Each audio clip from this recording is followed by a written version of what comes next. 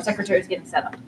Awesome. So I'm going to post this on the list. I'm still waiting for a way for members to directly get connected with our affiliate, but our New Mexico affiliate has a location for us tonight, and I'm just confirming the time. We will add this to a Google Calendar invite that everybody can access very easily.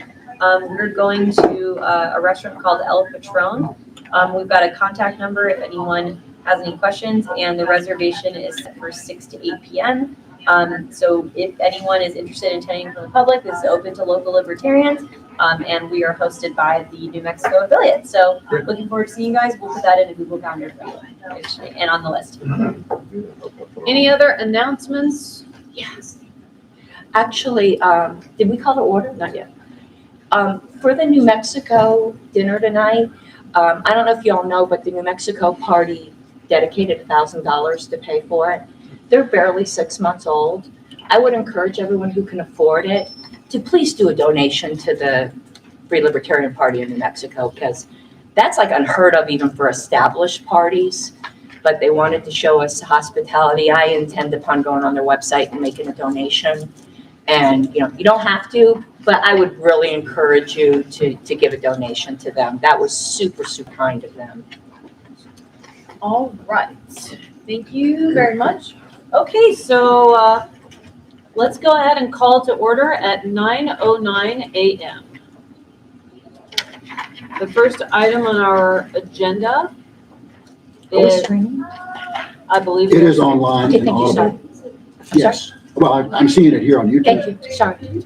The first item on our agenda is opportunity for public comment. Do we have anyone from the general public who would like to give public comment?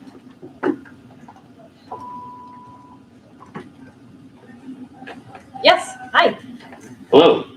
So actually, Your name? my name is Richard Gurry, and I'm the communications director for the Free Libertarian Party of New Mexico. I was just curious if at some point today you all would possibly help support the Take Human Action Tour from your position. Really excited about it. They've been doing training for local politicians, getting educated, figuring out how to manage resources. That's something that I've been a part of, and I just want to know if you guys could possibly put it to a vote for the board here to support it. Okay, thank you very much. Any other members of the general public before we jump to LNC members? Yes. My name is Cynthia Lujan Kenner, and welcome to Albuquerque here. I was just selected last week as fundraiser director. And so this is my first year within the party, and welcome to Albuquerque, New Mexico. Thank you so much. Thank you. All right, Martin. Hello, I'm Martin Cowan. I'm Region 2 alternate, and I want to say two things and make a promise. The first thing I want to say is that my son is autistic, and while I don't have a diagnosis, I too probably have some diagnosable things. But the list of my things would be like paranoia, OCD, and autism. So those are possibilities for me. I think many people have undiagnosed, if everybody had it, saw the psychiatrist, you might say, well, you have a tendency for paranoia, you have a tendency for this and that. So many people have issues, right? We all have some kind of issues, I think. That's the first thing. The second thing is that I know everyone in this room loves freedom and they love the Libertarian Party. And we evidence that by, spending almost $4,000 a year, each of us, to come to these events and rub elbows with one another with diagnosed or undiagnosed issues. And I want to say that I'm going to promise this. I want everybody to leave here on Sunday or on Monday morning happy. I want everybody to feel recognized. I want everybody to feel appreciated for your love of freedom and the work you're doing for this party, because I have no doubt that everyone in this room loves the Libertarian Party, and that's the only reason we're here. We want to make this work, and I promise you that I'm going to keep in mind my own mental problems. I'm going to keep in mind the potential problems of those people in this room who may or may not have similar problems to my own, and I promise you that I'm going to try to leave everybody here happy and feeling recognized to the best of my ability. Thank you. Okay, any other public comment? Madam Chair, Yes, do we in fact have a speaker for at lunch? I do not believe we have a speaker for lunch. Then maybe we could do this in the form of an amendment or a motion or whatever, but it would be great if the gentleman from Nisus could talk about the Take Human Action event, maybe perhaps for a few minutes at lunch. And I know that there's one going to be held in New York City, and really just kind of give us an overview of what's going to happen. Thank you, I'm open to that. Any other public comment? Yes, Donovan. Yeah, I just wanted to let everybody know that for people that aren't interested in what we're doing this weekend and so forth, there is an eminent domain rally currently occurring in San Antonio by LP Texas that is trying to keep a local bar from being taken over to become an extra part of the Alamo site at an area that would leave them essentially broke as opposed to actually compensating them for what the property's worth. So for anybody that's not interested in this, just make sure to go check that out and root on our people from LP Texas and San Antonio. Thank you. I believe we have a staff member there too, who's trying to get a national presence there and see what he can do to help out. Awesome. Thank you. Yes. Stephen Akela at large. I don't know if you all heard the news yesterday, but it looks like there was 2 major banks that went down. Oh, my God. A lot of fiscal and monetary policy stuff coming up to fruition. If only there was somebody that could have warned people. I don't know who was talking about that, but it might behoove us as a Libertarian Party or as affiliates or as a board to think about ways we could look into this and capitalize on it, because I think there's only going to be more issues ahead. And if we can be at the forefront as the common sense policy folks that have been talking about this for decades, we can really take advantage of this opportunity, which is a tragic opportunity, but an opportunity just like COVID was. So let's not let it slip. Here, here. Thank you very much, Mr. Michaela and Madam Secretary. Yeah, to piggyback, I'm sorry, I'm getting a little bit of bronchitis with what Mr. Pankey said. I've been all over social media on that Alamo situation. It really is a shame. And this type of stuff I really think we need to do. I think, I don't know if the owner's name is Moses or just the property is called. Yeah, the property is Moses. Yeah, he's been retweeting a lot of libertarians that have been supporting him. And this is I think the type of community outreach that we need to do and raise awareness to it, because he's completely getting shafted. And for those of you who don't know, the GOP person, the land commissioner that is going after him, she actually ran on a platform of being against eminent domain. So there's a questionnaire that she answered to some special interest group, and everywhere she goes, I post it and go, "This you?" Because it's absolutely ridiculous what's going on. We need to hold these people accountable, because she promised to be against this, and they're just persecuting this man. Thank you, Madam Secretary. Okay, next item on our agenda, we're moving to housekeeping items. That's attendance roll call. So when you are ready, I'll let you take over. If you have any trouble projecting, I can help you out there. So Angela Cardle is here. Oh, I still have Smith. And that is Watkins now. Mr. Watkins. Here. Mr. Hagopian. Here. I am here. Mr. Blankenship. I'm here. Mr. Bowen. Here. Mr. Elliott. Here. Mr. Nikela. Here. Mr. Rufo. Here. Mr. Benner. Oh, he's not going. He's at Tennessee Convention. Sorry, let me just note that 1 moment. Mr. Duque. Here. Ms. Eiler's not here, correct? Correct. Just note that. Mr. Ford. Here. I don't believe Ms. Gabbard is present. Mr. Nana. Here. Mr. Tunjevich. Here. Mr. Clark. Here. Mr. Cowan. Present. Mr. Dassing is not present, correct? 1 moment. Mr. Hall. He will not be here. Okay. Mr. Daniel. Here. I'm just still getting. Mr. Pankey. Here. Ms. Yanuskavich. Here. And for staff, I know Ms. Houston is here and Andy. And unfortunately, I never still can spell Andy's last name, so you'll correct me, I'm sure, at some point. Is that it?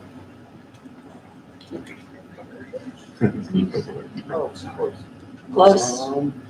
There's a H between the C and the K, but yeah. Between this, C and the K. right here. HK, yep. I'll one day get that correct. Is there any other staff members? Matt? Drew, excuse me. Okay. Spell your last name as well. I always have A. HREHA. Got it. I'll get that right one day as well. Okay, any other staff members? Okay, Madam Chair, so Mr. Benner is absent, so Mr. Cowan will be sitting in for him. Ms. Eiler is absent, so Mr. Clark will be sitting in for her. Ms. Gabbard is absent, so Mr. Penke will be sitting in for her, and Region 5 is unrepresented. Okay. All right, thank you, Madam Secretary. Next item is credentials report and paperwork check. Yeah, I checked with Mr. Kraus, and if everyone's curious what that's about, in order to remain on the LNC, you have to be a bylaw sustaining member. So before every meeting, I check with Robert Kraus to make sure everyone's membership is up to date.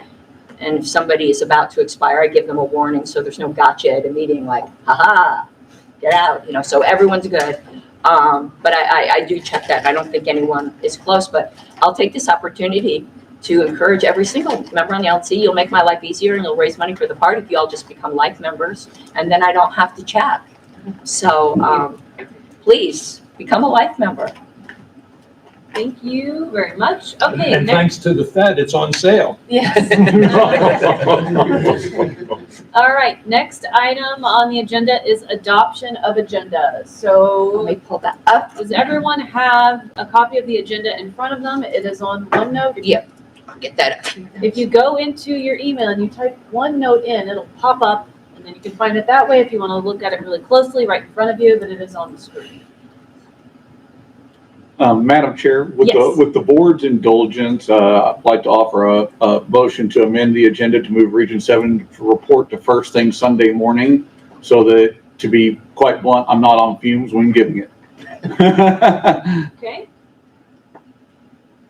And if Madam Chair would indulge me for one moment, I understand that some persons are giving oral reports. If you could at least give me the notes that you're going off of, because per Roberts, when there's an oral report, I have to almost serve as a court reporter and put it into the minutes verbatim. And it already is about 40 hours to do a set of LNC minutes, and I would appreciate my workload being reduced a little bit.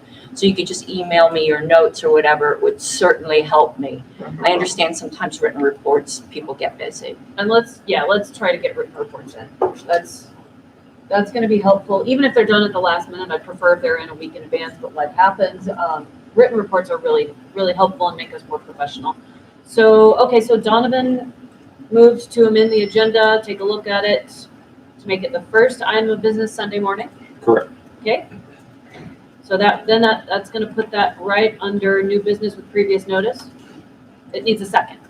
I'll second that. Okay, it's been moved and seconded. Any objections to this agenda amendment? Going once, going twice? Mr. Dustin Nana. Not an objection. So I just would like to move the ballot access Wait. report. But we got We got to finish. Oh, I thought you did it without Nope. objection. That's fine. I thought so too. Okay. Hearing no objections, the agenda is adopted, amended, okay, sorry, go ahead. I would very much like it if we could move the ballot access committee report to tomorrow. We just had our first meeting on Monday, and I'm still trying to finalize the report. Or on Sunday, I said Monday. It doesn't really matter when on Sunday, so I guess it could be after the Region 7 report, as amended. Okay, I think there's plenty of time. Second? Okay, so it's been moved and seconded to move the ballot access committee report today until tomorrow, right after the Region 7 report. So it'll be the second item on the agenda after call to order and opportunity for public comment. Any objections to that agenda amendment? Going once, going twice?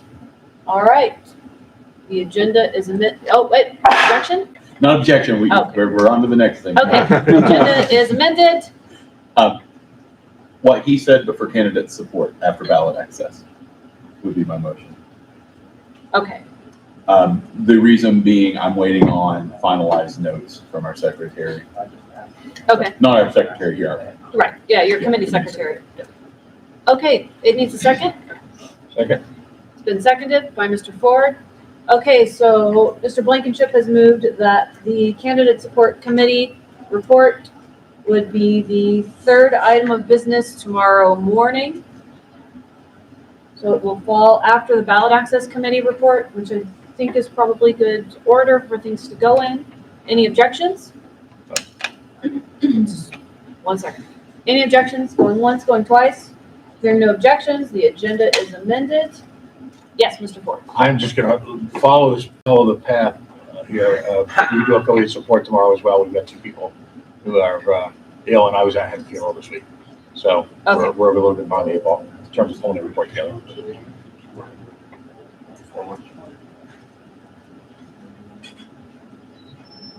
Okay, it needs a second? Second. Oh. Okay, it's been moved and seconded to move the affiliate support committee off of today's agenda onto tomorrow after the candidate support committee report. Any objections? Going once, going twice. Hearing no objections, the agenda is amended. Now let's do a quick check to see how we are on the timing of all of that. And Madam Chair, either on a break or this evening, I'll put up a revised agenda, so we're not trying to remember all this. Okay. I feel like we're good on the time for tomorrow so far. Mr. Michaela has his hand raised. Hold on, we had Rich going first. Yeah, I move to amend the agenda to remove the audit committee report, as we have not had a chance to meet. Okay. And we do promise to have a meeting in the next week or 2 and notify everybody by email. Okay, needs a second? Second. Okay, it's been moved and seconded to remove the audit committee report from the agenda. Are there any objections? Going once, going twice. Hearing no objections, that amendment passes and the agenda's been amended. And Mr. Nicola?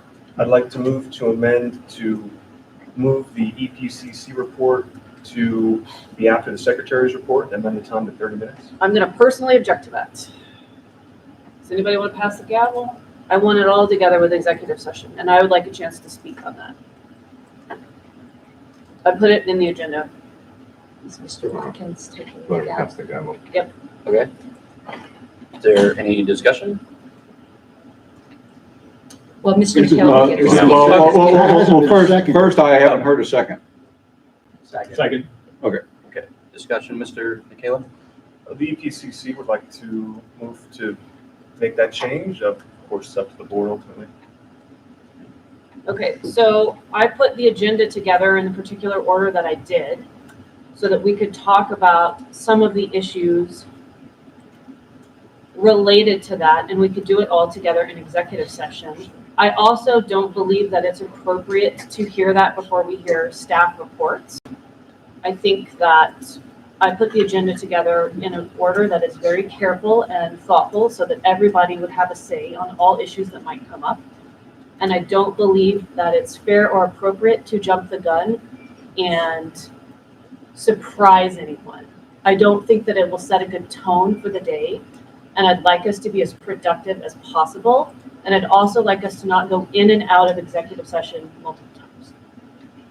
Okay, Mr. Nan? So at least from the committee's perspective, we wanted to do it before. That way, when staff is giving presentations, after they've given their presentation or during, the LNC might have questions that come out of that executive committee that they can then ask the staff, rather than if the staff gives their report first, it might be more difficult for the LNC to directly ask staff questions. Okay. Anybody else? Just I'm so sorry. I'm gonna be like this all weekend. Maybe it was because I was typing, but I didn't hear Mr. Nicola speak to his motion. If you did, can you do it again because I missed your argument? I'm gonna say it's Dustin's, but I'll leave it up to the board to make that decision. Everything is gonna be under executive session, so I can't really speak to.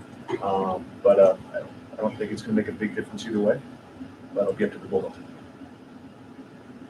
Anything else, Madam Secretary? No, I just didn't hear that. Thank you. Mr. Ford? Just a quick note, when we do executive session, there's about a 2-minute announcement about the state of New York Libertarian Party that they've asked me to keep confidential that I'd like to discuss in the executive session. Mr. Chinovich? Thank you. Madam Chair, if what Steve is saying is right, that to him it doesn't really make any difference, then perhaps we can proceed with the agenda as it's been originally set, since he was the one who raised this. Okay. Any other discussion? I guess I hear what Mr. Nana and Mr. Nikela is saying, that perhaps something that they would, whatever's going to come up might then prompt questions to staff. Is there any compromise position where perhaps like staff reports could be in part 1 and part 2, where perhaps after this, I know it's planned for the end of the day, but maybe we could amend tomorrow's agenda if necessary to have a continuation of the staff report, so that if any questions come out of what we learn, we will have additional opportunity for staff, and that way kind of everybody gets what they want. I don't know if that's acceptable to the EPCC. Well, that's fine with me, but I don't know if that's acceptable with the staff, so I want to make sure that that's okay with them if we're going to do that. That's fine with me. I think that'd be appropriate. I don't want to move that amendment if it's not, is it acceptable to staff? Yeah, let me ask 2 questions here. So one, when we're thinking of splitting into part 1 and All right, so the amendment to the amendment has passed. No objection. Now, it's the main motion, correct? Yep, as amended. As amended, Can we read it? Since you don't have it up on the screen. Okay, it would be, it's to move to amend the agenda to extend the EPCC executive session time to 40 minutes, followed by a optional public question and answer session with staff if the LNC feels it's needed. all right. Is there any objection to the motion? All right, so we'll go to a roll call vote. If there's no objection, we don't need to work. Okay, then it passes with no objection.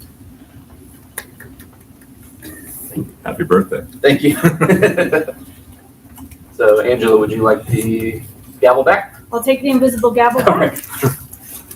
Okay, any other agenda amendments? I'm sure it's not for this. Going once, going twice?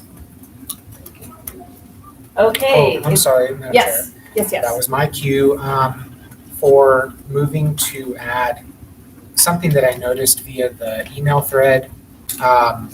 And it was simply a discussion on committee effectiveness and practices for the various committees of the LNC. I thought it was on.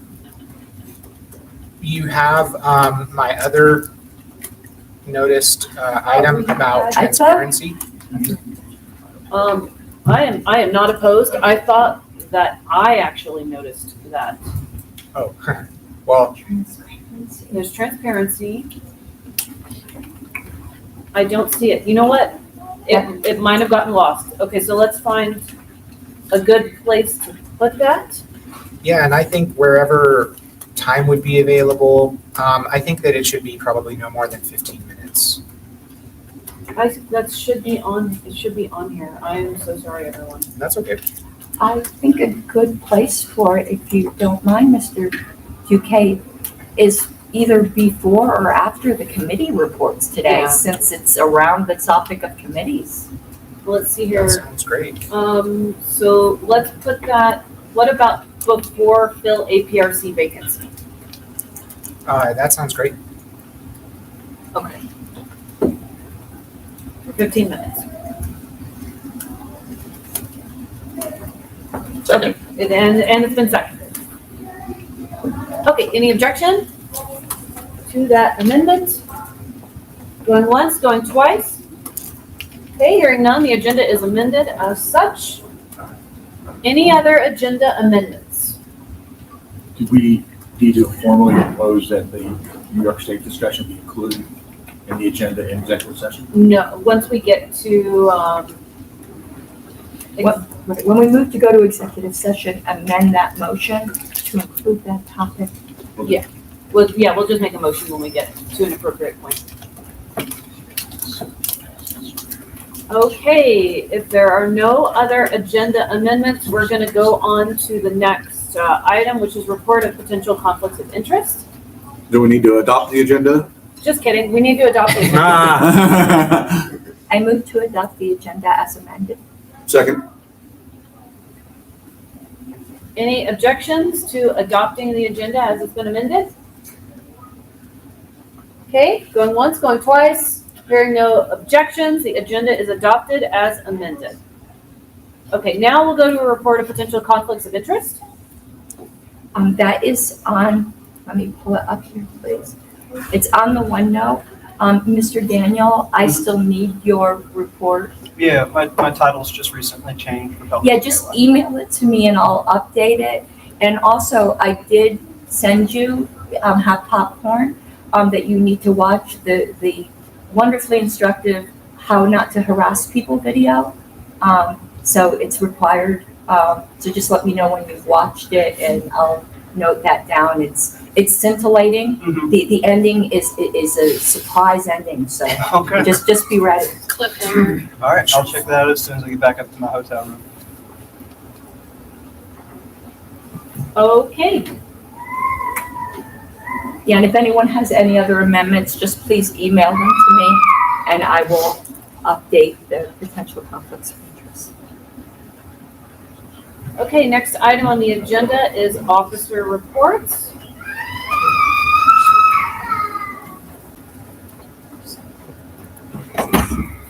Okay, the first one is chair's reports. So thank you, everyone who has stepped up to fill committee roles and worked really hard on your committees to spread the message of liberty and support our candidates and affiliates. In particular, I know Dustin Blankenship has been going really hard on candidate support, and Pat Ford has been working really hard on affiliate support. So thank you guys, and thank you, Rich Bowen, for the work you've been doing on the convention committee, and everyone else as well. That is really important. On the topic of committees, we need to fill committees with members who are able to attend meetings regularly and fulfill their roles. If you're not able to commit the necessary time to your committee, no judgment, but please just step back and let's find a replacement for you. It'll be much better. Later today, you're gonna have an opportunity to resign so we can fill that committee role. There are plenty of people who want to sign up for certain committees, although certain committees have been difficult to fill, but let's just vacate if you're not able to do it. No shame, no blame, and we'll move on. I have created a new ad hoc committee, and I'll have our secretary get that up on the website soon, to assist in foreign policy and international relations. It's chaired by Miguel Duque. It's the International Relations Committee. I think we're going to put one more vacancy on with someone who's not from the LNC. That committee has essentially been formed out of a need for it because we've been doing a lot of foreign policy. We've had a lot of engagement from obviously all the coalition partners on the rally, but also other libertarian parties across the world. So that's why that has come to being. Miguel and I have both been working on a lot of international relations stuff. Let's talk a little bit about the rally. This was the first large-scale anti-war rally in nearly 20 years. Like, its significance cannot be overstated. It was really incredibly powerful. And previously, the entire anti-war movement was owned by the Democratic Party during the Bush years, and that's no longer the case. We are the vanguard of the anti-war movement. That's a really powerful, really incredible accomplishment. And finally, it's like we have a fit, something that the National Party should be spearheading. This is it. And the reason the rally was so successful, and I know there was a little bit of conflict, and the little bits of conflict seem huge, but I can tell you by and large from working on the inside of it, that there was so little conflict internally. And it's because we were all completely aligned on its purpose. And the purpose was to bring back the anti-war movement and have our respective parties and organizations be at the forefront of it. That was it. When we're all aligned and when we share the same vision, we're so much more likely to be successful at the helm of the Libertarian Party. We really need to be aligned, to be in order, to be functional and successful. So let's keep that in mind over the rest of the weekend. We need to all be on the same page because we are all on the same team. A little bit more in national party activism. I want us to also, on the heels of this bank bailout thing, do a Bitcoin fundraising event soon and capitalize on some of the alliances that we made at the rally. Some of them were in Bitcoin. This is the perfect opportunity. We need to continue our upward trajectory. There are a lot of people from the Schiller Institute, the People's Party, and the Green Party that are excited to work with us to absolutely wreck the campaigns of warhawks and neocons. I am super excited to announce that we are going to be working together on that. We're going to call it Operation Warhawk Removal. It's going to be a collaborative plan to target and ruin primary campaigns of the worst and most vulnerable pro-war federal level candidates. Brief Q&A on that. Does that mean we're running candidates in other parties' primaries? No. So if people ask that, the answer is no. We're not invading other parties. We're not doing that. It means we're going to be working on a variety of fronts to attack these candidates' campaigns and highlight their worst qualities. Many of these tactics will be confidential, but some of them will be shared publicly, and we will be collaborating with state chairs and state political directors and candidates in certain states. This is going to be a national effort. There are going to be certain Green Party candidates who are adopting the same tactics, and then the LP is going to be doing it, and we'll basically try to coordinate a little bit, like, you got that guy, I got this guy, let's go really hard. We'll share data and resources. I found out about this guy's voting record. I found out about his financial backers. I found out about this. Can you get your guys to attend and vote for my guy? Great. We don't have a Libertarian running over there. We'll encourage our guys to vote for your Green Party candidate or whoever, and so on and so forth. That's the sort of collaboration I think we should be doing with other parties. We can do it while being principled, not a single bylaws violation, no policy manual violations, no backdoor quid pro quo, all above the board. Some of it will be public and some of it will be confidential because that's how you should do things politically when it comes to tactics. I'm super excited about this. What's really great is other people are super excited to work with us. This is really healing a little bit of the divide that's been there between us and some of the other political parties. The only party that is not, I don't think, going to be totally bought in on this might be the Forward Party. But that's okay, because there are a lot of other people who are really on board. And I'm going to answer more questions on that at the end of the report. So let's move on to LNC board and staff culture. I'm starting to sense that some of the really strong cohesion we had at the beginning of our term is slipping a little bit. And I want to remind everyone again that we are working towards the same goals, and that open, honest communication is the best way to maintain our good working relationships. Trying to engage in gamesmanship or surprise each other is just going to create further divides. We need to be able to work together. Don't let outside forces cause you to falter or lose faith in your fellow board members. We're all under a lot of pressure. It's no joke. There's a lot of pressure. There are a lot of eyes on us right now. There are people who dislike us who are scrutinizing us very carefully. But I want to remind you, there are also people who are super excited about us, who love what we're doing, and their eyes are on us too. People are looking at us to lead the anti-war movement, and now we have an opportunity to be leaders on the free market and bank failure conversation. Let's do it. Let's do it. Let's always emerge as the leaders of these new changing conversations. I don't think we're at a position where we can afford to let the world down. We cannot afford to let little petty infighting or bickering or gamesmanship drag us down. We are too close to excellence. So we should all commend ourselves for being so close to just the things that we've already accomplished this year are incredible. So do not let negativity and paranoia or fear drag you down. We have no room for that. We are on the up and up. And the same goes with staff.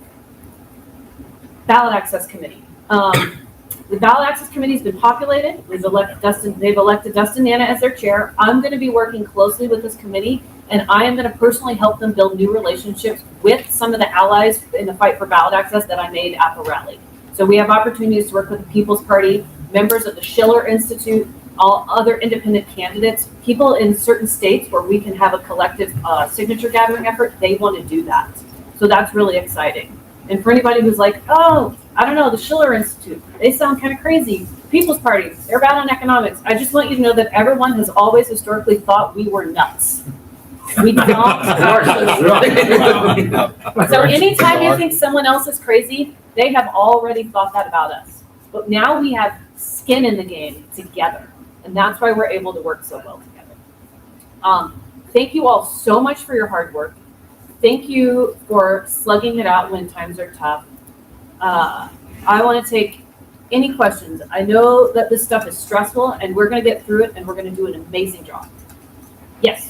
What, is this an appropriate time for a postmortem on, if you will, on the Rage event, or when? Because we should, but when is that? I need to share that offline, but I will. I've done, I mean, when you say a postmortem. Well, it's just, first of all, I want to stress a couple things real quick. Yeah. Number one, I've spent a lifetime doing coalition politics. Anyone who feels outside of this body, who's negative about that event, that feels that we can engage in multi-party, multi-level coalition politics without friction and without some chaos, I'm just going to say that is hopelessly naive. And I don't usually go negative on people, but clearly there were interests, as you alluded to, outside, who would like to pick and point in every detail. My first and most poignant memory of the event, because I was fortunate enough to be there, all right, is that when I walked over a rise to the Capitol Mall, I was joking about this with Rich, and the first thing I saw was this enormous rock star stage with lighting and amplifiers. And I got to tell you, my first reaction was, fuck, somebody else is having an event. And then I got to tell you, I got a little emotional there because, you know, for those of us who are a little older who've been toiling in the fields, to see an event like that take place in such an area of prominence with so much history was astonishing to me. The relationships that were built out of that day, if people spent the time to engage, were amazing. Not just on the high level. Yes, a lot of us got to take pictures with some famous people. But on the grunt level, the boots on the ground, friendships were made.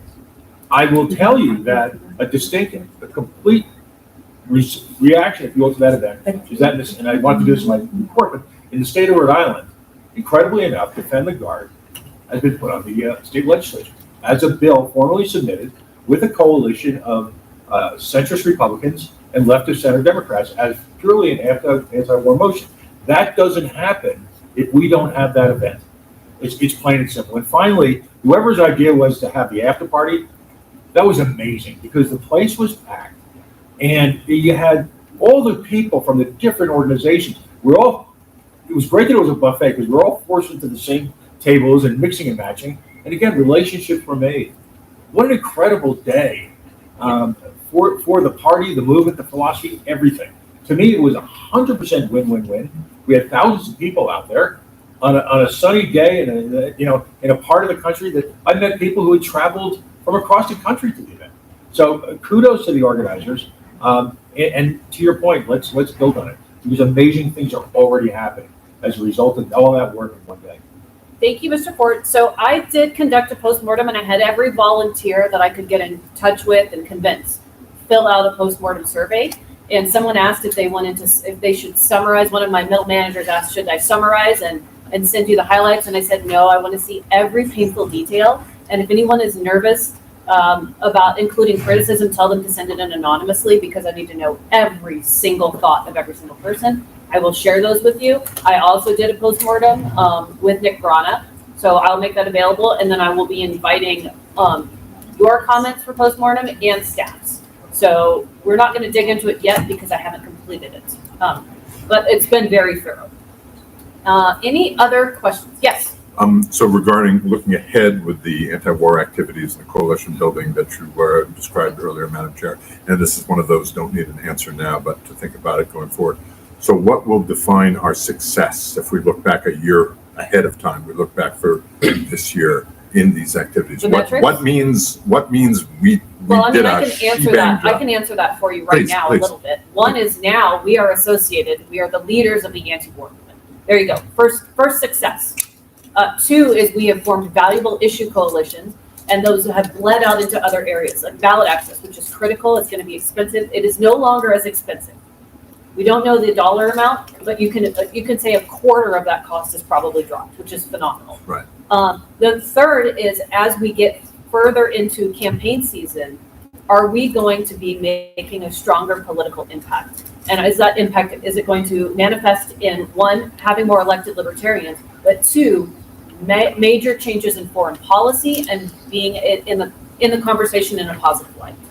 So those are ways that we're going to be able to measure that. And then we're going to find new ways and metrics to measure it as we go on. And just by way of follow-up on the ballot access point, do you think that there's an opportunity for, I'm thinking New York State? Yes. You know, obviously we face tremendous challenges there, perhaps an opportunity there because So that I've would be already so started helpful. that conversation. Diane Sayre, who is a lovely woman, was the only person to make the ballot in New York during the last year's painful election cycle. And she is willing to work with us and collaborate with us on how that was done and any help that she can give, as long as we extend that same help. Sure. So already there, our most painful state is going to be less painful. That would be a nice opportunity. Thank you. Which party line was she on? She ran independent. So she's associated with the Schiller Institute. They're not a political party, but they're a movement. Madam Secretary? There's something I was wondering if the chair would consider. I really am a fan of your new advisory committee. This came up in staff meetings yesterday. If the chair would consider some sort of advisory committee that's just like an idea generation machine of just trying to come up with cool marketing ideas without any expectation from that committee that any of them will ever be adopted, but just to pass along to staff in case some brilliant idea comes out of it. But with all the committee members knowing that they're just a brainstorming group and not to get butthurt if something doesn't get adopted. But I have a feeling you get a group together that just brainstorms, we could come up with, because we're a vanguard movement, and I think if you maybe appointed a committee of some creatives that we could start feeding ideas to staff.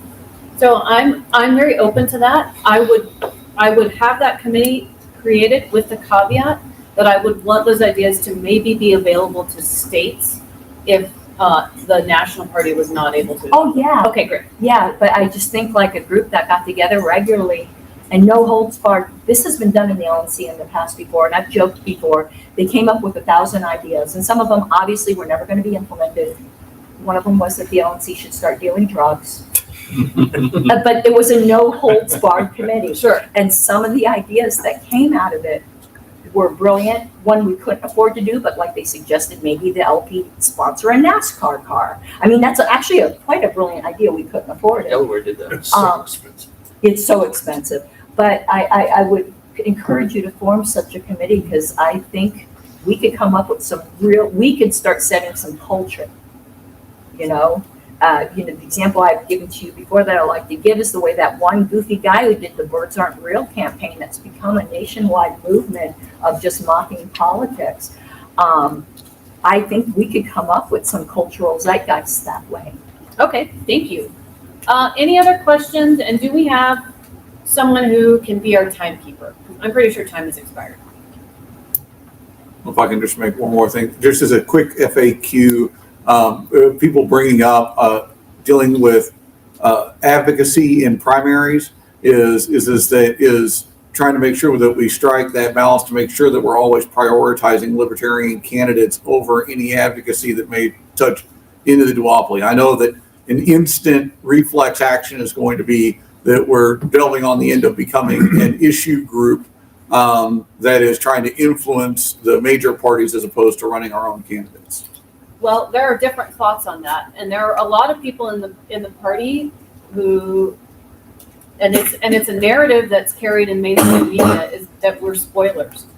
I don't like it, but if we're gonna be called spoilers, I want it to be very strategic, and I think it can be done at the same time as elevating our own candidates.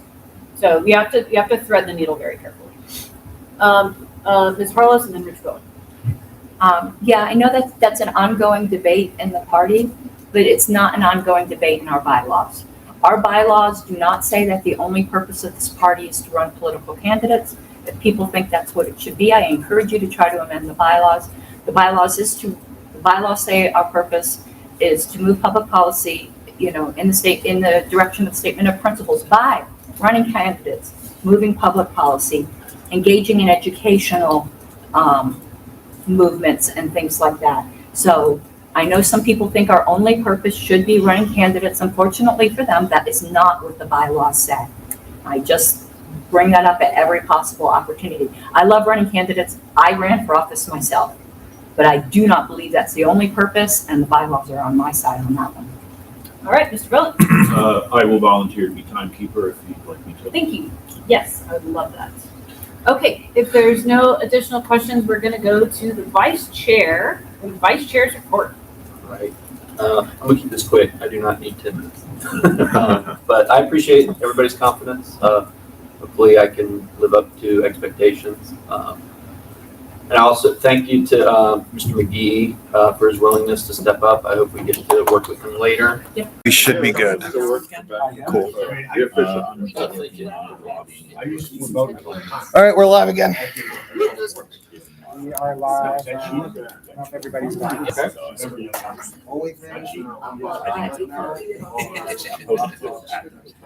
Okay. Yep. No, I think it's probably we had you and all your stuff and the projector. Okay, so where am I at now? Okay. You're. Oh, okay. Yeah. Okay. I suppose that's a reasonable cause. This was the biggest thing. So It's not on right now. It's thank you. I've also. There we go. I brought my right there. Right before the laptop, thank you. Oh, yeah.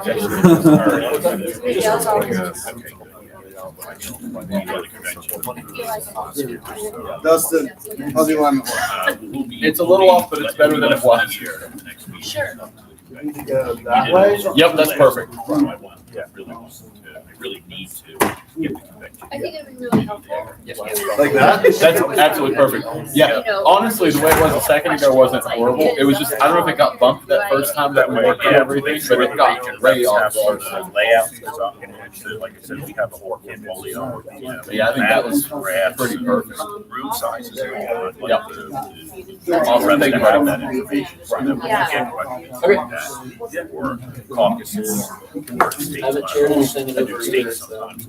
The meeting room. I'll keep in mind. Okay, thanks. So I think it's It's hard just because there's a yeah, check. but yeah, so you're right. Right, no. Just fine. No. There you go. And you take an hour and a half to get there from DC, but that stretch of road from DC south of Maryland. So what I did is just, I went here, so many people are living. traffic in the mail and then it I would brings always up, go for right. this part a lot, but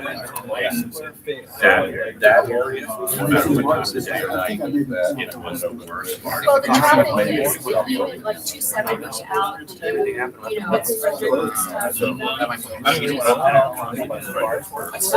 You hit some. That's bad too. Yeah. I don't- Yeah, even I remember. I've got more than 4 million in my bank.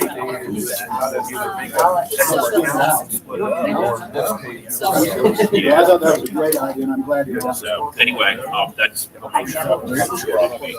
Now, why is that live link? Oh, well, this is just the. Yeah, so like. if you want to- Where you're already, yeah, gotcha. Oh,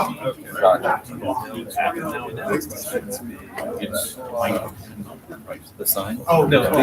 Yeah.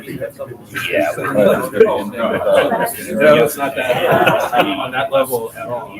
So, Get there. my conflicts of interest, I wanted to double check. Is it? I don't know. No. If it is, it would be probably. No, dates would be. But if not, I know, I'm back on. email. So like your email, yeah, search for conflicts. Every so often, I'll just send it out. Yep. And it was the same. Nice color for that.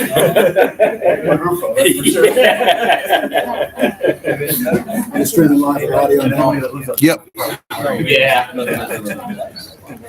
You're close. I will see whether or not I can survive long enough to do it. I would sure like to. I would also like to sleep. I have some competing priorities there. Madam Chair, we are at the 11-minute mark for our at ease. Are we ready though?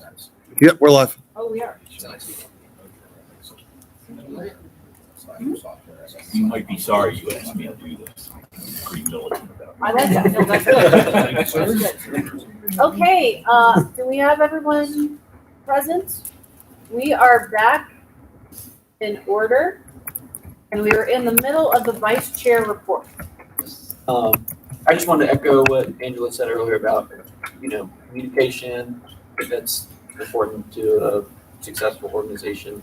Also, goal orientation and milestone setting. And I just would like to help us meet those milestones and take the pressure off of Angela and do anything else I can do to help. That's it. All right, questions. I have a question. Yep. Is it your birthday? It is. Happy birthday. Thank you.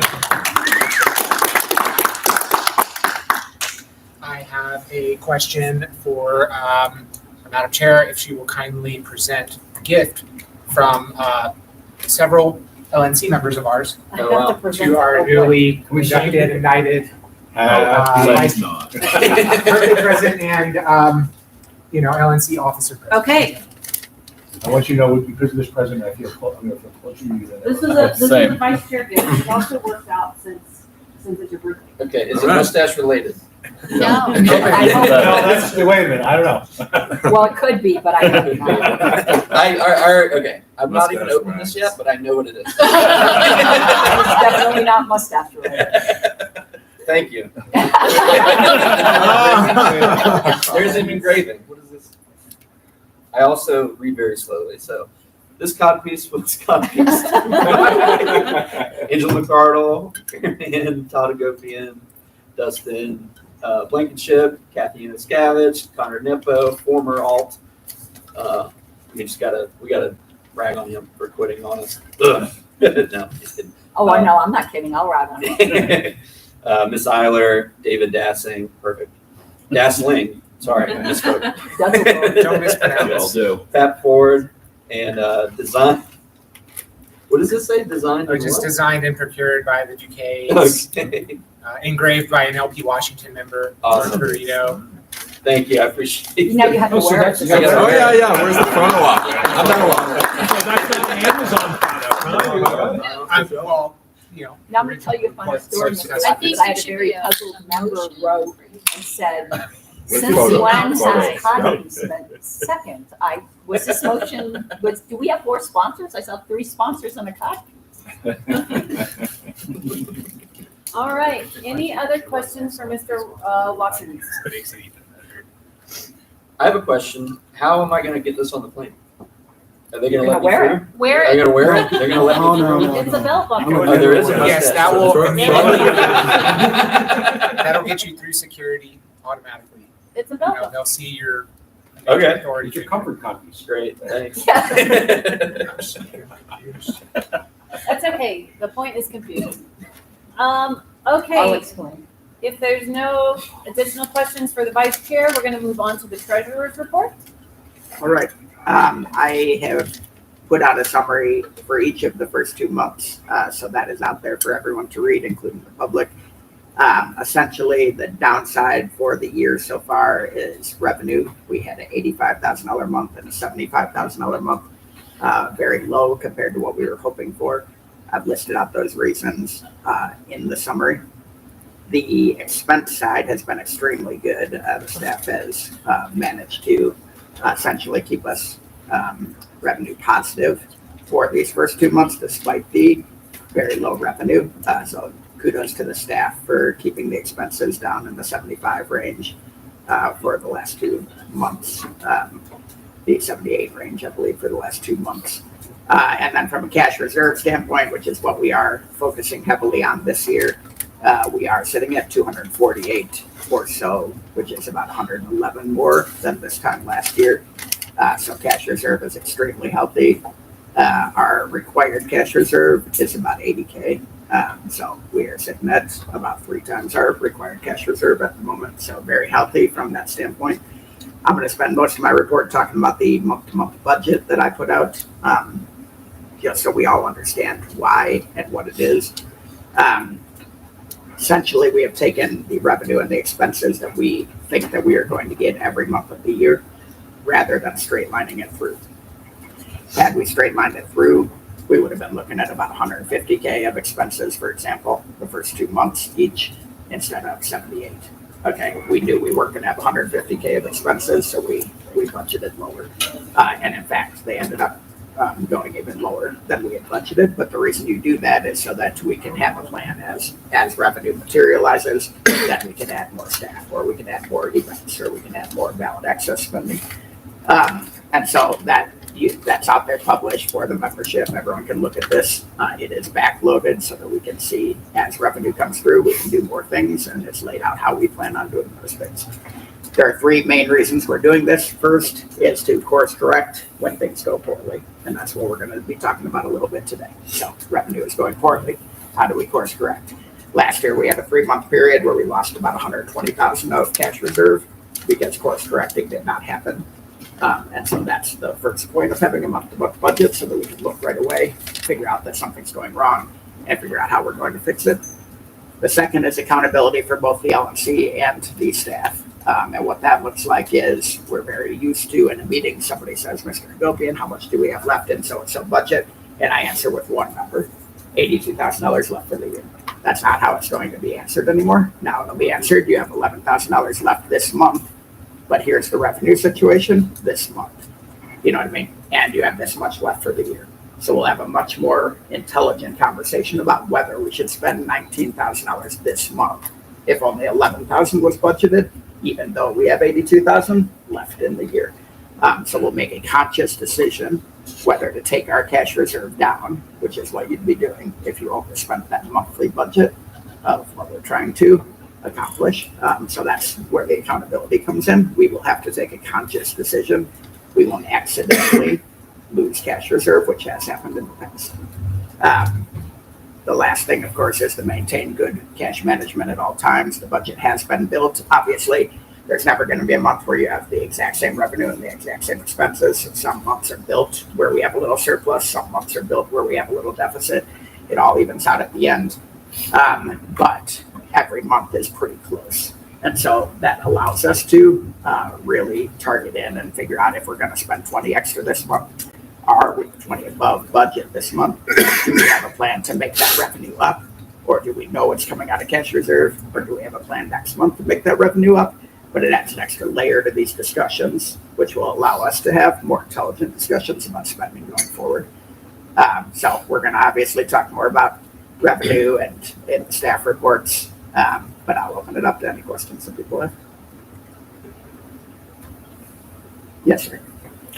The drop off from January to February, is that a normal seasonal thing? Do we get a lot of once a year checks? No, I believe that was more of a Razor's Edge migration issue, which we can talk about a little more in the staff reports, and I summarized in the January.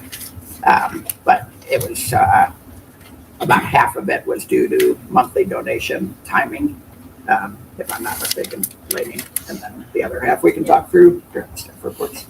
Yeah, so before Lainey jumps in, I think we're going to be able to answer maybe half of this during staff reports, and there's probably going to be a portion of it that we discussed during executive session.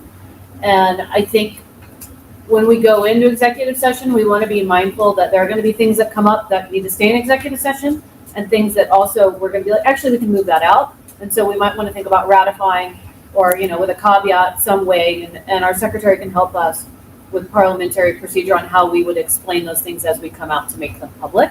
Some of it needs to be sorted out privately, and I'm okay with sharing it publicly after we do that. And some of it also may come up throughout additional reports. It's a complex conversation that's gonna be scattered throughout our meeting. Yeah, absolutely. I was just gonna supplement, we're about to go through a ton of detail on revenue, so I don't mean to ask a ton of questions, but around the seasonality, there's nuanced answers for each area of our business. So is it is it most appropriate to save the questions on the revenue issues for staff report? I would suggest, and Lady's going to offer me the opportunity to speak on any issues, so you'll get my comments during that point as well. Yes. So just clarifying that we have an annual budget that's controlled by the body. And so what we're not modifying, I just want to make sure mainly to clear and everybody else, that we're not modifying that budget. Really, this is more of a forecast of projected spending that we try to conform to in order to make sure that the budget, we meet the budget by the end of the year. Is that accurate? Excellent question. I'm glad you asked it. So the budget that we approve and the budget that is dictated by the policy manual's 10% rule is the annual budget that we have all approved already. We are allowed to spend more than what's in the monthly budget. We're allowed to spend dramatically less than what's in the monthly budget. There's no penalty or upside to doing either of those. It is I would call it a projection based on what we do in December. So even as we learn new things, the month-to-month budget will not change unless we make an official amendment to the budget, and then we will be forced to change the month-to-month budget to adhere to it. Okay, but the month-to-month budget is primarily directional so that we can make sure that we don't get too far behind in one area or too far ahead in another. So really, what you're attempting to accomplish with the monthly budgets is to align with the revenue that comes in on a month-to-month basis. So less in absolute dollar terms and more in relative to revenues in the month. Is that somewhat what I'm basically doing is running this as a business would. So as a business, we know that we tend to get more revenue of a certain type at certain types of the year. In addition, we know that the goals that we put in place on January 1st will not fully pan out until later in the year. So those goals will then cause different results in November than they will in January. So we are projecting all of that out into this budget. And that's what I'm saying. Like if some of those goals do not happen and revenue is having a shortfall, then the expenses in the monthly budget will also need to be cut accordingly. Does that make sense? Yes, makes perfect sense. Thank you. Any other questions for our treasurer? Okay, if there's none, we're going on to the next agenda item, which is the secretary's report. Second. Can't seem to find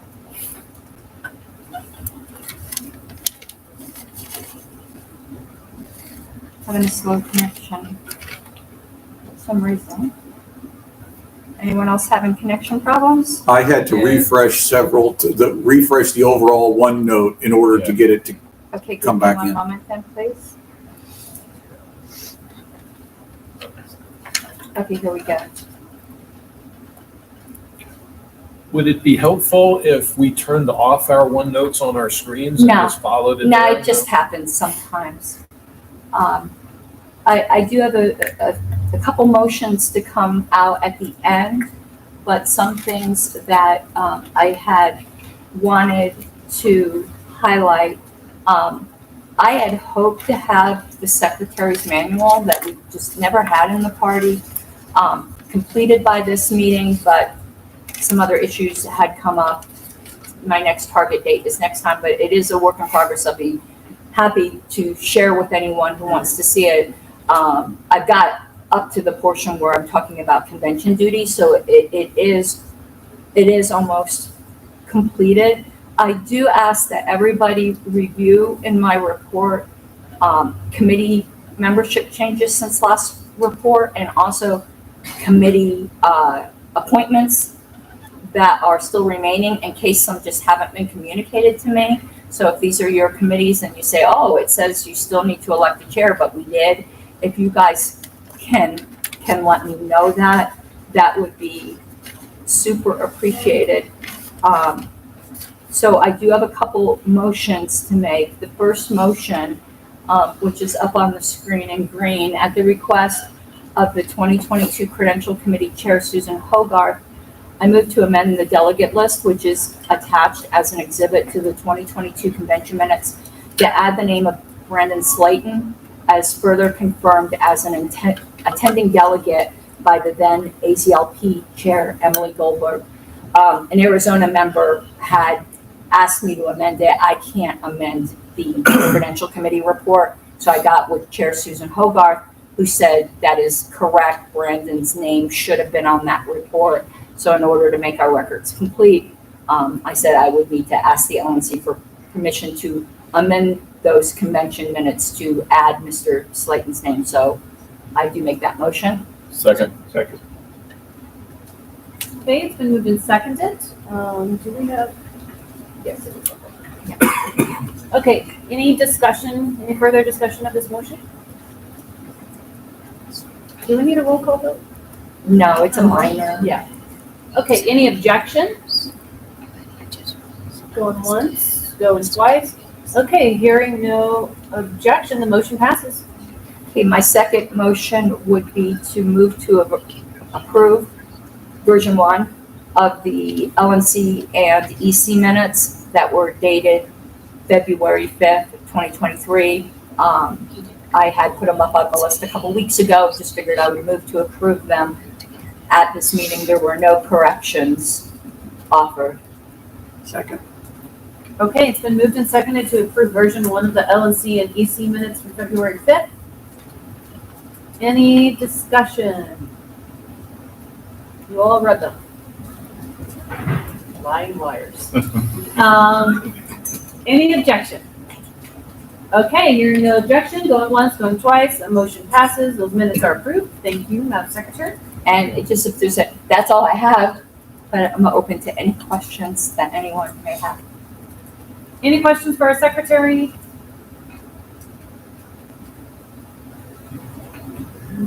If there's none, we're going to go to our next agenda item, which is staff reports and social media committee reports. All right, and to do that, we're going to do a quick screen share, change your HDMI. You can probably. You need this plugged in? Yes, and then there you go. Quick stuff that you take out. Use this seconds. We will be using it up here. So, you let me know my. Awesome. And this is a longer cord, so. So I think with this one, hey Andy, would you mind making sure that we're doing this the right way? Yep. Here?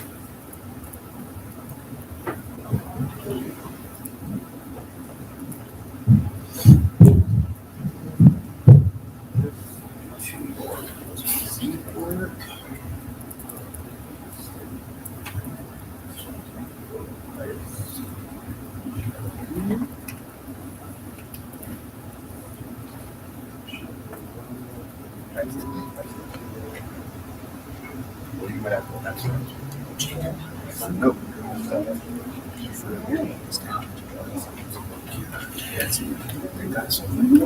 Okay.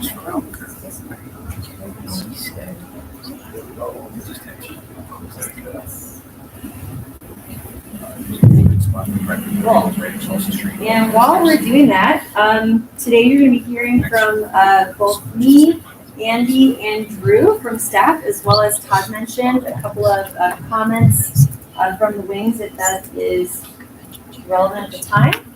And if you want to follow along, a lot of what our presentation is going to cover today is a lot of details on financials. And just to make sure you can not only visualize what's on the screen, as well as see those financials, feel free to check your inbox where you can access those things on your laptop. And we can also project anything as we go. Yesterday was a really great conversation where we were able to sit down with some of you who came in a bit early to discuss some questions. It was really, really rich discussion, but what was clear was that it's nice to have things tangible to be able to look at. So we've taken the numbers that are just released this morning by Mr. Hagopian and updated this presentation so it has all the February financials in here as well. So with that, I'm going to jump in to our presentation. Before I jump headlong into our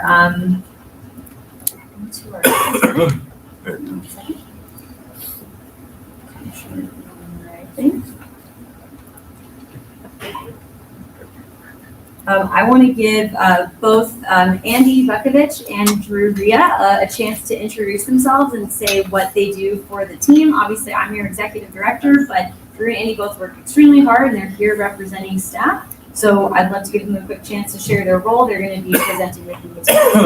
Do you guys want to introduce yourselves for anyone here who hasn't met you yet? I am Andy Bukovich. My title is CTO. I am basically taking point on all of the technical efforts that we oversee and tools that we use and making sure that we have a cohesive approach, that software is meeting business needs, and that we're not overpaying for things that we don't need to. My name is Drew Ria. I'm a growth manager on national staff. I mainly handle our email appeals process, working on the fundraising team. Also do some membership stuff. And we're going to get into this in a little bit, but I also serve as our Scrum Master on national staff, which I'm really excited to share some details to you all about. Awesome. And with that, we're going to jump in today. I am a nerd, so this is going to be a treat because we are not only going to unpack a whole bunch of stuff about how our business works, but we're going to be able to get into a ton of your questions. And I hope you'll find that the Excel that we've provided is really helpful in giving you an opportunity to ask questions. Here's how we'd like to arrange this today. We've built in a bunch of structured moments where we can ask questions on specific topics, but we know there's going to be a ton of enthusiasm. So we've prepared a really high-level overview, which is intended to give like an inventory of what's going on with the business, and then a ton of time for questions at the end. So if you have any questions, feel free to write them down, and we'll prompt you throughout if there's anything we want to talk about, so we can be really great at time management.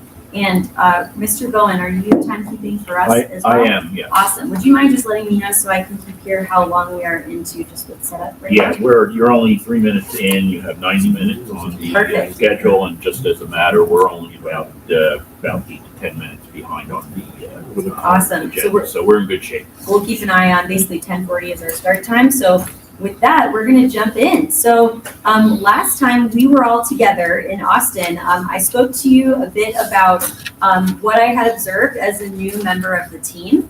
And my main message was that we are so full of energy and creativity as a movement that the number one thing that we can be doing as an organization is focusing. And particularly, I love the turn of phrase that our number one priority is priorities. So as we talk today, we're going to be giving you a high-level overview, not only of what we've accomplished to make sure we've been doing a better job to focus and prioritize, but really what we have learned along that process and what it sets us up to do moving forward.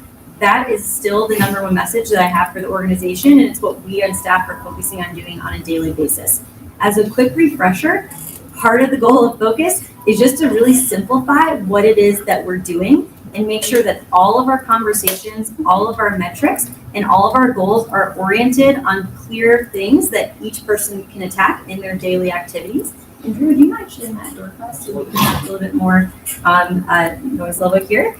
So one more time, when I joined on, we had a couple of different departments, and this was a first step towards having a more structured org chart that was organized by my predecessor, Tyler, where he had organized a couple of different departments. What we've done is actually structure the team so that everybody anchors, no matter what department they're into one of two big groups. So the first is growth and operations, and it's really simple. This team is here to help us grow efficiently. And second, we have political impact, and this team is here to help us spark freedom. We're here as a political organization to make a difference, and anyone who anchors on this team, their primary objective is to accomplish that. And then those who are in growth and operations, their primary objective is to fuel the ability to make political impact. So these are pretty enduring goals, and they have not changed for us. And we are going to be talking a bit how we're going to be making things more concrete as we look at our Q2 roadmap, a term you'll learn more about later. But I'm going to read these off just for the benefit of everyone so we can reorient what these two departments do on a daily basis. So first, growth and operations. They grow our revenue and membership. That's the number one thing everyone there on the team is there to do. But in order to do that, we have a bunch of operational and technical tasks that we need in order to make that happen. So the second charter of the team is to optimize our tools and digital strategy. And then of course, we're in a highly regulated industry. Compliance is very important. Staying out of jail, very important. Making sure we're solvent, very important. We also maintain all of our financial, legal, and administrative operations. And then on the other side of the house, the political impact team, they understand the needs of our members and leaders. They empower and provide structure to our stakeholders, and they strategize and coordinate our political projects.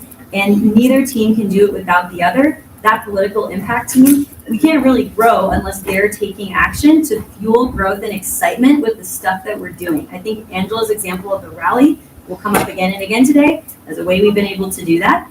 We're doing this on a daily basis through a number of activities. Really, political impact isn't just about delivering, but also making sure it fuels our growth. And then on the flip side, our growth and operations team, we're not just here to make money. We're not just here to fund ourselves as an operation. We're really here to provide infrastructure and make sure those political impact projects can actually get pulled off and get fundraised for. We've added one other component of the business since last time, and that's just an acknowledgement that admin and management is so much of what we do. Probably the most for me in my role as executive director, and I know many of you also participate in this as well, but also for anyone on our leadership team. So we are, just sort of documenting as we're tracking kind of what we spend our time on, how much time that we spend on this. Tomorrow we're going to go into a whole detailed discussion around talent and how we can be investing in each of these three areas. But I hope this kind of gives a quick level set on what it is we're doing in general. So that said, what we're hoping to talk to you today about is really just three basic concepts. Number one, let's go through each of our revenue drivers and how our membership structure works so that we're all on the same page of the products and services we offer as a business. Second, we want to talk to you about the magic of project management and how it's really helped us as a staff. And as we talk about some of the pieces of revenue, this is going to be one of the biggest things that we can do, not only within staff, with our volunteers, sourcing content and ideas from members, and working with all of you and anyone who's a part of a committee to be able to take our organization to the next level and really bring home this concept of prioritization and focus. And then finally, we want to make that all tangible. So we're going to talk about our roadmap for Q2. And just as a level set, we of course work on a calendar year, so Q1 ends March 31st. We're a bit early in the year to be looking at Q1 data, which is why we're going to show progress bars for everything in terms of our quarterly goals. Q2 ends June 30th. So pretty much everything we're talking about today is oriented about how we excel between now and June 30. So with that, I'm going to jump into some revenue drivers and break down a little bit of what we're going to be able to talk about today in terms of revenue. So I know that from our conversation yesterday that everyone really appreciates Todd's updates and our ability to break down our monthly budget, but also our annual budget into bite-sized content where you can understand how the business is doing. What we're going to also do today is break down a bit of the inventory of how things are organized. So really quick, I want to do some level setting on how the budget is set up. We already know that we've passed a balanced budget and we've spent a lot of time talking about expenses, and today we're going to really focus on revenue. If you look at the way the accounting structure is up, it's not readily apparent that our business really has two halves to it, and I hope this will help us frame all the ways that we're attacking different strategies moving forward. The first part of the business is really composed of two big buckets. They total up to $1.1 million and 63% of what we're trying to do this year. Really, the first one is monthly subscriptions. As we're trying to find ways that we invest in fundraising today, and it pays us not only today, but in the future, we are trying to shift more and more of the business into monthly subscriptions. It's a really easy, reliable number that you can count on to make sure that you are bringing in revenue reliably. And it's a great way to measure your success because a month is a month is a month. Some months are slightly shorter or longer than each other, but it's a really concrete, discrete moment in time where we can double check what it is that we're bringing in. This is formally been called pledge revenue if you've been involved with LNC for a long time. But in general, you'll notice that $700,000 of what we're trying to bring in this year is shifting and really excelling at monthly subscriptions. And that's all we are looking at in that line item. And next, We have memberships and other subscriptions. So we're trying to kind of categorize into that bucket another $400,000, and that essentially brings us 63% of the business. So when we're talking today, I think what you'll notice is that one piece of our business is performing in a certain way, memberships, and the other piece is performing a completely different way. That second one is project-based. So you can think of this like Kickstarter. A lot of what we do at the LP is selling sort of this membership and subscription type of donation to our members, or we're selling hope, and we're getting really generic about what it is that we value. We talk a lot about our issues and our platform, but when it comes to fundraising, what really succeeds is when we get concrete and we talk about specific projects that we are funding. And when you group all of that together, you'll notice that whether it's for ballot access or historical preservation or a general fund where we get a little bit more creative and we have some flexibility that we architected into our budget, all of that really accrues to projects. So those are the two halves of our business, and I hope that does a bit of a level set.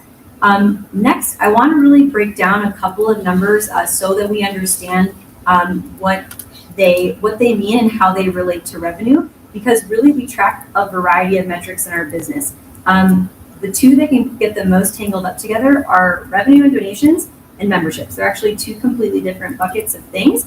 And our bylaws guide the way to how we can understand what these metrics are. So let me go through what this is. And I've had a lot of great conversations with our secretary, saying thank you to Ms. Harlos for helping us get to a place where we're going to be able to track this much better as a business. So for a quick refresher, what makes you a member of the National Libertarian Party is if you have at any one time, without withdrawing it, signed a member statement. This is online. Usually you are providing some kind of donation when you're doing this, but there is no actual financial requirement for anyone to become a member. You simply check this box, fill this out. This has been going on for decades at the party, somewhere I think since 1973 or 1974, and it has a long storied history at the party.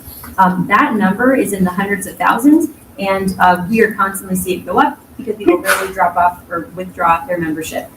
When I think what most people colloquially refer to as membership, what they really mean is a sustaining member. And this is a term that comes from our bylaws.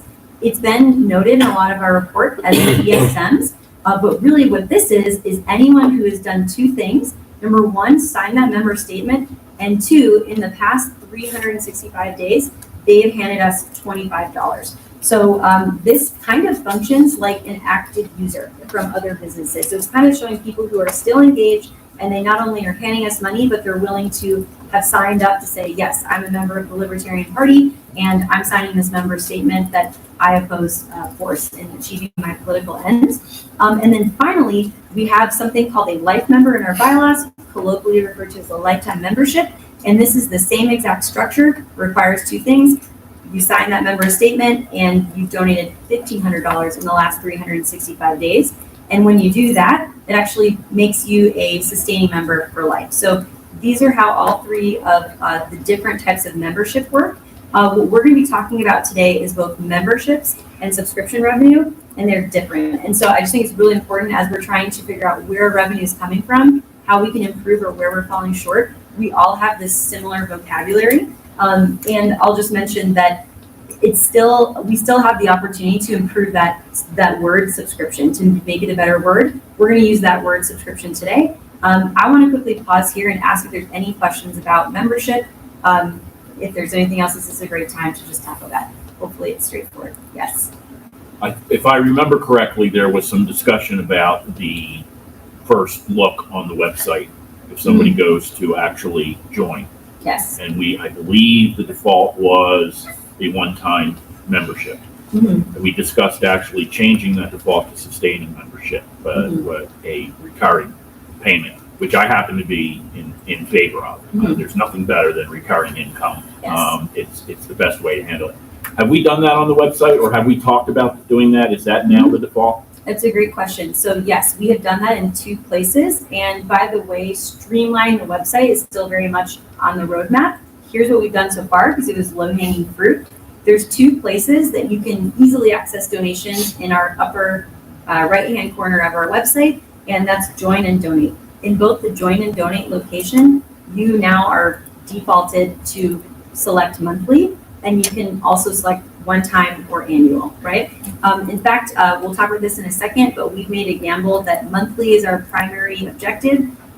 All of the industry data that Todd, I, and the team can find shows that this is the best way to not only keep us accountable to giving members value monthly and keep us hungry to want them to come back, but that they tend to stick around for a lot longer than if you have some kind of annual charge that people cancel because it looks really high. So to add some nuance to that question though, I think even when I was presenting last time, these are basic standards that we want to have go to monthly recurring revenue.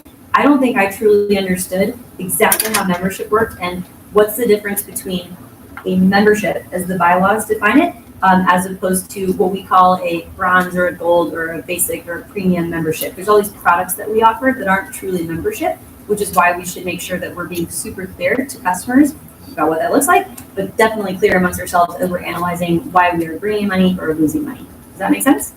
Cool. So any other questions on membership structure? Yes. I would like to just have an ask. You explained how membership works probably clearer than I've heard anybody in a long, long time. Explain how membership works. I would love to see this as a membership guide on the website, because when we are like for state affiliates and so forth, when we're trying to explain as we get into convention time, right, you need to be a sustaining member. You need to be, and there are all these things that always get talked about as we get into convention. Having that as a guide, exactly as you explained it, would instantly answer like 99% of all membership questions as affiliates start to drive towards convention. I'm so happy to hear that. We'd be happy to put this not only in our website in a more sort of membership report style fashion, but also in just like simple human terms, so you know what you're purchasing when you're investing with us. And big thanks to Ms. Harlow. It's been a long journey working together, trying to get to the bottom of what this is. So my members on the call are feeling comfortable. I did not understand this. My colloquial understanding was, oh, if you're a sustaining member or a BSM, which is what I thought it was, then that means you get to be a delegate at national. That's not how it works. There's all kinds of nuances, and we can do better explaining it. At a minimum, I hope this is a good foundation. And it will also explain something really important about ways that we might be cannibalizing our business in a good way if we're going about doing this. So thank you for that, and let's make sure we get that on the website. That said, I want to now shift into what are the types of memberships that we offer so we can understand how each of those businesses are doing. So really in our budget, you'll notice that there's 2 GL codes. And again, if you're like me and didn't know what a GL code was until recently, it just stands for General Ledger, and it means a line item on our budget. We voted on these annually, but Todd and I recently released through our December mindset what the month-to-month expectation was back when we had all passed this in December. With this amount, that first line item, I'm calling it monthly subscriptions here. I believe it's called recurring revenue on our GL code on the balance sheet. Again, that is an amount that totals up to $700,000. And here's how we are doing on that business right now. We've earned $95.5 thousand on that business, and we've got $54.5K to go. The products that happen in that business are simply monthly subscriptions, no matter what the price is, no matter whether we have a processing fee associated with them. So currently on the website, there's about 6 ways that you can give us money here. We're in the process of updating that. So, and I'll get to that a little bit later in the presentation, but all you need to know is we charge you once a month. You can cancel at any time. People rarely do, and we're providing you a value. You're essentially giving us a reliable donation. If anyone's listening on the phone, the biggest way you can make a difference, especially if you're giving on the lower end of the spectrum, is to give us a monthly subscription, because it allows us to rely on your revenue to build all the things that we do for you. And Todd, do you want to check that? Just want to make sure everyone's reading this correctly. That does not say we're 54,500 behind. It says we have to get 54,500 prior to March 31st to hit Q1's goal. Thank you. So we're supposed to be 2/3 of the way at this point. And actually with that, I'm just gonna kind of motion here so everyone can see exactly what Todd said. What I hope we can give a view on, and my apologies, looks like on your PowerPoint it'll be crystal clear, but up here it's a little bit faint. Our thermometer goes to about here.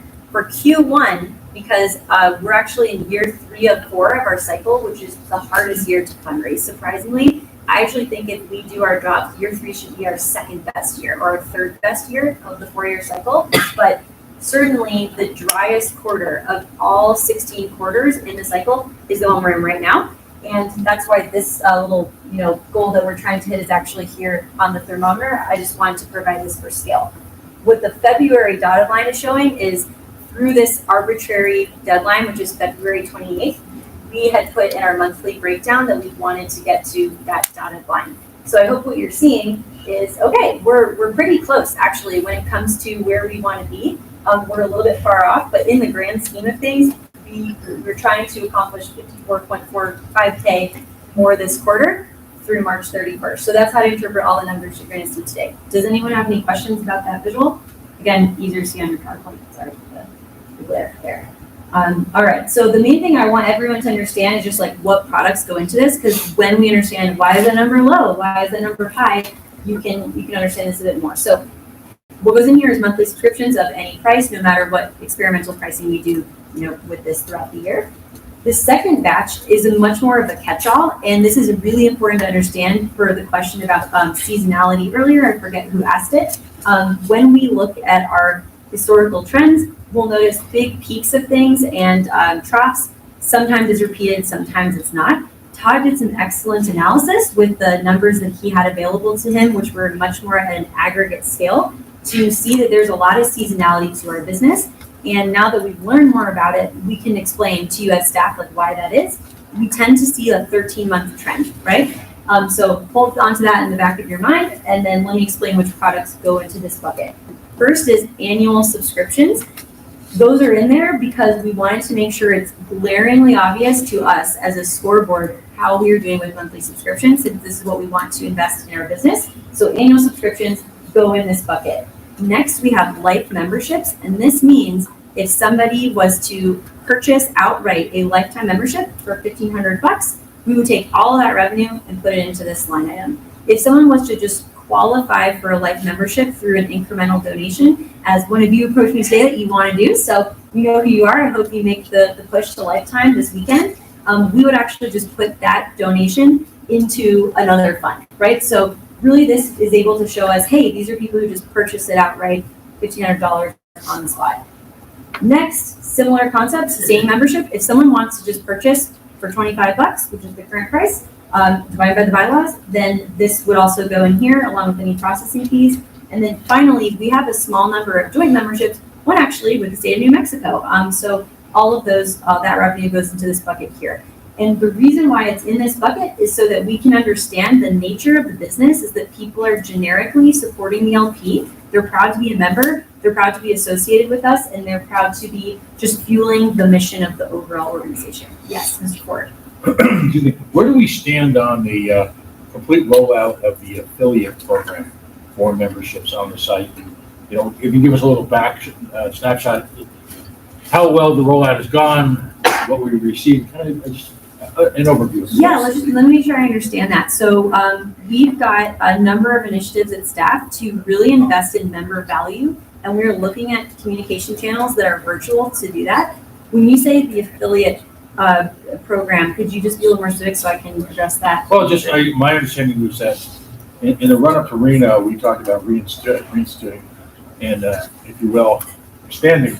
One of the benefits of Rage Against the War and all these different programs we're doing is that it's giving us new access to new influencers and giving them the ability to profit by, high-level real estate position on their website. That's a great question. I'd love to come back to that a little bit later. And Drew, I know you're kind of mentally making notes of any questions. Let's come back to that when we talk about different questions. What you're talking about here, just so if anyone else was confused like me, we've got affiliate support. That's something that we do to support our state and local affiliates. There's also a marketing tactic called affiliate marketing, sometimes this thing called the affiliate partner program, and that's what you're referring to, right? Okay, great. So that's a tactic we would use to sell stuff like this. And actually, it's a really good point that the number one thing that we want to do, thank you for this segue, as we are understanding the business and cleaning up our budget, is to understand what is it that we're selling, right? And what I'm really proud to report is one of the biggest successes that we're happy to share with you this weekend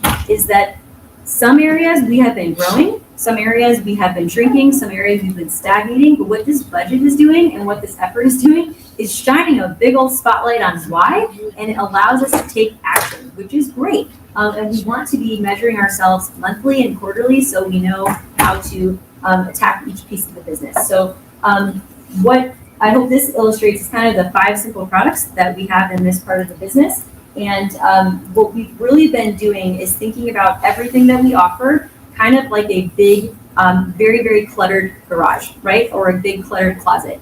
We're going into that closet, we're taking everything out that we can, and then we're putting back in things that not only we understand, but also are beneficial to us. And what we're going to see as we are swapping those or putting those items back into our closet is that we've got some stuff that's missing, and we can be intentional about what we go fill in with the closet. So hopefully this gives a framework of the overview here. Yes. I have a question for you about the sustaining memberships. Yeah.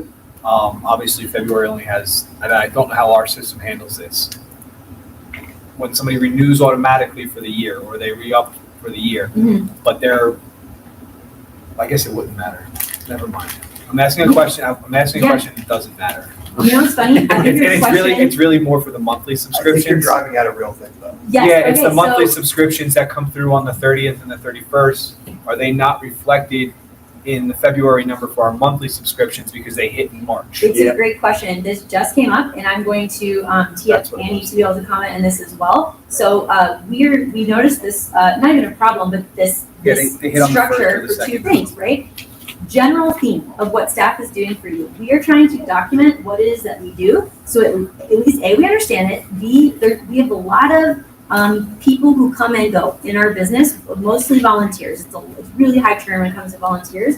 The way we're gonna be able to empower everyone is if we write stuff down and we're really clear about how stuff works. So recently we wondered this ourselves. We found out that the way people are charged today is every 30 days. So let's say you purchased a subscription, aka like you're pledging, on the 31st of January, you wouldn't be charged till March 2nd. So we missed your revenue in February, right? Okay. And that's not a silver bullet. Doesn't mean, we solved everything, but you're already looking at early March numbers and they're looking a lot better, right? So there could be carryover from, but that was my question. Is there carryover from February that's not showing in the numbers? Yeah. That's gonna help elevate the number in March? Totally. So great example of how writing all this down and figuring it out has helped us. We talked as a team, both our fundraising director, Andy, our CTO, and I, and we're like, how could we actually make this more standardized? At this time, our goal isn't like smooth daily revenue every day. That doesn't matter to us. We want to make sure that we're not missing people. So what we might do is actually go to a system where your first donation comes the second you give it to us, because thank you, we want to get you membership perks ASAP. But then subsequently it will come in, let's say the 26th of the month for the next month. Now we as staff know, all right, we had a drop, but we have now 35 days to go fix it, as opposed to like scattered, like trying to analyze, exactly how we're doing with all of that. So hope that answers the question. Yeah, bottom line is money's still there. It's not missing. It's more of a broad question for everyone. I'm sure other people who are listening and watching have this question, and I wanted to make sure that question was asked so people aren't freaking out. Oh my God, we lost membership revenue in February. Why? And I just want them to understand that the money's there. It just hit a couple days later. Yeah, absolutely. And then I think Mrs. Y, sorry, how do you? That's okay. I'll take Yes. So to your point about life memberships, if somebody pays the $1,500, obviously it goes in the annual. But if they are paying, how is it treated if they are paying monthly? Does that go in monthly subscriptions? It's a great question. Let me give an example.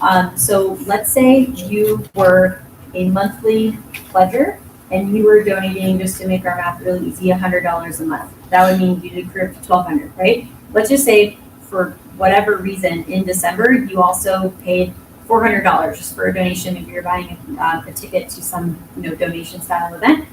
That now accrues to $1,500. Where we would reflect that revenue is your $100 for your monthly subscription. That would go right here in monthly subscription, and that helps us track that business every month, not just the final month you qualify to be lifetime, but also your last donation, $400. It would go into our next bucket, which is general fundraising. And why we want to do it that way is just so we can track what's going on. Separately, we would also track life memberships when they happen and how they happen. So I think that we don't have this metric available today, but I would love to understand how many of these, what percentage of these happen outright. Are they an impulse buy, or is it something someone saves up for? What percent of them are $125 a month that someone's like systematically just chipping away at, like a layaway plan, and how many of them happen by accident, right? Like that's really fascinating, and that's how we'll do the revenue, but we would separately track the membership like the moment that you become a member. Does that answer your question? Yes, so if somebody pledges, says today, hey, I want to become a lifetime member, I'm gonna pay X amount per month. And this is not exactly related here, but on the membership report, are they treated as a lifetime member? Yes. Now or when they pay the full amount? That's also a great question. No, it's the moment of 1,500 when you cross that ribbon of the half marathon. Like that's when you are now a life member.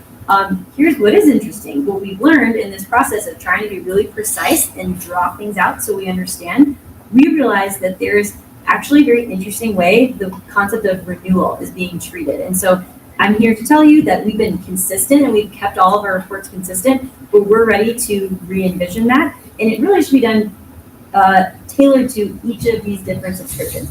Monthly subscription, it's really simple. Did you donate this month? Yes, for the first time, you're new. Did you donate last month and also this month? Great, you're a renewal. Did you miss? Whoops, you lapsed, right? Like, so it's really simple to do it that way. It gets a little more complicated when you have, we're confusing the issue of membership versus payment. Yeah. Yes, Mr. Hanna. I don't want to derail you. My question is membership related and specific to a state within my region. Sure. Based on the numbers I saw this morning. I don't know if you're the person to ask for this. I know Robert's not here. Yeah. But I think there might be an error with Indiana's membership.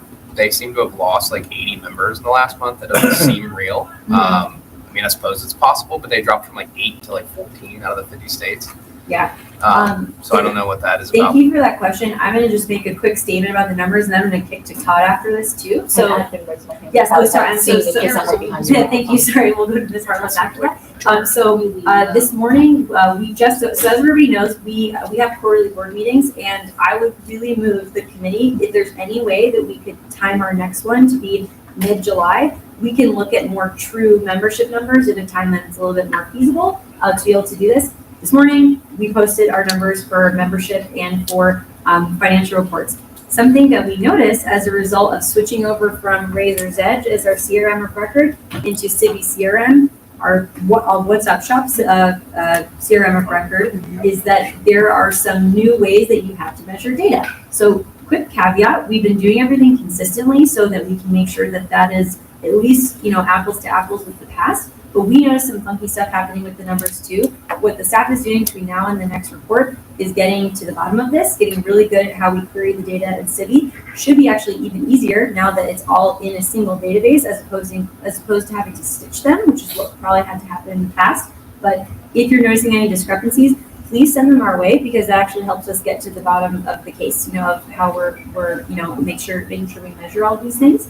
And similarly, like I mentioned, we want to just measure what's useful to us. So if that's sustaining memberships, great. If that's renewals for monthly subscriptions, but not for life memberships, because you can't renew them, then we want to study that stuff too. Todd, did you have anything to add on that? Yeah, the only thing I'll say is, yes, we caught some of what you're talking about and made a conscious decision to report apples to apples. We will be modifying the report going forward in some way, shape, or form. We'll be ultra transparent about that. But we did not feel that it would be fair to show a membership increase, by reporting a different way, even if it's more correct. So we reported apples to apples. We will now go back and try to come up with a better report and make sure that everybody understands what is changing. But definitely bring us any situations like the one you're talking about, just so that as Lainey is trying to get to the bottom of the different things that changed, we can make sure that, yes, we caught that one too.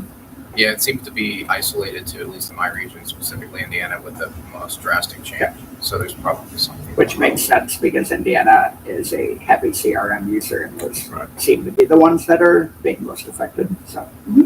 Absolutely. And so I just say welcome all of those questions, and that's not only to everyone here, but if you're a member, or more importantly, a membership director or state chair listening to us, we'd love to hear from you so we can get these numbers accurate and get them explained to Mr. Okay, because I originally had one, but more have come up. First, I think it was Mr. McHale, it might have been Mr. Rufo, where you were talking about how the money wasn't lost, that whole conversation that involved March 2nd. I got completely lost with that, to be honest with you. Are we talking like, and I'm gonna compare this to Patreon. I'm a YouTuber, and Patreon now allowed, it used to be like everyone would get charged on the first of the month, and now they allow you, when you become a patron of somebody, to get charged immediately.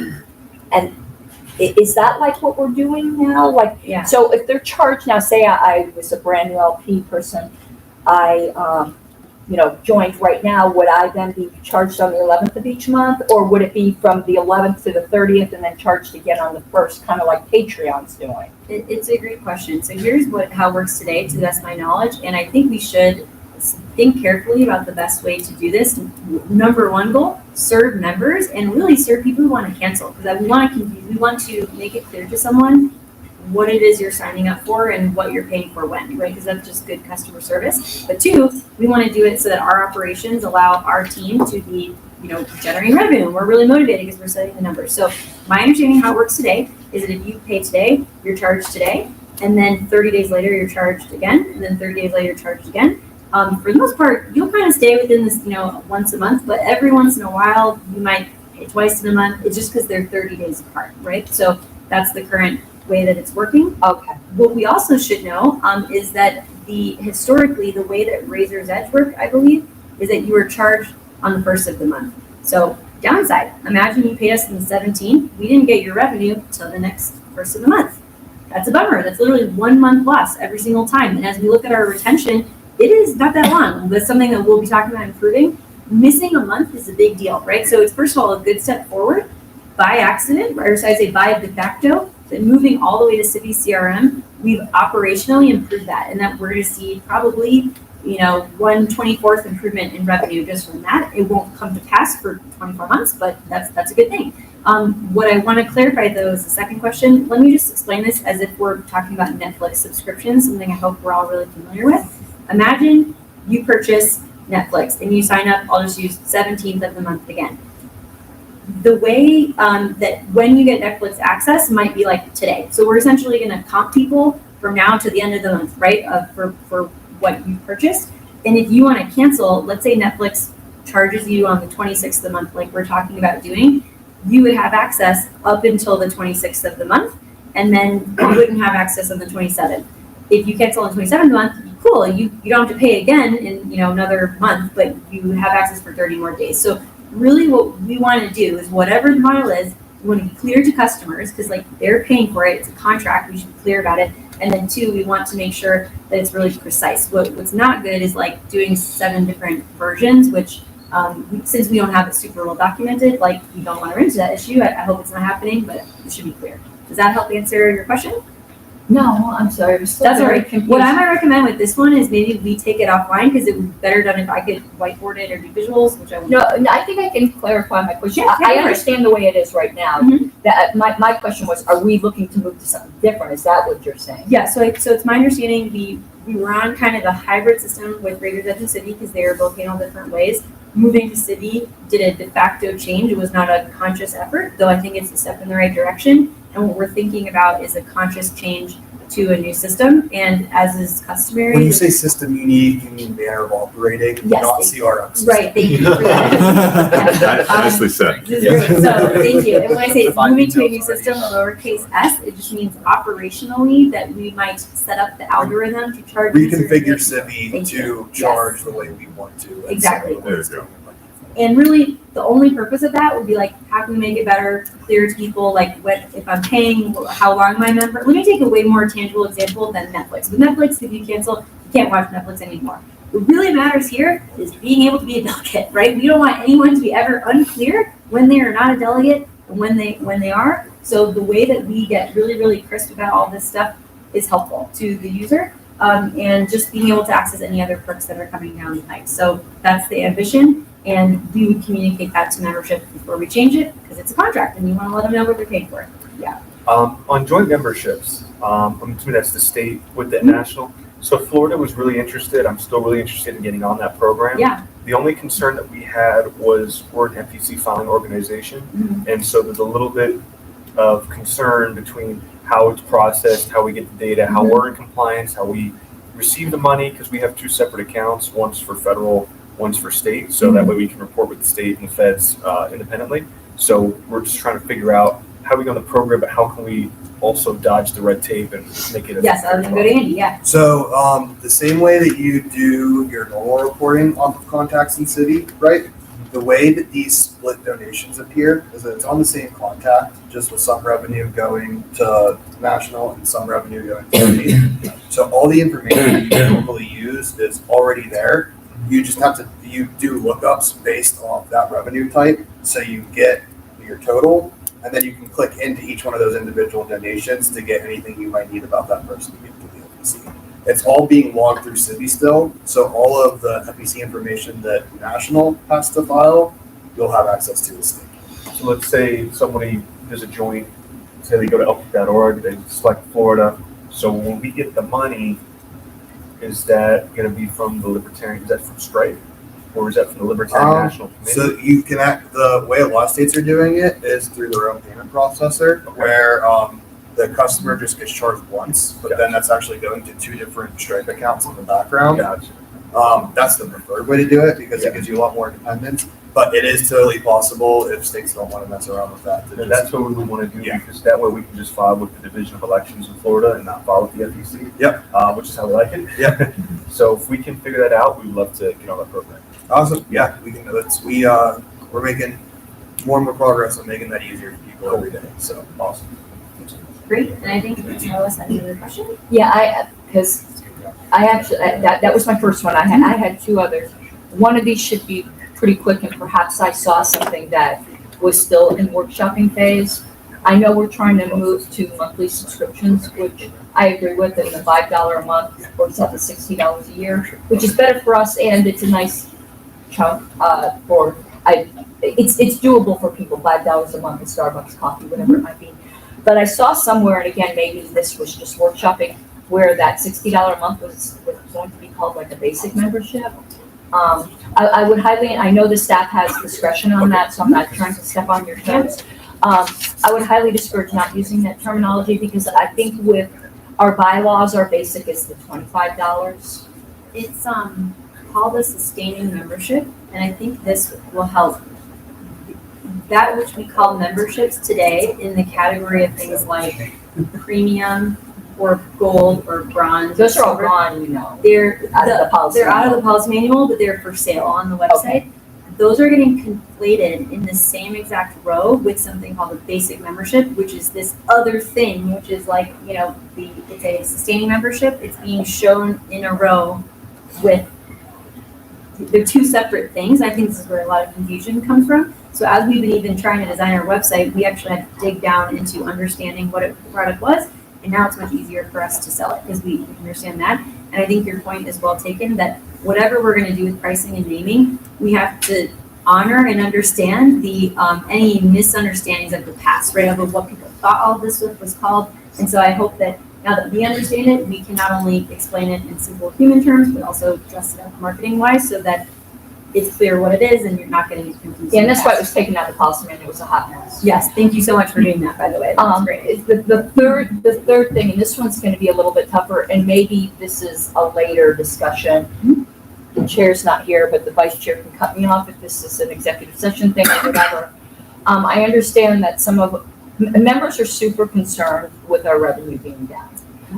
And there's a lot of members that are very concerned in good faith, and then there are some who are just being mean, in my opinion.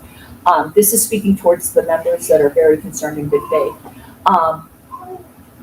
Like timelines on getting this up, plans for getting it up, and I understand that there was a moving over from Razor's Edge to City fully. I don't think members understand how that lost us some money, but also just me personally, that's now been a reason for 2 months. I think that's reached its expiration date. I don't think we can use that as a reason anymore. I'm like trying to put this very diplomatically, but I think we need to move past and I'm not saying scapegoating in the negative way, like illegitimate, but I'm just saying, I think, Razor's Edge needs to become part of our distant memory, and I hope next month we're not saying again, oh, it's because of Razor's Edge, because I think members have lost their tolerance for that. Yes, so let me break that down. That's actually exactly what I wanted to talk about. I hope I said that No, diplomatically. absolutely, no, thank you for that. And by the way, this is good. We want to be improving our business, and we're not foolish or blind. If we're seeing numbers go down, we want that to go up. What I do want to remind everyone is when essentially if we are going through and taking over this new garage with a bunch of stuff in it, in order to find the value, it does take some time, right, to understand what it is you have before you can have a garage sale. So that's a bit of what's going on. That said, let's go through why numbers are up or down, because there's actually some uptrends and some downtrends that are getting put together in all of these different line items. So first of all, you can see over here that this business actually looks pretty healthy, and that's because it is, except for one issue. So I believe in December, we were in the high 40,000s range, and in this, for a first month of January, we went up to over $50,000 in revenue. That's growth. That means that we're actually getting new monthly subscriptions and or retaining a higher percentage of monthly subscriptions. Good on us. Here's what happened with Razor's Edge. Razor's Edge had a couple of donations, or not a couple, a substantial amount of donations which were permanently married to the Razor's Edge tool. So a vote to move off of it and a migration off of it meant that our team was tasked with porting over as many of those donations and donors as possible into Civi CRM. So essentially they were a regularly paying monthly donor, and since we've moved off Razor's Edge, we can no longer charge them because we don't have access to their credit card. We have them as a prospect, so we know who they are, we can reach them, we've been trying to reach them. But the team essentially started off with $144,000 of annual revenue that it had set to lose, and we were able to bring that down. What we're looking at now, that we have about $4,000 a month that is still yet unreclaimed, meaning it's sort of it's lost due to this technical choice. We are continuing to try to win that back, but we're reaching diminishing marginal returns. So right now, that sort of recapture, or not even recapture, that transferal sort of activity was led by a couple of people on the team.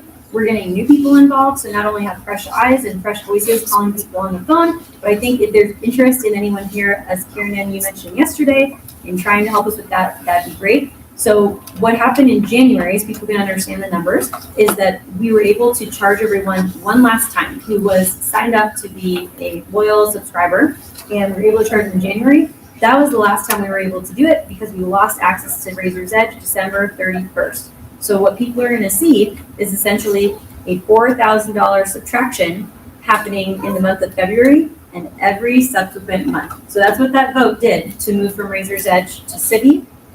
It's not that Civi's bad, it's that Razor's Edge had attached monthly subscriptions. Anything you want to add there? Yeah, so basically, we don't store credit cards. So if we wanted to, when we get off of Razor's Edge, anybody that we want to retain their subscription, we have to convince them to sign back up. So when we say that like this is a Razor's Edge migration issue, we're not talking about like missing data or things like that are causing the issue. It's just that we knowingly lost the ability to charge these people's credit cards, and there is still a percentage of them that we have not been able to reconvince. Yes. And so as a great point, this is essentially a de facto cancellation that we caused with a bunch of credit cards, and we cannot get those back. So we did as hard as we could on that. And I know that's come as a surprise to some board members. I was not here when this Razor's Edge migration was pitched, but that's what we started off with $144,000, got it down to a $44,000 loss. Each month is a new opportunity to win that back. And we might even be able to talk to some of these prospects and say, hey, were you aware that your membership had lapsed? Out of the goodness of your heart, would you like to help us make up some revenue that you haven't been giving us? Who knows? Some of them might say yes. So that's an option too, but that's kind of the projection if we did nothing. I hope that kind of layers things out. Yes. Okay, and you've said this, I'm saying this more, I'm kind of posturing, to be honest with you, a bit, just so that members that are listening understand to correct a narrative that's going around, because the narrative that's going around is that we did a big dip in members because someone didn't like some tweet, and they got mad, and they called National and said, I want to cancel my subscription. I mean, that is the social media, I call it fan fiction, that's going around. Yeah. So it's the fan fiction. We have all kinds of fan fiction about all of us. It's really quite fascinating, but I suggest you don't read it. It's not good. But so really what happened is we had to bite the bullet in order to commit fully to Civi. And that inevitably meant, because we don't store credit cards, that some people's memberships were dropped. It wasn't their choice. It just happened. Yeah, we canceled on that. Right. Not the other way around. So we're trying to regain them, but it isn't that, oh my God, there was an awful tweet from some state party or from National, and they called up and canceled. This was a very passive thing that happened. Yes, it's a passive cancellation. I just want that initiated by clear us. to Yes. correct the narrative, and none of it's acceptable. Obviously, we want this money. I'm not trying to make an excuse. I'm never happy. We could be 100,000 ahead and I would still be telling you I'm not happy. That's just how I am. But I just want accurate information out there. I love the hunger. We should stay hungry. And so I'm going to quickly comment on so I want to say there's other areas where this migration is impacting us, but in a different way. But what I just want to say, on no uncertain terms, we failed to find any evidence of a significant active cancellation campaigns. Let me repeat that one more time. A lot of our cancellations seem to be passive or as a function of hindered operations, which is in our power to correct, around suggesting that people renew their other annual businesses, right, which we'll talk about in a second here, or that one type of sort of systemic error. It's not an error, but what's the word for it? It's a one-time thing that would happen with Razor's Edge. We're living with the consequences, but it's a one style of dip right there. So I hope that's super clear. I'm not seeing a big trend of cancellations. In fact, we're seeing growth, and it is counteracting like this drop. So you just can't see it when you look at the net. I think Kathy, and then. But if you look at the budget, you can see it, because the recurring monthly revenue line is under in February by $4,500. So Yes. we're talking about $4,400 or whatever per month that is in this pocket of expenses. So you can see it on the budget. Right. It's harder to see in a thermometer. And then, sorry, yes, Angela. We need to think about it carefully the next time we fiddle around with tools. We need to do that carefully. I know that we felt like we consulted staff last time, but what really happened is we asked staff a couple of quick questions. That's not a careful consult. We need to look at literally what are the ramifications of going off of this tool? What are the financial implications? What are the membership implications? You know, what is the definition of whatever? You know, like what does it mean to lose someone's data? Are we just losing their credit card information? Are we losing everything? I don't think that we did that in the past, and I think we need to be responsible enough to be willing to look at these sort of things critically, even if we don't like the answers. Absolutely. And I hope what we're doing here is building a great foundation by which we really understand every last dime of why something is predictable, why it's not predictable, how much human ability is involved in making it happen, how much technical ability is involved in making it happen. And when we're approaching these kinds of technical problems, I really would encourage you guys to, if you feel like I am giving you jargon or there's like some aspect of what I'm explaining that doesn't quite make sense, this stuff all seems very arcane, but these concepts are all ultimately pretty simple and stuff that I'm confident that we can all wrap our head around. Ask me questions until you feel like you actually comprehend what's going on, because I'm very confident in my ability to explain things in such a way that it's not just, oh, we have to do the X thing, which causes the Y thing, and it's all over everybody's heads. We can talk about things in terms of what they're doing in such a way that everybody gets all the pieces involved. So, and that will make it so that you don't have to just rely on staff. You can actually kind of have an understanding of where we're going. So I shouldn't have to just rely on me. I should be able to explain to you what's going on and convince you that it's the right thing. Absolutely. And that goes double not only for tech industry terms, but also business or marketing or terms like we've been hashing out today. And so I know we're spending a lot of time in it. Let me quickly summarize just this top line, because I want to get to this one, which is even more important and also has to do with Razor's Edge. Essentially what we're seeing is that this business is going up. It's growing slowly. I think we can grow it even more aggressively. And we need some things in place in order to do that, which we'll talk about later in the presentation. But in general, we have a $150,000 goal for the quarter, and we are not likely to achieve it because of the drop off. It's a systemic problematic thing. We've already achieved some diminishing marginal returns, so I just want to call it like it is. That's a function of that Razor's Edge migration. You better believe we're going to get creative in the next 20 days here to see what we can do. That said, the overall way to get this back up is actually just with new growth and like increasing our upsell and increasing our retention. So we're going to be doing both those things, but I hope everyone's clear on the net drop. And then it's about to be projected $44,000 for the whole year, right? So hopefully that is clear. We're doing our best to reclaim it in as many creative ways as possible. Creativity takes a little time, so we'll work on that. Let me jump to the second one, because this is even more important as well. So the Razor's Edge migration also did a couple of things. Our staff was used to using Razor's Edge, and there were several human and technical processes that were either automated or just like on a schedule that a human did in order to encourage renewals. So for example, an annual subscription where we have your credit card, that's just going to renew. It doesn't really matter if it's in severe Razor's Edge. However, what about a sustaining membership? Now that we've gone through this, that just means 365 days after you qualified, you're now not a sustaining member anymore, and we can bring in an additional $25 of revenue for you. Except, let's think about this. It's kind of complicated. It's not like a single credit card where you're swiping it and we can talk to you. You might be $14 under the threshold, and we need now to get you up $15 more into the sustaining membership, where we're charging you for sustaining membership, but then it's very, very, very complicated. I think it's a cool idea, the way we have it set up in the bylaws, so not suggesting we change it. We can't anyway, but what is happening is that the state of our data in Civvy and the state of our automations, that doesn't get ported over when you do Razor's Edge. You have to rebuild that. So Annie's going to talk about this in a second. I'll just give a brief preview. The Razor's Edge migration was set to have some milestones complete November 1st, some milestones set to complete December 1st, and some December 31. At this point, we're really damn close to having the data portion of that ported over. There's some minor things that are, not mission critical that are not in. Here's what's not done with the Razor's Edge migration.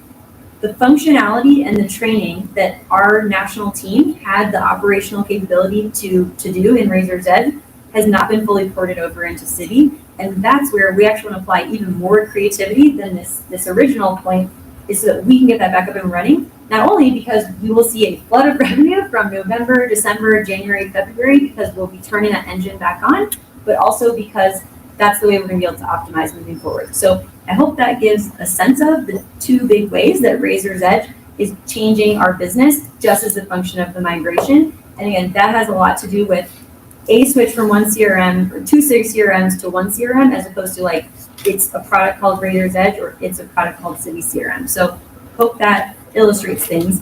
You can see clearly this business is, not all the way up, but kind of on pace to get pretty close to the mark. This one's behind. That's why we're going to be putting a lot of energy into that in March. And that is much more achievable because it's really just turning the floodgates on to a bunch of renewal lifecycle marketing tactics. So hope that explains some things there. Todd, is there anything you want to add to all of this on the membership side of the house? No, just to reiterate what Angela said, it's usually not as easy as I think we all talked about in July. Razor's Edge saved us $60,000. It clearly is on pace to costing us $48,000 plus the annual memberships that were affected and could be continued to be affected. So chances are we lost money on the Razor's Edge migration unless we change things, which is what the staff is working on now.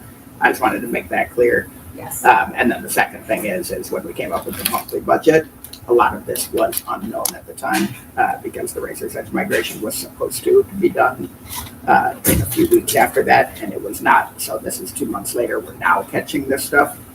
So that's a little bit of why the monthly budget doesn't reflect the Razor's Edge stuff. To Karen Ann's point, in January we did say that this was a 2-month problem, and we now have identified all the things that are going wrong. Whether or not they all get fixed and implemented in March is probably a no, but things are starting to get fixed and implemented. Mm-hmm.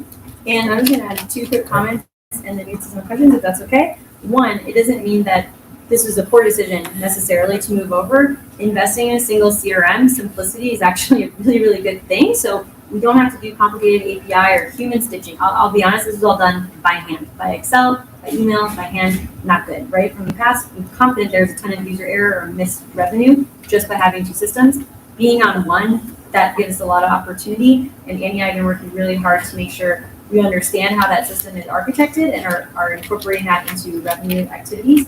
The second is, I just want to leave everyone with the expectation set that we're going to do our best to get revenue back in March. This is going to be a sustained effort over many years. So the time horizon, we know whether this switch was worth it or not, is going to be probably over 1 to 2 years, not like the month of March, right, or the month of April. So we hope everyone we've articulated sort of the problem scape, and then now we're going to go attack it. Yes, Mr. Based, Todd, off of what you just said, you said that there was a work that was supposed to be done a couple weeks after the decision that didn't get done. Is that what helped cause this? I apologize. What I meant was Razor's Edge migration was supposed to be completed December 31st. But it wasn't. So it was not. We knew that at the time that we were doing the month-by-month budget. What we did not know is what we found out as we were completing the migration, which were these things that basically turned off. And what I would offer, just to help simplify this conversation, if I heard that, I would want to know how that was possible. I think we've got some time in executive session where we can speak a little more freely about some postmortems about how this happened. And there's certainly 360-degree ways that we can all improve in case we ever embarked on another significant infrastructural change. And by that, I mean, there's so many different ways that, I don't want to read into what an infrastructure change means. It just means that if you're changing your operations, you're going to have impact. And let's all remember, I know we want the party to grow. We want it to grow fast. We should keep stay hungry and keep on ourselves, be improving weekly, monthly, quarterly. But slowing down to make investments is a good thing, especially when you look at our cash position, right? Like, we are not losing money, and we went down a tiny bit here in February, but really what we're doing is cleaning house, getting organized, and enjoying a new garage. We then put 2 cars in it later. We only have 1 car right now. That's kind of how we're functioning right now. And I do want to just do a quick time check. We're an hour into the presentation, 30 minutes more to go. We're happy to continue, but I want to make sure we get to the rest of this. You've got plenty more, do you? Yeah, can I take one more question? Yeah, and I'll tell you, if you still have more by the time expires, I'll make the motion to extend time. Yeah. This is super important. Yes. And again, excuse me if I missed this, and maybe it's not appropriate for this meeting, but is there going to be some kind of goals timeframe of getting the numbers up? I'm going to respectfully disagree on one point. Sure. I don't think we're doing the membership any favors by calling it a tiny dip. I don't think it was a tiny dip. That's a good correction. And I think people are going to pick up on this and be like, it's a 10% dip, so it's pretty big, right? The amount of yeah. impact So success. Yeah. I'd like us just to be really accurate and honest. I'm not saying you were being dishonest. Mm-hmm. I mean, amongst the board ourselves, to be critical ourselves and want to do better. But are we going to have some kind of plan? Because I think that's what members want to see. This is a goal, and if we don't hit it, we're going to self-evaluate right then and see what we can do. And maybe that's not something we're going to be putting into place today, but absolutely. So there's a ton of stuff that we're doing. In fact, we don't have time to go through all of it today and also a lot of it's very boring, just do the work stuff. And I want to get to Andy's portion because he's going to be able to talk about some systemic things we're doing. No, this is all great. And I think Karen is right that this really matters. And I think what I hope we can do today is to understand, is this a problem in demand or is this a problem in operations, right? Really, far more the latter. We are seeing signals of demand going up, and I'm going to talk about that even more so in the next half of this revenue discussion. But yes, we do need to be fixing this because cash on hand and cash in the bank is a fact, and we need to be improving that so that we can do the good that we want to do with the organization. But when it comes to leading indicators of success, I hope what we're trying to help address around questions or speculation out in the ether is this a result of a mass exodus from the party? No, it is not. We are certainly seeing changes in membership. We are certainly seeing changes in donations and subscriptions. But really what we have is a team familiarizing itself with a completely new way of doing things. New because going from 2 to 1 is still very new, right? And actually, Razor's Edge was the CRM of record we're moving way more into having, there's substantial change. It's not like a 50% change. It was maybe 80% change of how we did things. So, and keep in mind, you have a ton of new stuff, right? We're trying to learn how all this stuff works. So I hope that clarifies. Yes. I just wanted to say, Mhm. we have 15 minutes until lunch. You'll have 10 minutes after that. You might want to think about how much more time you need, because I will happily second Ms. Harlow's motion to extend time. Thank you. So Yeah. that's where we're at. And thanks so much, Ruth. And then on that note, I know we had 9 minutes, but we were starting late. How does that matter? We're about, right, at this point, we're about 10 to 15 minutes behind. Okay. Without So- the extension, without any extension. Got it. Great. So I'd be happy to make some recommendations on how we could extend, just so we can address any questions that you have. Let me jump into some other stuff so we can proceed, and then let's do this. Let's hold any revenue questions through the end, unless I direct you to. Not because we don't want them, just so that we can give time to questions as opposed to our presentation. You don't know if you want to hear or not. So with that, let's flip over to the second half of our business. And really, this is the main point I want everyone to understand today. Our life cycle and our membership operations, we got that. Like, this is a really straightforward thing. The party has a lot of energy. Really, it's a simple game of understanding what people want in terms of membership perks, pricing, asking them to renew their credit card at the right time. This is really simple. The task that we have before us as an organization that's much more challenging and also much more exciting because it involves creativity is getting this side of the business up. And that's the project-based donations. So let me quickly explain the other pieces of our business, and I won't go through them in great detail, but I want to get to some slides which show you in stark contrast why one is performing and one is not. The next budget or bucket we have in our budget is general fundraising, right? And really, this is our catch-all. If we don't have an obvious place to put something, it goes into this bucket. But here's the types of things that go into it. General one-time donation. So if you just give the party $100, it goes in here. Or if you're accruing towards that lifetime or sustaining without some kind of active product purchase, it would go in here by default. Political project funding. So if we're asking for a piece of revenue that doesn't fall into these other things we're about to talk to, this is where that kind of money would go. Event tickets, not including convention, merch, and branded materials. Quick comment on that, and we should do a deep dive on our store another time. We are making a conscious decision as staff to really fix the profitability of the store. It has been kind of designed to sell at cost. So if we produce material for $10, we might charge $10 for it. If we're having a merch store, we want to have some of those materials be profitable, and that would be like a sweatshirt or some kind of piece of swag that you would want to own. What we don't want to do is penalize our affiliates who are simply trying to get rack cards or tabling material or things like that. Those we can decide what the right profit margin is, but right now we're planning to keep things exactly as they are, do it at cost or just constant, however that works. So hopefully that is a quick comment just to make sure people understand. And I'm sure actually Todd and I are going to want to talk about this on the expense side in a different meeting, but that is how general fundraising works. Everything else is pretty much a line item version of that in a dedicated area. Our ballot access, candidate support, affiliate support, and service conservation, those are sort of earmarked funds, and then building fund and legal fund are legally separated different bank accounts, and they're untouchable for purposes other than that.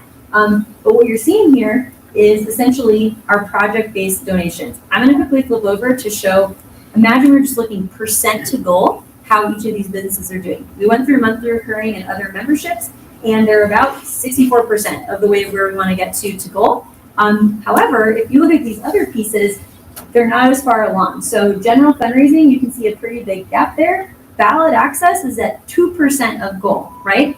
Candidate support, we actually did very well there, but the staff is sort of doing fundraising based on generic calls to action. And we're seeing that it shows. So what we're finding, and Drew is going to talk about this in a moment, is that as we get more concrete, people donate more. That's not surprising, right? If you were donating to a Kickstarter that was like, we want to have a great, cooking tool, it'll be awesome, right? Like, we value speed in the kitchen. You're like, okay, that's great. Versus, hey, this is an amazing new gizmo. Here's what it does. We need this exact amount. So a little bit of that comes from the marketing and sales techniques that we're using. But really what I want all of us to internalize is we're selling products and we're putting out impact. And what gets people excited is the ability to put out, to see impact happening. One other very important point that needs to be said about revenue today is we're not just down in this membership side of the business, we're down here. it's coming from something else. We, just as a quick reminder, and we can go into the details on this when we do in the postmortem. The point of this is not to get into this today, but it should just be said so everyone understands the lurking variable. When we invested in the Rage Against the War Machine rally, this organization fundraised off of that and helped build up our war chest, no pun intended, for fighting foreign policy affairs that we really care about. We made a donation to a 501c4 organization that we sponsored, and many volunteers from our ecosystem participating in making that event a success. When it comes to the branding of that event, people may not know or care that there are two separate organizations. When it comes to the revenue, though, that event raised $101,000. $180,000. Sorry, how much is it, Angela? It's $111,000. 111. Thank you. The public website says 101. So $111,000. I'm going to update my math on the fly here. Let's just assume that the Libertarian ecosystem versus the People Party ecosystem was donating half of that. That's $56,000 in revenue that doesn't appear in our budget, right? I don't think we can sit here and assume that it would have all been donated to the Libertarian Party if we didn't do this rally. In fact, I think this generated a ton of demand. And if we're looking for how we're going to really move this forward, like I said, membership, lifecycle marketing, that's the boring stuff. The meat of what we're doing as an organization is driving political change in America. And when we do exciting stuff like that, we get energy and we attract potentially donors that we never would have. But what I want to make sure is clear is that all the expenses came out of this 501c4 and all of the revenue went into that 501c4. And if you're just looking at profitability, that shouldn't matter to you as a business, right? If you're looking at revenue, there's a big dip. And it's certainly a piece of that is because of the way that was arranged. So I think what this board should think about is as we're doing coalitions moving forward and as we're partnering, and it also gets into things like the regional candidate trainings. Let's say all the regions are going to raise the money for their training and then they're going to make a donation to us. Piece of that's going to show up in our revenue. What if we raise all the money and then we donate to them? Like there's going to be mechanics whenever we do revenue splits that will show up here. So let's just make sure we all understand the metrics. We don't worry about metrics that are not indicating, or sorry, if there's a demand signal, that's what we should be looking at. And if there's not, we need to be making sure we're being honest with ourselves. And so in closing here, I hope what I'm not articulating is, oh, if the rally was run by the LP, this all would go away. Nope, we've articulated a bunch of areas where we are able to improve moving forward and actually doing well right now. But I hope that's really clear to us and members in terms of the percentage. So one more point, and then I'm going to get to your question there, Kathy. Is let's break down this business into some buckets. It's not arranged this way on the budget, but this is kind of the way the revenue moves. This business, we look at kind of the month of February 28th or February 28th in the moment in the quarter. We are about 64% of the way to our thermometer for Q1, and February 28th happens on the 65th percent of the month. Wow, we're pretty close to being on track, and we should keep that momentum going. Project-based, we're not doing so well. And so we should all reflect how can we do that. And that involves not only having great vision on what we're going to do to drive political change, making sure we're keeping the pedal to the metal, and then making sure that we're communicating all the way from the person who has the idea to the people who are doing the fundraising, and getting our members excited about this too, so that they understand how they can help us move the numbers up if they want to be a part of that. So hope that helps illustrate a really important point of the business. I'm going to hand it off to Drew in a second, unless Kathy, you had a question. I do have one question. The Razor's Edge migration, does that affect the general fundraising line? I know that we've heard a lot about how it affects kind of the subscription and the monthly and all of that, but how does that impact general fundraising? It's a great question. I'm going to say something and I'm going to allow Annie to follow up with it so that this doesn't open a can of worms. What we are finding with City CRM is that it's not super well documented. So I am not able, I hope to have been able to tell you with all kinds of metrics today on our forecast. So Todd and I have shared an ambition that we want to set goals and targets. We want to have predictions like as a forecast. It is quite difficult to use our current system, again, not inherently because of the software of City CRM, but the documentation available to us, a new team, right? So I'm new, Andy's new, our fundraising director's new, pretty much everyone at National, we got a lot of newness going on, right? So having things written down matters. So what I know is the things that I've told you about membership, because those are simple areas of business. We've done a lot of investigation on them. There's probably going to be other lurking things that we don't know about. What I suspect is that actually the takeaway we should take from this low number is that we should just be doing more political impact. And also the rally is a sizable chunk that went to a different organization.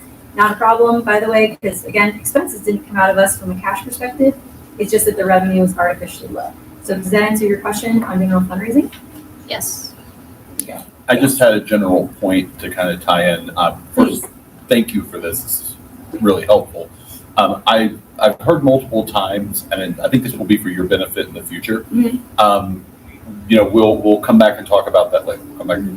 I think having a formal parking lot would be really beneficial for these future presentations, because we are kind of all over the place and we do kind of throw a lot of things from a lot of different places at you. Mm-hmm. And I think doing that would help assure and keep us on track and remember to come back, as well as you all, for future meetings. I love it. And actually, big thank you to Drew, who is currently standing here without a pen and paper in his hand. He's doing that during the rest of this meeting. I'm sorry. Oh my gosh, this is why he rocks. So Drew is actually writing these down. So thank you. And if anyone ever wants to volunteer to help us while we're standing up, we'd love that. Yes, Angela.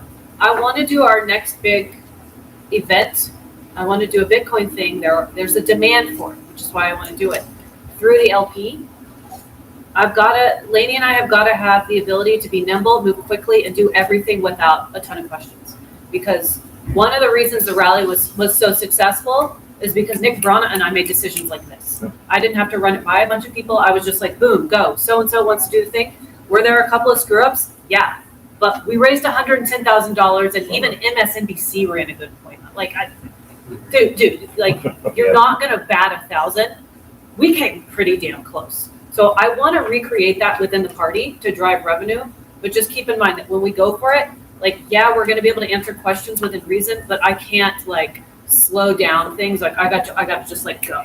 So let's do that again. Let's recreate it within the party. And I want to be crystal clear about, not that Angela, you misunderstood, but for anyone listening, the revenue going to another organization is not inherently a screw up in any way. It's a lurking variable. If you don't understand it, you're going to be wrong about what's going on with demand in the libertarian ecosystem. So I hope that's crystal clear.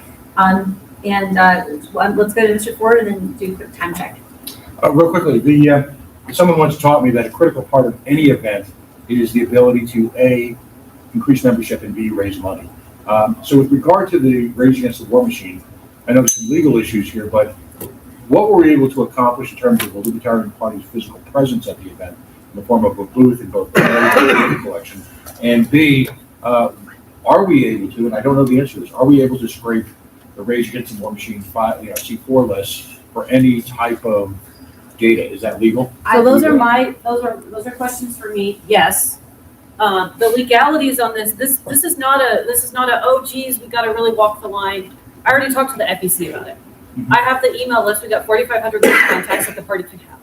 And the agreement that I had with Nick Brana is that both of our organizations may have this list. So it was done to benefit us. Party presence, the Maryland LP had a booth there, and we did a ton of interviews. Almost all the media went to the national party. So it was fairly like split. And the Maryland LP also had national literature at their booth.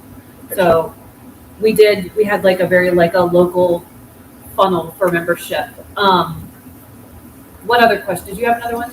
No, just in terms of, and this is maybe a Drew question. When's our first attempt to actually reach out to those folks specifically? Thank you for coming to the Rage Against the War Machine. This is an effort we want to continue, blah, blah, blah. Can you send us $10? That'll be a question for staff when they're ready. Okay. Yes, awesome. What I recommend is that Angela's mentioned that she's coalescing her internal 501c4 postmortem notes so that the staff and the board and just as holistically as an organization, we can do a dedicated postmortem. Mm-hmm. We've prepared ROI analysis from the teeny picture that we have so that we can look at that. I think though we should have this as a holistic discussion so that we can take next steps, analyze what went well, maybe what could have been better, or just strategically if we would do it this way again. I just do hope that everyone goes in eyes wide open that if we're going to do a coalition like this again in a similar style, you're going to see lower revenue and not necessarily for the worse, right? Just because it goes somewhere else. So I know there's a lot of questions. I want to make sure I'm timing everything correctly. I'm happy to talk infinitely today. Just want to make sure we get to at least some of the stuff we wrote down. How are we doing on time? All right, so it is noon. We are to break for lunch. You have 10 additional minutes left in your presentation to conform to the original agenda. Okay. So it would be appropriate this time for somebody to make a motion or two.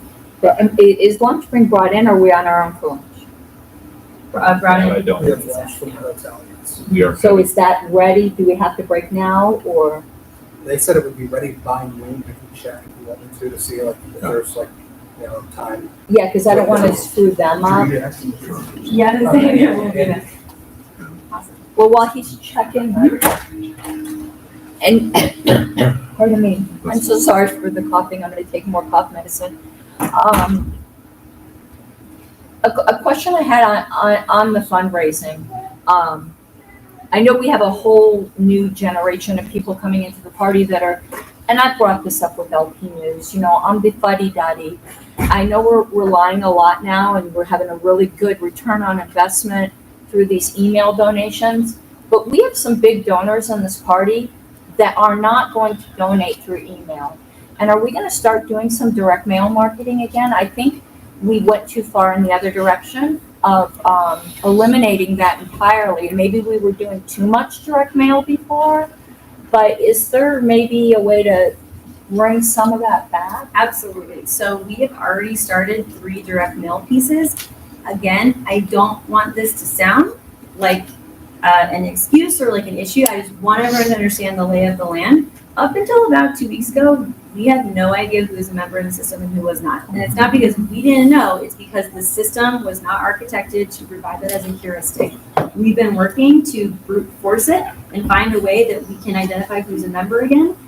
This very much affects our ability to do direct mail as a channel for renewal, for example. And then second, I think there is a really productive discussion we can be having about cooperation and collaboration between committees and staff, right? So keep in mind you have the new staff and we do our best to sell things generically. We know pretty clearly from the numbers that concrete does better. So if we're going to put our money's worth into direct mail, we want that to be something super concrete that's really compelling. And frankly, there's several areas of our business where we're just not sure, you know, what is going on with that piece of the business. And we want to work with you all in whatever committee that you're in, with whatever leadership you're having with political impact, where we can be driving that concrete message in direct mail. So what we've done is we've sat down and we've triaged everything that we can make extremely compelling, where we're sort of raising for the initiative, where it's very clear what it is we're going to do. And I think what we can all here do to improve our ability to tap into direct mail and just every channel is to keep getting concrete about what it is we want to deliver, because saying you want to raise for blah, blah, blah support versus like, we're going to do this thing, it costs this much, we can use this much from you, that is so much better. And direct mail is very expensive, so you don't want to waste your money unless you are going to get a return on that. We can afford to have a couple emails that flop, you know? So I hope that is clear. And big takeaway, direct mail is an excellent channel, especially for a couple of groups. People who have a birth year that's a little bit further back, we know that. And 2, people who donate from direct mail before, we know it's a proven channel for them. So what we will be doing, and a great area that we've been able to slice expenses and we will continue to do, is cutting out people that are getting 6 letters from us when we could send them 2 emails, right? Like that's something that we don't want to do, but we do want to email, or we do want to mail the right letters to the right people who are going to be high return. And we've done some analysis to know that there's a lot of goodness that comes when we do it that way. So I hope that answers the question. Todd, anything you want to add to that? Yeah, lunch is being brought in. Lunch is, it's about to start being brought in the lunchroom. Your point's well taken. We spent over $50,000 in total fundraising expense last year through this point. Yeah. We've spent less than, I think it's right around 20 so far this year. So we've spent significantly less, about $23,000 less on direct mail specifically last year versus this year. So we definitely have cut it to almost 0. Staff has been doing a great job of trying to figure out how to re-implement that in the right way, because there's only a portion of our membership that really has a high ROI on that. So what we're trying to do is build the direct mail back up in the most ROI-based fashion. And I have really high confidence that we'll be able to do that. Well, there's also the Legacy Libertarians program. I mean, not to be morbid or anything, but the people who prefer direct mail are the older persons who are now trying to look at their legacy and when they pass on, if to whether or not they'll consider a bequest to the party. And we used to really pursue that. And I'd like to see that again. I mean, again, not to be morbid, I put down the LP. If me and Wayne go at the same time, the LP's getting my life insurance policy. And I think, because I don't have children, I think we need to start thinking of things like that, pursuing the Legacy Libertarians. Let me get specific about the. Don't go murdering me and Wayne for my life insurance policy. Let me get specific about the 3 campaigns we're going to do so people have even more confidence. This is around the corner. I actually just talked to a member in Pennsylvania who wants to give a lifetime membership because she's so excited about direct mail. And I personally promised her we're going to earmark that donation for his direct mail. And whether she does or not, all 3 of these are coming out soon. So ballot access performs extraordinarily well in direct mail. We have very concrete numbers, Todd and I, on how this performs. And ballot access, this ain't our first rodeo, so we know how to sell that. We would love to partner with Ballot Access Committee, and I don't put it on the spot, but I hope everyone here is taking a message. If you have a concrete way that we can put more content on that direct mail, it's going to perform better, but we're able to proceed without any concrete details. I'm also sure this weekend's going to be full of all exciting things that we can put into this mail. But also, let's not wait for quarterly meetings to be able to know what's going on with committees. Like, we should be able to put concrete stuff in there no matter what. But ballot access is coming. Another one that's really great is building fund. We at staff, we run the operations on that, so we know some really compelling things we can put in there, and that performs well. And then finally, renewal, right? So we use text, we use email. Drew's a badass at this, and we also want to use direct mail. That's been turned off for a few months as a result of the migration. So those are the 3 campaigns that are already in the works. And just keep in mind, you will not see revenue from that for 1 to 2 months because direct mail is very slow. So keep that in mind. And yes. I would say, just before we get too far away from Mr. Ford's point that he was making that I wanted to comment on a while back, you and I had a wonderful conversation about life cycle marketing yesterday. So this kind of relates to that, and this is not a direct criticism of anyone, but it's just something for us to keep in mind moving forward. Mr. Ford mentioned what a great experience he had and how pumped up he was when he left that event. And one of the things that we know when we're looking at the life cycle of a potential donor is if you hold an event, the time to capture a donation from that event is in the immediacy after that event. And I think at this point, I mean, we're still probably going to capture some from that with that list, but we missed a critical time juncture to capture those additional donations. You're talking From about the rally. Yes, actually, that's a fantastic point. And by the way, everyone here can think of things better to do at the rally. It was kind of a new experiment, and a lot of things went well, but it was the first one that this party is running a long time, so I totally agree with you. And in fact, if anyone here is getting really excited about these kinds of conversations, and you're like, I know the word life cycle marketing, I know what that is, it excites me. Carrie Eiler is going to be working with us on some awesome analytics stuff in her capacity as just a volunteer. If you're interested in it, we would love your assistance. What really helps is dedicated members who are able to, with some kind of sustained effort, work for a few months on improving a life cycle because you have enough time to watch it work weekly or monthly, as opposed to throwing in an idea. Ideas are welcome, but that really helps. So Justin, I'll be hitting you up for that, and anyone else wants to join, please hit me up as well. And I just want to make sure I'm managing all the questions in time well. Rich, do you want to jump in with that? No. Around the question. Okay. And I'm forgetting who had their hand raised first then. I think Donna please go ahead. I'm going to make this real quick because I think it's just a subject that we should parking lot. Primarily, Todd, this is with you, is that if we're going to be doing more 501c4 or outside entity collaboration discussions, what we're going to see impacted is that our budget is going to end up looking lower on both numbers, kind of like a market cap perspective, when how the organization is doing with its coalitions is more than what we're reflecting historically. And so I really think we need to figure out a way of incorporating the proceeds and the energy that we're spending in those coalitions into our budgetary and reporting process, because otherwise it's going to look like the Libertarian Party is getting smaller. It's not getting less efficient, it's just getting smaller as a pure market cap because the energy is being directed in these other areas that we still think fulfills our mission, but isn't being incorporated into the, how we view ourselves financially. And I would just challenge us my standpoint on that is going to be that we should not let it affect the budget. We should construct our partnerships in a way that we can do it with less work and less money, which I think we can do.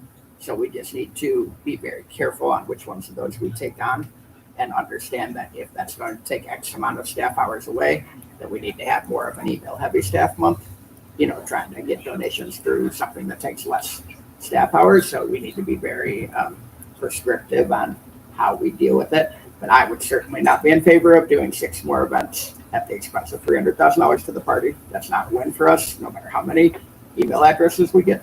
That's my opinion, one person's opinion. And quick comment on that. I think Angela might have left the room, but I'm sure if she's here, she would agree. This was a quick and dirty execution to get a vision off the ground very quickly. And I think the lesson we should take from this, in addition to like, how are we going to do things strategically with our team, is how can we get much scrappier? Coalitioning is a skill. We should have a system for it. In fact, Angela and I are excited to announce in a couple of days here that this is something that we not only want to talk about internally, but help our affiliates and help other people who are interested in the strategy of coalitioning work on. So if we are doing that, we should just be very strategic about, is this something that we want to keep revenue in-house or not? It sounds like obviously Todd, your position is really clear, but it's just something everyone should be eyes wide open in as we make more strategy decisions. Let me come back to questions. I'll preface my question with just a statement that I do not want to be one of the 2 major parties. However, I will copy the methods that work. Okay, one of the things you haven't talked about, something I'd like to hear about at lunch, is personal contact. You have not discussed personal contact at all. You're talking about big donors. That's in my opinion, not even direct mail is going to get your big donors. They want to hear from us. Absolutely. So personal contact is a very important aspect that I have not heard anything about so far. It's a great point, and let me address that because I'm also, I also know that we're doing this too little. So it's not in this presentation, but we do have a full-time staffer. All they do is talk on the phone to donors, right? So that is getting reflected. Unfortunately, we are not in a position to know the aggregate results of that individual because of the state that Sippy is in right now. So number one, it's very important to us to analyze, and it's something we want to stand up. In the same way that Razor's Edge switch to Sippy meant that the technology operations got disrupted, potentially for the better because they can be improved. Human operations also got disrupted. So something we are folding back into our system, something we're bringing back into the closet is how we do personal touches. And that's both at the you just gave us $150 level to let's talk about making a maximum donation level. The other thing I will say is that we want to be building personal relationships no matter what. Those are really enriched when we can be very specific. A major donor doesn't want to hear us say, hey, will you give us 10 grand? Not that you're suggesting that in any way, but just as inspiration for everyone here, especially if you're on a committee or especially if you have ideas around political impact, is major donors want to hear why we are a rolling stone, or we have momentum, why there's energy, why there's enthusiasm, why we're growing, but they also want to know what we're going to do with their money. And the more specific you can get about our products, that's going to be better. So good news, there's a bunch of stuff in the works, some of which we can actually donate, some of which we can't. That's going to attract major donors. But I would just say, don't rely just on staff to do this, because if everyone's participating in it, we're going to have so much more impact. I hope that answers the question. I want to make sure it is something where we're and in summary, we're not into. doing enough of it, and we need to get back to doing more of it. Yes, Todd. Just to reiterate Dustin's point, we want you guys to have enough. We want you guys to be very proactive and not wait on us. Okay, so every time you guys say you want to come back to us on an idea about how to go forward, like, no, you guys have the prerogative to go and raise money. In the situation we are financially, it would be my suggestion that every 4 days something is happening, whether that is a small subset of the, of the party is getting a direct mail, a small subset's getting text because we know that they react to those, or the entire party's getting an email. Or X number of people are getting a phone call over the next 4 days. Like, there should be kind of a 4-day marketing plan from here on out, and you should not be waiting for us to do that. Now, if you're going to do a ballot access thing like we talked about in the committee the other night, and you need to have a focus for the email, that's fine. Reach out to the people, on the ballot access committee and say, we're going to do an email on the 13th. What is the focus? we give it to you, you guys run, or we say we don't know and you guys run. Mhm. You know what I mean? But I just want to make it clear, like waiting for the next meeting or waiting for a next meeting or whatnot. That's not the idea. Like every 4 Absolutely. days is what I want kind of everyone to be thinking about. So here's something I'd love to say. So first of all, thank you. Everyone here would love the ability to be more agile. We would just love to be off to the races. I do think though, we have to have some conversations about jurisdiction, right?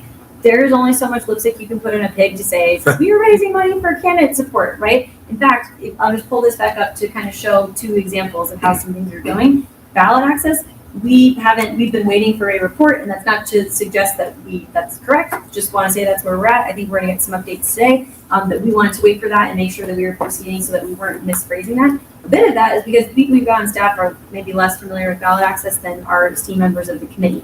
Candidates work. We have a great vision there. We really want to be doubling down on the vertical of sheriffs this next 2 years. So we went ahead, we did a sheriff email, and we got a $1,500 donation out of that, right? So it was still high level, but we were able to proceed without coordinating or waiting on the candidate support committee. And I'm pleased to say I've had some great conversations with them so far. We're going to hear more about their stuff today, which helps us be concrete. I hope this doesn't sound as an excuse that, oh, we can't proceed without hearing from committees. I do want to push, though, all of us to so that we're all aligned on the wavelength of how aggressively staff is driving decisions versus how much committees are driving decisions. We should all just soul search, find what our goal is there for each committee. It might be different per department, and then we can go there. Similarly, though, sometimes we rely on committees to deliver the work, right? So we don't want to promise something that a committee can't deliver on. That would not be great. We wouldn't appreciate it the other way around. So that's just something we can talk about in Miguel's session around collaboration. So hopefully that's really clear. Thank you though for the charter and the enthusiasm. If anyone here feels differently or if everyone agrees with Todd, that's helpful for us to hear from you so we appropriately be aggressive or passive with the vision of the products.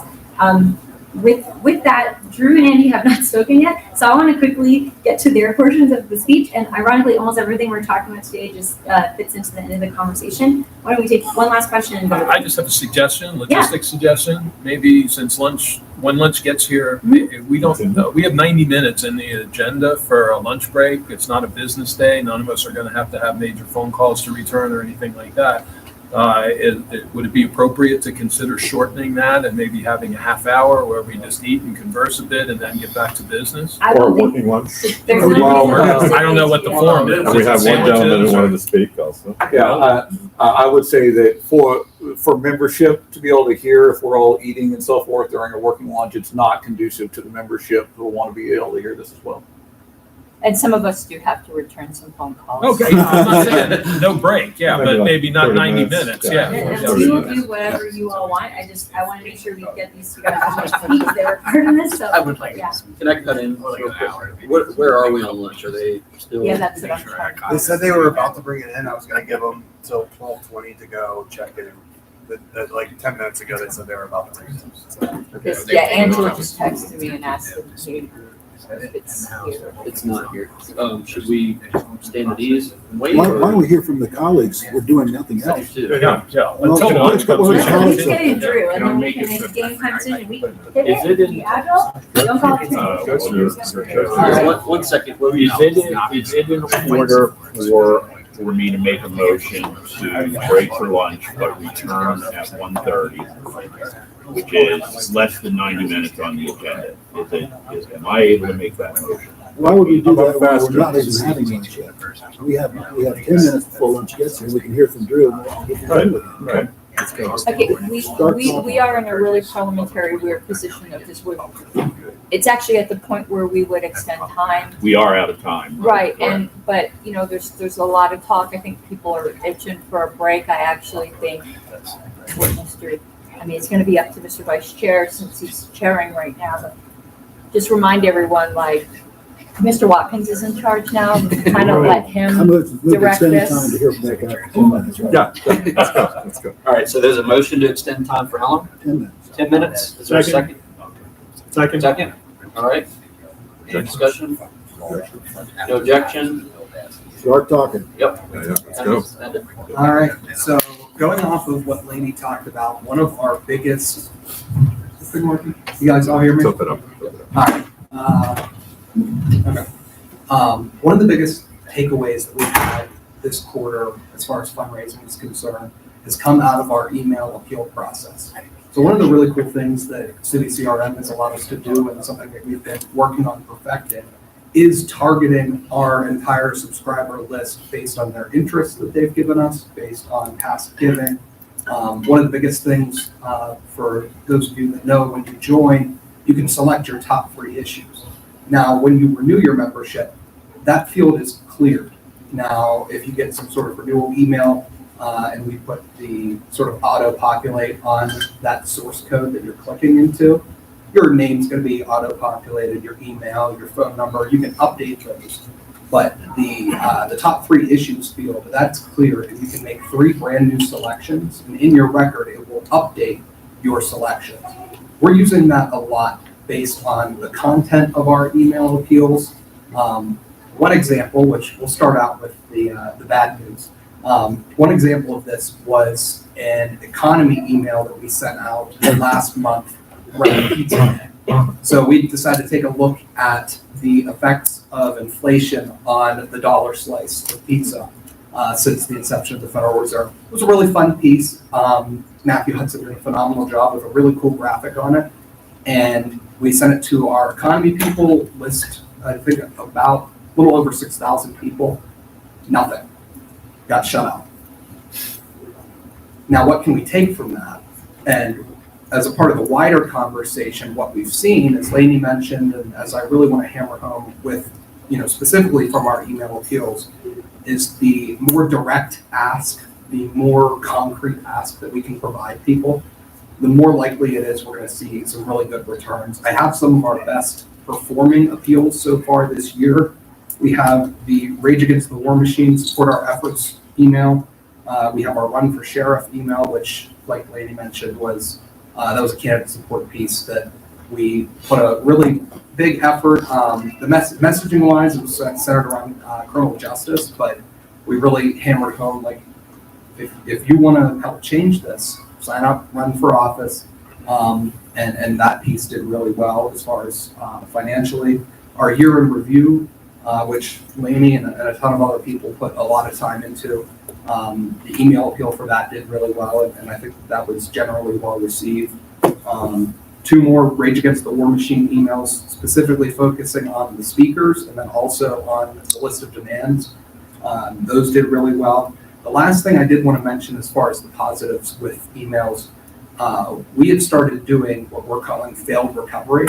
And so City gives us the opportunity to run a simple query of folks that have had a failed donation in a certain window of time.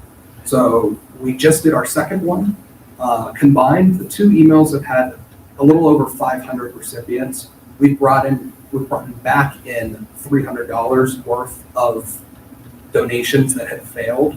The really important part of that is $130 per month, or $130 of that 300 is monthly recurring contributions. So I think this is going to be kind of like a 2-pronged approach, or this is going to kind of kill 2 birds with 1 stone, if birds are real. We have a real opportunity here to not only address our renewal issue, but also to turn that into a positive with our rising monthly recurring contributions. So a lot of this, I think, is, I don't want to take credit for all of this. Luke Troxel, our new fundraising director, has come in and really established a really good working relationship with the rest of the team. I know it was mentioned earlier about the frequency of appeals.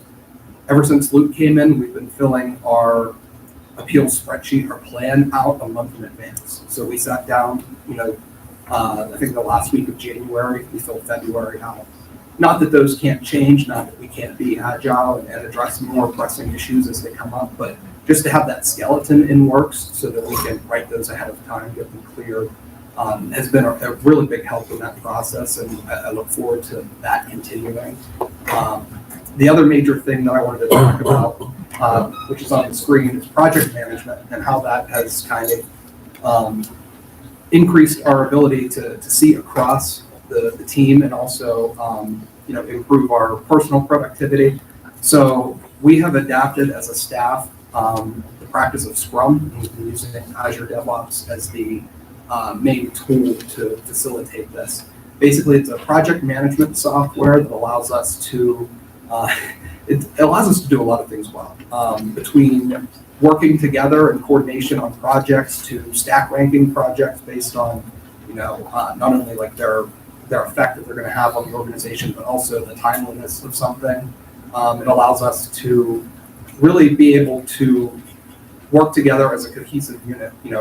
Each of us in our own roles has their own kind of priority rank of stuff that we want to get done, projects that need to get done in a certain time frame.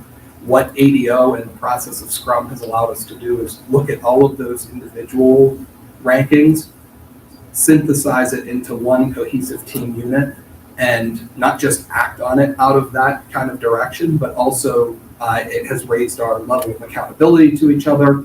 The Scrum process is essentially what we're calling our recurring meeting process. So we have daily stand-ups at the end of the day where we talk about what we did what we did that day, what we're planning to do tomorrow. We operate in 2-week cycles referred to as sprints. And so we have sprint planning where we all come together, we bring our projects to the table, and that's kind of where that ranking system is put in place so that we can move forward. Same thing with mid-sprint planning, that's where we come together, reassess where we are on these projects. And it has really helped, and I'll give a personal example. It was about a month ago, I had a lot on my plate, a bunch of emails that we were trying to get through. Staff member, I told, I keep a detailed list every single day for these stand-ups to make sure I'm, as thorough as possible. Read through my list of what I did, what I had going for tomorrow. Staff member said, hey, my plate, like what is on my plate in ADO, the stuff that I'm assigned to is low. I can help you with this project. I have time to give to this project. Let's work together and get this project off of your plate. It's little stuff like that that, it has that effect. It gives us the ability to plan better. It gives us an ability to reflect better. And it gives us a really, really big advantage as far as working together as a cohesive unit.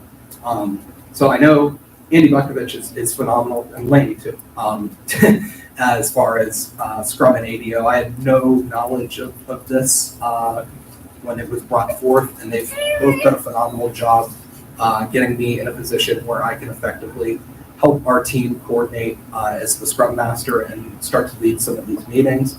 I'm not great at it yet, but I hope to continue to develop with the help of these two. And Andy has a lot more stuff that he can add on top as far as the benefits of Scrum and ADO. But realistically, I think it's been one of anything positive that you're seeing coming out of staff right now, I think can largely be attributed to this new process, because it really has gotten us, firing on all cylinders. Yeah, I was gonna say we probably need time. Yeah, and quick update of gift from Angela. The food is ready out at the restaurant, so we can either break here between Drew and Andy, continue whatever the body wants. So, your progress since we came on in Reno has been phenomenal, and thank you. You have done an awesome job. I appreciate it. Thank you.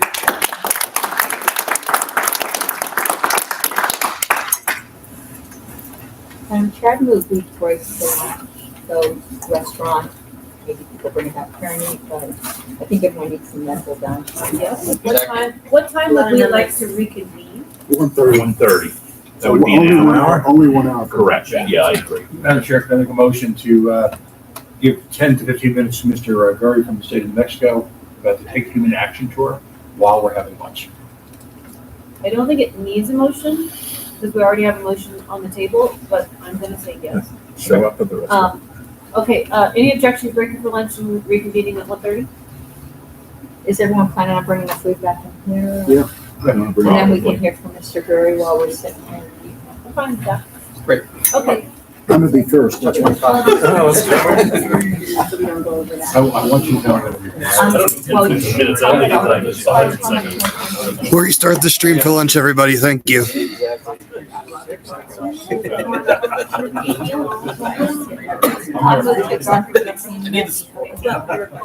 when we go, yeah. So I should take 25 other than the additional time. It's all right. You're out of the tree. I think it's a little good. And you might still get some. This is my one. Changing back to lunch. Sounds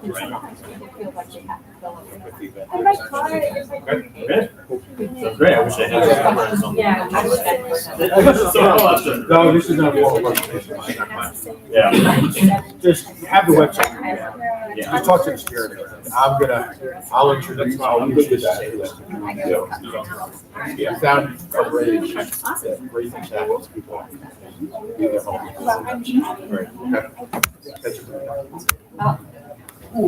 Jersey. It's a Jersey. I didn't realize it's not just my.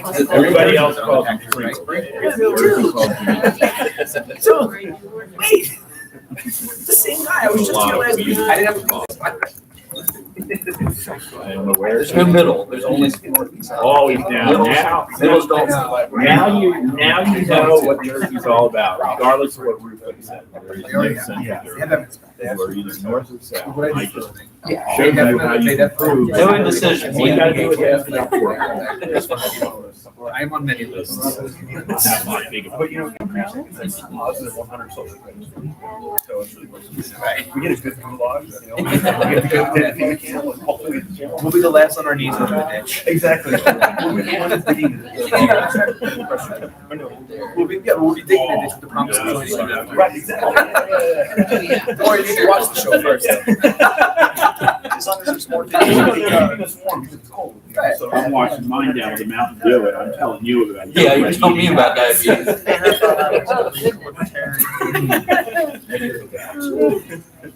Oh, you know what? It's not This code is red so though, and rules. I love the code red. That's even worse. Okay, so this is the thing. Thank you for following that the you rules. don't either I'm sure it does exist. Well, before we do this. Either that was a we need to meme or go that's through real. this That needs to be a I'm thing. pretty sure that That needs to be a thing. You need to say gamer cake, but You got a not bottle of water. coffee. Seriously, though, how about I Coming in on that. There isn't anything in the world that can't be made better. Bro. Right? So like. Barbecue sauce? I have never disagreed with this board so much. Yeah, I never said I was eating it. I was just saying, It should be a thing. like how there's fruity pebbles flavored pancakes. Or we. That looks like, yeah, that sounds better. That's like liquid crack. It looks like something you dump in your engine if You're you're. trying to find like, you know. Never mind, we're on live stream.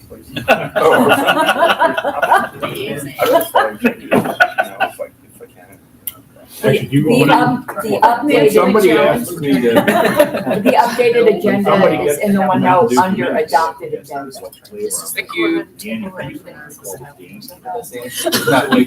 looks like antifreeze. Probably will work. All right, so it's 1:33. Do we have everyone back in the room? I think we I do. believe we do. It's a missing person. Ooh, we're missing. Mark just Mr. stepped Mr. out to Tadeusz. talk to somebody. Who stepped out? Mark. Mr. Tunevich. Oh, okay. I'm gonna call us back to order at 1:33 PM. We are gavelled in. Are there any motions that are coming up? Yes. I move to extend staff reports for an additional 30 minutes. Second. Okay, it's been moved and seconded to extend staff reports for an additional 30 minutes. Are there any objections? Going once, going twice?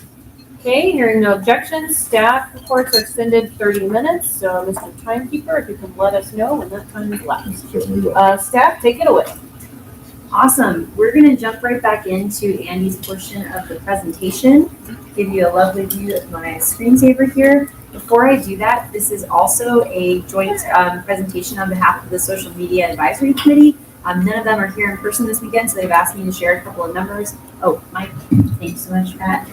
So I'm going to run off those really quickly, then we'll jump back into our regularly scheduled programming. And if anyone has detailed questions on metrics related to social media or anything we're doing there, we'd love to invite everyone to a detailed deep dive on that for the quarter. And you'll be able to also talk to people who are doing all of our social as well. So some quick, really exciting stats.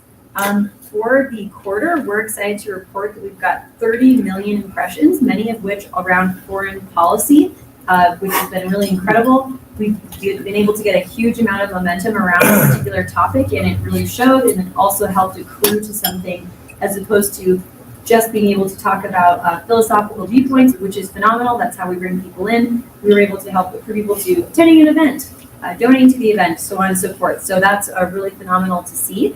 And I really encourage everyone to read Ms. Eiler's report in full. She submitted a whole detailed analysis about Instagram, and I will just read off a couple of awesome numbers from that.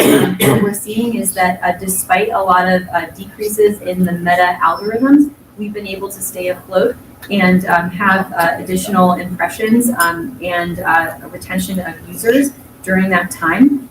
Ms. Eiler goes into some great detail around how we're going to be able to improve upon Instagram moving forward by leveraging reels or video content. And the idea that I'm most excited about that she's discussed, everyone here will be excited about, is the being able to use the section of Instagram where we're able to put sort of stored content. So things like join, learn, donate. This is something that can live on the homepage and we haven't really leveraged. So pretty basic for an account to do. Great idea on her part, and we're going to be doing that very soon. So hopefully that gives a very quick overview. I know that there's even more detail we'll have, and it's best to look at that in a quarterly perspective. So that's what we have the social media committee. Without further ado, I'm going to send us back into our presentation so that Andy can keep us going. We just heard from Drew about Scrum, and Andy, as a sage expert in the Scrum arena, is also going to continue talking about that in this realm. Go ahead, Andy.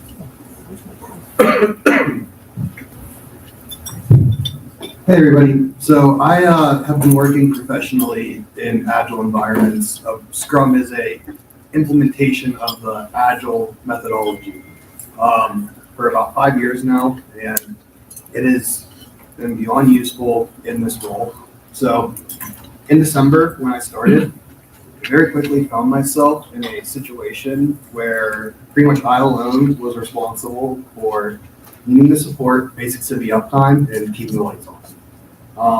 Needing to support states, make sure their tickets get worked on time, that they can be onboarded, that their features that they need can get into the system. Needing to work on non-CRM tech. There's a whole bunch of platforms that we as a party use that are not just Civvy that we spend money on, that also need to be properly looked into and make sure that our tools are serving our needs. I also needed to do the basic root level of what I was supposed to be doing, which is needing to understand our business practices, how our technology supports them, and how I can support Lainey and Luke in their fundraising efforts and our entire operations, right? As you can see, these are pretty disparate concepts that are all equally important and things that we need to be doing as a party. I can report that 3 months later, we have made progress on all of those items, and it would not have been possible without Scrum.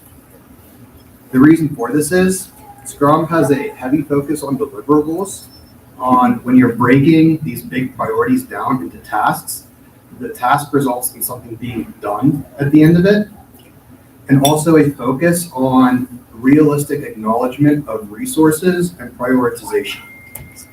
When you do tasks in Agile, they have hours that you think they'll take assigned to them. You have the hours that you have available per week, and you can't schedule more than that because you're not going to get things done. And what it does is force you to, okay, we have these pieces towards this priority, these pieces towards this priority that'll move us closer in these ways that we can focus on above these other things. Prevents you from going down roads that don't actually lead anywhere and making sure that you're consistently moving forward. Wouldn't have been able to do it without Scrum, and we're in a really good spot. What it actually does is allow us to have a roadmap. So a roadmap is kind of what it sounds like. It's where we're going. It's a little bit different than what some people might think of when they think of a typical roadmap. A lot of people think of, okay, we're going to do this, and we've planned out every step from here to there, right? It's actually a different project management style called waterfall. The issue with that is if anything doesn't go according to plan, or if your priorities shift 2 months into the 6-month plan, everything's off track, you're in a really bad spot.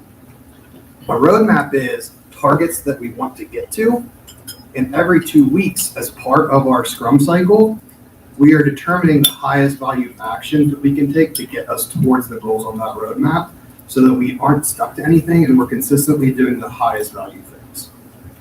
So on that roadmap, we actually have the first thing that's coming up,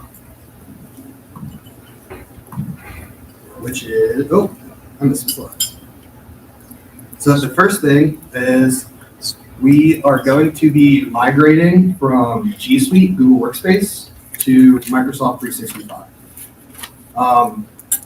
We are going to get a lot more features out of Microsoft 365 than we get for Google, particularly the ability to have a centralized communication platform. We as staff are completely remote.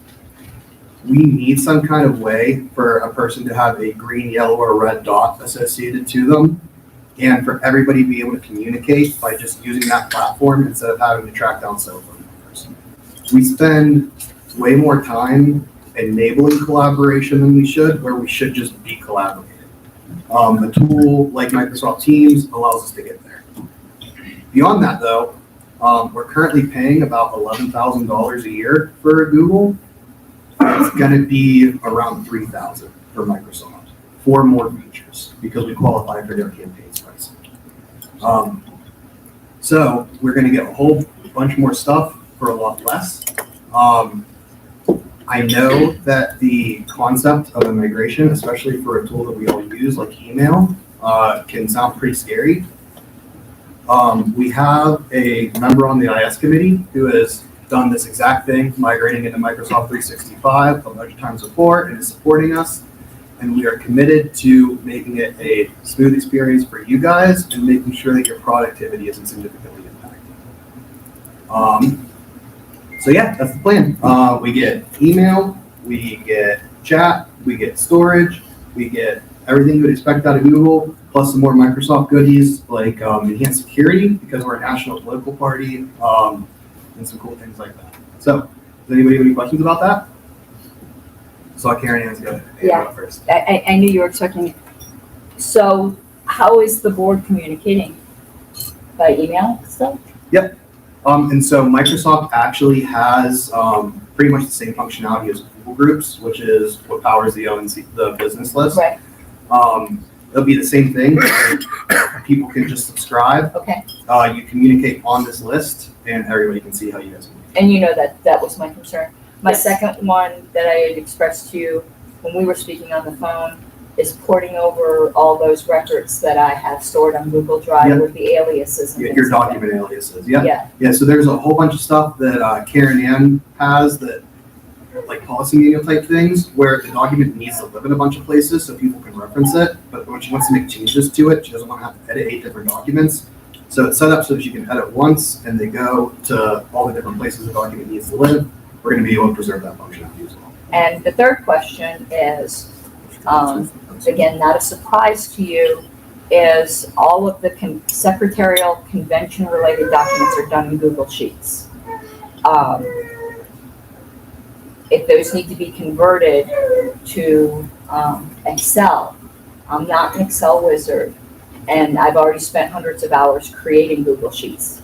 I communicated to you I am unwilling to spend another 100-something hours converting to Excel and be thoroughly embarrassed on the convention floor when a formula doesn't work. So, I had expressed to you that someone, a professional, needs to take those Google Sheets and convert them into Excel and troubleshoot them. Has a plan been made for that?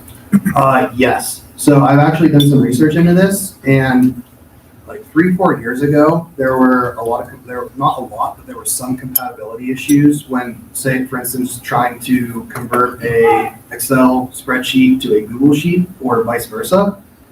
Pretty much all of those issues have been resolved, especially with things like regarding formulas and special functions that aren't available in Excel or aren't available in Sheets. The conversion happens pretty much automatically, and I've read recent orgs that have done this and basically just use the included process and it works. However, we have built into our migration plan testing of that and verification steps with you. And there are professional tools that if for some reason we have an issue with that, we could basically pay to do this conversion. There's tools that break it down a little bit further, and we would still be saving a ton of money. It's just, we're gonna be on CNN, and I'm not going to have a convention spreadsheet fail in front of 1,000 people. No. Okay. Hi, Mark Tunevich. Nice job, Andy. Question one I get two. Question one is, how will you develop our requirements for this movement to Microsoft 365? So this is a little bit of a different case, right? So for things like the CRM, there's a lot that's unclear to us about how people use the tool, and so we have to do a ton of work to make sure that we've captured everybody's needs, right? With this tool, it's email, calendar, chat. We have a really good idea of how people are using it, and the most complicated scenarios are people like the secretary. And we have already worked with many stakeholders like the secretary to make sure that their needs are going to be addressed. Maybe if I can add one thing here too. We're having 2 conversations this weekend, which are actually going to fuel requirements for some stylistic choices, especially when it comes to Teams, Outlook, how separate you want to make teams versus channels within a team. That's the collaboration across committees, productivity, things like that, and then the way we want to communicate. So if there are stylistic choices, we want to ongoing make sure that we're not only supporting your staff who has to work like a full-time remote team, but also everyone who's productive. And we think this is going to have benefits for not only staff and the board, but also many volunteers, which is never possible at the price point of the Google Workspace that we were doing before. Right. I will also add that while the actual requirements of what our tools need to do, I don't think we need to do a lot of gathering on. What is important is people's experience as we transition, and we already have worked with some people to make sure that that's painless. And as we approach when this is going to happen, we will make sure there's communication that goes out so that it is as smooth as possible. And then the second question was, so beyond the additional security, and thank you for that, a nice thing, what do you envision, do both, as the most significant improvements in our communication and productivity? Since, okay, we're duplicating email, we're duplicating this functionality, where is the gain, whether immediately or a year from now? Where are we likely to see big improvements? And you want to go first? So my most obvious one is in communication, especially as I've been onboarding. I can't tell you how many times I've needed to talk to somebody, and then I have to go look up their number that they have in one app, look up the other person I need to collaborate's number with. So more of an integration ask if of they that. can get on this one and create a group chat. It makes it much easier for us to all get in sync. Yeah. And especially because it's so much cheaper, we can start expanding that beyond just staff and LNC and get more of the broader ecosystem into a centralized comms platform. And I'll just add, I think the features I'm most excited about, and let's be honest, usually when you're looking at 2 tools, you're looking at ooh, this one's cheaper, but this one's better. This is cheaper and better and more secure and has more stuff. This is a no-brainer, so we're really confident in this choice. But what I'm most excited about is how this empowers remote work productivity and, frankly, culture. We're going to talk about this later this weekend. It's not the time to get into it now, but Teams is the kind of thing that allows you to be really transparent, be really supportive of your colleagues. Everything we've been talking about with Scrum is all about autonomy and helping everybody grab an oar if they see that someone else needs help, and just more visible work not only makes things more fun and you feel like your work is going somewhere and you're not in a silo in a specific state separate from everyone else, but you can actually do it. So that's what's going to be great about it. Thanks so much. Appreciate it. Hi, I'm fascinated by Agile. And it's interesting because it seems like a lot of the tools like this have come from larger corporations, but quite frankly, they're ideal for small operations, particularly when staffing and resources are an issue. So I'm no expert, but my understanding is there's, 5 phases in Agile. And it's literally over the lifespan of a project. is this gonna be part of our DNA, that you're going to look at each project through this? And I guess I'd just throw out too, are you gonna use Lean Six Sigma, in some of your process analysis? What do you think? Lady, I'll let you take that. Yeah, absolutely. So I think we're jumping ahead in the best way to something we want to leave you with at the end of the presentation. As many of the board knows, we're here not just for business this weekend, but we're also doing strategy meetings and trainings and things like that. Monday morning, if you're still around at 8 a.m., we're going to do a bit of a training on ADO and Scrum, and we're really just hoping to whet your appetite. It's the kind of thing that you can keep learning more and more about. What we really think is amazing in terms of potential for this organization is we can take all of the amazing firepower we have in our committees and volunteers and bring them into the fold so we're developing projects together. And there's so many different project management things that we can be doing to level up in addition to Scrum. I'll give one example. We won't explain it, but Todd and I had a really awesome conversation the other day about something called RACI. It's before anyone gets excited on the call, it's RACI. It's like an acronym, and it essentially talks about who's on point to do something, who's supporting whom, how do we communicate so things aren't lost, and how do we not bother people sort of over communicating, stuff like that. Or you mentioned Lean Six Sigma. There's so many tools that we can be using, and we want to not overburden ourselves with trying to take on too many at once. But the goal is to get any departments and committees who are interested onboarded into this by the end of June, so that we can rock and roll and just get better at project management. Yeah. So we have talked a lot about the benefits on the individual team, right, about Agile.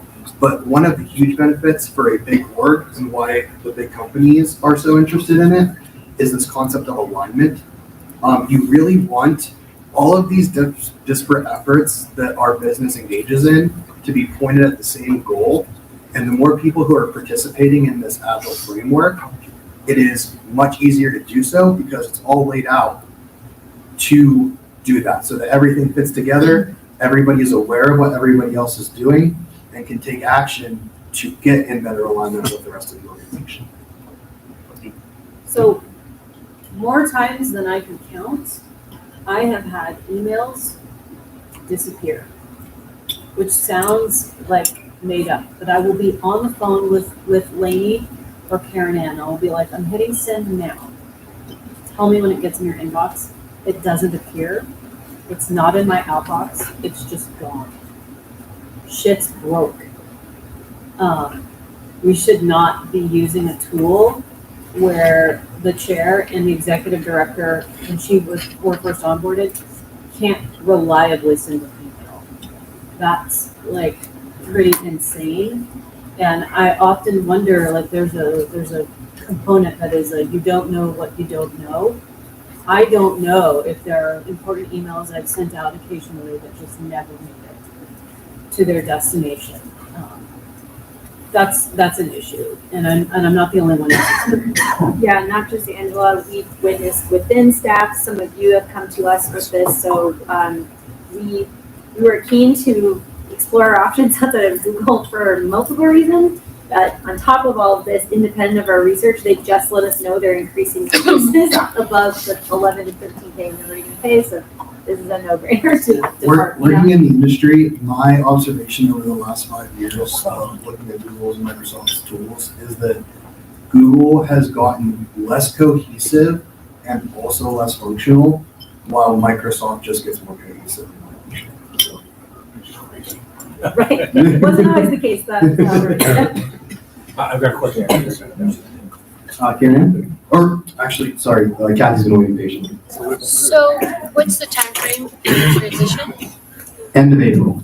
Okay, and you said 11,000 versus 3,000. Is that an annual or monthly? Annual. Yeah. Annual, and what line is that?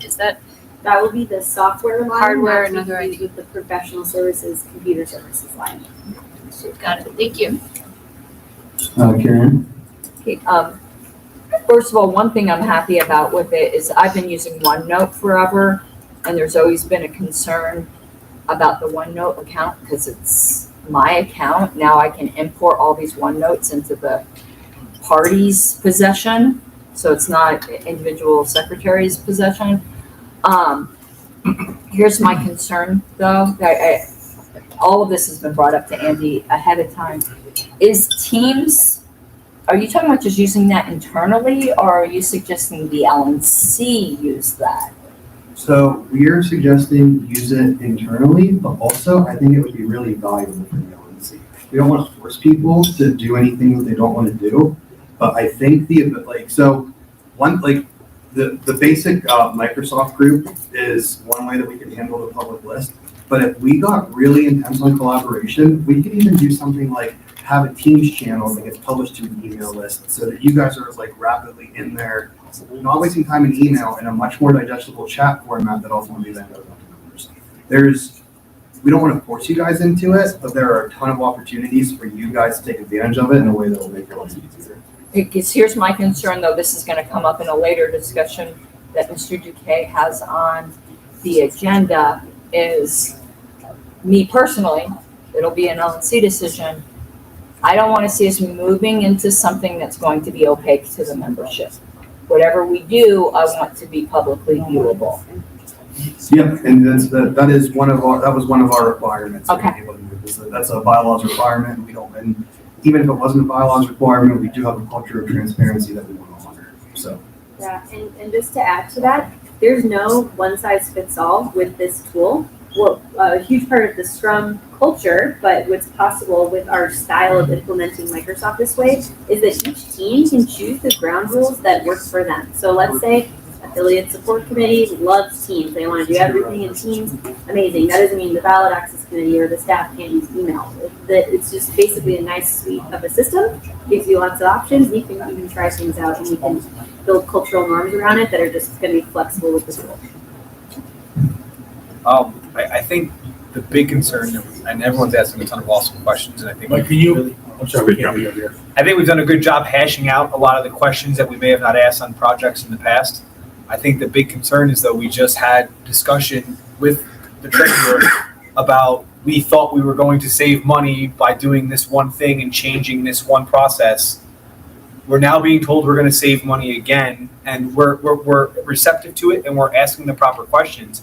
But how do we know we're not going to be sitting here 6 months from now having the same conversation about the Microsoft transition that we had about the Civi CRM? And I'm not trying to be difficult. I just want to make sure that's a really great question. Everybody watching heard that conversation this morning, and I think everybody who's watching needs to get that clarification that we will not be in that same position, or we will do the best we can to make sure we're far from that position. So I think the big thing is that the staff involved and the people who are going to be doing that may have done things like that before, but they had never exported a Razor's Edge database, imported it to Civi CRM, and then tried to get functionality there, right? The difference with this is that we have an IS committee member who will be involved with this and staff who is Microsoft certified. That the IS committee member has done this exact process several times in a corporate setting. I have done similar things and have dev experience to be able to support it. That's why I don't think you have to worry about it, is that this is not like hypothetical and we have a plan to do things that haven't been done before. This is Liz Del Signore just doing stuff on the weekend that she does all week long. This is also a much more narrow in scope project. Absolutely. Very different. And much less money, obviously. There is a tremendous amount of data, like for example, in secretary's files, but there's not a tremendous amount of data in 18,000 member files. That's a good question, and I'd love to talk to you offline. But within this process, we've got literally 50 years or so of collateral, I'll call it. It could be videos, it could be pictures, it could be documents. You know, Karen Ann's group has done an amazing job of pulling these together. You know, are you contemplating something like a product like AIR or something like that, or does this have sort of that data warehousing? Yeah. So like in Google, we store a lot of that stuff on Google Drive, right? Microsoft has Microsoft OneDrive, which is pretty much the exact same thing. Right. But is there any real intelligent? I mean, I'm just saying, and we'll take it offline. I'm just saying, is there potential for artificial intelligence implementations of projects like AIR, which can look to these assets and form their own, if you will? I'm actually not familiar with AIR, but I don't want to get into it a ton at this meeting. Right. But regarding AI capabilities on our tech stack, and have a lot of really good ideas that are actually going to be implementable. Karen? Yeah, our Google groups, you might not know this, you might need to investigate this, downloadable like in some form. Like when we used to be on Hypermail, I was able to download like a QZip or whatever heck file it was, and then we shoved it on LP so that those old LNC email archives got preserved. I'm concerned about the current Google group. I don't mind switching to a new server, but for historical purposes, I want to be able to preserve the old LNC list. Is there a way to download the Google groups so that we can stick them on LPDF? So there's two things there. The first is that, so these groups, because we're actually migrating the groups themselves, all of the messages will stay. Oh, that's fine. The only limitation is that they're threaded in Google. They will be flattened so they appear in like the order they happened in Microsoft. That's the one part of this that I'm not super happy with. The other option is yes, and I don't know this for sure, but I would be shocked if you could. I don't know if you can do it as an average user, but if I can't go into the Google admin console and download the record of that group. Once I could tell you, there's a lot of groups that used Yahoo before, and downloading those Yahoo groups was a nightmare. I have a feeling that it'll be a little bit easier to download these at least. Bob? Yeah, just a couple of quick things. So, first of all, Treasurer has a folder also that I want to make sure gets, so just put me on the list. It's not nearly as extensive, but it has years of financials and some analysis. Second thing, like for people who don't know Scrum, I know nothing about IT or IS, but the way I've always explained it, and I've used it extensively, is if you can get yourself to spend 20% more of your time on things that actually are driving goals, and you can get yourself to spend to be 20% more efficient on the time you're working on those goals, then you suddenly are 44% more efficient. That's essentially what Scrum does, and I think it's fantastic, and I think this is a really good thing that we're doing. The one criticism and or comment that I just want to make is we have done a lot of work on internal mechanisms and getting the business right. We need to quickly transition into using these tools to make money.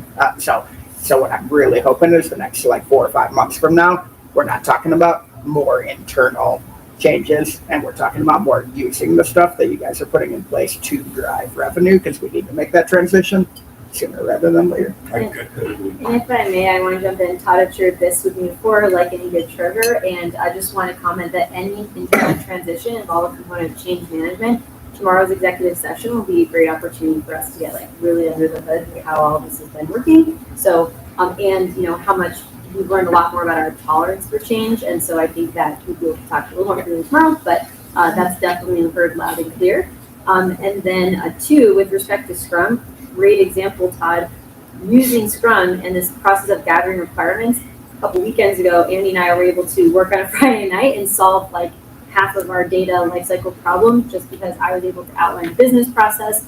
We will do this. We knew we had the bandwidth because of the way we're doing Scrum. So it's the kind of thing where you're building the foundation of a house, so you can build a great house.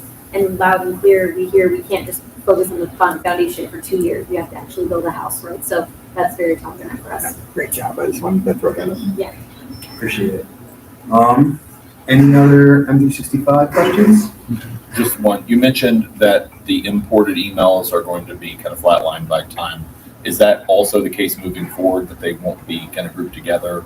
That's my understanding. Okay. Is that then that's going to so that gets us in compliance with like the bare and tech we call this the minimum viable product, right? Using just the Microsoft group gets us bare minimal. We need to be in compliance with the bylaws. There are some alternative solutions, like I said, the Teams chat and things where you actually can thread things and then publish that to some kind of email list or website that we could make it a lot smoother. But we just wanted to make sure that we, at the very least, were meeting the bylaws. And this does that. Although, agreed, this is the one area where I'm not like super excited about that user experience. Yeah, I'm just thinking in practicality, right? Like sometimes we're firing off a lot of emails very quickly. And if they're coming through and maybe I didn't get this one before here on Google, it shows up as I'm writing my email right above. So like sometimes I change what I'm even responding because I see someone else has said it. And I know for a fact it flattens out the imported things from Google. I am pretty sure that like it's a flat conversation structure in the groups too, and I would rather tell you guys that because that's the worst outcome. But I could be wrong about that. If you might be able to do threads like once you're in Microsoft, it just like can't replicate the logic that Google uses to do threads to port that into Microsoft. That's it. So, Thank you. Comment, Madam Chair? Okay, oh, 30 minutes. 30 minutes is up. Where are we at on staff reports? Another big piece that I believe we're going to hear. I move to extend for 15 minutes. Second. Okay, it's been moved and seconded to extend time for 15 minutes. Okay, cool. So, Wait, well, I appreciate your enthusiasm. Any objections? Going once? Going twice? Hearing no objections, time is extended for 15 minutes. Mr. Timekeeper. okay, so the next thing on the roadmap, and this is the most far out concrete thing that we have, is we are working with a partner with City CRM. They are a silver partner on City's website to do a complete evaluation of our City CRM. So what this means is that we have a lot of opportunities to improve City, and some things that I don't think anybody is happy about, like for instance, performance, that we want to empower states and make City a lot better, that we are not in a position to do that quickly. So the purpose of this evaluation is for things like security, where cities really lock down a lot of things that states should be able to do on their own, they can't do.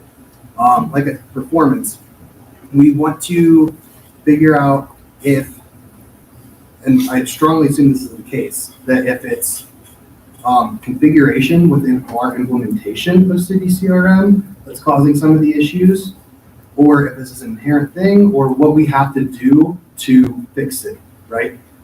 So that way we just can, when we're determining the next part of the roadmap for next year, I think there's a lot of speculation and uncertainty about the future of City. And I just want to like really reassure people that we are committed, and we are doing this evaluation specifically to figure out what it's going to take us to get City to a place where everybody can not just like be satisfied with it, be proud of it, and be excited to use it, and that's making us a lot more. So that's just that's the bare bones. I'm sure you guys are gonna have a lot of questions about the evaluation, or maybe not. Yeah, how long is it gonna take? What was the date they gave us? April 7th. April 7th. April 7th? About a month. Yeah. Then after that, you'll have a concrete set of actionables that you're gonna have come out of that you're gonna start working with? Yeah, you have to work into our roadmap. Because we, there are certain fundraising activities that Lainey would like to do that Lainey and Luke just can't do right now. And then there's also, I hear from states that there's stuff that they would like to be able to do that they just can't, that is possible within City, but it's just locked down to having national access. But to really fix that is going to require like a full review of our security. So that's going to be another thing that they're going to give us. There will be, that's like security revision is a deliverable in the report that we can then go take action on. Okay, I have a few questions. When does it start? Starts Monday. Yeah. Okay. Cost-wise, is this a fixed cost or an hourly rate thing? It's a hourly rate at a set number of hours. So there's a cap. Okay. Yeah. And then what is the budgeted amount that you think it's going to cost right now? So let me address this, what we're doing, because the plan A is that we get this evaluation and then this vendor is like, oh my gosh, thank you so much for letting us look under the hood. We think we can do X, Y, Z things to help improve your car, right? So what we're signing is 2 agreements. One is for the one-time finite hourly rate to get this evaluation. And then after that, we're anticipating additional work together. They, by all intents and everything we've seen so far, they're a phenomenal partner, and so we probably will be working with them longer. That said, the budget for it is around $7,000. Things occasionally move a little bit, but that's the rough amount. Okay. Just for the evaluation? Just for the evaluation, although I will just say, we've talked to other vendors and we've gotten quotes around 1,000 or 2,000. So whoa, 7,000, that's a whole lot more. The reason why we're going with this vendor, not only because they come really highly recommended and they're extremely invested in cities, their city shop particularly, is because they're not just hoping to like run some diagnostics and say, this is why your site is loading at 5 to 10 second speeds. They're going to thoroughly look through, give us some materials. So think of it almost like we bought a really old house and they're going to build a blueprint for us. So if we don't want to work with them, we can take that blueprint to another architect to do additional stuff. Hopefully that gives some context. I should also add too that when I say evaluation, like there's a bunch of stuff that's happening. And one of the things is actual documentation will be provided as a result of this. There's a lot of things related to security, related to onboarding the state even, that we are going to have documentation on after they do this. That's part of the contract. And we will be in a much, even beyond just like the improvements that they're going to give us advice on, just day-to-day support of city. We have a hard time with right now because of the staff situation. And this will put us in a tremendously better position to be able to respond to states and national states. And if I can add a little clarity to that metaphor, and then we'll come back to Dustin. When I say as if we purchase an old house, what I'm not trying to suggest is city's old or it's bad. It's that imagine you now find yourself in possession of something which has value, but it's not well defined and it's not in a cookie cutter. Here are the plans of something you just bought, a model home, that came right off the rack, in 2020, right? Like this is something that we need to kind of look under the hood and get some experts to map out for us. So that's why we're investing with this team. So, two little pieces. One of them you could probably answer in one or a couple words. How many hours is 7K worth? It's 45, although I would just say, I'd love for us if we're going to get really detailed, like this is a public discussion, and when we negotiate, we're dealing with negotiation, let's make sure that we're keeping our negotiation position, and we'd be happy to provide any details that they want to see on top of that. That's all I was looking for. And then the last little piece, part of the investigation is kind of open-ended from their end. From our end, what are the specific things we're asking them to look at, and have we consulted states on what we should be looking to help do? You want to take So, that? yeah, I think the best way is probably just to read like this thing. Yes, we could. I just want to make sure within time, I have it largely memorized, so I'm happy to go through that. So we're essentially looking at 5 big things. And what I want to be really clear about before I even read these 5 things is these are fundamentals of how software is configured and built. What we're not doing, and there's no way we'd want to hire to do this, it's way too expensive, is hiring another firm to what's called gather requirements for our organization. We want to be the people who are the experts on our own customer. We want to be doing empathy in-house and making sure that we are asking people about their needs. So what we're not trying to do is extract from this, what does a political director need out of city, right? What we are trying to do is figure out, why is city taking 5 to 10 seconds to load? So it's a much more neutral, agnostic, technical IT thing that we're getting. That said, here's what's in the list. Number 1, let me go in no particular order. I'm going to list out the 5 as we can since we're doing this by memory. Performance. If you're not in the tech industry, lest anyone be confused, performance is an official jargon term and it really means speed. And so it's about the efficiency with which a tool can do something. Why that's real important for a CRM is time is money. So if you're collecting donations, you need stuff to load quickly so you can tackle a donor, make a call, move on, etc. It's also really important if you're doing analysis. If the tool is like chugging, going really slow, it just slows everything down, and everyone's been there before where things take a long time. So performance is number 1. 2, we are looking into documentation and trying to understand that. 3, we're trying to understand permissions and user arrangements. Like Andy mentioned, something that we've noticed as a fresh pair of eyes on the tool is that the tool has been designed to be very gate-kept, right? There are pros to a gatekeeping strategy. There are cons to a gatekeeping strategy. What it does mean, though, is that if the state wants something done, there's not a great way to give them the narrow access that they need, or even someone just in a committee, the narrow access that they need to get what they want accomplished. This sort of evaluation, or it's less an appraisal, more of an index, will help us map out how the permissions are set up, and look at industry best standards for city specifically to see how we can map out those permissions a little bit better, with the intent that we want to push more empowerment down to our state IT directors. So that's a big area there. And then similarly, we are one of the most complex configurations of city on the planet, right? We have 52 sites that we manage. It's what's called a multi-site piece of software. I think the next layer down that we've been able to discover of anyone who uses open source software of city is 20 multi-sites. So this vendor is actually really excited to work with us because we have a very complicated old house, or like a ancient house that we're sort of working with. So they're going to be looking at the configuration, seeing if it was created in a way that's not only going to optimize this unique 52 site situation, but also again applying what they know about industry best standards. And they've reassured us that they've worked on this before with a site that has a team that has 9 multi-sites. So they've got some experience. And then finally, they're looking at something they call data integrity. This is the least important of our list because we can go infinite on this.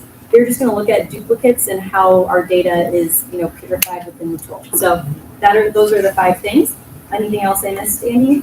Those are the 5 things in the contract. I just wanted to say a word that I wanted to say earlier about to mention about why we wanted to do it in the first place, which is similar to us discovering that a lot of things are locked down from states. We've also discovered that almost all of the design choices in city were made under the framework of this is a tool for states that is being administered by national, right? So state business needs have been considered in the development of city, but national business needs really weren't a part of the conversation, and the state of city shows it. And so when we're talking about the documentation to do enhancements and stuff, that's a big part of what we're talking about. It's just the ability to actually, we don't want to be led by a tool. We want to lead the tool, right? And so we want to make sure our tool's working for us. And we just, that's the main impetus for this, is just that this kind of formal, what do we actually need? What would it take to get our current tool there? Hasn't ever been formally done. Much appreciated. Any other questions for staff? And the last thing I wanted to mention is, so this is a thing I wanted to just lay out the roadmap, but end on a positive note of a good thing we've already done. The big thing that people in states were frustrated with is lack of response time when communicating with national about issues and also getting their issues solved quickly. We have kind of revamped how we're approaching that ticketing process. And I want to shout out David Atkin on staff. He has been immeasurably valuable in hopping on that process and making sure that things are getting worked quickly. And even when we have issues that cause things to not be worked quickly, that people are at least getting responses and knowing that they're not being left out in the lurch. So I think that people are going to have a much better user experience and be excited about that, and really think we'll do. So that's it for me. Nobody has questions. Do you have any data that you would be able to publish on that? Because that's one of the areas where personal perception is going to win 8 times out of 10 unless you provide an alternate view. And so for folks that I know in Region 7 that have had issues in getting responsive communication, that if there's a way that we can objectively show that, no, it's getting better, when you move an inch at a time, you don't know you moved a yard until you've done so many of those steps, right? And then when you look back, you go, oh, wow, yeah, this is a lot better than it was before, but in the moment it's not. So I would love to see any type of data that I could send down to my region that would help, to anybody else that would help in communicating how that is making an impact. So in addition to the little tease of AI stuff on the roadmap that we want to start working on, one of the other things I'll tell you that's down the roadmap is key performance indicators, of which this would be one. A big weakness that we have from a technical perspective is that we should be able to pull up a dashboard with average basic name search time, average ticket response time, average daily users of SID, average searches per user, right? These metrics that give us an actual insight into the health of the system and how we're doing. We don't have those yet, but that is on the road. Will be extremely valuable to us, and it's on the roadmap to be able to get you those kind of things. I'd love to also jump in that technical tickets are not the only place that we want to be doing great customer service. Drew did an amazing job managing our info inbox, and he tries to get back to things timely and with thorough answers. But honestly, I think something that we should all have a discussion about to optimize all of our operations is how are we handling things that come into individual email boxes. I've noticed that that's something that I don't think it would take much work, really just like a document about if this, then that. But for everyone here, we can also be helping how we are improving response times and routing things to the right person. And that also includes how we're, setting expectations on our website. So that's something we should definitely follow up on, either in executive session tomorrow, because that will be related to some more talent stuff, or in any other discussions to make sure we're getting that info to users. There are no other questions for me. I'll get back to Lainey. Sweet, and I think we're probably pretty close to time, so I'm gonna make this Thank you, everybody. fast so we can move on. Yep, Thank you, big you're right. round of applause for Lainey. I'm going to really truncate these slides. You got them all, and we're gonna be following up with the written report with any of the answers to these questions that we documented here. So I'm gonna just fly through this. What I want to just note is that I hope that what we accomplished today was a really good inventory of what the things are that bring in revenue, so that we can start to understand, okay, why is the number going up? Why is the number going down? What we are doing next is, like I mentioned, articulating a roadmap, not only of the goals, but the big plans of what we want to tackle by June 30th. And I'm really excited to work with Todd as a huge piece of that to identify what are our targets, meaning like what's the goal, which might be slightly different from the budget that we thought of way back in December, now that we have more information. And then, might be more ambitious, might be less ambitious. And then 2, what are the forecasts? So what are we predicting so that we're building that information? But in general, there are several strategies that we want to be working on to make sure we're growing, just some really high level things, improving lifecycle operations, streamlining funnels, enriching that member experience. So it's not just like, hey, please give us $5 a month, but you're getting something for that. And it feels like a really good experience. And then making sure that we are launching any known project-based fundraising as soon as we possibly can, to Todd's point earlier, and then partnering to get more concrete to make sure that all of your vision in the areas that you are really great at in the political arena are being manifested in ways that raise money. So that's what's on the roadmap for growth. And then with political impact, really, I can summarize all this to say that we're excited to bring people on and do a lot of interesting things with volunteers we should touch on tomorrow, since that's a talent-related discussion. But really, it does harness around project management and triaging, right? So I know that doesn't sound very exciting, but I hope you heard a lot of examples today. This really can 10x an organization if we get good at building an environment where good ideas can come from anywhere. Ideas are welcome, but we're routing them to the right place. We're putting them in a priority order, and then we're tackling them systematically and communicating about that. That's our big dream for Q2, and we're excited to work with everyone to do that with you in your capacity as a board member, in your capacity as a volunteer, in your capacity as committee participants. So thank you guys, and if there's any other questions, I know we've taken a lot of time, but I think it was well worth it. Thank you very much. If I forgot to shout out 3 volunteers, without which we would be in real big trouble. Ken Molman continues to be the primary infra guy, and I cannot thank him enough. John Fetzko and Jay Norton both we have issues with Civi that have to get responded to, and they hop on them extremely quickly at odd hours of the night, and they're just volunteers, so we all owe them tremendous thanks. So. Okay, next item on the agenda, I believe, is the regional reports. First, yes? Did the legal update change? Do we have council's report? Or do we not have a staff report? Oh, council's report, you're right. Oliver didn't send it. You did not? Would you like to call him off to the side to see? It's not my intention to put him on the spot. Yeah. But Madam Chair, I indicated that immediately after. Now I've got to look at my text to you to remember what I was going to do.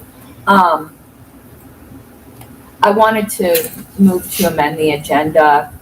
I wanted to discuss the delegate allocations, something I should have done during my report. This is prompted by a question by Mr. Pankey during staff reports, and I actually would like to amend the agenda to have 5 minutes to do that now. Okay. Second. All right, it's been moved and seconded to amend the agenda to discuss delegate allocations for 5 minutes. Yeah. Because Yeah, you're fine. I don't get her very much. Where Mr. Pankey had brought up questions about membership definitions, that was, Objections, right? oh, I need to talk. Okay, good.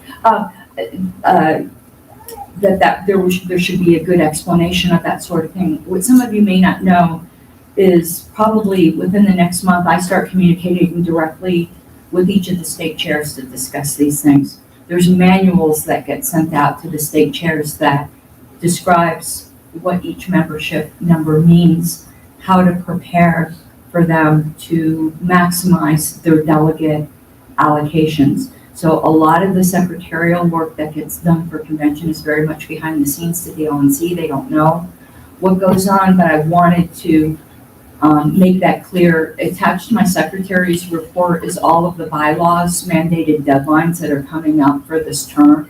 And the next major deadline is delegate allocations. So everyone's delegate counts that will count in the formula for their delegate allocations is the end of October.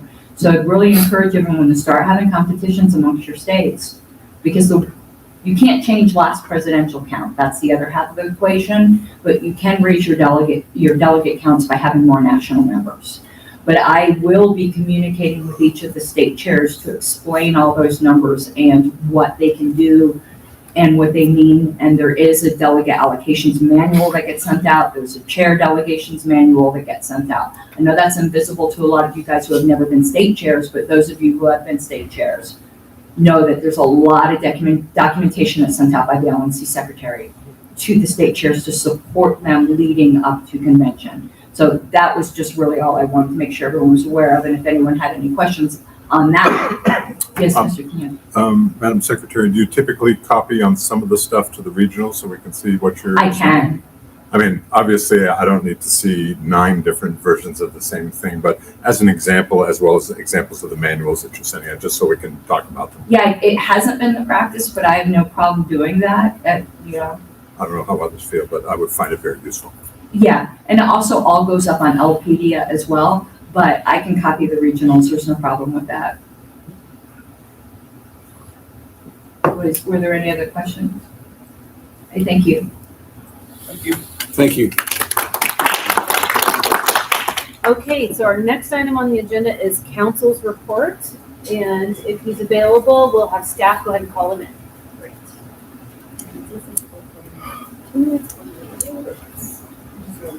Yes. Do you need a motion for executive session? I don't know if any of this needs to be, does it? So I thought I'd get him on the phone before I. Fair, that's fair. I was just wondering. Probably.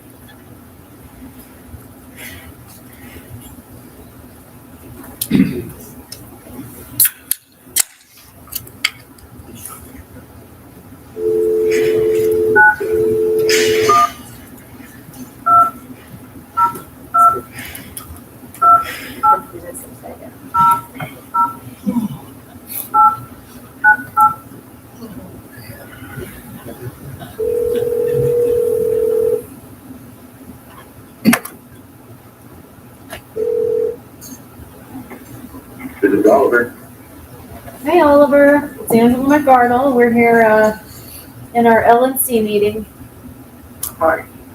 So we would love a brief update from you. We're not in executive session yet. Do you have anything that would be appropriate to share with the general public?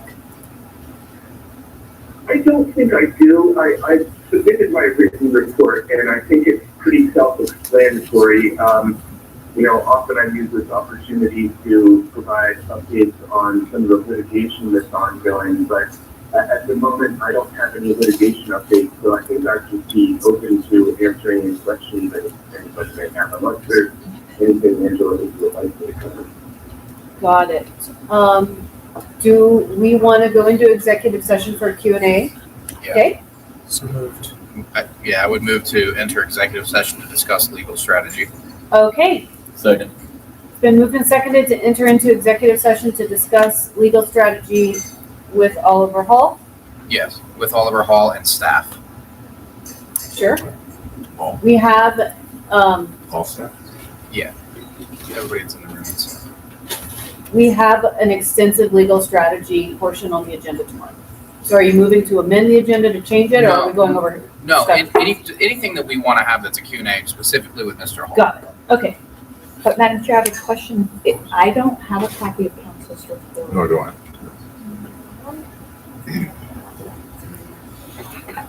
Because it would be, at least the public portion would be in OneNote if and look. I never, Mr. Hall, I do not use karen.ann.harlow.lp.org. I use secretary, so I never received that. If you could forward that to me, I'll get it into the OneNote. No worries. I will send it now. Is this gonna be? Okay, I'm sorry, did I send the report to an incorrect email address? Yeah, and that's fine. I'll get with you afterwards. Okay. Okay, I'm guessing it's gonna be. It normally isn't, we usually ask Oliver, is it public or? Is it appropriate to put your, report up on the public list? I think it is. We typically have done that in the past. Got it. And I try to keep the report so that they could be maintained as confidential if that's your preference, but that, if you do disclose them, there's something confidential. That's fine. We'll make this available to the public. Okay, so are there any objections to going into executive session right now? Once, go twice with staff. Okay, so we are gonna go into executive session. So those of you who are guests who are not staff, you guys can hang out outside. We'll try to go as quickly as possible to be respectful of your time as well, and we'll bring you back in as soon as we're done.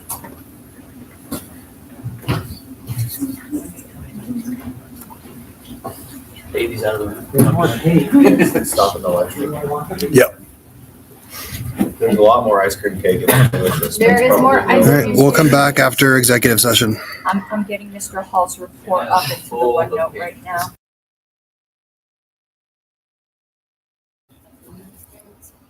All right, everybody, we're back from executive session. Oop.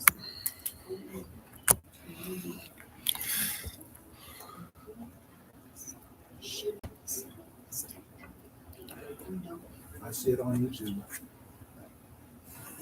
And so since we were having this meeting. Stream is back up. Okay, now I believe the next item on our agenda for today is region reports. And we will begin with Region 1, which is Mr. Bouquet and Ms. Yanuskevich. You're on.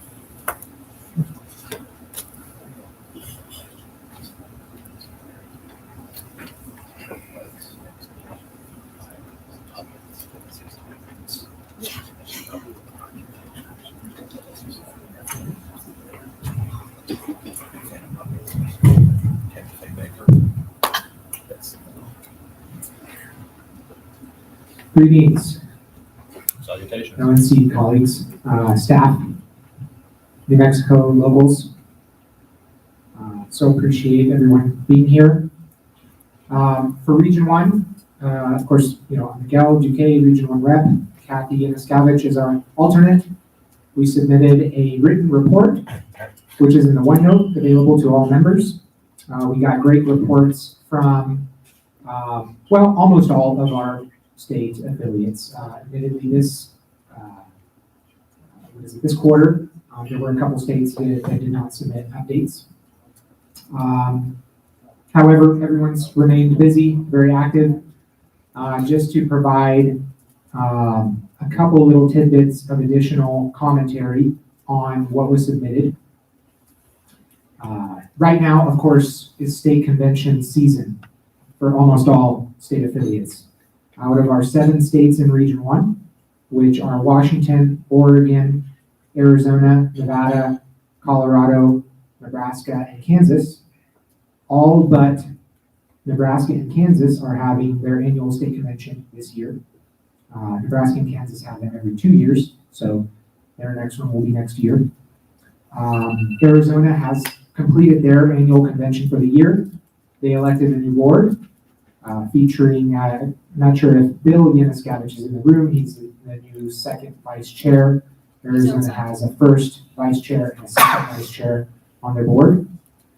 So congratulations to the new board of Arizona. They're already working very hard to take the organization to new heights. So essentially coming up in state conventions in Region 1 will be not necessarily in this order, but I think roughly in this order. Washington at the end of this month. We're very excited for our state convention. We'll feature a lot of great speakers.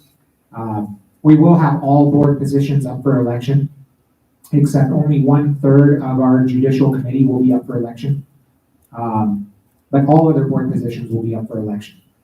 And we will have definitely some incumbents, so to speak, staying on the board of Washington. We'll have some new talent stepping up to take those positions. I have previously, or up till now, served as at-large representative for LP Washington, one of 8 at-large representatives. I'll no longer be seeking any board position with Washington just so that I can focus on my LNC responsibilities. My wife, Anna Johnson Duque, she'll be rerunning for chair of LP Washington. And I hope nobody runs against her, just speaking frankly, but nobody's going to be running against her because she's, honestly, they don't want anybody else running LP Washington, just to be honest. We have great speakers like the philosopher Jack Lloyd. They do really awesome stuff, music videos and other cool digital content, and they're going to be doing some great events. We're going to have karaoke. We've got Clint Russell of Liberty Lockdown Podcast. He and I are teaming up to participate in a debate against, so to speak, a couple of Washington-based radio hosts that are Republicans, and we'll be debating the prompt more or less is, should libertarians vote Republican or vice versa? And naturally, Clint Russell and I will be debating not the affirmative per se, but we'll be debating why Republicans should vote Libertarian. Kathy and I will be attending, either her or I will be attending all of our state conventions this year. They're not to be missed. Let's see, after Washington Convention, there will be the LP Oregon Convention at the end, that's the last weekend of May. It's actually, I want to say, Memorial Day weekend. And I want to say those dates are roughly like the 26th or 28th of May. Yes. So actually it's Sunday, the Sunday of that weekend, and it will be in, I want to say it's pronounced Tigard, Oregon, in the Portland, Oregon area.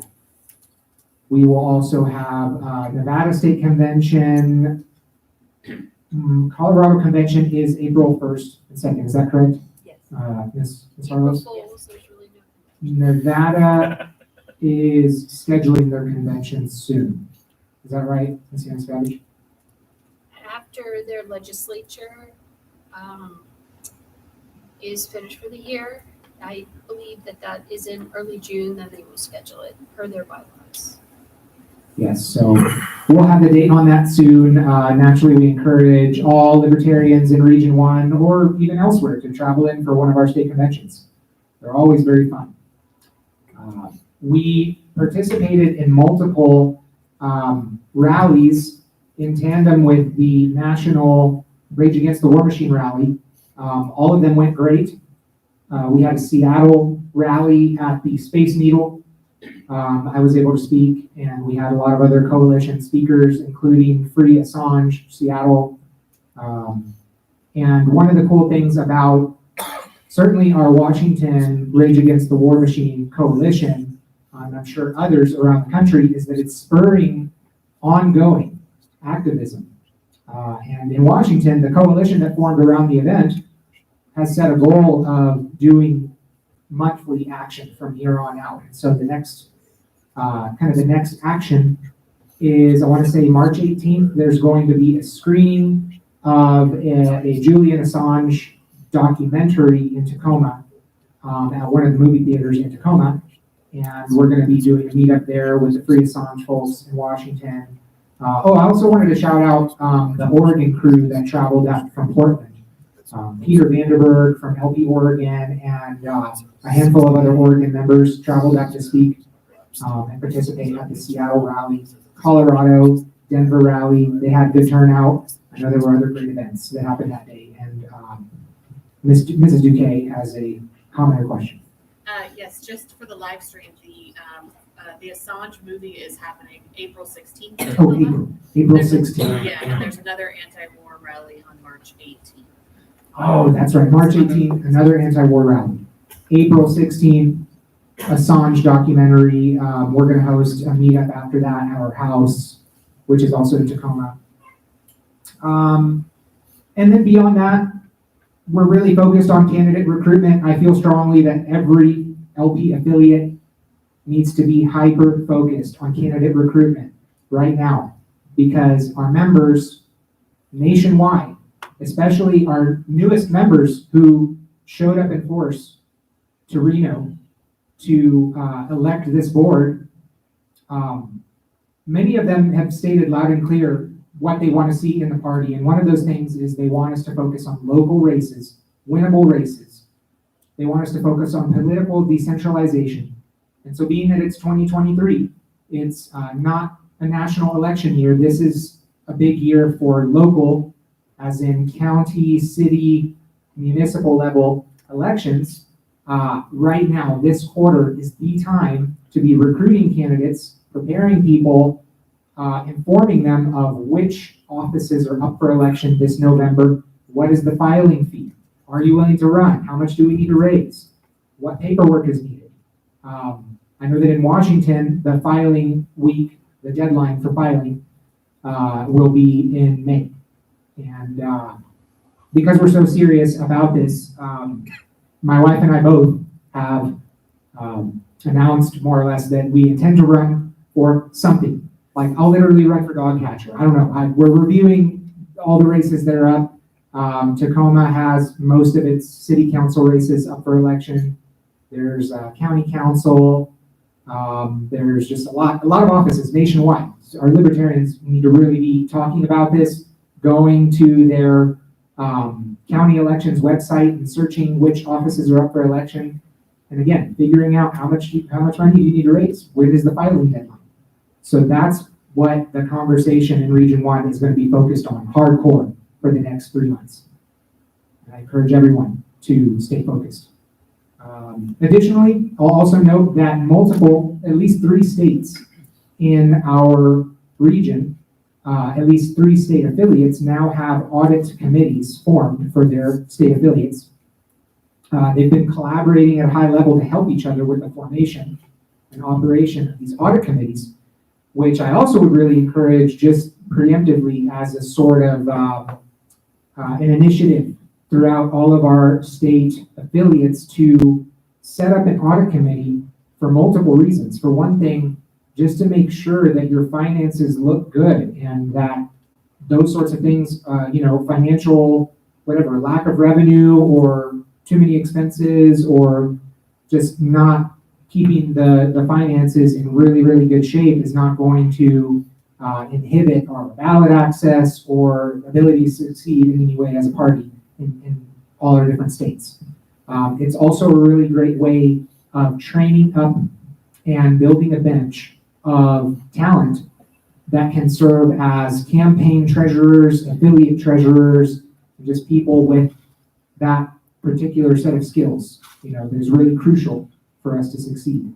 So we are very grateful to our audit committee volunteers who on a monthly basis are reviewing the finances and reporting at our SEC meetings, and they're helping with any continual improvement possible. So I'll leave it at that because everything else can be read in the report, but those are just some additional verbal comments. Thank you very much.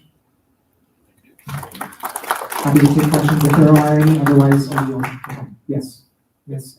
Harlows. It's more of a comment for Colorado, and I would encourage this in other states, not just the elected positions, but the appointed ones. We just had someone in, I don't know whether this is common in other states, but we have taxing districts, metro taxing districts for like the planned unit developments. And they never go away, they never dissolve themselves, even though they're supposed to. So we just had a Douglas County Libertarian who got, is actually going to be elected. No one else ran. They're gonna have an election with just his name on the ballot, and that happens all the time in these taxing districts. And you can make a big difference by getting on those boards and voting to dissolve them. Yes. And also nearly every county has appointed positions. We had a Douglas County commissioner come and speak to us, and I go, why aren't there libertarians on these committees? And he said, because no libertarians are applying for them. So those are in all of your counties. A lot of times, and I went and looked at the list, no applicants. It isn't even that libertarians aren't applying for them, nobody is.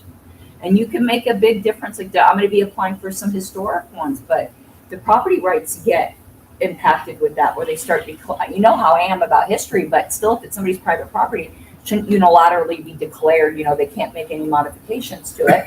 We want to preserve it, find a voluntary way for the county to buy it, or something. So we can make big differences on these local boards, and people aren't even applying for them. We could walk right in. So please do that. They're all over the place. It's not just Colorado.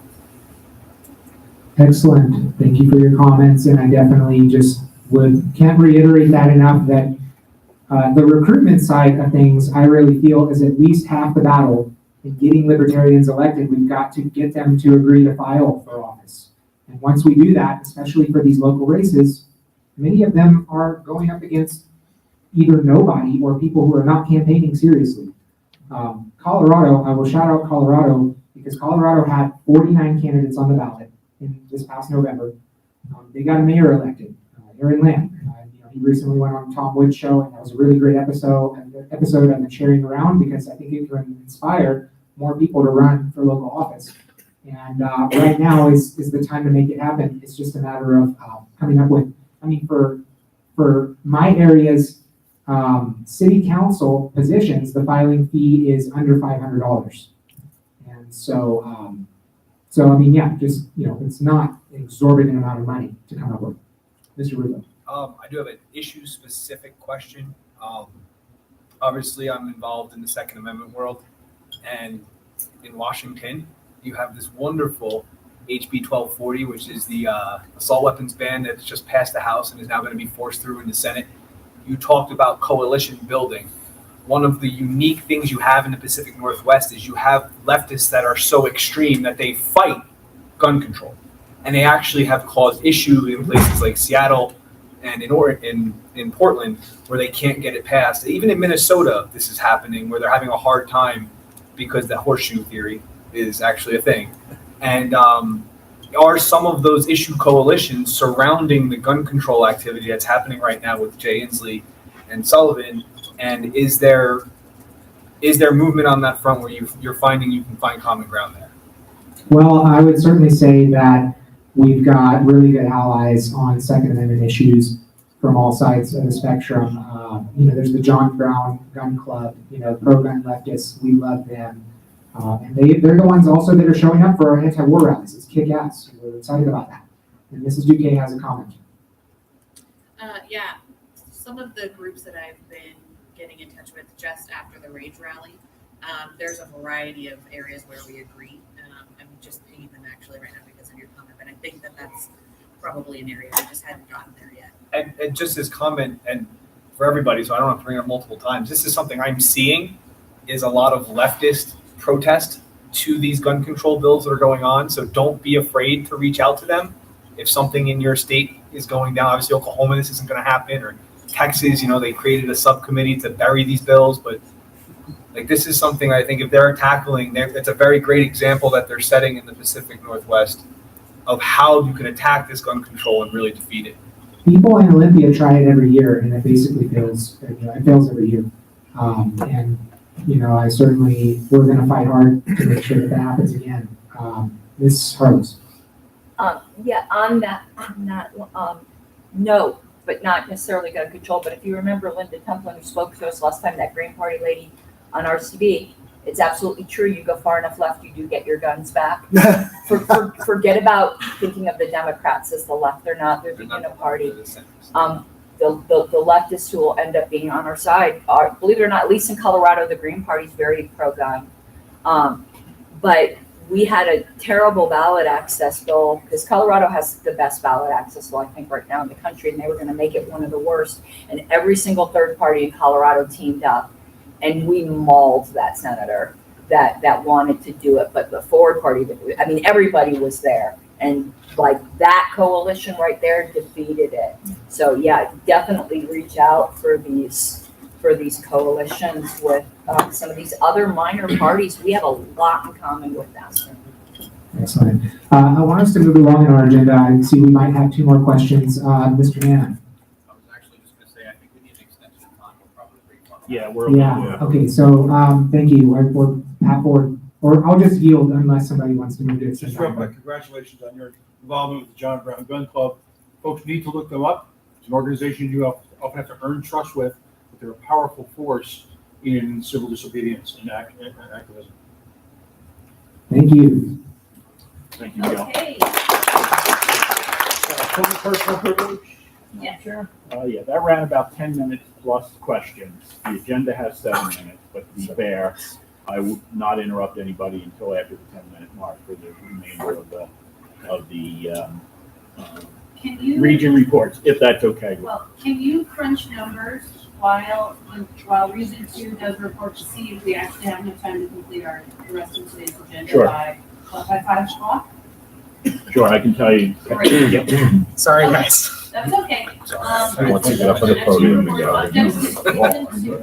I'm Martin Cowan, and I am the alternate representative of Region 2, and Dave Benner is not here because he is at the Tennessee State Convention today, and I'm honored to take his place.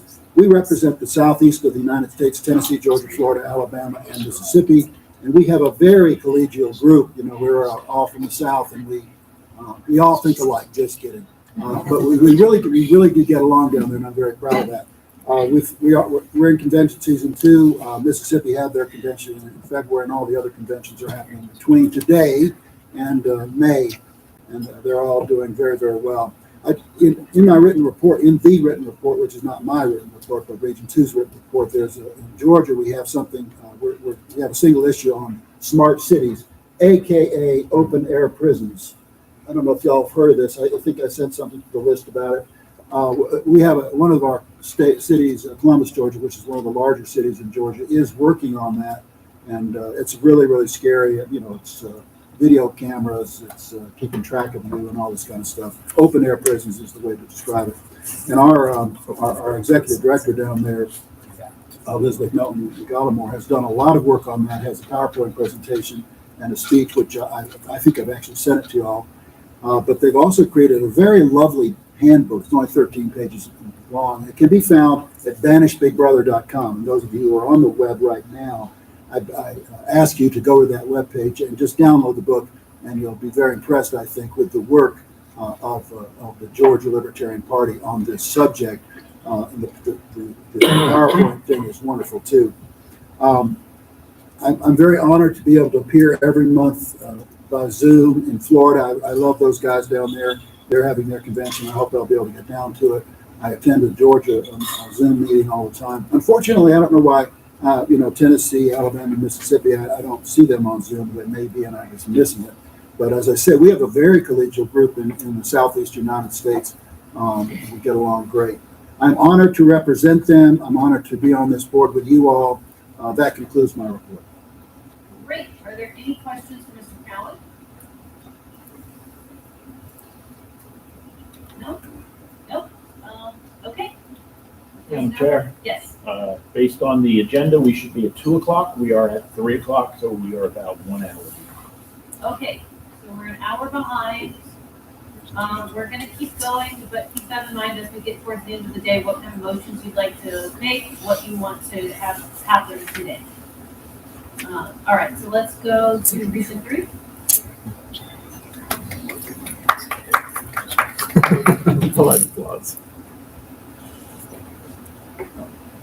All right, thanks everybody. I'm Dustin Nan. I'm sure you all know me by now.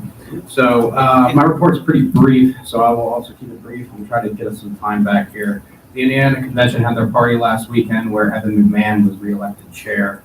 At that convention, Donald Rainwater announced that he was going to run for their gubernatorial nomination as well. So he's going to be running in 2024. That's great news. Those of you who don't know, he did extremely well last time he ran in 2020. So I'm very excited about that. And the app on my phone just crashed, so I lost my report. Give me 1 second. So much for being brief. Oh, it's on the screen behind you. Oh, it's a lot. I got it back. We're good. Kentucky had a convention February 16th through the 18th. They passed a rules proposal switching to a central committee model. So therefore, they did not elect a chair at that convention. However, about a week later, they elected a new chair. His name is Charles Altendorf. And they also nominated 2 candidates for statewide office. For treasurer, they nominated Mr. Ken Molman, and for treasurer, they nominated Mr. Robert Perry Rather, and for secretary of state, they nominated Mr. Ken Molman. At that convention, we were able to raise close to $6,000 for their ballot access. They have to each get 5,000 ballot signatures to appear on the ballot. So that was a very successful fundraising on the spot. We did that by soliciting donations based upon the fact that myself and the candidates would match donations. So it was a triple match. So that was very successful. Michigan is currently embroiled in a well-known controversy, which we'll be discussing later this weekend. Competing conventions are currently scheduled for April 1st in 2 locations. There are various legal issues surrounding the situation which cannot be discussed in public. The Ohio party held their Central Committee organizational meeting on January 14th, where I was elected chair of the executive committee. And we are also hosting a regional conference in the Dayton area on July 28th through the 30th. It'll be at the Hope Hotel and Richard C. Holbrook Conference Center. So I invite you all to come out, especially those of you, I hope to see you there, Randall. I'll be there. All right, especially those of you close to Region 3 or in Region 3, which I think right now is just me and Randall. But love to see you guys out there. And anybody that is on the LNC who would like to lend their expertise, we will have. So what we do is we have conventions and conferences. On the odd years, we have conferences. At our conferences, there's no business. So it's all training and fun stuff. So we're looking for a lot of people to do training so that we can book up the whole weekend, training and speakers. So if anybody's interested in that, has a specific topic that they want to discuss, I know I've already talked to Ms. Harlow about coming out to talk about Robert's rules. I know, right? Very exciting stuff. But if anybody has any ideas of something they would be good to speak about, and we're able to find you a slot, we will pay for your airfare and we will pay for your hotel room. Meals will be comped. So if anybody has any ideas about something they'd like to come talk about, that would be the time. That's all I got, unless you got questions. Yes, Ms. Harlow. Yeah, this shady character, Dustin Nana, keeps appearing throughout this report. I don't know how you let him in the party. I know, he's a terrible guy. You guys should stay away from him. Yes, Mr. Daniel. I'd just like to take this moment to poke and prod everybody in this room. Ken Molman's running for statewide office and needs ballot access support. If you guys want to support Ken Molman, and he's supported all of you in the past, please reach out to him. What's he running for? He's running for Secretary of State on fair elections in Kentucky. It's an office. Did he run for treasurer?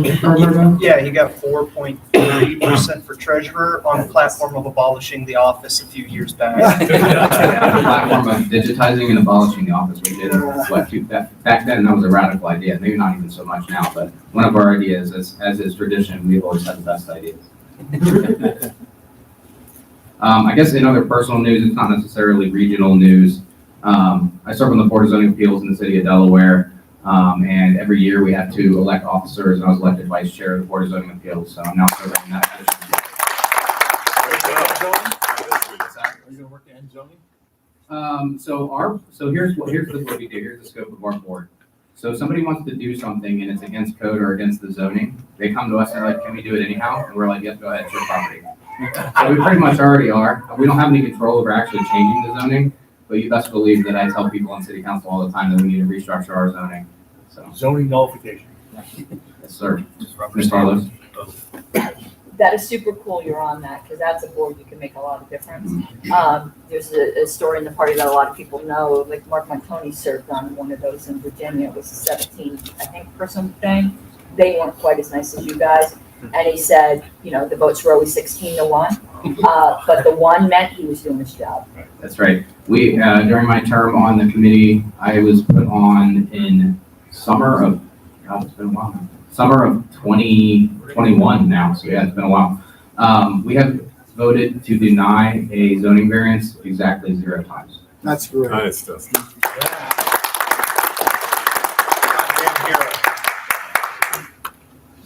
Yes, Ms. Houston. Yeah, on that note, as we are exploring opportunities for future coalitions, I've spoken with some members of the wing of the Democrat Party, ironically, and they have a lot of different flavors there too, and they're really interested in studying zoning and ways that we can decrease regulation. So if that's interesting to follow on, I'd love to see if there's some people who are coalition with them. Yes, certainly. A lot of it has to do with single-family zoning and exclusionary practices that drive home values, and I can bore you all with that, but I will not. Tiny houses, homeless people, like that's zoning can make a big difference in people's lives. Anybody else? Mr. Tanyevich? I just wanted to say, as a former member of my town zoning board of appeal, I just want to say, way to go. It is an important role for sure. I appreciate it. It's a lot of fun. I love it. Is that it? All right, folks, thank you so much.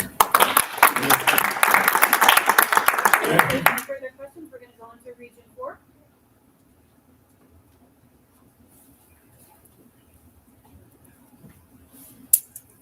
Hello, everyone. My name is Joshua Clark. I am the Region 4 alternate, standing in for Ms. Carrie Eiler, who is not here this weekend. So Region 4 is just California. California, we have 230,989 freedom-loving individuals registered in California as Libertarian, 1.06% of the population. So that's pretty awesome, considering California's not the most libertarian, but we have the most libertarians. So, prior to the 2022 election, the former chair and the newly elected chair, in cooperation with several county affiliates, submitted 61 arguments against ballot initiatives. So that was really awesome because those appeared in the various counties' voting guides, and it saved the taxpayers about 8.8 million in the ballot initiatives that were defeated. So that was awesome. I will say that Mimi Robson, the former chair, decided not to seek re-election. And so we just had our convention February 17th and 19th. Adrian F. Malagon was elected chair. I just want to say thank you to Mimi for all of her years of service. Yeah, so we have pretty much a new executive committee. Lots of different people were elected. We had a very successful gala during the convention. We raised over $11,000 for the state and its candidate support committee. And then also, I think this is pretty awesome, the same weekend, because our convention was the weekend of the Rage Against the War Machine rally. We did have several sister rallies going on in California, as well as our convention, and those were in Santa Cruz, San Francisco, Fresno, and Los Angeles. And that's really all I wanted to touch on today. Any questions? Yes. It's somewhat of a joke question, but can we trade all the Californians that moved to Colorado, that is California and Colorado, and take your 1.06% libertarians and move them to Colorado? We'll give you Boulder. No. Damn it. All right, thank you. Questions? All right. Up next, we have Region 5. If there is a Region 5 report to be given. It is. I just have not been able to get the written report in, but I intend to do that after I get home this weekend. Been waiting on something from Mr. Calburn, Pennsylvania chair. He's just been pretty busy with their convention. They just finished up last weekend, and then he had a personal medical issue heading home from that. So we're going to give him a little time to recover. I think he's good. I talked to him a little bit last night. It seems like he's doing okay. Maryland, they broke 1.5% in their gubernatorial race, and they have achieved ballot access for the presidential year. I think this is the second time they've done that in 50 years, is what they said. They've been supporting legislation like Defend the Guard, ending qualified immunity, no knock raid, stuff like that. And they seem to be gaining a lot of traction there. A lot of their members also helped with the rally, several of them. And that was great to have. DC has been pretty dormant, but they're working on starting up some happy hours here soon. Delaware, their convention will be taking place May 20th, and they have speakers like Spike and Maj, and they'll also be doing a comedy show fundraiser April 7th. West Virginia, also convention season, April 15th will be their convention. They have a camp speaking, and they'll be looking for candidates this year for the upcoming election. Virginia seems to be getting back on its feet. You may know we had our special convention back in, that was December. December 10th. Yeah, yep. So they're pretty much on track now. Holly Ward and Celeste Garrett were removed from their positions due to their actions involved with the events at the 9/11 meeting. So there's a new chair, a new vice chair, a new secretary. They're still working on filling vacancies from the other congressional district seats, but it seems to be working out very well. And the corporate entity was reinstated, I think a couple months ago now, maybe a month or two ago. So they seem to be back on track, thankfully. North Carolina, they just had their convention, I think, today. And now they're gearing up for the election cycle. And they've also been working with a pastor in the city of Gastonia because the city is harassing him for trying to help homeless people on his own property. Like he got trailers and stuff and put them on his own property, and then the city's trying to, shut him down with zoning laws and stuff like that. So join your zoning board to stop that from happening. But that's pretty much it for Region 5. Any questions for Region 5? More of a comment. I'm sure you were finding in some of the issues that are going on with some states that boards incorporate because for limited liability, starting to think it's more trouble than it's worth. And each of these boards is in your regions, if they're incorporated, for the love of God, have them have an attorney look at it because some corporate laws will supersede your bylaws and deprive your members of rights. So really have attorneys look at the nonprofit corporation law in your state. Didn't turn out to be a problem in Virginia, but I've been looking at it in a lot of states, including Colorado. Our notice requirements are different because of corporation law. So I'm just not so sure it's worth it, but it's each state, take a look at that. Any other questions? Okay, if there's no other questions, we're gonna go on to Region 6. Thank you, Madam Chair. Good afternoon, everyone. Mark Tujevich. Outside voice, a little louder. Sorry, a little tired. Mark Tujevich, recently elected Region 6 Chair, so I'll do this briefly, and Madam Secretary, I'll get you some bullets real soon on them. Region 6 includes for the stream North and South Dakota, Iowa, Montana, Minnesota, Illinois, Utah, Wisconsin, and South Carolina. Go figure. When I spoke with the chairs in agreeing to serve in this capacity, it was with the general agreement that we would focus on cooperation, increased communication and collaboration, and also an important focus on being a drama-free region. And I think that's top of mind.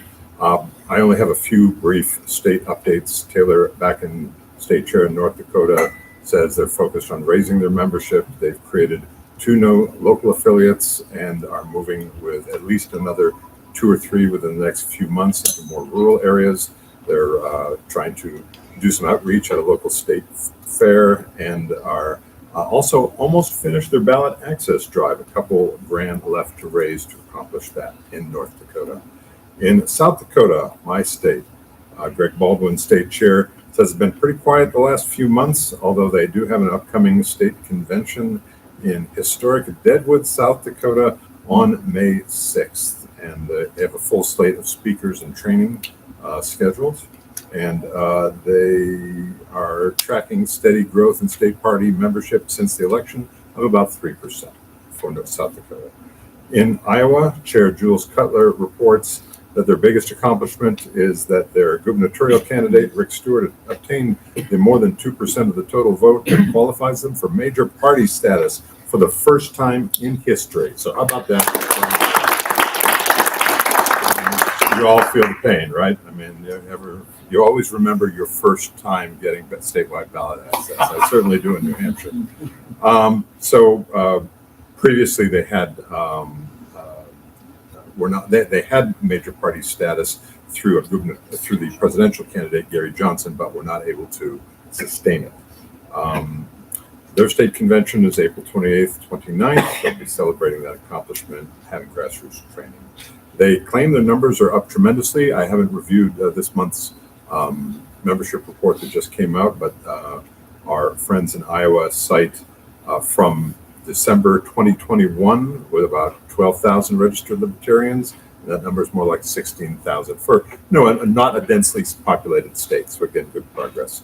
And lastly, our friends in Iowa want to invite and encourage any potential candidate for the LP presidential nomination to visit them for their state,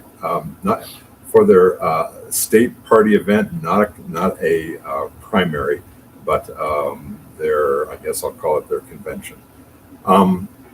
So enough on, and those are the only states I have updates on. My apologies. I did see some email traffic inquiring regarding New Mexico. So at our last convention, I was present at the organizing meetings for this region. And my recollection is that we organized with New Mexico's participation. The chair actually led the meetings, the chair from the former affiliate, you would say, and created our region accordingly. However, prior to the end of the convention, the chair reported, former chair, I should say, reported that his board would not permit him to sign the affiliate agreement. So that left Region 6 all of this year with New Mexico not officially in the region, although we would not exist if it were not for that participation going forward.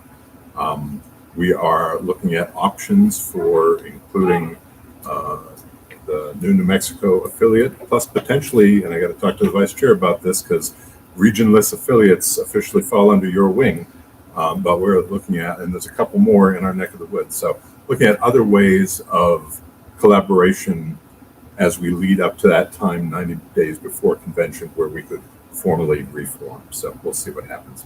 So the chairs have not taken that matter up as yet, but we're certainly talking about it. Lastly, in terms of alternate election, we do have plans to elect a Region 6 alternate this month.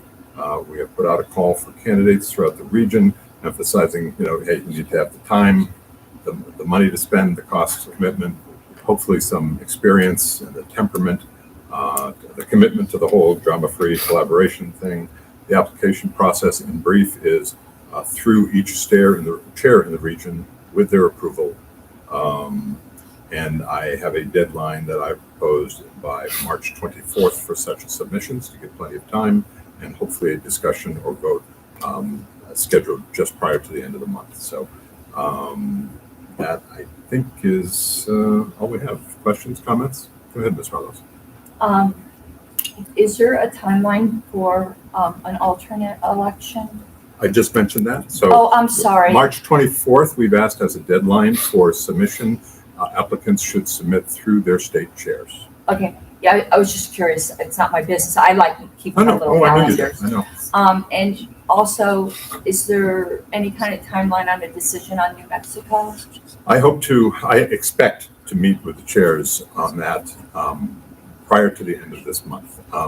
So I was going to meet with them prior to this meeting, ran out of time, and knowing that we'd be hanging with our New Mexico homies tonight, I figured there'd be probably input from yourself, from others, from them, as to possible things that could be done. So I said, why don't you wait till I get back? I'm sure I'll have more information. And I hope I'm not speaking out of turn, and if I am, just tell me I am. No. Because it seems to me that a decision on them might impact a potential alternate election in case they want to nominate somebody. Right. So obviously it's Region 6's business. I've told you that a million times. I would just encourage, perhaps that to be brought up. I don't know if they want to nominate anyone, but I would hate for them to miss that opportunity if Sure. they are part of the region. And we're trying to emphasize among candidate qualifications, first, people not just with experience in your own state party board, but ideally folks who have either national LP committee experience, national committee experience, et cetera, so that there would be sort of a quickened learning curve, if you will. And I have no word on any candidates thus far. Oh yeah, and I wouldn't press you for that. I was just curious. I'll put in my little deadlines, that's all. Sure, yeah. So, and other questions? Yeah, go ahead. Yeah, can you just review again real quick? My question is, if somehow New Mexico decides that they're not in Region 6, or the region decides, however that decision is made, does that bring Region 6 under the 10% threshold?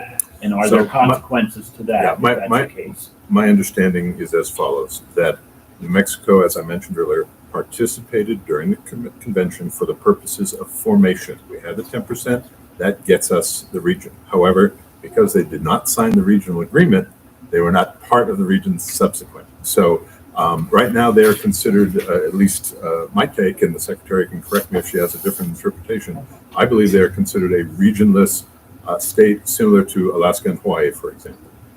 And what I was getting at is there are other ways, and one of the things I will propose, I think, to the chairs, at least, we'll see what they say, is that we consider some sort of less formal affiliation. There's a couple other states besides New Mexico in our neck of the woods that are unaffiliated, and it would have to be with the vice chairs in a permission, I think, but so that they would, for example, participate in, whatever meetings of chairs to swap, hey, what's going on in your state? How are you doing this? Swap best practices, et cetera. While perhaps not formally having a vote, it's a good thing to get comfortable, everybody getting comfortable with everybody else as we approach the convention. So that's the idea. We'll see what they have to say on it. Okay, thank you. And Mr. Vice Chair, may I ask, you got any initial reaction to that? Because I'm not gonna run down that rabbit hole if your first reaction is, well, I'm not too keen on it. That's whatever they want to do. If you want to talk to them about it, that's fine. No, but it's formally under your wing, so I would want your, affirmative thing. So, all right, thank you. That's it. Okay, any additional questions for Region 6? If not, I believe we're gonna go to Region 8. Region 8. Can everybody hear me okay? Oh, yeah. Yes. You want to set the timer, sir? You just started talking. Like so Top I'm Gun, good. okay. Like Top Gun, right? I got 2 minutes. First of all, I want to welcome everyone to Region 8, not just the birthplace of the American experiment, also the first step in the national divorce. We are at the forefront of the fight for liberty. I want to take a moment, on a serious note, to salute Nolan Pelletier, former Libertarian Party chair of the state of New Hampshire. There's a gentleman who decided not to run again for re-election, but over the last few years has been a steady hand, a real force in maintaining, if you will, the integrity of the libertarian movement in a state like New Hampshire, where he was under continual assault by people, including our former chair, who would try to wrest the party away from membership. It was the first of many purges, uncharted territory, prompting national changes in leadership, regional changes in representation. But he wasn't just that. He was also in charge of arguably the most exciting social media in the Libertarian Party. But at the same time, in a move that we've been waiting years for, he's established strong connections with the Free State Project, to the point where the overlap, if you will, the attendance of both Free State members and Libertarian members at each other's events has been a source of considerable strength, not just for the Libertarian Party, but also the Libertarian presence in, if you will, the New Hampshire legislature. I believe somewhere in 98 to 99 state reps out of a 400 plus body are now affiliated in some sense with liberty and the Libertarian movement, some connection to our philosophy. New Hampshire, but can I have a round of applause for Nolan? Because this is a guy who was first out of the gate and really held strong. So I'm just going to ask you. Just a short time ago, New Hampshire had their annual convention. Conrad Nelson is the chair. Robley Hall, our own Robley Hall, is now vice chair of Libertarian Party. Last week, New Hampshire was the home of the New Hampshire Liberty Forum, sponsored by the Free State Project. Over 20 presenters held forth on subjects like the Croydon, New Hampshire budget affair, covered by the Washington Post and the New York Times, when the Free State Project kind of crept up and surprised for a few months, took over a town. There was a strong libertarian presence with Rage Against the War Machine swag on full display. I had the opportunity to attend the secession panel, and I hope you'd all view the video. Yes, there is legislation in the New Hampshire legislature for the state of New Hampshire to secede from the Union. And of course, there was Jeremy Coffin's keynote address. Those are my two personal favorites. Other events, the Libertarian Party of New Hampshire held a hockey match the second year in a row versus the New Hampshire Republican Party. This time the GOP prevailed 4-1, but the real winners were $4,500 raised for the Children's Scholarship Fund for Liberty in New Hampshire, supporting homeschooling, liberty schools. All right. Coming up, Pork Fest, the 20th anniversary is going to be June 19th.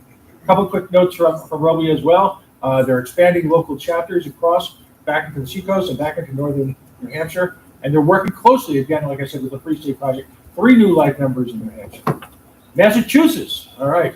Again, the Legitimate Libertarian Association of Massachusetts is, in fact, their formal name. Thomas Edlund was the interim chair and was happy enough to produce some data for me. They had their convention today. 3 elections coming up, not only just midterm, but midterm, where there's solid opportunities both in school boards as well as town councils and a mayoral race that's emerging in a city called Fall River, Massachusetts. We're going to reach out and help it. Critically important. Today, the Legitimate Libertarian Association of Massachusetts announced today a convention run by U.S. Senate candidate Lou Marino. He will be running against Democrat Elizabeth Warren. The infrastructure is up and ready. Logos, critically to both the future of the campaign and to the party of Massachusetts. An FEC account has been established. Social media, Facebook, it's all in place. We do expect to get some positive media attention. I'll be working aggressively with the local party. Listen, just a recap from where they were a year ago. Devastated by a purge, bank accounts and social media zero out. Now they're back up to 2,200 Twitter followers, nearly 3,000 Facebook followers, and they got $3,000 hard-earned in the bank after they were literally stolen from by the purge party. Interesting concept. We're going to be doing this in several places in New England. The South Shore and the Worcester affiliates are going to be doing town council takeovers, we're calling them, where we're going to take 15-minute speeches, breaking it up to 5 or 6 people, and sort of, if you will, take over public comment on libertarian issues. All right. By the way, Dave Byrne is the newly elected state chair for Wawama. Vermont. The Libertarian of Vermont hosted a well-attended sister action to the Rage Against the War Machine titled Vermont Against the War Machine on February 19th. Critically, out of this event, the Vermont Anti-War Coalition has been established with the Defend the Guard legislation as a legislative focus for this group. They passed new bylaws earlier this month. A copy will be sent to our national secretary momentarily. April 3rd, Burlington, Vermont. If that name sounds familiar to you, that is, one again, the home of failed socialist workers' paradise, Bernie Sanders. Right? We are going to have, on their opening day of their town council, we are going to attempt to do again a takeover, if you will, a public comment at the Burlington, Vermont City Council. All right? Maine, holy cow. Maine's raised nearly $30,000 to do a registration drive. Now, I think we're all a little bit familiar with this. In summary, right now, as the law stands, if they get 10,000 registrants, they can become a permanent political party. No more crazy middle of the night 100,000. The madness can end. They've got legislation right now in committee, which has actually a chance of passage, which lower that 10,000 to 5,000. Right now, they're closing in on about 1,500 signatures. With the weather breaking, the real drive begins. We're going to be doing some social outreach nationally to present the position. We'd ask everybody to contribute a few dollars. That's great. Make some phone calls. That's great. Most importantly, if anyone knows anyone who's got a contractor who's adept at running registration drives, a little bit different, please let us know. Major event coming up on the 23rd, 24th. They're going to be hosting a protest at their state capital against the state's endorsement, if you will, of the Ukraine war. All right. Again, this is a state that a couple years ago was sort of in stasis. Harrison Kemp is doing an outstanding job up there. All right, Rhode Island. Again, I mentioned this earlier. As a direct result of the Rage Against the Wars Machine event and our ability to have a conversation with Mr. McKnight, right? We have taken the legislation and we have formally introduced in possibly the bluest state in America, all right, with endorsements and sponsorship by both Republican and Democratic representatives. I'm not naive. I don't hold hopes that we're going to pass them the first time, but the opportunity to have provocative hearings, provocative conversations, and raise real issues about the role of the National Guard in our foreign policy is astonishing. There's a bill up for mushrooms, which we're going to be supporting. Interestingly enough, there's legislation I had the opportunity to testify on behalf of, forcing municipalities to disclose the cost of litigation. You know how every one of us in this room has gotten sued or had to be sued or whatever, and the state just seems, the city has the amazing, endless budget to spend money. We want to force disclosure of that. All right, how am I doing? I'm working it, buddy. New York. I want to speak in executive session about one or two positive developments in the state of New York. There is, as our chairman was aware, there have been meetings with a coalition that's reemerging in this term to drastically reduce the number of signatures required for ballot access, down to 15,000. There will, a gentleman by the name of Ken Blankenship, he's a Republican, has taken up that mantle. And again, a coalition is emerging, which will provide, I think, some really great support for it. We're going to be attending to make sure that we're going to be at press conferences. The Libertarian Party will be represented in person, and we will be speechifying. All right. New York continues its emphasis on local elections. On a second front, as a desire to build parties around the Empire State. All right. Did I miss anybody? We got a couple of people that we're still waiting for. I got Rhode Island, I got New York, Vermont. I think I got everybody. How do you do? New Jersey. We're waiting on New Jersey right now. Okay. Does anybody have any questions? Oh, one other thing in Rhode Island. You know, mutual aid is a big part of the affiliate support committee. We've got a group of libertarians who have raised money with a licensed food truck, are doing what we call Friday at the end of the month feeds, where we're taking great nutritious breakfast out to people in invest in poverty, and we're feeding them. And it's the impact has been significant. I'll close out before questions with a call for action. If we are effectively, as a philosophy, as an organization, as a movement, attempting to fight the state takeover of charities and are looking to replace them, then we have to be the ones to do that. One of the libertarians in question, final thought, he owns a bricks and mortar restaurant as well as a food truck.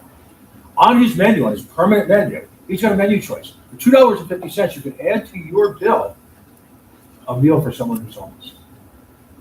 I believe that's libertarian is what? Questions? Dustin. It's been a little while since I've gotten an update. How many registrations does Vermont have as of today? I'm sorry, couldn't hear that. Registrations in Vermont, where are they at today? Maine. I'm sorry, Maine. That's what I meant. Maine, they're at about, my understanding is between 1,400 and 1,500. Okay. And again, they've got, with the weather finally breaking there, they're going hardcore. For example, you will be able to register at that anti-war protest at the state capitol. So any other questions? Please, go ahead. Two quick ones. One, I didn't hear the name of the new Massachusetts chair. That's Mr. Burnham, David Burnham. Burnham. Yeah. And the second, just a little more on the, I mean, did I hear you right regarding New York and ballot access that, you know, so you're involved in a coalition that's trying to get legislation, there's a Republican involved, 15,000 signatures would be the new requirement, or am I not hearing that right? Yeah, again, we all know that the soup is being made, the sausage is being made right now. Because the existing requirement, I mean, last time we talked about this was likely to be, right, one of our most difficult, if not impossible states to get this year. Right. Yeah, and I want to point out, I can get more than this in a little bit, but if you were to read, up on the Libertarian Party of New York website, I'll get them to share this, is the text, if you will, of the lawsuit from 2020.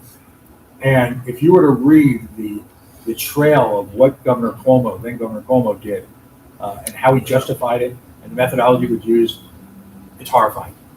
But again, I can go more into that executive session. Thank you. Yes, sir. I could provide a brief update on New Jersey if you'd like. I could provide a brief update on New Jersey if you'd like, because their convention is upcoming, and I'd like that to be put out Where there. are we at with time? I'm still in touch with a lot of them. We're at 10 minutes. We're at 10 minutes. Yeah. Come on, folks, I kept it under 10 minutes. Do I get a round of applause? Here's what I'm gonna recommend. I'm gonna recommend we take a 5 or 10 minute recess, because we've been going for about 2 hours. During that time, if you wanna give an update, while some of us are going in and out of the bathroom. We want a 5 or 10 minute recess. 10. 10. Okay, 10 minutes. Any objections? Okay, going once, going twice. Okay, we're gonna be at recess till 3:48. We're gonna come back to the vice chair filling in on the regional states. You used to sell cattle in Oklahoma? You have no idea what I have. Look at where I have 20.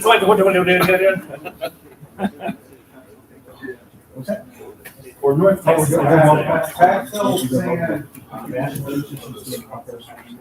I am not. Or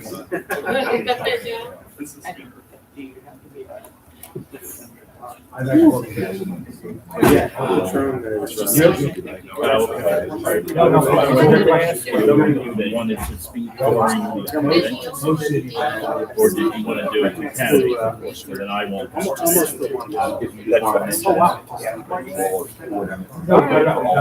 Yeah, okay, yeah, that's fine. You can mention.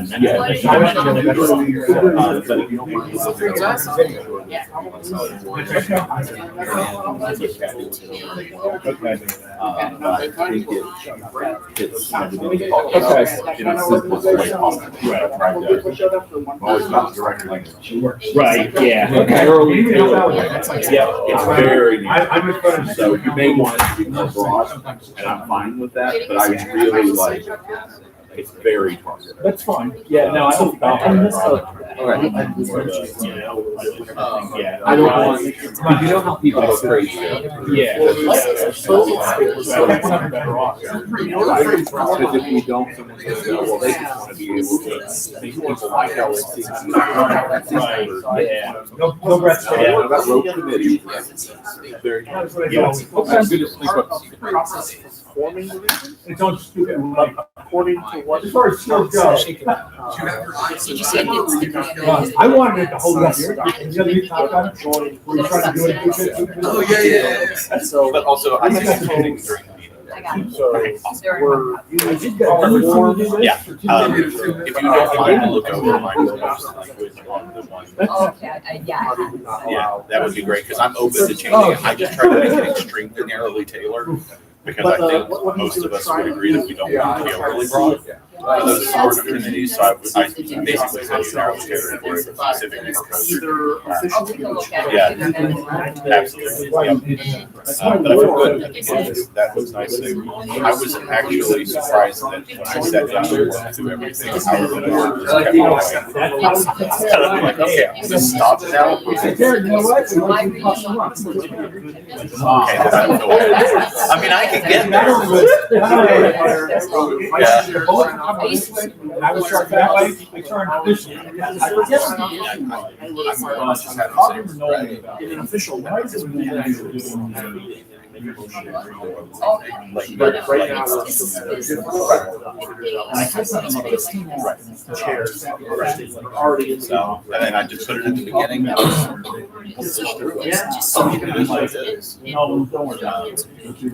To their credit, I mean. As soon as I said, I know. That sounded so morbid. Sorry about Jersey, I got that under control. Sorry about Jersey, I got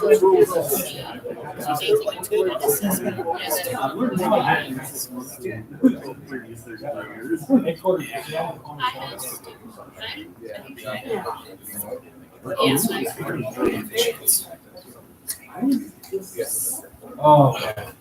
What am I doing? Do not recommend it. I get in there. I think we need to buy a version of it. Yeah.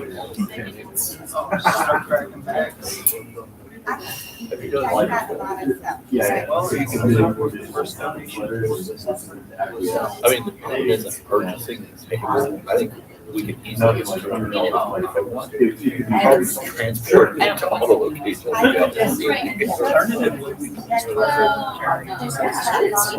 You know, it's funny, I mentioned because I jokingly made a comment yesterday that we should definitely connect with like a local massage and be like, what level of donation do we want to provide an optional massage session?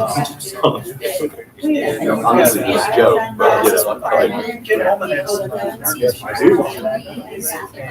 Yeah, I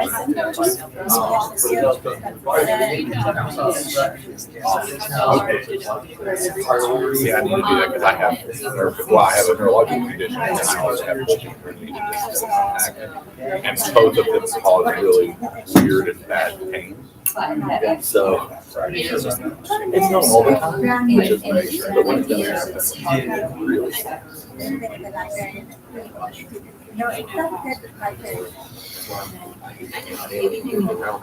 Sit and hurt, and then after a while, standing makes it hurt. So, well, I like do that.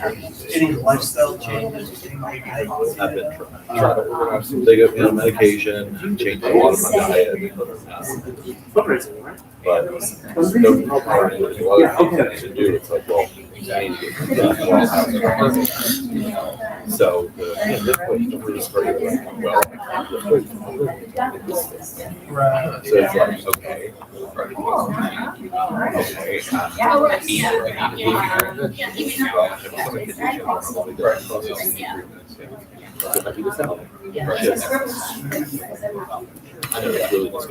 Josh, I'm looking it up right now. Yeah. So like, I look at I have to do that's what I have to do. Like I don't like no solid like. Since we're on the make the donation now when you see that page. So we don't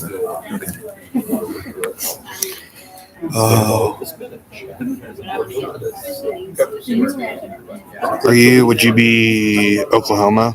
No, California. Just okay. Joshua STCL at Gmail. Well, I'm done.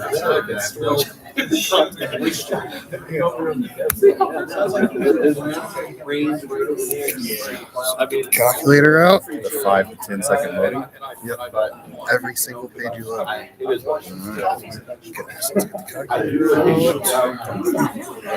So start. Okay, this is in the last year. So 179.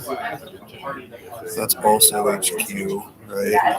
So gonna be an easier way to do this. Yeah, total 1654, right? And so that means we can just subtract everything that actually that failed. I don't know how. I haven't looked at these columns and oh no, canceled is in there, so it's not going to be included in. All right, let me just add these up because I just want to make sure we don't include a canceled thing. Okay. Okay, so you want to keep me honest while I scroll up here? Okay, where you at? 25? Plus 125, plus 125. Plus 100. Okay. Plus 100. Plus 125. 125. 6 125s in a row, or no, so we just did those hundreds. I think we just did these two. So we just did 1, 2, 3, 4, 5, 6, 7. Plus 125, plus 125, plus 125, plus 125. Yeah, you're already there. Oh. Okay. Right? Yeah, that was as of March 1st. Yep. Okay, makes sense. I'll scroll through this one more time and just make sure, but that makes sense to me. This is one. I think it'd be an easier way to you'd be able to query since year to date or something. Yeah, if I actually opened up search, I could do SQL functions to sum it up and stuff, but This is just quicker for this purpose. Okay, so 1, 2, 3, 4, 5, 6, 7. So that's 125. Oh no, because the one is failed. Which one? January 1st. Oh, okay. So I'm basically $100. No, I didn't include that when we added them up. Oh, okay. So, Okay. 125 times 1, 2, 3, 5, 6, 7. So times 7 plus 200, right? Yeah. Then plus 250. Yeah. 50, then plus 25, right? Then plus 179. March 14th. Is that what's today? Oh, I'm March just gonna make 11th. that. Yeah, and that's 1529. So yeah, March 1st, you got it. You're eligible. Oh. Did that get put on your? No, it didn't. We need to, so I think Robert adds that manually, but we need to like get a manual process stood up or an automatic process stood up so that like when that criteria gets met, it gets automatically added. Okay.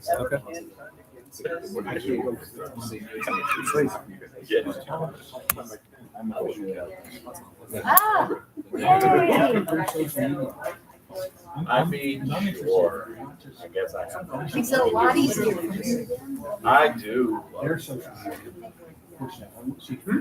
But it's like family. See them fly off the mountain over. 1 month. Just so you, no, Andy, because when you were messing with that, your face was like just. No, I get it. I want. Yeah. So see it. John Thompson. We talked. He does something. I want to get the system. Do you like the idea of the guy? I get him. I know the guy who's doing food truck with me, right? We're out there in 30 degrees below. And this guy's got on his menu at the restaurant, feed the homeless, $2. Somebody walked in the other day. Oh, it's $30. It's $35, $40. I'm a shouty subject. For $1.25, I'm a libertarian in Florida. That's it. Yeah.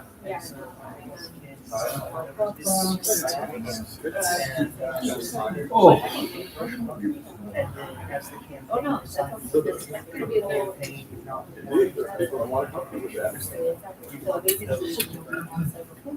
That's actually what you think. I like that.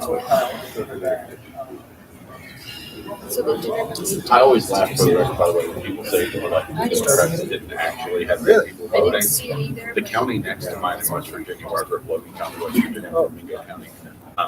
Logan literally had a sheriff and Congress candidate that both went to jail because there were like 116 dead people that voted for them. It was a full-on plan that became publicly available for their election.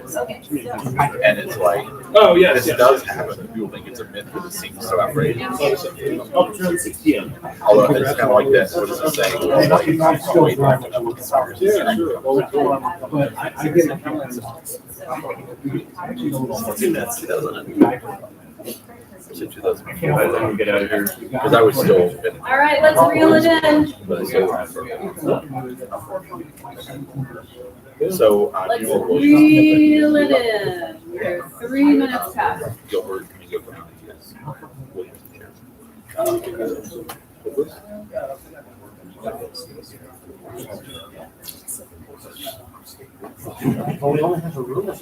Well, I'm Morgan. Okay, we're gonna come back to order now. 3:52. As a reminder, we have a 6 o'clock dinner reservation at a place that's about 20 minutes away. So keep that in mind as we're moving to extend time. Next item on the agenda is a report by our vice chair for regionless states. To 8, was it 8? Kind of Logistics question? Point of personal privilege. Point of personal privilege. Thank you, Madam Chair. Do we have a group transportation arrangement at all for tonight? It's a great question. I'm gonna confirm with the hotel if the shuttle can take at least one batch of folks. We just learned the restaurant in the past 24 hours, so I think the plan A is Uber, and I will confirm that, just so we have that information, but I think we'll probably get lucky with one shuttle, or maybe one shuttle back. Maybe one swap. Thank you. Oh, yeah, let me say a quick thing. So I sent this out in local time, but some of you have mentioned it's showing in your local time. Yeah, So it if you're was. on East Coast or Central or whatever, heads up, this is 6 p.m. and I don't know how to override Google. Welcome Kathy. Microsoft, hopefully we don't have that problem. It's six. Actually, you know, so. Since I got caught on that yet last night, it does say Eastern time Yes, very and prominently. thank you, I know Hardy and I had a Yeah. confusion on that too, so. Oh, I saw 8 and I was like, 8. Yeah. Yeah, It's so a it late is dinner. at 6 I figured it was Okay. just before most people are flying in, so that's why we're in today. Did it for you? Let's go. So I reached out to Alaska and heard nothing. So that's Alaska. Wyoming, I heard something, but not much. So I reached out to the most recent chair, Sean Johnson, and he informed me that he was no longer affiliated with the LP. I asked who was, and he gave me contact info for the secretary, Ms. Forgetting her name, but I did send her a text asking for some information. She responded asking what she could provide, and I told her, and I have not heard back. That was maybe a week and a half ago, maybe 2 weeks ago. But I was able to gather some convention minutes and bylaws back from 2016 up until 2022, and from the state Secretary of State, and I forwarded that to Karen Ann. But that's pretty much it for Wyoming. Idaho seems to be getting back on track. It looks like they've had to pretty much rebuild everything from scratch. They're working with an attorney to set up the party as an entity for protection in the future and to grow the party. They're restarting their social media. They're setting up a bank account with statewide access, setting up a new website with Stripe account, and all their committee positions have been filled and are operational for the first time in the party's history. Still recovering from the coup. They were unable to collect membership dues for a pretty long time, but that seems to have been resolved, to my understanding. They're set to have a convention April 22nd. I can't pronounce the name of that town. It looks very French, but they are continuing to grow their membership around the state, and they're creating a list of sheriffs in the state who have pledged to not enforce the ATF pistol brace ban. And they're setting up a system of grading bills presented by the state on a freedom type index.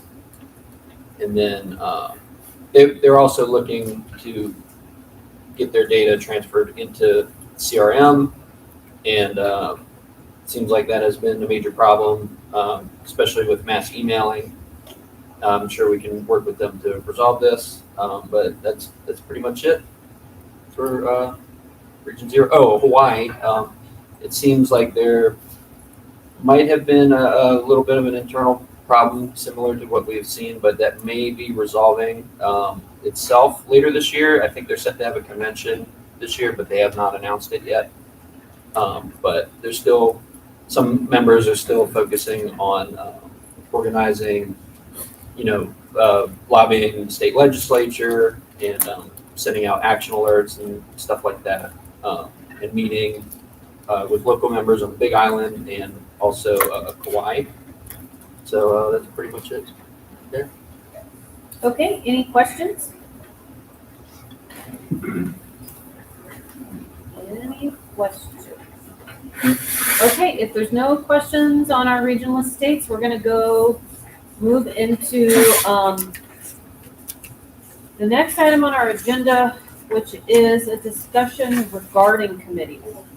Do we have the actual title of that agenda item? Yeah, I believe it was committee best practices hold on one second, from earlier, adopted agenda.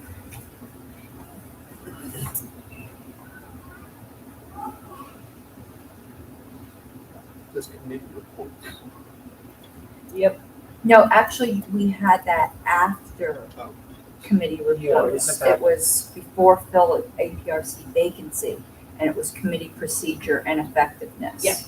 So committee reports are actually next. We Okay, got put that before fill of APRC. Okay, got it. Okay, committee reports, so let's jump right into APRC. Nothing to report, because it's secret. All right, nothing to report on APRC. Audit committee report has been stricken. Awards committee, do we have a report from the awards committee? While we haven't formally formed yet, I recently sent an email to the committee members proposing a date for an organizational meeting, and that would be next month, if I recall correctly. And we'll see if that happens. We're still plenty early. Okay, great. Up next is, okay, so ballot access has been moved, candidate support has been moved. Believe we're jumping to convention oversight committee? Okay. I know I won't need the 15 minutes unless there's a lot of questions. Thank you, Madam Chair. I did send a written report in. I really asked everybody to read it. I'm not going to go through every item, although there are some updates to the report. And one really important thing that I want to make people aware of at this early date. First of all, and I'll save that for last in case there are any questions or discussion. First of all, the RFP for 2026 has been sent out. I just got an update from Robert this morning that we have already gotten responses from 6 cities. And we are expecting a number more. And that is for 2026.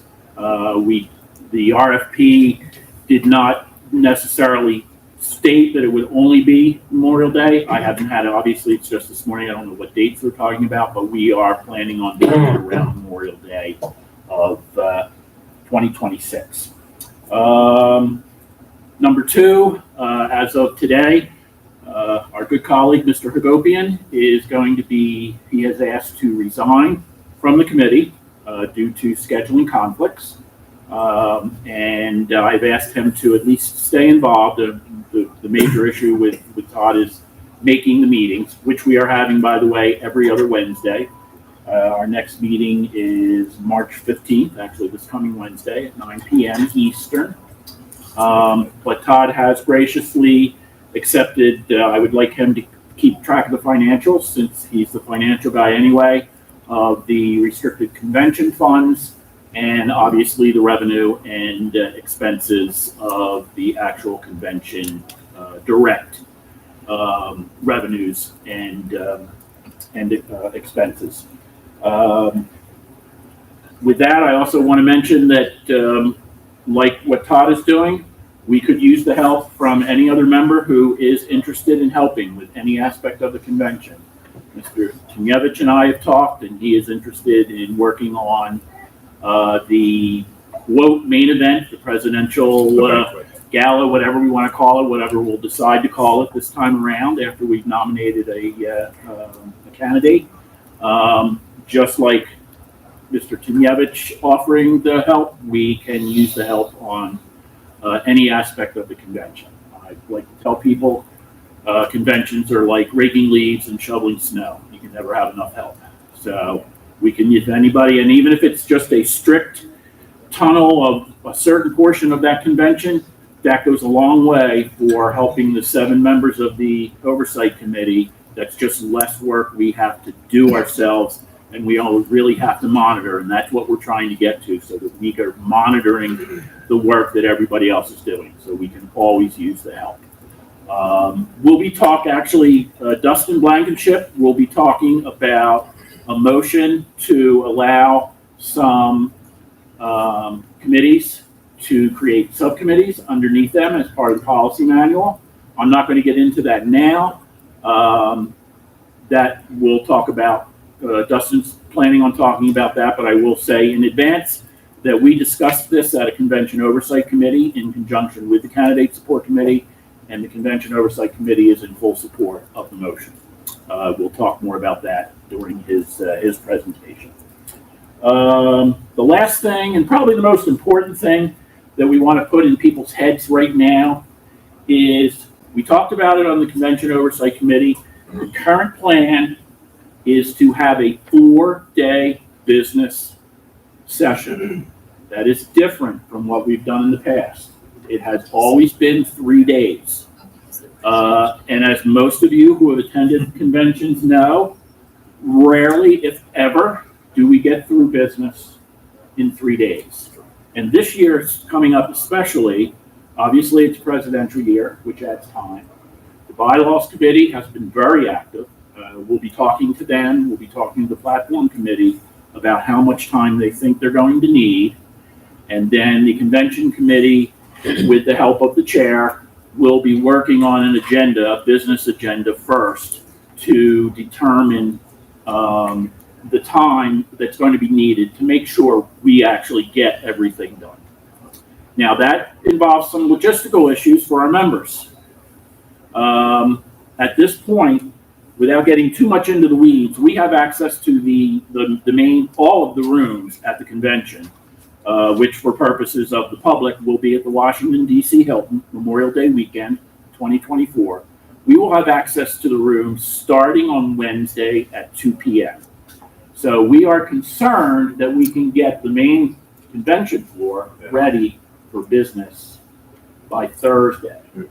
So at this point, to start in the morning. So at this point, we're looking at Friday, Saturday, Sunday, and Monday. Monday being the holiday. And we know a lot of people like to travel back home on the holiday. So there are some logistical issues. Nothing is set in stone here, but it is up for discussion, and it is something we're going to have to hash out fairly soon. There was some support for maybe trying to do Thursday, Friday, Saturday, Sunday. I don't have enough information from the hotel yet. I will get that information. The committee will get that invitation to find out if we have access to rooms prior to Wednesday at 2 p.m. So that's a big issue that I wanted this board and the public in general to make aware of, because I know the convention committee, we really feel we're going to need 4 days, that this is not going to get done in 3 days. So we just have to figure out the logistical issues. So with that, other than what's on the report, I have nothing more to report at this time. So I will entertain questions. Ms. Harless. I have two. Okay. Well, first, with the resignation of Mr. Hagopian, are you looking to fill that spot this meeting? It has to be an LNC member. It has to be an LNC member. I had not given any, because we just discussed it this morning, I had not given any thought as to whether we would do that at this meeting. Can I make a suggestion? Since Sure. there's 2 regions that have elections, there's going to be a Region 6 alternate, and either something's going to happen in Region 5 that we don't know who these people are going to be. They might be like wonderful convention people that might want the position. So I didn't know what your plan was, but I would suggest we wait until Region 5 and Region 6 have their elections. I would discuss that with the committee on Wednesday night, but I don't see that as being an issue. It's early enough in the process, although I have to stop saying that because it's not really early anymore. But for 1 extra member, I believe that's early enough that we could do that. And here's the second thing. If I'm going to ask the LNC's indulgence a little bit. As you know, I'm the chair of the Bylaws Committee. As we've all known, last year has revealed a lot of problems with affiliate bylaws. The national bylaws have some problems. So I'm glad, I hope we end up getting support for the 4 days, because there really is some work needs to be done. And I invite any LNC member and any party member to please come to the Bylaws Committee meetings. We meet every other week, every other Thursday. And it's a great committee. We're really hashing out some things, but the bylaws need some love. Okay. Mr. Toomey? Oh, I'm sorry. Oh, sorry, Madam Chair. Go ahead. Okay, no, Mr. Toomey. Yeah. Okay. Am I good? Oh, sorry. Great idea, Ms. Harlos, on that. So a suggestion for the committee in alignment with our desire for increased paid membership and revenue as has been done in the past, may I recommend that delegation seating at the convention be done based on percentage membership increase during some period of time prior to the last year, something like that. In other words, I'm sure it gives a little advantage to the small states, but it is certainly an incentive, as to your earlier point, Ms. Harlos, towards increasing membership. Yeah, we talked about that at a convention committee meeting, and we were concerned that just a percentage would basically be it would be an much easier path for a smaller state.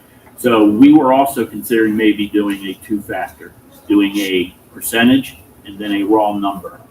If we merge a percentage and a raw number into a percentage, then that equals the playing field, because bigger states could get bigger numbers from the actual number itself, but their percentage would be smaller, and vice versa on the percentage. So we are actually talking about that. Yeah, great.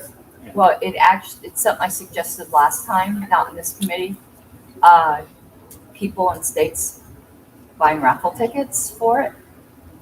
So doing it as a fundraiser, and then have a random drawing, and everybody has, that's another way to do a fundraising, like we do for the convention theme.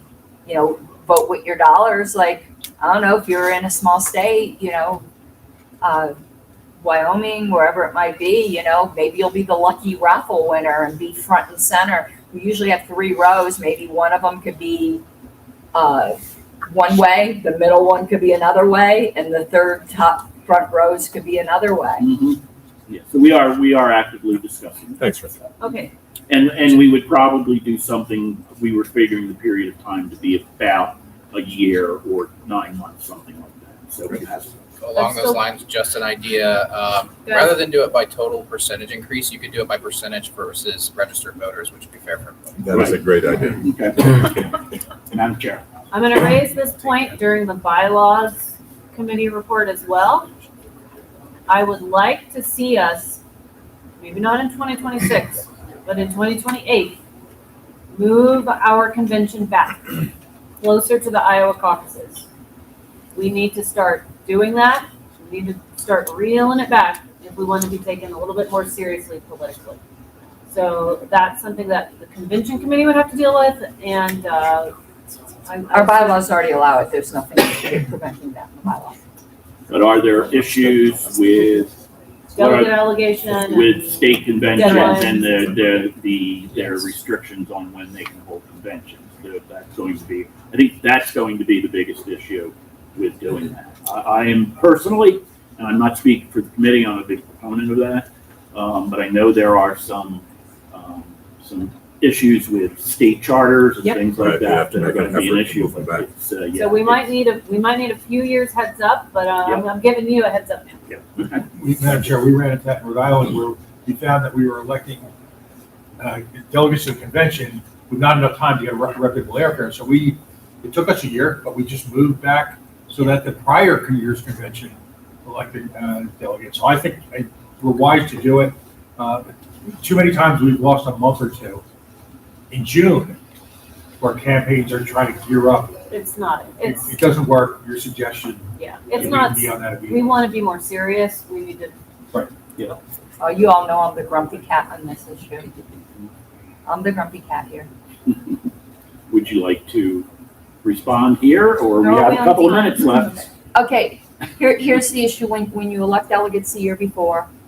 Unfortunately, there's some people who leave the party, and then you have people that you've elected or they stop doing work, and and you have newer people that you would rather have. What ends up happening if we do this, Colorado will be one of the states. You're either forcing the states to have a second convention, in which case we're imposing a cost upon states, or you're punting it to the boards to elect delegates. And that is salting the soup, because the boards sometimes are not as representative of the diverse views of the membership. What will end up happening is that boards of directors are going to be the ones electing delegates. And that's not good. just in general. I can tell you some states will really, really resent this. I obviously don't speak for the entire state of Colorado, but I know a lot of people in Colorado would resent it because we cannot have our convention until a certain date. It's like usually in I don't think you're April. the only state. Well, the good news is we've got nearly 4 years to figure it out. So let's get on it. Okay. Okay. Anything else? Just want a very brief comment.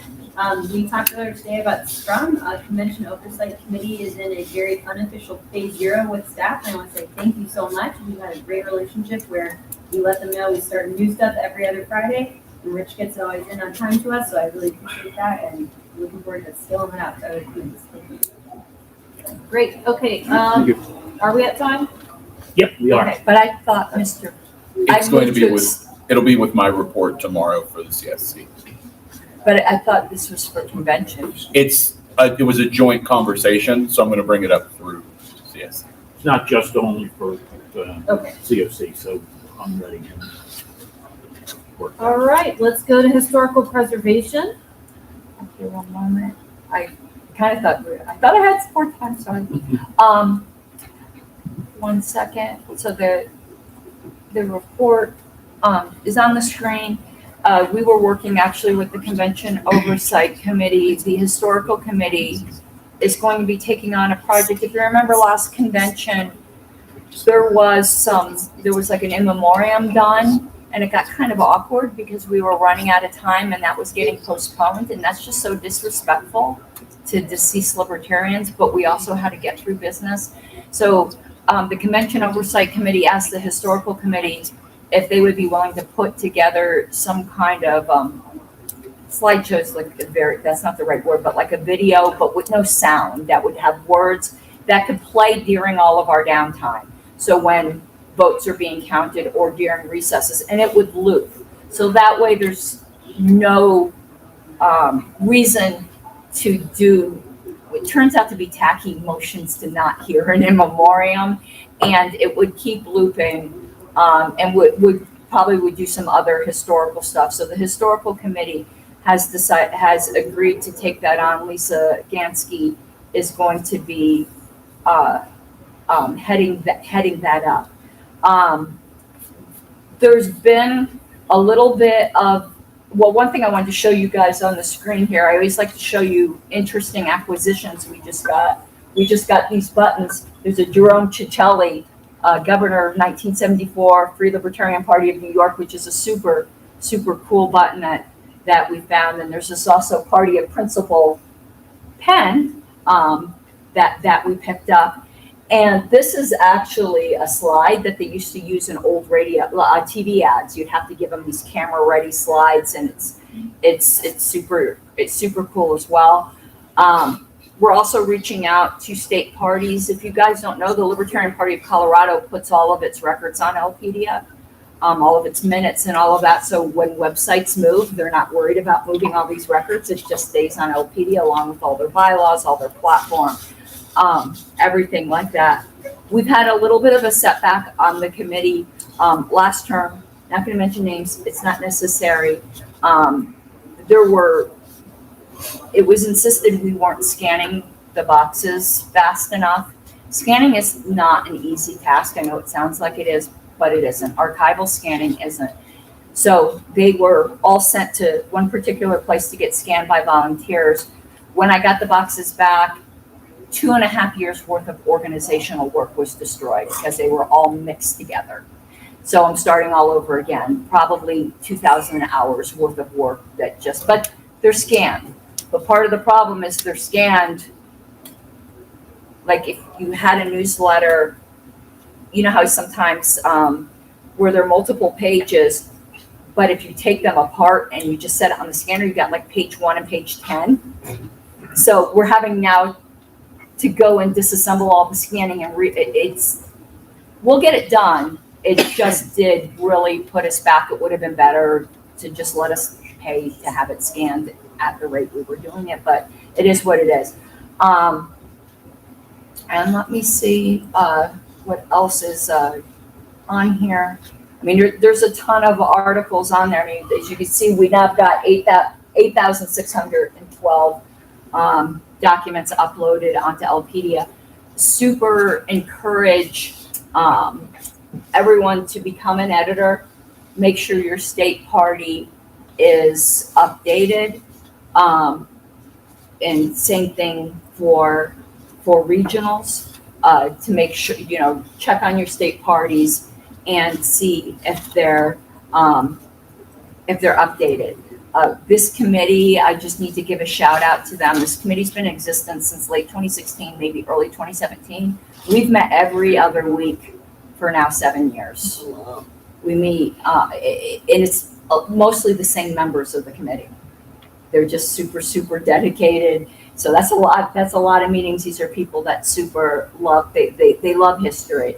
I'm just trying to see if there's anything else I need to highlight, but I always end with this.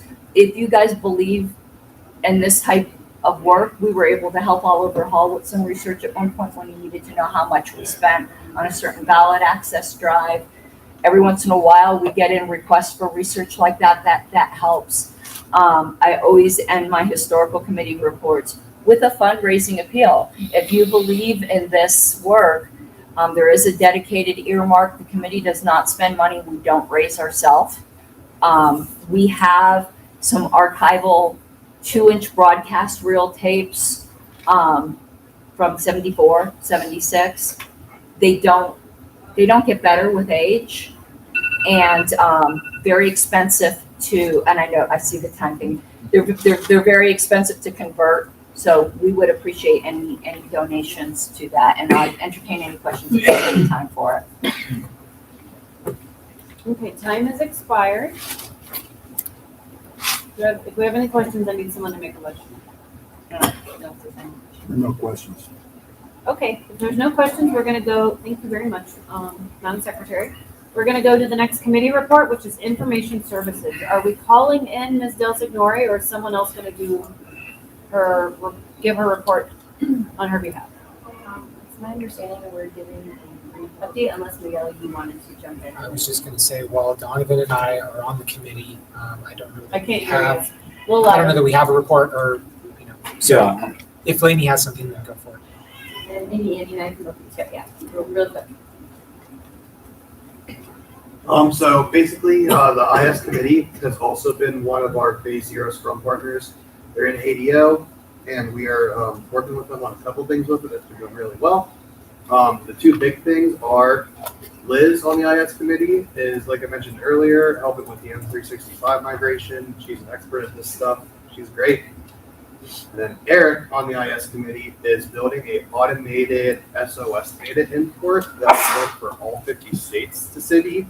So basically, states can just use this tool to automatically import the entire SOS roles into Civi and not have to spend a bunch of time messing with formatting or just manually inputting, which is the situation a lot of states are in right now. So those are two big efforts. They've been working with us in Scrum. I really appreciate them. And one more word of thanks to everyone on that committee. We have an excellent working relationship, super collaborative and mutual. So really, thank you to everyone here on that committee, and looking forward to continuing that with all of our committees. All right, let's go ahead and go to our next agenda item, which is, I just navigated away to it in the agenda. I believe it's now the discussion. No, policy manual. Policy. I'm looking right at it. How could I forget it? Okay, one more. Okay, next item on the agenda is policy manual change proposals by the subcommittee. I'm looking at your notes, but not looking at the agenda. No, that's not it. Did I not stick them in here? Okay, I had it. Right at the bottom. No, that's not it. Oh, That's subcommittees. Okay. That's not the one. I saw it up there, and then I think you changed on the left column to something, to a different folder. Oh, maybe it's over. Special committees? Special committees. Oh, I don't see No, any special committees. no, standing committees. EPCC, you just had it and lost it. It's not EPCC. Oh, I'm sorry. Absolutely. I put it on the list, but I also, just give me 1 second, I have it in the drive. Let me That's just fine. open the drive. Wrong.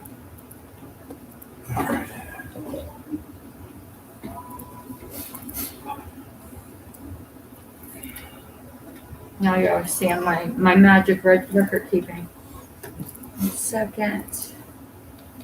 New business with previous notice. Okay, so that's, no, that's the Civi CRM one. Madam Secretary, I just have a request. When it would become appropriate for me to do so, I have an agenda amendment motion to make, but it's not imperative to be done immediately, just whenever best suited. I trust your judgment on that. For some reason I can't, well, I know what one of them is. Let me just go, give me, Justin, when did you want to make that motion? If it's appropriate to do now, I no, I have my, So you do your thing. okay. If it's not covered, I would love for you to make that motion when we get into discussing committee best practices. Okay. Well, one of them, I'm just trying to pull up in the policy manual. Because I was going to if you're not. There's a deletion we wanted to do. That's the bylaws. I don't want the bylaws. I want the policy manual. This is the policy manual. Give me 1 second. The associate. Is it just the deletion? No, there were two proposals. The second one I might need to find, and Mr. Blankenship could maybe go ahead, but one of them was the deletion is in OneNote. I have it up. It is? It is. Where is it in one? It's under new business with previous notes. Why It says could- delete 20505. Yeah. Yes. Well, let me find that. Okay, there we go. Got it. Okay, so the first motion was to delete section 2.05 in the policy manual, which, section 5, which is auxiliary memberships. This was passed last term. The problem with it is the term membership cannot be used for anyone who hasn't signed the pledge. That was brought up earlier by Ms. Houston, and I had asked her if this section even has raised any significant money where maybe we should consider rewriting it not to use the word member, and it really hasn't been a revenue source. It's something we could always add in the future. So right now, this provision violates our bylaws, so we're just moving to delete this provision. Let's do it. You're always in favor of I was that, right? raising my hand to delete this. It came out of a committee, so it doesn't need a second. Right. So, okay, raising my hand to call the question, I don't know. All right. Any objection to passing this policy manual change? Would we like to go to a roll call vote? No. No, no objection. No. Everybody just voted yes. That's what happened last year. For something, well, it's substantive, but however, it is a bylaws. We're doing this motion just to do it when technically the chair could just rule that this policy manual provision violates the bylaws. So I don't think we need a roll call, but we're violating the bylaws. I think. No objection. Okay, we're no longer violating the bylaws. Motion passes. Great. Next. Good job. Next. I don't think I don't think I had a second one. Was it the CRM one that was the second one? Yeah, we got a second. Did we have two motions? These are the ones just coming out of the. It was the, Yeah, but I don't remember what the There's a second. second, I don't know if this is it, if you go back to the panel, the new business panel. Yeah, no, that's the subordinate committees, which is, The policy manual change, the one that says policy manual change, right there. that's the CRM Oh, committee. okay. And then this one was subcommittees, which, Karen Ann, I think the other one was the APRC and we pulled that and we pulled it. to discuss later. Okay, At so our that's next the only meeting. one then. There's only one motion. Okay. All right, so jumping right along. Where are we Committee at procedure now? effectiveness. If I remember what it was supposed to be, I'll add it tomorrow. And would now Okay. be the appropriate time for me to make that motion. Now we are on to, almost, new business with previous notice. We're into committees best practices. So I believe this is Mr. Duquesne's item. This wasn't the thing that I wanted to move unless you want to move it. So I'm gonna let Mr. Duquesne open and then, What's it about? jump in. I noticed this item, and just to kind of recap what I put in the thread, I said, I'd like to discuss, I don't think that there's anything needs to be voted on here.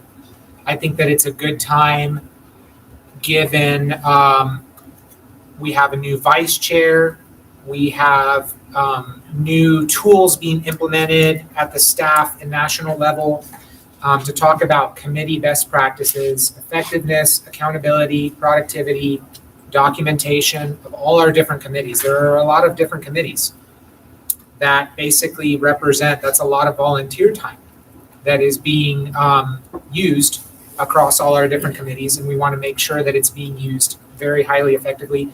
So I said, I'd like to see us give guidance to those committees, particularly the chairs, vice chairs, secretaries of each committee. I think it would be a really good time to set or reset standards if this isn't already codified, or if it is, I think it could just be put in practice at a higher level. Things like when committee meetings are scheduled, that they go into a central place, perhaps viewable only to the LNC and staff, or to the public if that's appropriate, if it's something that is a meeting that's open to the public, such as if all of our members are invited to attend bylaws committee meetings, for instance, then that could be on a public calendar. Whereas maybe if a committee doesn't necessarily want to open it up to the whole membership, then it could be at least viewable to LNC and staff for our awareness. Perhaps we happen to be free to attend a committee, even if we're not on it, simply to see if there's any way that we can help. It would be additionally helpful, similarly, for there to be a central place where the meeting agenda is noticed. It can be viewed by LNC and staff in advance of the meeting. I just am garnering from hearing people talk about what's going on different committees that not all of them implement these practices either at all or at the same level. Some committees may not even run meetings off of an agenda and know what they're meeting about before getting into the meeting. And so I'm not calling anybody out with this, but I just realized that some committees don't have really excellent attendance of their committee members. It's not being recorded who is or isn't attending committee meetings. That's information that would be really, really helpful to have to basically our whole LNC and staff.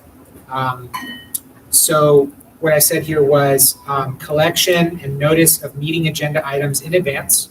Ideally, I would think at least a couple days or 3 days prior to whenever the meeting is happening, that the members of that committee know what they're meeting about, so the time can be managed properly. Again, recording attendance, recording minutes. It's possible, I would think, that our amazing LNC secretary, Ms. Harlos, could provide really easily used templates for these things. It would only take a small amount of training for our committees to be able to use tools like that and put them in a central place. I would think somewhere in our, soon to be, what is it, 365? Yeah, M365. Yeah, exactly. Our OneDrive, OneNote, all those things. So attendance and minutes, so that we can see, okay, a meeting did happen. Here's what happened. Votes were done. Things were discussed. And periodic review. I would think that the vice chair is particularly well suited for doing this sort of thing, because our chair can only do so much, and our vice chair is an extension of our chair and maintains a very high level understanding of our strategic vision, what our staff capabilities and limitations are, and how we should be prioritizing our resources. And so I would just submit humbly to our awesome new vice chair, Mr. Watkins, that would be a very highly valuable role for you to serve is in helping guide the usage of time, volunteer time and resources on the committees, because I would venture to guess that various committee members, they might show up to meetings in a very dedicated fashion and be thinking like, I don't know if we really are achieving our goals. They might discuss things, they might have suggestions that don't go anywhere, they don't hear back about them. There's a lot of different, I don't know, what ifs. So I would request that we start to record this information more. And that was the gist of the things I wanted to bring up. Ms. Harless? Well, I was waiting until you were done. Yep. To add to this discussion, I think part of the issue is the LNC in general, and it's not just this LNC, it's all LNCs, need to be more familiar with the policies that are already in place. So I pulled up some things. Committee reports. Already, every committee report is supposed to provide at a minimum 7 days before, but noting the dates and attendance rosters for each of their meetings. That is supposed to be part of every single committee report. And since the last LNC meeting, and progress noting the committee's objectives. But also, if you go to the LP committee subpage on the website, all of the public discussion groups, if they have one, are on this page. But like, for instance, Affiliate Support Committee, it says this is a confidential committee that doesn't have a public email discussion list. But if you go, for instance, to the Bylaws Committee, let me just do a search here for bylaws, which is a public committee. The discussion list is here, and all of the meeting notices are posted in this discussion list along with the minutes. So this is the place where all this stuff is supposed to go. But also, because I know I like putting things in multiple locations, we do have also on the main site, here's an index of discussion list archives for public committees. I need to add if any other have that, but this is where minutes, agendas are supposed to go. Also, one last place, this is what I would encourage committees to do, because this will not matter when it comes to when websites change, when LNCs change. And I am going to be just giving my own, the bylaws committee again as an example. Really, the committee chairs should be doing, this is the wrong committee, hold on one second. National Bylaws and Rules Committee, I'm trying to go to the most current one, 2024. So if you look at the LPDA page for this, you can see we have our committee members, we have all of our meetings linked with the minutes, linked for a video, we have all of our proposals all up on here. And LPDA is the best place to do this. If a page is created for each committee each term, they can stick all of their records up there. And that way members can go to one spot and download everything that they need. You know, we could perhaps make that a policy, but a lot of this stuff is already in our policies. The committees just aren't following them. And the last thing I'd like to say, just per Roberts, committees generally only have a chair. They sometimes voluntarily will have a vice chair and a secretary. Those are not required for committees. Any committee that wants to have public meetings, if they send me their dates, I'll put it on lp.org, and I'll also put it on the public calendar. And also, kind of unbeknownst, committees aren't required to keep minutes. Committees can, the bylaws does, but they're just required to keep internal notes in order to prepare their reports. What committees are required to do is have reports, not minutes. So just in general, that was just some institutional information. Okay, so we're gonna go to Dustin Blankenship, and then we're gonna go to Dustin Neva. All right. I assuming that means it's an appropriate time for me to move to amend the agenda to take, I gotta make sure I've got this right, under new business with previous notice number 8 from today, C and D, and move those to 10, F, and G tomorrow. From the agenda. Okay.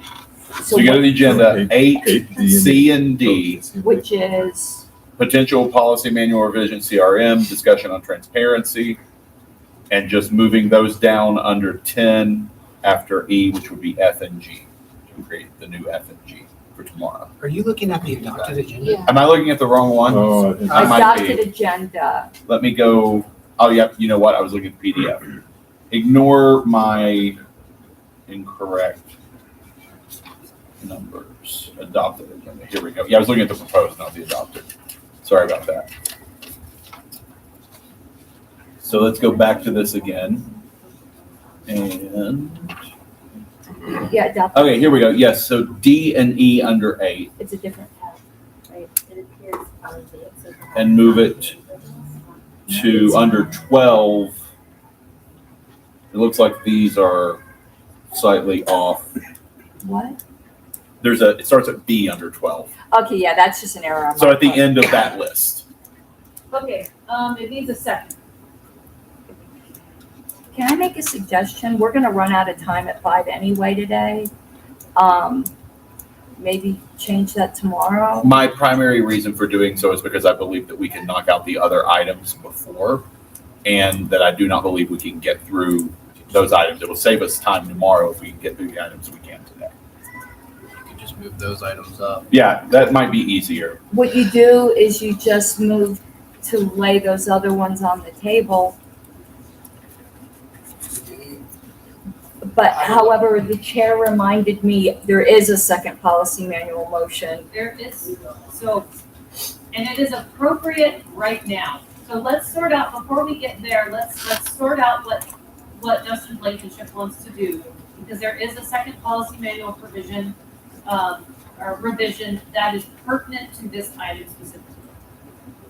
So you would like to move those two items to tomorrow.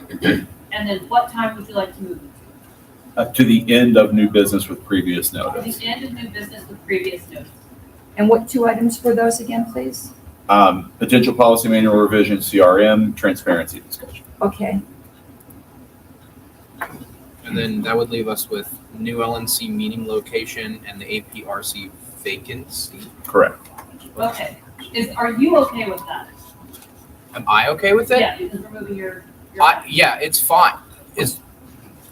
Promise me we'll get through business to get to it. That's what I'm asking, that's what I'm asking you. I just would want you to prefer if we Mindset. just moved these two to now and left everything there. And I won't fight it if we do it this way, but you guys got to promise me as a body that we will at least get to it. I don't expect a actual vote even to come out of this. I just want a good faith discussion about it and to get the ball rolling on it. That's all I'm asking for. I will work aggressively to make sure we don't skip anything. Okay. And we can move it up again. If we have Okay. to. Can always move it back up. So it still needs a second at this point. Second. Okay, there we go. Discussion? Miguel? I just wanted to say I'm okay with my thing being moved to the end of day tomorrow. That's what I originally wanted. I expect it to be hairy and contentious, and I really just want to duke it out, and I don't want it to be rushed. So Okay. And Ms. Houston?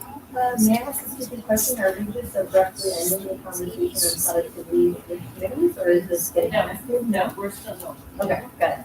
Cool. Okay. Stuck to there. Cool.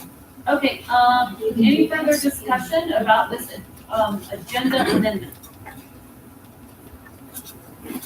Okay, is there any objection? If there's no objection, going once, going twice, then the agenda is amended. and I'll put up another amended Great, agenda. thank you, you're making me work. And I did put that other policy manual on the Okay. screen. So this needs to be moved. This came out of the committee. This is the one that slipped my mind. This was the second policy manual amendment. And it was to add the blue language under committee terms of office. The blue language is any committee member who misses 3 consecutive meetings or a total of 5 meetings is considered to have automatically resigned. This does not apply to committees created pursuant to the bylaws, which would require an active vote of the appointing body. So what would this actually control? control then? I'm sorry? What would this affect? Because Yeah, it's not, which it's not gonna affect bylaw or ballot access, because it's a. Anything retroactive. It would affect ballot access because that's a committee of the LNC. It's a subcommittee of the LNC. So if somebody missed 3 consecutive meetings of the ballot access committee or a total of 5 meetings in an LNC term, they will not need to be removed. They will be considered to have automatically resigned in the same way of an LNC member who misses 2 in-person meetings. I guess I don't understand the last sentence then. This doesn't The last apply to- sentence means it's just to make it clear, like the bylaws committee, the credentials committee, and the platform committee are not subcommittees of the LNC. Right. So those bodies, in order to have anyone removed from them, there's different appointing bodies. So like if Florida, for example, appointed a platform committee member that never showed up, we have no right to say they resigned. Yeah. That's Florida's right. Bylaws versus policy manual. No, I get it. Yes. And the count starts tomorrow. Once this passes, yeah. Yeah, so this is not, no one's getting punished retroactively. Question? Yes. Ms. Harless, would you consider something friendly by way of an amendment that allows for an excused absence by the chair of the committee, illness, et cetera? Well, I have no specific language to offer. I mean, just if you wanted my thoughts on it before Yeah. a motion was amended, would I oppose that? Yes, and I'll tell you why. Okay. Bodies hate to remove people That's true. because we're all friends here. That's why the bylaws say an LNC member who misses 2 meetings is considered to have automatically resigned. Because with the exception of last term, most LNCs don't like removing people. And yeah, I said it. I said it. Also, right? It happened. Right. But in general, it's difficult. We didn't like It's doing it. difficult to look your friend in the eye and go, you're not doing your job, we're gonna remove you. So the automatic resignation kind of lets everyone be Pontius Pilate and wash their hands of it. It just happens automatically. So that's why I would oppose that. And if I may just follow up, the other thing is some committees, as we know, meet far more frequently. I give you a convention committee than others. So 3 meetings in a row is very different from a committee that meets weekly than one that says, for example, meets every other month. Do you have any thoughts on that? I would be open to an amendment that says just like our bylaw says, I'd have to look at the bylaws language, I'd like to mirror it, that says that the resigned person can be reappointed. So here's my thoughts on it, because I weighed in on this. You can miss like 2 meetings in a row if you have scheduling conflict and still be very active behind the scenes in emails, Sure. crafting policy, and so on and so forth. If you miss 3 meetings in a row, we have a problem. That means that your schedule is conflicting and you cannot be as effective as part of this committee, or you're a flake. And we have had some committee members not showing up very consistently. And at this point, I don't want to play the blame game. It's just that you can't make this commitment for whatever reason. That's okay. I need you to resign. I need you to do that for the benefit of the committee, for other people who are very frustrated. And just simply offering, well, if you find someone else to replace me, then that's not helpful. I need you to just be the man and resign. And if that's not going to happen, then we're going to have this, and then we're going to have much happier people on committees. Our committees are going to work better, and there's no hard feelings. Yes. And this is just a thought, and I haven't decided whether I think it matters or not, but if you have a twice a month meeting, that's 26 meetings a year, roughly 52 meetings over the course of a 2-year term of a committee. Is the 5 meetings over 2 years too restrictive for the total, or is that okay? I don't know. I'm just throwing that question That's out. the point I was trying to raise. Okay, and I would welcome the input of the other policy manual committee members. If you're talking about a committee that meets very often and these seem too restrictive, it's not the right committee for you. There are committees that meet far less often. Yeah, so, I understand that 3 meetings for a committee that meets every 2 weeks is really easy to do, but that just means it's not the committee for you. It's a very active committee and you probably don't have the time for it. It's not a reflection on the person at all. Some committees require people with a lot more free time and it's not fair to the rest of the committee. And I personally don't think 5 is terribly restrictive. And I'm on 2 committees that meet twice a week. Same. I mean, not twice a week, every other week. Yeah. So I'm fine either way with striking that or not, but the other thing I would say is, if you're attending, committee meetings that meet once a week or once every other week, and you miss 5 meetings, but you still have skin in the game, the odds are you're gonna get immediately reappointed. But that language isn't in here. That's the point, I think. You can't. You need to put Yeah, something but the in language there. doesn't say you It can't doesn't say either. banned for life either. Yeah, but you Right, doesn't say you can't. But you can.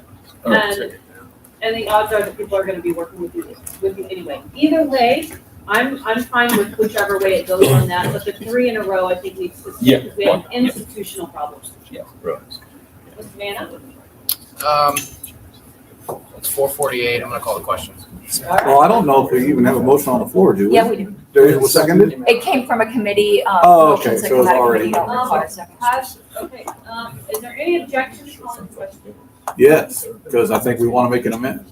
I didn't know that we were in we had a motion before the body, so. Okay. So I thought if we were going to be amenable to amendment, then it would be in order to make that motion at this time, so. Go ahead. Let me pull up the language that's in our bylaws so that we're All consistent. right, we gotta take a vote on calling the question real quick. Who wants to call the question? Raise your hand. Okay, everyone opposed?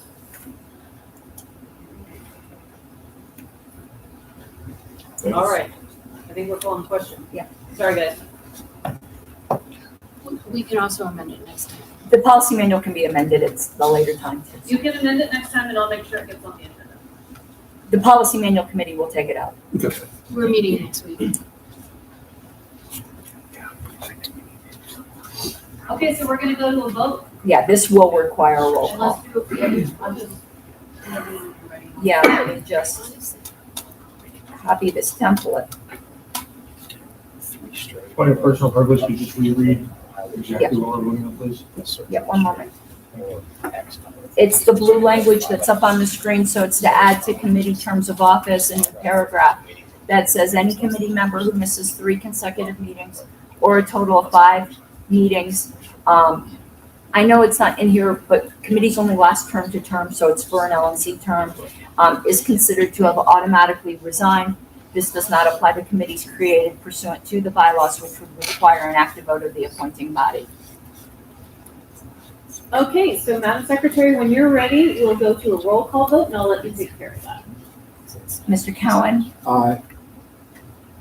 Mr. Blankenship, Yes.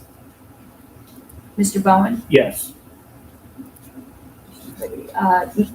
Mr. Duque, Yes.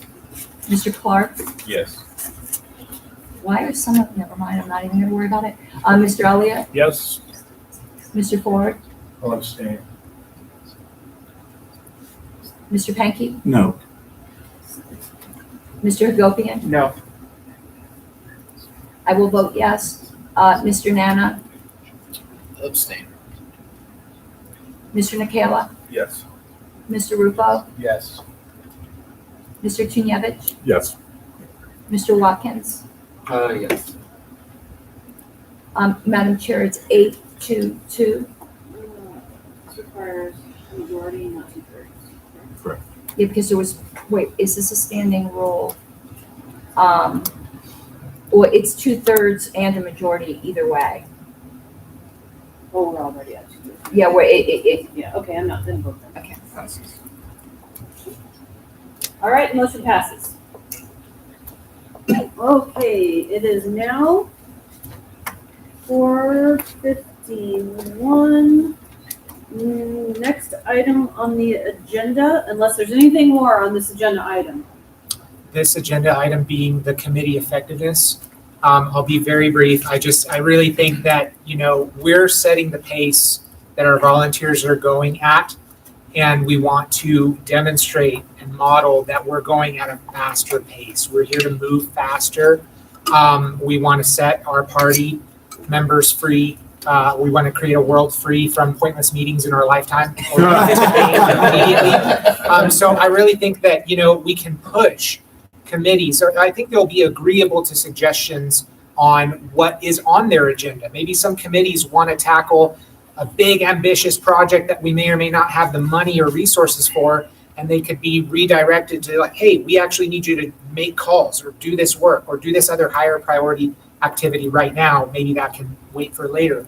I also would really encourage, I appreciate LPedia, the historical preservation. I think that if we're using a whole suite of tools that's very integrated, I would really want to emphasize utilizing the 365 calendar, OneDrive, et cetera, at a high level, and then indexing things on LPedia kind of like from that.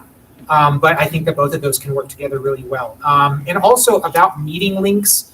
So like if there are different committees using, maybe some use Zoom, some use Google Meet, maybe that could all actually be used. They could all kind of meet on one system where if the chair of a committee for some reason can't attend the meeting, other members can still hop on without that host having to start the meeting or something like that. Because that happened to me recently where I tried to get on a committee meeting and for some reason it wasn't being started. So maybe there could be a link created by staff somehow that, any member can join without someone needing to start it. That's all I had. All right, we're Ms. gonna go to Houston. Ms. Houston real quick, and then we're gonna go to the next item. We're gonna make this real fast. I would just love to say I love this topic, and I think this is something that deserves a lot more reflection over the next 3 months. Would love to work with anyone who's looking to get more productive, even if you're just coming with a problem. 2 really easy things that I would recommend that we've seen work well in some committees.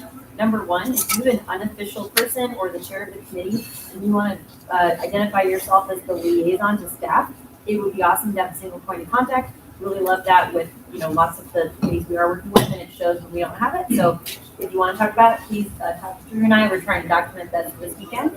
And then second, we'll talk about this more when we get to our Monday training on Scrum. But one of the beautiful things about Scrum is it's organized into what's called a sprint, and the premise is exactly what you're talking about there, Miguel. Naturally, time between committee meetings is like your sprint. So if you're meeting once a month, what would you want to get done by 1 month from now? It helps everyone get in the mindset we're trying to attack something big quickly. And so if anyone's curious about how to adopt that, we try to do it in our day-to-day jobs, and I think it would benefit us as well. That's it. Okay, next agenda item is fill the APRC vacancy. Do we recall who noticed this agenda item? I did, because we have a vacancy. Okay, I have a nomination unless you have one. I did. Okay, I'm gonna nominate Mike Ruffo. Second. Okay, it's been moved and seconded. Do we have any other nominations? Because that's allowed. Anybody else interested? Nobody said that. That is important too. Move the nominations because. Second. That's all the matter about. Were there any other nominations? Were there nominations on the list that I didn't see? Now we have a motion to close nominations. Second. Motion to close nominations? Good second. Okay. Is it possible ever to make a motion to elect someone with a claim? By acclamation. By acclamation. Acclamation.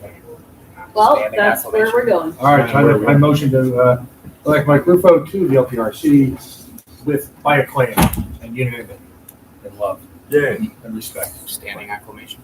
Do I have a second? I second. Stretch. Second. All in favor? Hey. All right, any objections? Echo. All right. There you go. Echo. You don't want it, right? He doesn't You want it. want it, right? Yeah, no, we're good. We're good. No, we're good. All right, are we good? You good? Good. It's all done. Okay. We are adjourned for the rest of the day. Until tomorrow morning at 9 a.m. I think I can clear up my, the next one in about 5 minutes. Madam Chair, I move to extend business for 5 minutes. Okay. Takes us 5:05. But still. For the purpose of completing. It's not 5 o'clock yet. Which, Convention meeting location. oh my gosh. That is not going to be a pleasure. Yes, I am confident. I'm only talking about location right now. meeting No location way. is. I know Just you tell us and the I are in location. agreement on that, but I I can- think you're. I'd like to make a I motion, can guarantee you that, I can guarantee you that this will take 5 minutes. I'd like to make a motion to, given the importance of a phone LNC visit to District of Columbia Hilton Anticipation of Mayor's Convention, that we move with a claim to have the next meeting there. Second. I didn't hear. I didn't hear it either. DC. The next meeting. At the in DC Washington, Hilton. DC. Yeah. For purposes of. I know. At the Hilton, let me say something. all day, Okay, before you, we in can see. Austin, Texas, I spoke about the potential that when we have LNC meetings, to have fundraising meetings attached to them, and we selected a meeting location in New Mexico. I'm delighted we're here, we've had excellent hospitality. We spent a lot of today discussing how revenue is down. I would wanna make sure that if we're considering locations, that we think about a holistic situation of what we're gonna get out of that meeting and when it's gonna take place. I think there's a lot of benefit to going to see this, but I wouldn't rush through this decision. It's actually quite important to our revenue strategy. That's all, yes. Am I recognized? Yep. I'm gonna make a friendly, ask for a friendly amendment and just say Washington DC. Thank you. There's no guarantee that we can get into the Hilton pricing. We don't know the pricing. We know we want to be in Washington DC. May I speak to my friendly amendment? Yes, you may. Okay. Most of you I've talked to. If I have not talked to you, I apologize. It's just I didn't get to you. I think everyone here is in agreement. I've made a case that the convention will be less than 365 days away at the next meeting. It is customary for us to meet at least once at the venue so everybody can see it in person. I want to do that as quickly as possible. We waited a little too long last term. Although it was a very successful convention, it would have been even more successful had we been there a little earlier. So for those reasons, I am, and the convention committee, by the way, not just me, would like to have the next meeting in Washington, DC, and I ask for your support. Thank you. How about the metro area? Because maybe go to Arlington. We could still visit the. I told you it wasn't gonna be 5 minutes. You owe me a drink. I owe you a drink anyway. I just want to acknowledge that the location in LNC has so much more to do with Automatically this, adjourned at 5. that Oh, is that I automatic? would love to partner with people on LNC to make sure we're having fundraising events wherever they are. The last time what happened is we said, oh, let's do this in New Mexico, et cetera. Maybe we should have a fundraiser in Miami. Follow-up didn't happen, so I will close that gap between now and then, but let's find a way to. I would. Ford, did you have something? No. No, I'll see Okay. before. Okay. Thank you. I would accept that friendly amendment. Say Washington DC area. No, point Point of order. point of order. Yes. Okay, there's no such thing as a friendly I knew you were amendment. gonna say that. I'm about to have. Secondary. Parliamentary. Point of order. Can I, what break do I have today? Okay, so the amendment that has been made, do we have a? Wait, It's an unfriendly sorry. amendment. Just ignore the fact that it's not friendly. It's not. Okay, it's an unfriendly amendment. but we already have, okay, we're on the second level of amendment, just to be clear. Are we, because- did the first one get a? Point of order. I don't know. We never extended time. May I make a suggestion? It's now Oh, we're at elapsed 5 5. o'clock right now. We're done. Okay, what's done? Well, hold on, and yes, but hold on, we're at time. I'll make a motion to extend time for 5 minutes, please. Object. Yep. Same. Orders of the day. Orders of the day. No, he made a motion to extend time. Oh. Who objected? I did. Okay. Okay, there's been an objection. Are we gonna move to extend time? There's no second yet.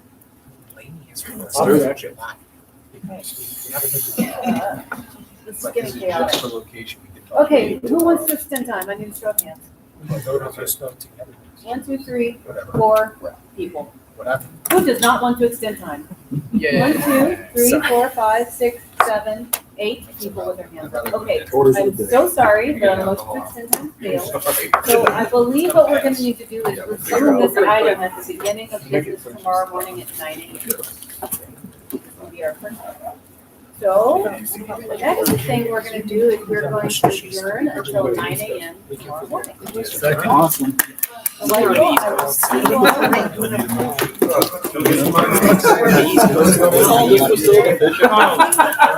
Logistics. Logistics. Do we all have to order Ubers and collectively order Ubers, or you're not? So here's what I recommend, everyone. The shuttle is about a 17-minute drive away. I'm about to find out. Towards the wonderful meal they sponsored for us last night. audio? All right, thank you very much. I second that. Next item on our agenda is we're going to pick up where we left off. Meeting location. Now, I believe that it had been moved by Rich Bowen to have the meeting at the Hilton in DC. That was moved by Mr. Ford. Mr. Ford. And there had been an amendment, but the amendment didn't get a second. And then we ended up where we're at right now, which is back at the original motion. Is that correct? Now, I think Mr. Cowan would like to Yeah, start. my motion, making which make an didn't amendment. get a second, I think, is I'd like to say DC area as opposed to DC. So Okay. that, so we can go to Arlington if we need So to. we're starting off with Ford's motion, and now you are amending it to say DC area. Correct. Okay, there we are. Needs, it's been seconded. Okay, any discussion? Yes. I am in agreement with the amendment as well as, believe we should probably amend as well to add a range of dates, right? Or should we select one or more potential dates to receive RFPs about, since we may or may not be staying at the Hilton. We might be staying at other locations, so we should request dates. And we also had a suggestion from Ms. Houston that we do mid-July, if I recall correctly. And may I speak to that briefly? And I think, Todd, I'd also welcome you if you have any comments here. I think many organizations organize board meetings at the end of a quarter so that we can look at quarterly results. If we want to do that, it would allow us to, I would recommend a weekend in which there's enough time for the quarter to end, for us to compile numbers, get them out to everyone in advance. And I think we have a much more rich discussion that way. We don't have to have it at that time, but then it makes it more of a planning meeting for the next quarter as opposed to looking back at performance. Does that make sense? It does. Mr. Nana? All that I personally request is that we don't do it the 28th, 29th, and 30th. Because that of July, 'cause that's the regional event. Pretty far out. So you're gonna have myself and Randall that Okay. won't be here. Madam Secretary? I'm sorry that, again, my voice, speaking to the amendment, Mr. Cowan's amendment. I'm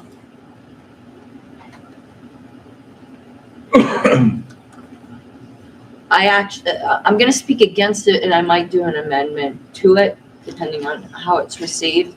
I think it's important that we have it at the hotel we're having the convention at. I'm only amenable to the DC area if it's impossible to have it at the hotel. Right now, this is just kind of very loosey-goosey. I've been on the LNC since 2016. When we have the pre-convention meetings, we always have it at the hotel. The DC area doesn't cut it for me because we don't get to experience the hotel. The Convention Oversight Committee and the LNC can notice flaws and things that we need to address by actually having to be there. Going and doing another little site visit like we already did, to me, then we might as well not have it in DC. We need to have it at the Hilton unless it's impossible.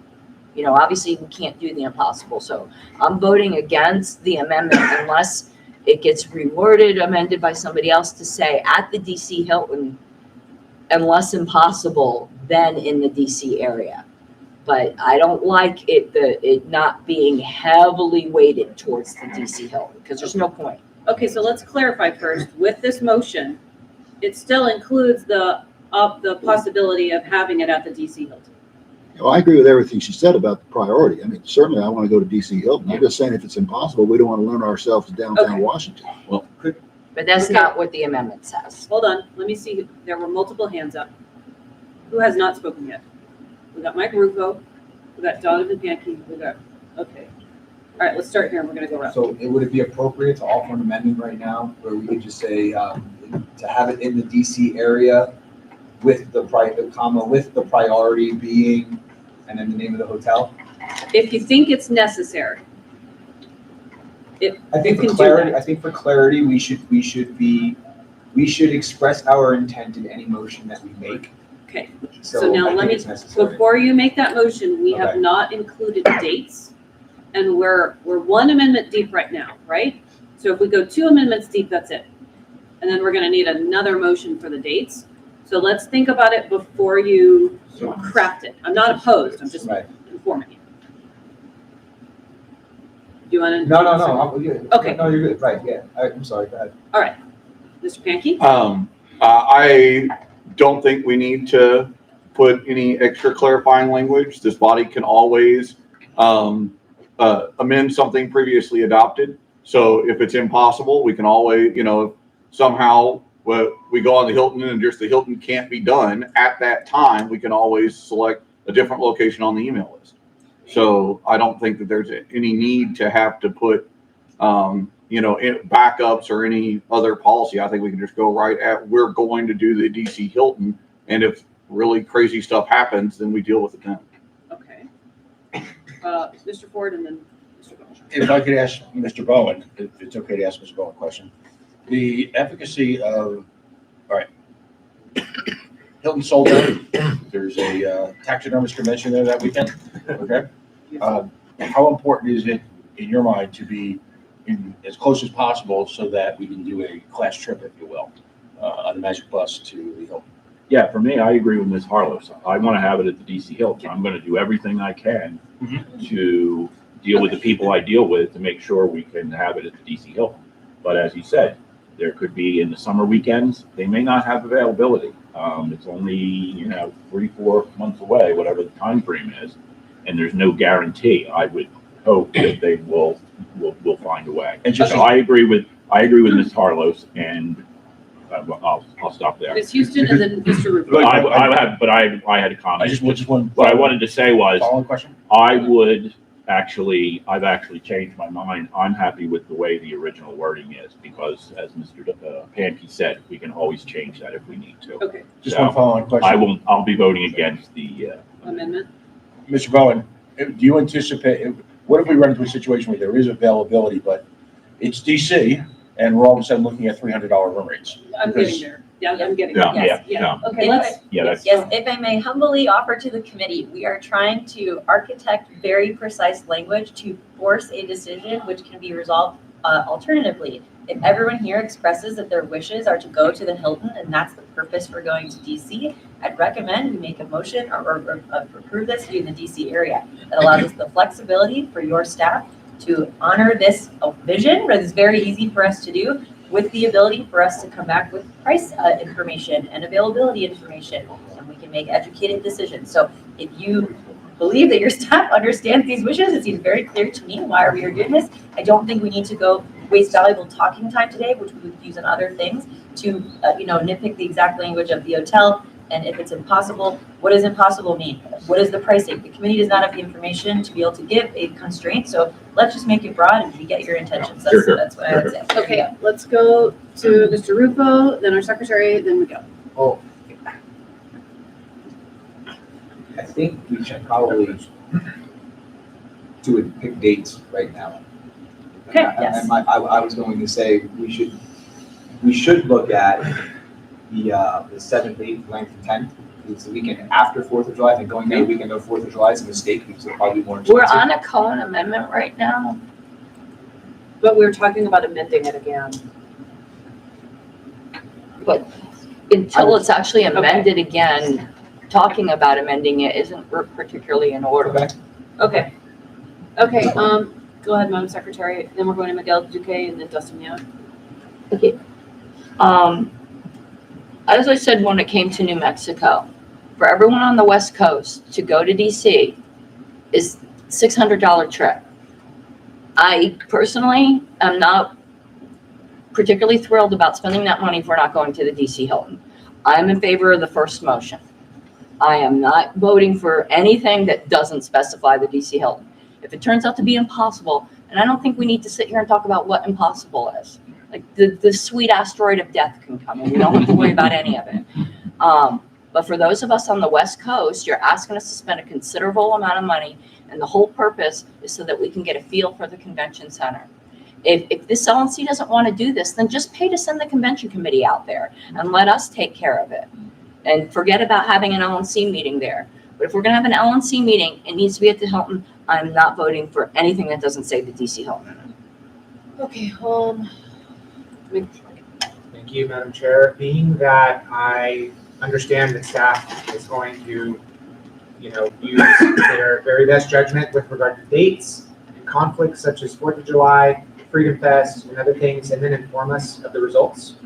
And also that we really need to breeze through a lot of business today, I call all questions. So. Okay, it's been moved and seconded to call all questions. Any objections to calling all questions? Yeah. Yes? Yeah. Okay. All right, no, we're doing a vote on calling questions then, because we're 11 minutes in on this agenda item. We've got 4 minutes left. All in favor of calling question, please raise your hand. All opposed? Please raise your hand. Okay. Question callers have it. Okay, we're going to a vote on the amendment. And Can we restate it, do you please? mind doing a roll call vote on this one? Okay. Next, That's it. No, the question right now is the Cohen amendment. Correct. I call all questions. Right, and I'm Right, doing so you the have to Cohen do an amendment ordinance first. And then we're gonna jump straight to the main motion. Yes, Duplicate. if the secretary can kind of restate them, or what is the current amendment, please? Okay, so the current question is, Mr. Cohen, excuse me, I keep doing that to you, I'm so sorry. Mr. Cowan moved to amend the forward motion so that we'd be moved to have the next LNC meeting in the DC area, And the prior language was, at the DC Hilton. thank you. So it was striking DC Hilton and inserting DC area. So that's the amendment. Mr. Cowan, I vote yes for my amendment. Mr. Blankenship, No. Mr. Bowen, And with apologies to Mr. Cowan from our previous discussion, I vote no. Mr. Duque, No. Mr. Clark, No. Mr. Elliott, Abstain. Mr. Ford, No. Mr. Pankey, No. Mr. Hagopian. Yes. I'm voting no. Mr. Nana,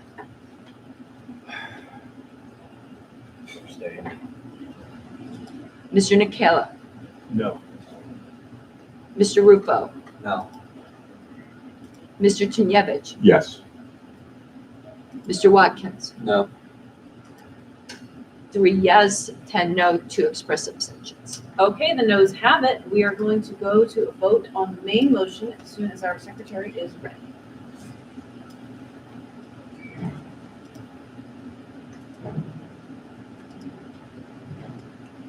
Just clear out these votes.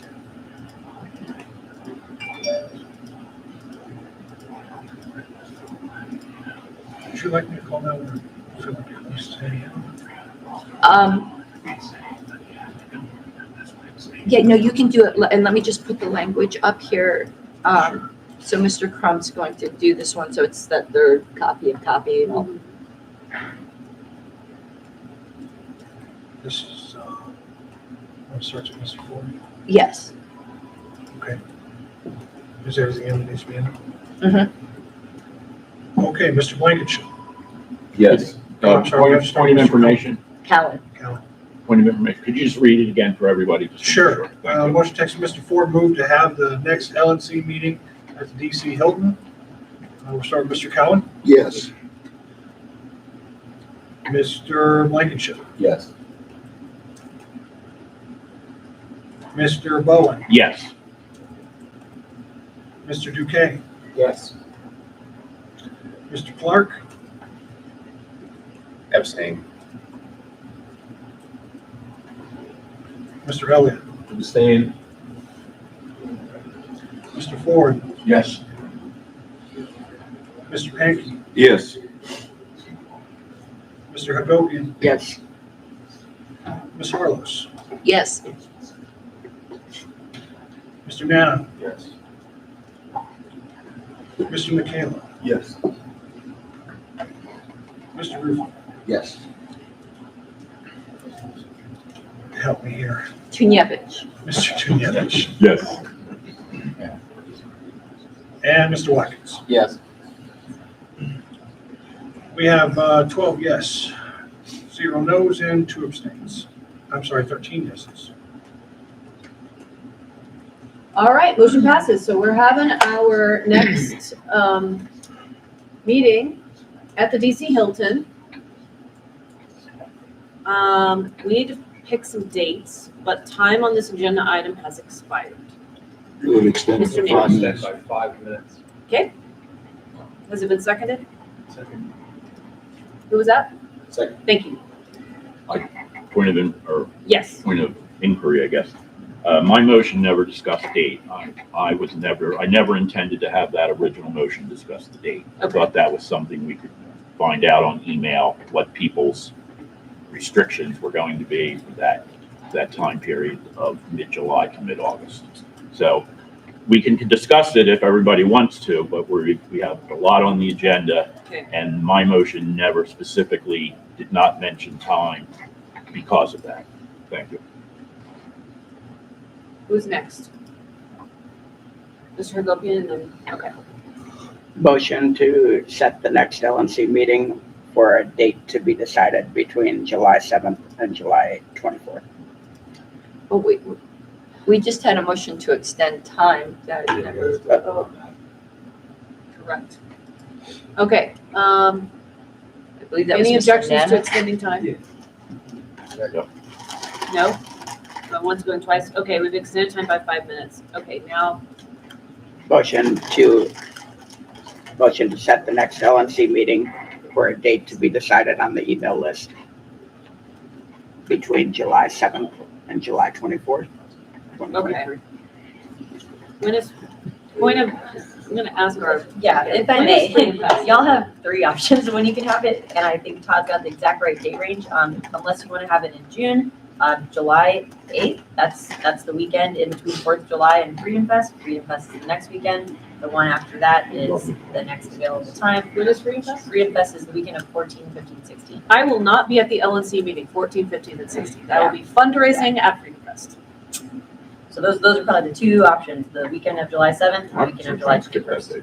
Okay, can we do a dates that everybody's available online? Okay, and if we need to move it online, that's fine. Yeah. Okay. Any further discussion on Mr. Hagopian's motion? Going once, going twice? Okay, let's go to a roll call vote. We just got that over for you, Mr.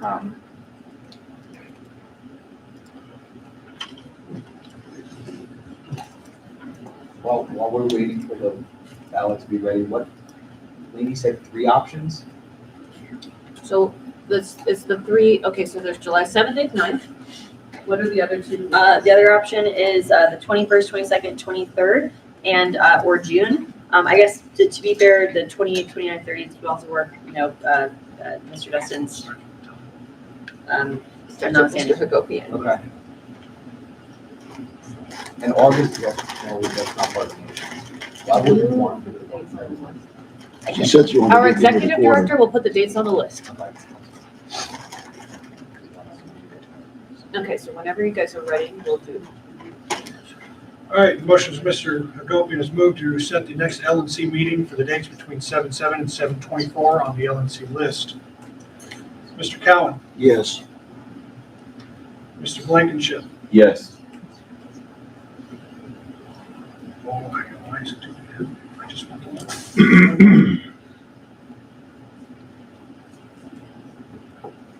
Sorry, guys, it's my fault.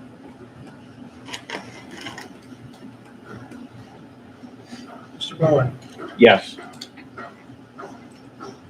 Mr. Duquesne, Yes. Mr. Clark, Yes. Mr. Elliott, Yes. Mr. Ford, Yes. Mr. Pankey, Abstain? Mr. Hagopian, Yes. Ms. Harless, Yes. Mr. Nana, Yes. Mr. Nicola, Yes. Mr. Rufo? Abstain. God, I'm gonna need to hear it again, I'm sorry. How's that name pronounced? Oh, Mr. Tunjevich. Tunjevich, I'm so. Tunjevich. Mr. That's the Tunjevich. Yes. And Mr. Watkins. Abstain. Okay. Can you scroll down a little bit? There you go. The yeses have it. So the motion passes. Thank you. Our executive director is going to put the dates on the list, and we can have glorious chaos break forth from that point, and then we'll figure it out. Email chaos is okay. Yep, I'll have a motion run if so needed. And Mr. Crum, just FYI, if you go to the top of live notes, I have a phonetic Tunjevich. So you can always look there. And Cowan. And Cowan. And Cowan.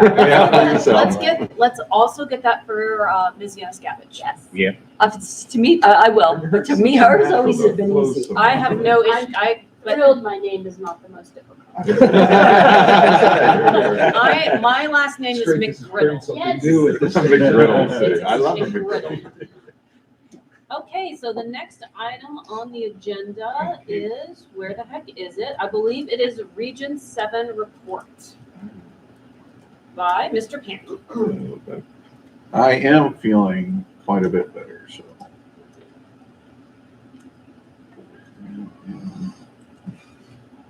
Mr. Vaughn, do you mind being our timekeeper? I am. We'll take care of it. And you will hear a little beep when time is up instead of me interrupting. I love that we'll get a beep. That's helpful. Just let it keep beeping.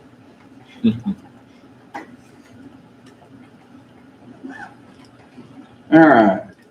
So just as a reminder to everyone, the Region 7 is comprised of Arkansas, Louisiana, Missouri, Oklahoma, and the great state of Texas.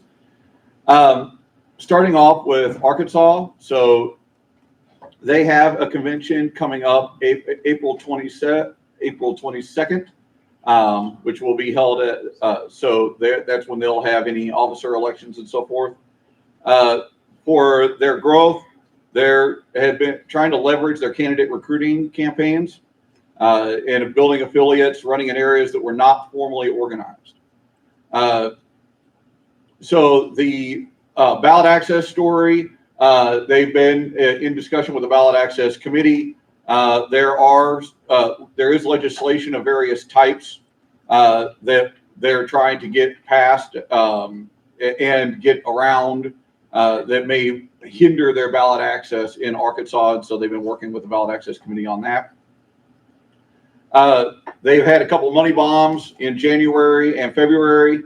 And their biggest request is, and I think that you'll see this a lot from all of Region 7 and maybe from other regions, is just making sure that we are staying up to date on CRM asks.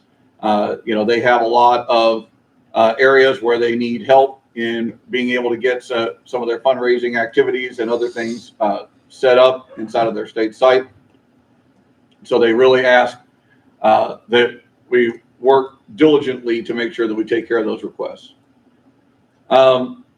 In Louisiana, they have a new congressional District 2 rep on their executive committee, who is Boyd Smith. They have a 1% increase in registrations, Libertarian registrations, and they have a couple of elections that they have, a couple of candidates that they have running for election.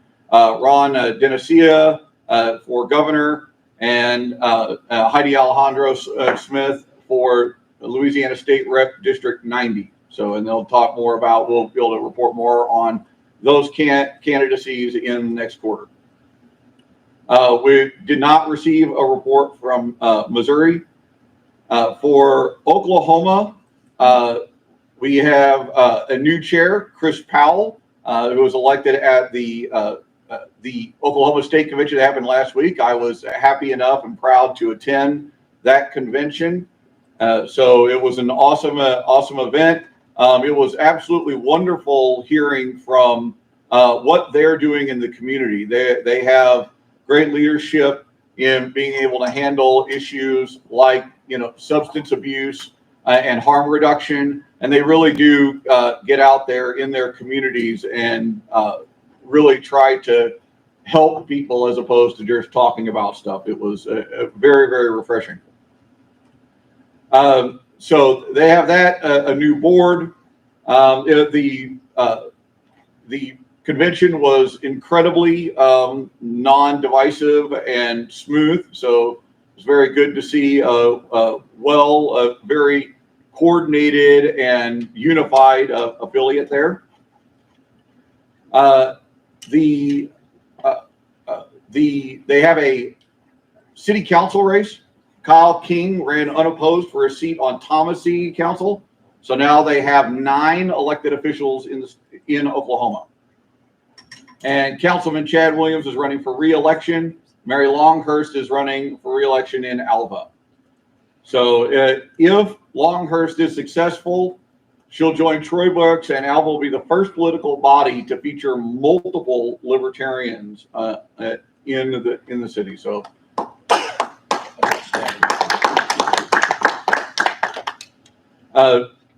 For ballot access, they have good known ballot access through 2026, and we'll make sure to keep an eye on the statewide races there.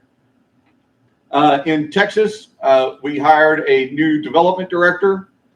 We've been working to add more county affiliates. Texas has an enormous number of counties, and so we're always working every cycle to make sure that we're bringing new counties online. Ballot access. So evidently the state of Texas has decided that third parties are bad things. And so the Republicans in the Texas state legislature have decided that they're going to file multiple different bills in multiple different ways to try to remove third parties from the ballot, from minor things like changing thresholds to major things like banning all convention parties. So we're really working hard. It's legislative season. This quarter is the big legislative quarter for Texas. So the session runs through this quarter, and that'll be it. So we have a lot of boots on the ground in Austin right now, lobbying every single day to make sure that good libertarian bills such as marijuana decriminalization, cannabis decriminalization, and and ballot access, bad bills, all head out our way through the Texas legislature. So really working hard, lots of lobby days on that. We just had last night, obviously, the eminent domain protest. That there were some pictures that were listed on that protest. I was really happy to see the diverse number of libertarians that all showed up at that event to protest. It was really good to see. It's not only great to see us, help out a small business owner who's in danger of having their stuff taken from the state. It's great to see the fact that libertarians are across our diverse array of personalities and temperaments. We're able to unify, get together, and all sit down there together and protest. It's awesome to see. And the largest ask, once again, from Texas is also in the Civic Department, trying to make sure that we keep up with requests and making sure that the states have good communication and management with staff to keep the stuff rolling. So that is the Region 7 report. Any questions? How many people were at the protest? We had over 100 show up to that protest. And where are the pictures? I'll forward you. I can forward them to the list. Some of the pictures to the list. Yeah, no, because I've been very, very interested in this. So, and how do we keep up to date? Like, what's going on next with that property? So, that should be on the list. So the city council had voted on it, had voted to try to take it. It had to, I believe there had to be a state action. And so we're continue to lobby in Austin to try to make sure that is listed as not, actually not capturable statewide for eminent domain. Okay, yeah, please do keep updating those, because if there ends up being like a hearing or something, I think we can motivate people to come down to Texas to show up for it. I certainly would try to go down there to show up, to protest the Capitol or whatever. I think this, there was a comment on that thread, which I just thought was wonderful, sad, but wonderful, where they'd say, congratulations, Ms. Buckingham, you've united the Mises and the anti-Mises people, which no one has ever been able to do. So like, she's been a unifying figure in her awfulness. So I would like to continue to unify us around something we all hate, the state. Absolutely, absolutely. So we're out of time on that. Thank you, Mr. Pankey. Next, we have reports of standing committees. I believe ballot access is next for 10 minutes, Mr. Nana.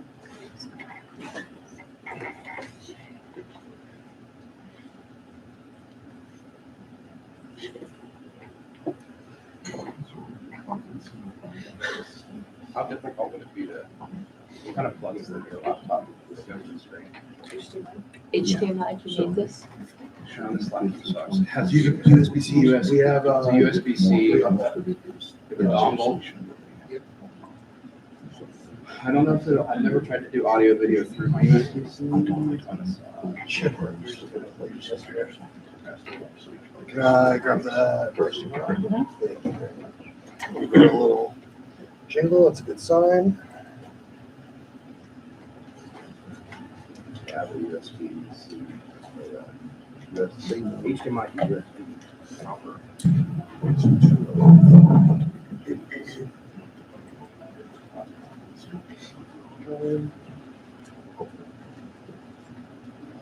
Can I open up your display settings real quick? The other side. Here, go ahead.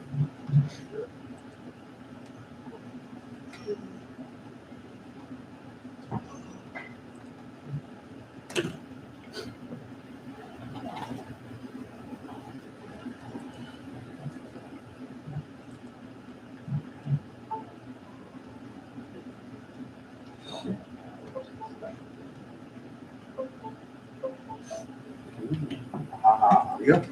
Excellent, thanks for that. Yep. All right, so ballot access committee report. I'll get this on the OneDrive in a second. I've been editing it this morning. But the ballot access committee met on March, gosh, when did we meet? It was very recently, March 6th, to discuss the alteration of the states that we had currently not had ballot access in November, the difference between that and where we currently do not have ballot access as of March 6th. So the list, I apologize, is kind of broken up by 2 pages here. It's not really readable. It's not big, yeah, here. Let me see if I can do Single page.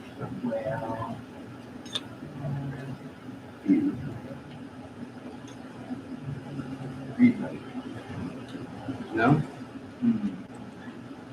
It's at least bigger now. On the bottom right-hand side, you can scroll to zoom in. Yeah, there it is. I just wanted to show one page at a time, that's what I'm Yeah. getting to. The slider, right? The slider would do it too, but probably has to work. Whatever, it messed up the formatting, it's still not bigger. All right, hold on, I'll just zoom in manually. Sorry, guys. No, do it. Enhance. Enhance. Let me get out of the same layout here. Oh my God. Jesus Christ. Don't ever let me give a presentation on my laptop. You boomer.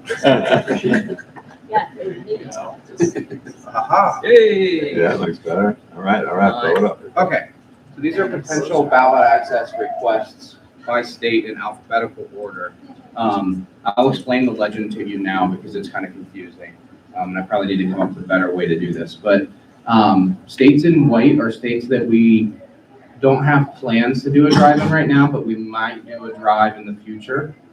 States in yellow are states that we anticipate probably at least trying to do a drive-in, but aren't going to be able to start immediately for one reason or another. States in red are going to be states that are extremely cost prohibitive and or states that we don't anticipate having to spend LNC funds to get them on the ballot. We believe that they can do all volunteer effort. So that being said, you guys need me to stay on this one or can I go to the next half? Any questions about these top ones, I suppose? So red is self-sustained? Red is either self-sustained or extremely cost prohibitive, and we're gonna have to get creative to get it done. And yellow is what again? And yellow is our states that we anticipate possibly doing something in, but we can't start immediately for one reason or another, and I can go into detail when I get down there. I can't see what's in red very well. What state is that? Minnesota, yeah, I don't know why I didn't change the font to the late. Let me see if I can get. A little better. Yeah, there you go. There you go. Zoom in it, yeah. No, and then you just scroll down. Go like one state at a time, just zoom in so you can see one. Okay, yeah, you know what? It might take us a while, but that's a good suggestion. Let's just go like one state at a time. So Alabama. Alabama did not retain. So right now in Alabama, we would either have to collect signatures worth 3% of the votes cast for governor in the previous election, which is 42,459. And then a candidate for state office would have to receive at least 20% of the total votes cast for that office to retain. Or we can get our president on as an independent candidate, a presidential candidate, with 500 signatures. And that, those two costs are kind of broke down. 5,000? Or, yeah, 5,000 signatures. I think I said 2. So any questions about Alabama? I'm gonna have a bunch of questions at the end. As Dustin said. Mr. Nana, we invested a lot of money in Alabama, and we did. And I'm not ever going to put it, not going there. But just how close did we come? Was the polling helpful? I think we got to around 15-ish in one of them. 15%. So we got pretty close. Now, Alabama, and I should probably put this in the report, but Alabama is a state that committee members have expressed as a place where we might try to lobby.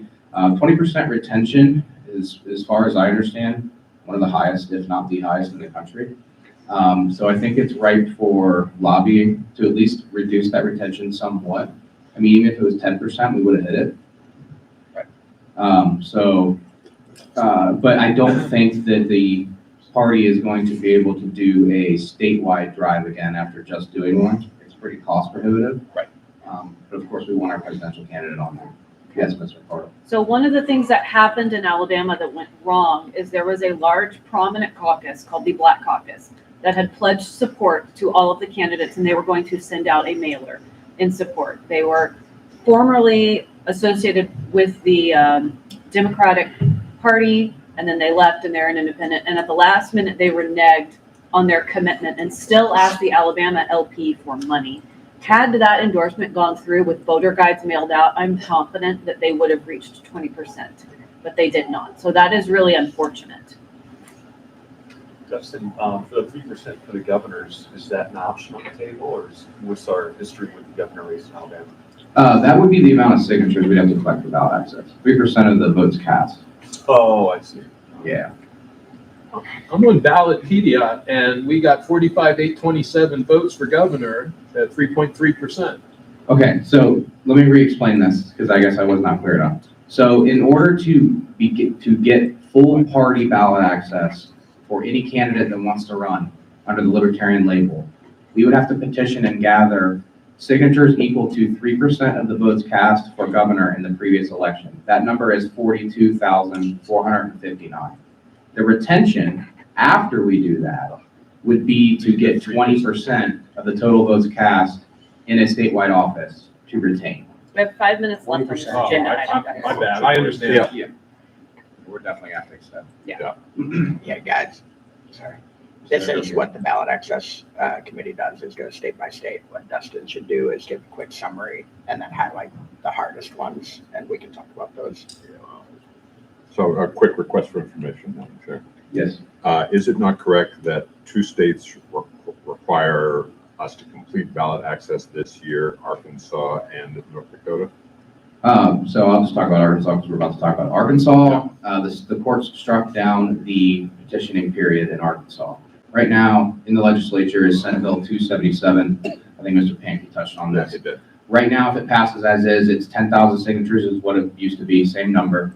But the signature period ends in February of 2024. And then we have to get 3% governor or president to retain, which is what it always was. So all they changed is the petitioning period, which is what the court struck down. So the state is trying to lobby the legislature to reduce the retention rate at least. So the current end of the petitioning period is indeed the February 2024? That's correct. Well, if it passes, I suppose Yeah, they if could it amend it. Yeah, that would be if it passed today. If not, it's the end of this year?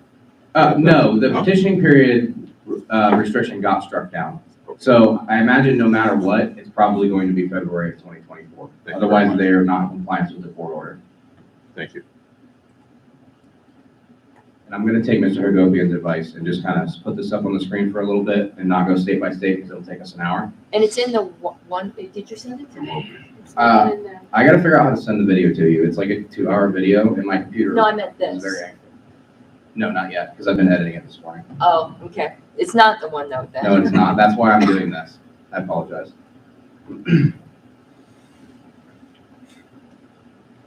So I'm going to go over all the states that are either in yellow or green. I will give a detailed report on. Otherwise, ask questions about other states.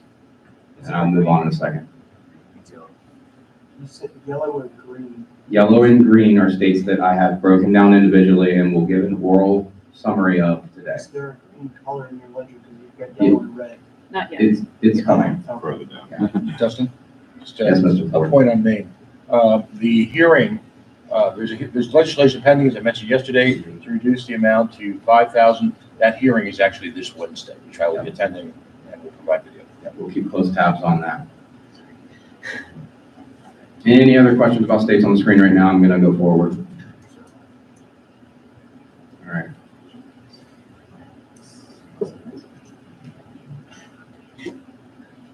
Any questions about states on this screen that are not in green? I'm going to talk about them in a second.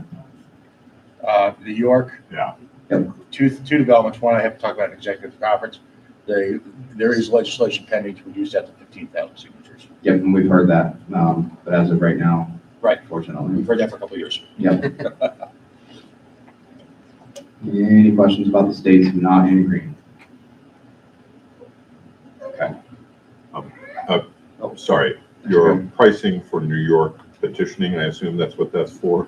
Yeah, so Assumes these what kind of- prices, just to let you guys know, these prices are what we would pay if we had zero assistance. Now, obviously, that's not real, but it would be hard to make a realistic estimate on what it would cost without knowing what the state would put in, without knowing what the state would put in volunteer-wise, et cetera. What is your per required signature estimate? Per signature, for raw signature, it's $5. Per valid signature, $8. Thank you. Good. I'm just gonna move on. Any questions about states here that are not in, well, I guess it could be about any of these, because neither of these are green or yellow.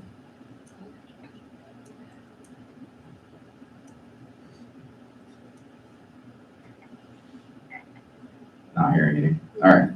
So what's new to this report is a total of, what I did was I aggregated all the states that we may do things in. So that would be anything that's white, green, or yellow, and those two totals are down here. So you can tell it's significantly lower than it was. This total would be everything with no help plus a 10% overrun.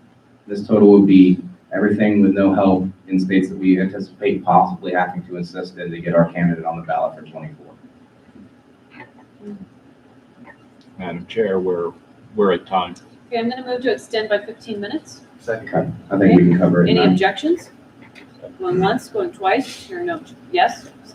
Is there an objection? Oh, no, I'm sorry. Okay. I thought we were done. All right, time is extended. 15? Yep. Thank you. So as far as fundraising goes, you know, what's our timeline looking like quarterly to get us to where we need to be? I think we're gonna have a little bit more realistic number after the next couple of ballot access meetings. We probably we're gonna need to have several 100,000 at least, because a lot of those states in white are gonna have to be done at least partially by the LNC to make sure our presidential candidate gets on the, like Ohio. I mean, we could empty our entire bank account to put the candidate on in 24. I have a feeling the board's not gonna want to do that. Isn't Ohio an independent state for us, for presidential? Yeah, but it's still 5,000 signatures. Gotcha. So, Executive Director. yes, ma'am. Quick question, maybe this is coming later. I know that one way to do this is to do a comprehensive overview of all of the states, understand how a signature tactic or petition tactic would work, a lobbying tactic would work, a legal tactic would work.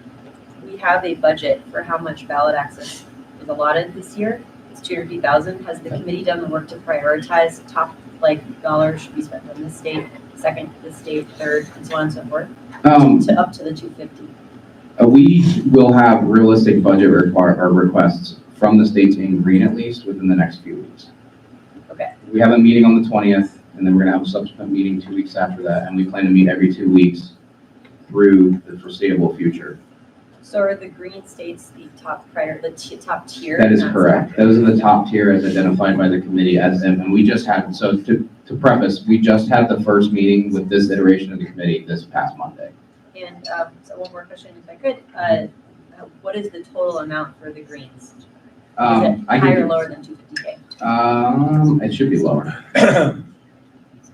And I'll just level set everybody on the budget. So please remember that ballot access spans 2 budget years. Only 250,000 is for this budget year. We'll have additional money open up next budget year. In the previous LNC, nothing, $0 was spent the year prior to the election. So we budgeted $250,000 additional over last time. However, we do have a bigger step to get there, so we are going to need some of that money. But after hearing the first meeting, I'm fairly comfortable. The 250 is more than enough for this year, and then next year we will need a much bigger chunk. Yeah, because we're going to have a lot of states where we're going to have to put our presidential candidate on. A lot of states that we can't even petition, we just legally can't do it right now.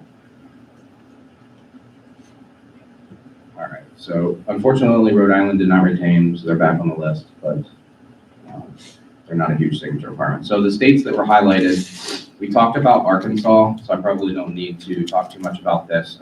We had originally, in the last iteration of the committee, targeted Arkansas as a first priority state. But since Mr. Pacco and the rest of the state have decided they want to try to lobby this law, they've told us that to hold off kind of a little bit and see what they can get done. And I don't even think we can petition today because there's no law governing how to actually do it. But so we're going to respect the state party and not jump in there and try to do a drive without their permission. So that's kind of moved from green tier to yellow, which is a little bit different than the last meeting we had, which was previous to this one. Main party wants to do a voter registration drive. I think Mr. Ford talked about it briefly yesterday. They currently have roughly 1,500 registrations, which leaves a gap of 8,500 or so. They have a fairly ambitious plan to gather these registrations, but the committee believes it a bit naive in terms of the estimate of volunteer efforts. And as it stands, this would be a pretty costly drive, but we need to gather more information and see what their volunteer effort actually turns out to be. The good thing about this state is they have all year to do it. So they have all the way till December 31st to get those registrations before the clock runs out. So we'll see what happens. We're going to keep in close contact with them. If we see that they're doing an excellent job in getting a lot of voter registrations and that gap becomes much smaller, I think it's very feasible for us to help close it. Maine has been doing significant aid fundraising in order to self-support. They are, and I invite offline comments for people that are actually looking to hire someone to run the registration process. They claim that they've raised about $30,000 of their own money. So they're fighting again this week. We've got a legitimate shot at lowering to 5,000, and they've got a lot of efforts planned going forward. So they're working it. Any ideas on who can manage voter registration drive? Contact the director, please. I have an idea who can do it. Well, we'll talk offline. So New Mexico, unless there's any questions on Maine, I'm going to move on to New Mexico. All right, New Mexico, the committee anticipates we may need to run a petition drive here depending on how the Secretary of State treats the line in regard to our newly formed affiliate. So this drive would not be extremely cost prohibitive. It would be pretty low stress, so I'm confident we would succeed if we need to do it. Once we know if we have to do it, which is kind of what we're waiting on now, we can interface with the state party to determine their contributions and develop a realistic budget. Right now, I just have it as if we have to run it all. I don't know what their financial state looks like or any of that right now, or what their anticipated volunteer effort would be. And I don't want to find those things out until we know whether or not we need to do it, because it's entirely possible that the Secretary of State says, no, you guys are the Libertarian Party, you have this ballot line. But we just don't know, so. The last state here is North Dakota. North Dakota is raising money to conduct a drive here and seems committed to making it happen. So this would be the most likely place that we can start. as close to immediately as possible. As soon as it warms up there, petitioners will be willing to go there, and I will collaborate, the committee will collaborate with North Dakota to determine their volunteer and financial contribution, and then we can develop a working budget. So just to add to that, I tend to make this a living document. I'll add this piece to the previous report, and I will just keep editing it over time. And then I don't know where best would be to put it so that you guys can constantly access it. But waiting between now and the next in-person meeting, a lot of stuff's gonna change. You guys might have questions, and I wanna let you know what's going on. So I'm gonna put it in a place, I guess the drive. Yeah, I'll get a place for it to live, then the committee can always view it, and you can edit it. Okay. Okay. Yes, Do you have enough manpower on the ballot access committee to help you figure all of this stuff out? It's gonna be a lot of work. Yep. Probably not. Okay. in the near term, because here's what's slowing me down right now, at least personally. I need to figure out all of the different petitioning periods for all of the states. Okay. I also need to be able to run these drives. Now that piece I think we can handle. Through Bill Redpath, myself, and other committee members who might be local to the states that we're running drives in, I think we can handle that. Yep. But this first investigative piece, Data. figuring out, the dates, and then also just kind of staying on top of anything that changes. Okay. I'm gonna lean on region reps to inform me of Okay. changes, but So I'm gonna reconstitute an ad hoc ballot access committee to just help with the data collection. and I don't think we have any advisors right now, so if you We want to do just, have advisors, but I need more people to express an appetite in being advisors on the ballot access advisory committee. I've combed through some of the applications that were submitted. I need people with an interest in doing the work. That's as politely as I can put it. I don't need everybody's just like random opinion. I need people who will actually dig in and perform research. So anyone on the live stream listening, please send me an email if you're interested in doing that to help our affiliates. that pretty much sums up the report, and I will get you the numbers for just the greens and the greens plus the yellow here shortly. Okay, and then I have already put you in touch with a couple of people who are interested in collaborating. Yep. Do you need help handling those relationships beyond the help that I'm gonna provide? As long as they're willing to sit down and talk, that's Okay. fine. I'll talk to the couple of those that you sent over and Yep. see if maybe they're available to jump into a meeting sometime. And if not, I'll just talk to them separately when they're available and report back to the committee. Okay, great. And then does anyone have relationships with the Green Party? I'm assuming Richard Winger, our I secretary. At least through Colorado, but she's Linda, who came and spoke to us. Can Linda connect us with people outside of Colorado? Yes, I mean, I'm on constant emails with Howie. Okay, so let's try to explore that relationship a little bit. I think the relationship I've cultivated with Jill Stein is also going to be helpful, but some of this is going to need to be at the state level, so we're going to need to get in touch with state level Green Party. Yeah, between the RCV community, Okay. there's a lot of third-party collaboration going on there. So I do have relationships with Greens, and a few others, but mostly with the Greens. Great, start funneling those over to ballot access so we can start hammering things out. I have a casual relationship with Jill Stein.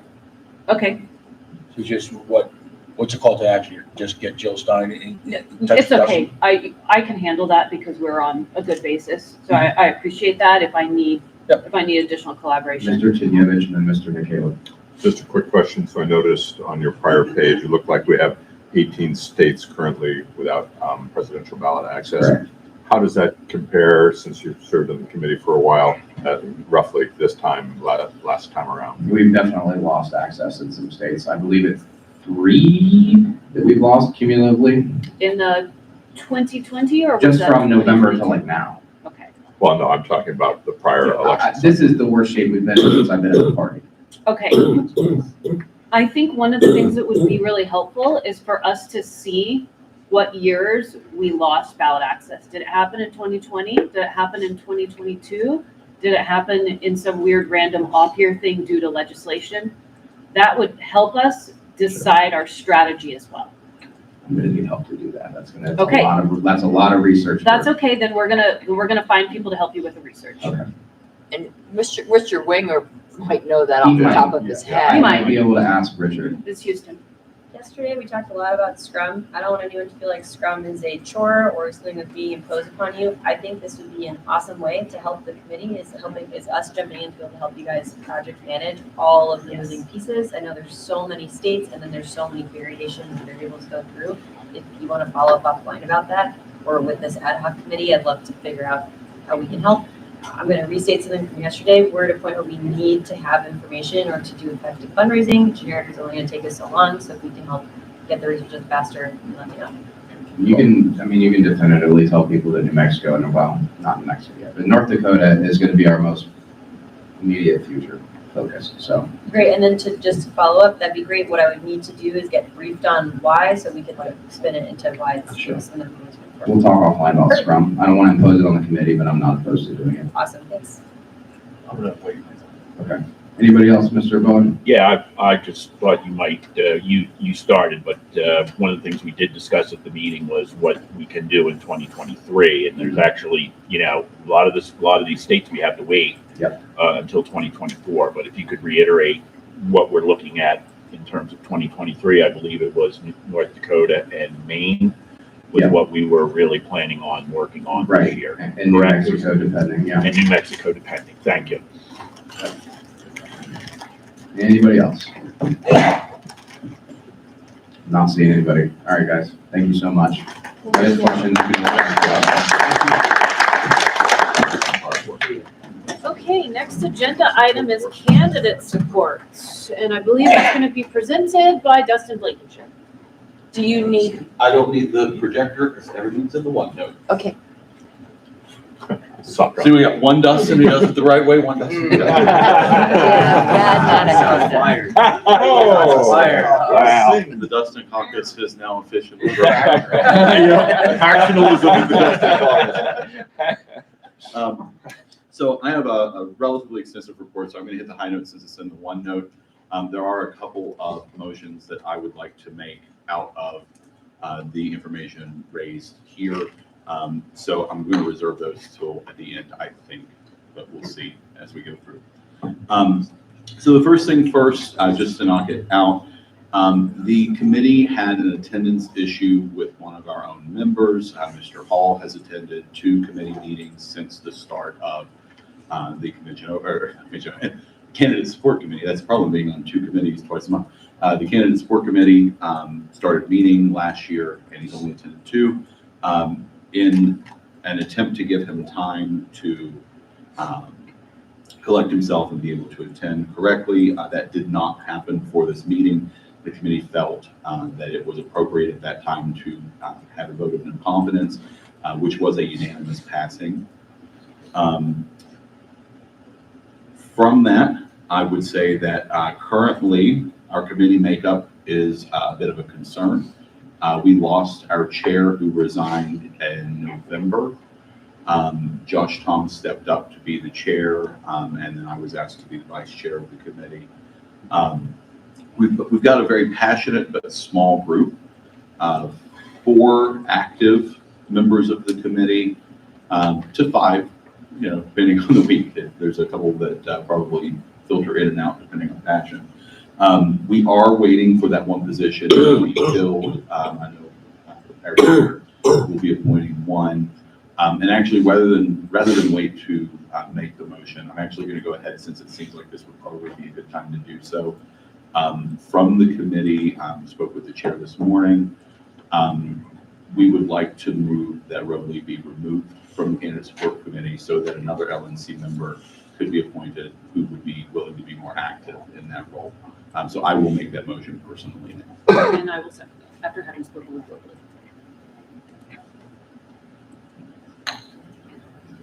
I don't know if there's a discussion. Yeah. You said you spoke with Robley? He's aware of the situation? I don't think he's aware that we're doing it in this meeting, but he's aware of the situation. I've spoken with him about it several times. Okay. And he said that he would step back if we found someone else willing to step up. I am at a point, and I've been very involved in this discussion, where we need him to step back so I can fill it, because this is not helping to facilitate. We need the role to be vacant, so I can, Okay, it's not just chicken or egg stuff. okay, thank you. I'd like to say that I appreciate that we're doing this sort of thing on an ongoing basis, not from a place of judgment or guilt, just purely from wanting to succeed. It's And, nothing personal. everyone can always reserve the right to decide, I don't have the bandwidth for this, Sure, sure. to tap out, we're a team.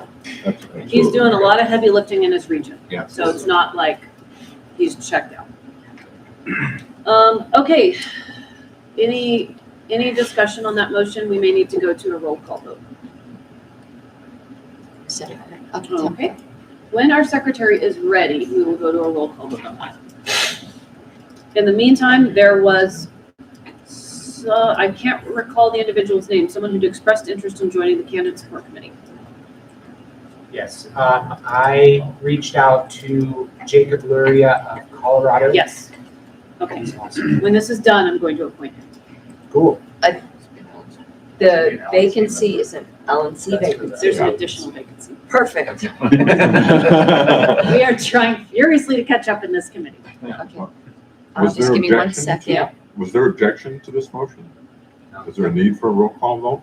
On this type of motion, there is a need Okay. for a roll call. There was no objection, but we still have to, because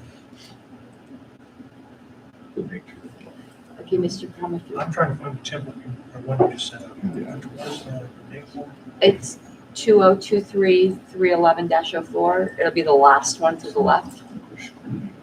If it be appropriate, I would just also note that the committee asked me to request the LNC to increase the membership numbers for non-LNC members on this committee. That's not something we're discussing for this motion, but just noting that if that's something that the body would like to consider, feel free to make the motion. What's your current membership? How many people are there now? So we actually lost quorum in the middle of the meeting about a month ago because we had, so we lost our chair, so that would have brought us down to 5 members. And then Robley had not been attending, which made it down to 4 members. And then so if anyone was sick or like we had a person that dropped in the middle of the meeting, and because we only had the 3, which was what we needed to meet the threshold of current members of the committee, when you lose the 1, now you're done. You don't have your makeup anymore. So it can be very frustrating, especially for those non-LNC members who are here because they're passionate about candidate support and they're seeing that they're not getting anything done. And it's important. I know I'm speaking to other things. I'm going to stop this. if we're ready, Yep. if we're ready, let's begin. The motion is to remove Robley Hall from the committee due to non-attendance so that another LNC member can be appointed. Mr. Cowan? Yes.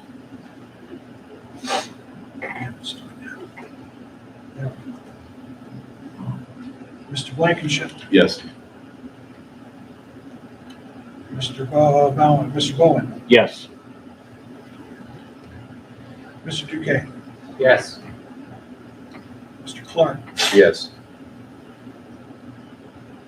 Mr. Elliott? Yes. Mr. Ford? Abstain. Mr. Pankey? Abstain. Mr. Hagopian? Yes. Ms. Harlos? Yes. Mr. Nana? Abstain. Mr. Michaela? Yes. Mr. Rufo? Yes. Mr. Chinyevich? Yes. Mr. Watkins? Yes. We have 10 yeses, no nos, and 3 abstains. All right. Passes. Why does that change? Okay, we have 11 yeses. It takes a minute. Okay, the motion passes. Before you go on, let me ask a couple questions and then jump back in. At what point does Region 5 and Region 6 constitute their vacancies? 5 is determining that. this week. They're figuring that out. This week? Well, I don't know if it's gonna take place this week. The chairs are figuring it out Okay. themselves. 6 has established an application deadline of March 24th, so I anticipate action soon thereafter. Is anyone on the LNC in this room right now interested in joining the CSC? No shame if you're not, but I just need to know because I need to know what I'm gonna do next. I'll raise my hand, just to raise my hand. I don't have to be on it, but I'm willing to be on it. Okay. That's the enthusiasm there. You're gonna be on it. I'm always conscious of not wanting to be on. Right, I don't wanna burden you. You have a small baby, you're here, you're pulling your weight. I just put you on another committee. Essentially, you're already doing the role, but it's quite a bit. Madam Chair, and I also failed to mention that Miguel yesterday, which I should have mentioned yesterday, is now the vice chair of the Why did I miss you? All right, so let me sort this out real quick. Let me sort this out real quick, everyone. Please pause. Do I need to make a policy manual amendment motion right now? Or is the committee okay with waiting until the regional vacancies are filled so that I can see if now the caveat being that the regional vacancies could get filled and we might still not have someone. Agreed. Right. I think our preference would be to fill it as quickly as possible. Okay. So here's what I'm gonna do, everyone. Sorry, this is happening on the fly. I'm gonna make a motion to amend the policy manual. It's page 11, I believe, where it says candidate support committee. I'm gonna strike through 3 LNC members and 4 non-LNC members of the LP, and I'm gonna change that to 2 LNC members and 5 non-LNC members of the LP. So it's going from 3 to 2 and from 4 to 5. Mr. Nana? Would it be better if we just expanded it overall? No. Okay. Because I can't even get enough human beings, because I That's have fine. already reached out to 3 other individuals who expressed interest, who were non-LNC members. That's fair. And Just to take the quorum up, yeah, too. because I've been trying to fill this vacancy for 2 months. Okay. Just I'll second the motion. Okay, thank you. Okay, any further discussion? One moment, let me just get this on Yep, the screen. that's okay. So you were moving to do what, Madam Chair? 3 to 2 Okay. and 4 to 5. And those are the only changes. Okay, this would be 2. Any further discussion? And I apologize, I wanted to put this through the candidate, through the policy manual committee, and I just have been too hectic of the last couple of weeks. And also kind of holding out, hoping that, but it is what it is, no judgment, let's just fix things. I actually, sorry.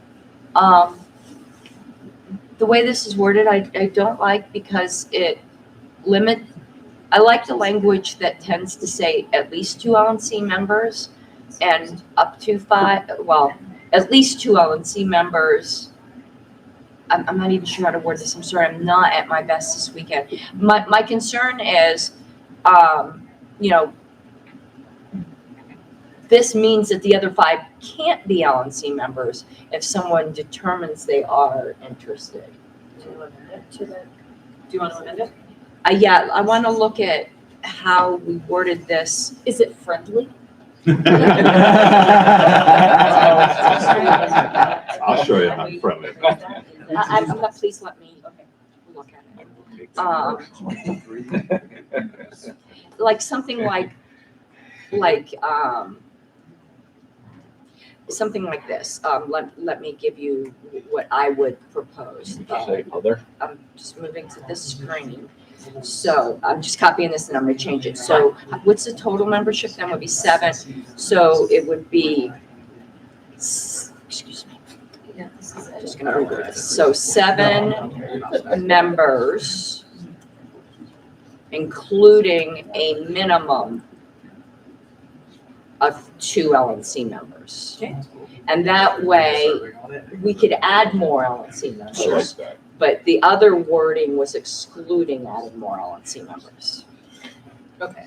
So, I'm moving to amend, Ms. McCardle's motion, do it by substitution, so it would be to strike the language entirely and insert this language. I'll second. Well, let's get the language. I'm working on it. Yeah.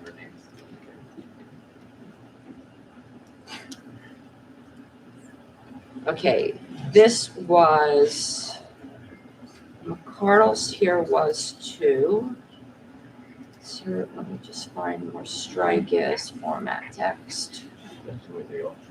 Strike through, red, this was, format text, strike through, red, and all that. And you want it. I hate the way Google does this. One sec. 2.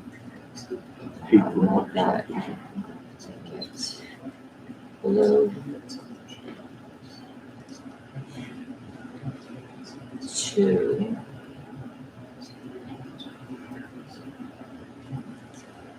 And this was 5.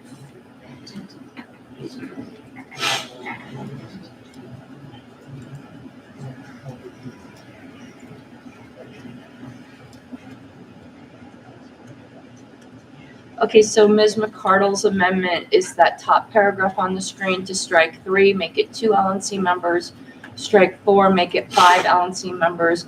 My amendment was an amendment by substitution, which was to change the entire language to 7 members, including a minimum of 2 LNC members. I didn't put LNC. Second.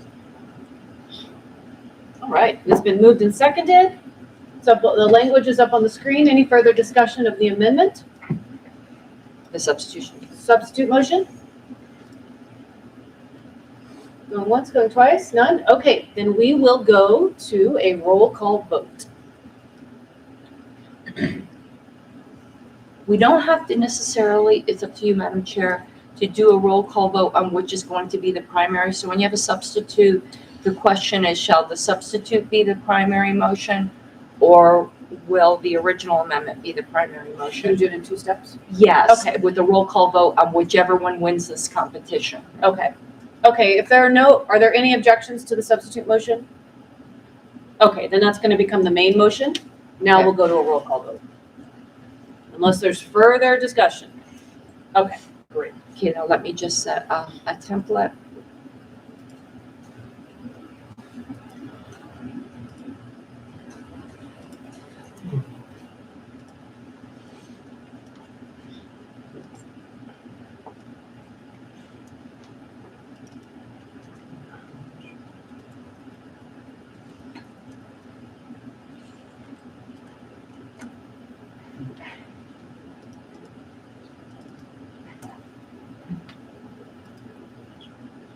I did it now, it's not there.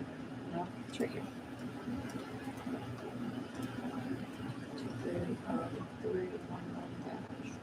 5. Okay, the template is set up, and if Mr. Crum would. You're on 5. Yes. Okay, the motion is to change the composition of the CSC to 7 members, including amendment to LNC members. Mr. Cowan? He skipped out. Go pass. Okay. Mr. Blankenship? Yes. Mr. Bowen? Yes. Mr. Duque? Yes. Mr. Clark? Yes. Mr. Elliott? Yes. Mr. Ford? Yes. Mr. Hankton? Yes. Mr. Hagopian? Yes. Ms. Harless? Yes. Mr. Now? Yes. Mr. Michaela? Yes. Mr. Rufo? Yes. Mr. Chumyevich? Yes. Mr. Watkins? Yes. I have 14 yeses, no noes, and no abstains. Okay, motion passes. We return the floor to you in the middle of your report. Awesome, thank you. Okay, so for the next part of the report, again, much more detail in the written report. The committee discovered a product called Voter Gravity, which I highly recommend everyone look into. It really does some phenomenal things to help individual candidates at a much lower rate than what we would have to pay for the same types of data if they were doing it on their own in the campaign. So for example, this is one that was given to me. Let's say that Pat Ford is a big Second Amendment guy, but there's no way that we would know that if Pat Ford wasn't our friend and colleague that was here. But Voter Gravity, one of the things you can do, you can target down to specific things like mail subscriptions. So like if they are subscribed to Gun Owner Magazine, you can find out information like that through the system and target your Second Amendment advertising or mailers directly to the Pat Fords of the world who, you know, has an underground bunker in the middle of Rhode Island.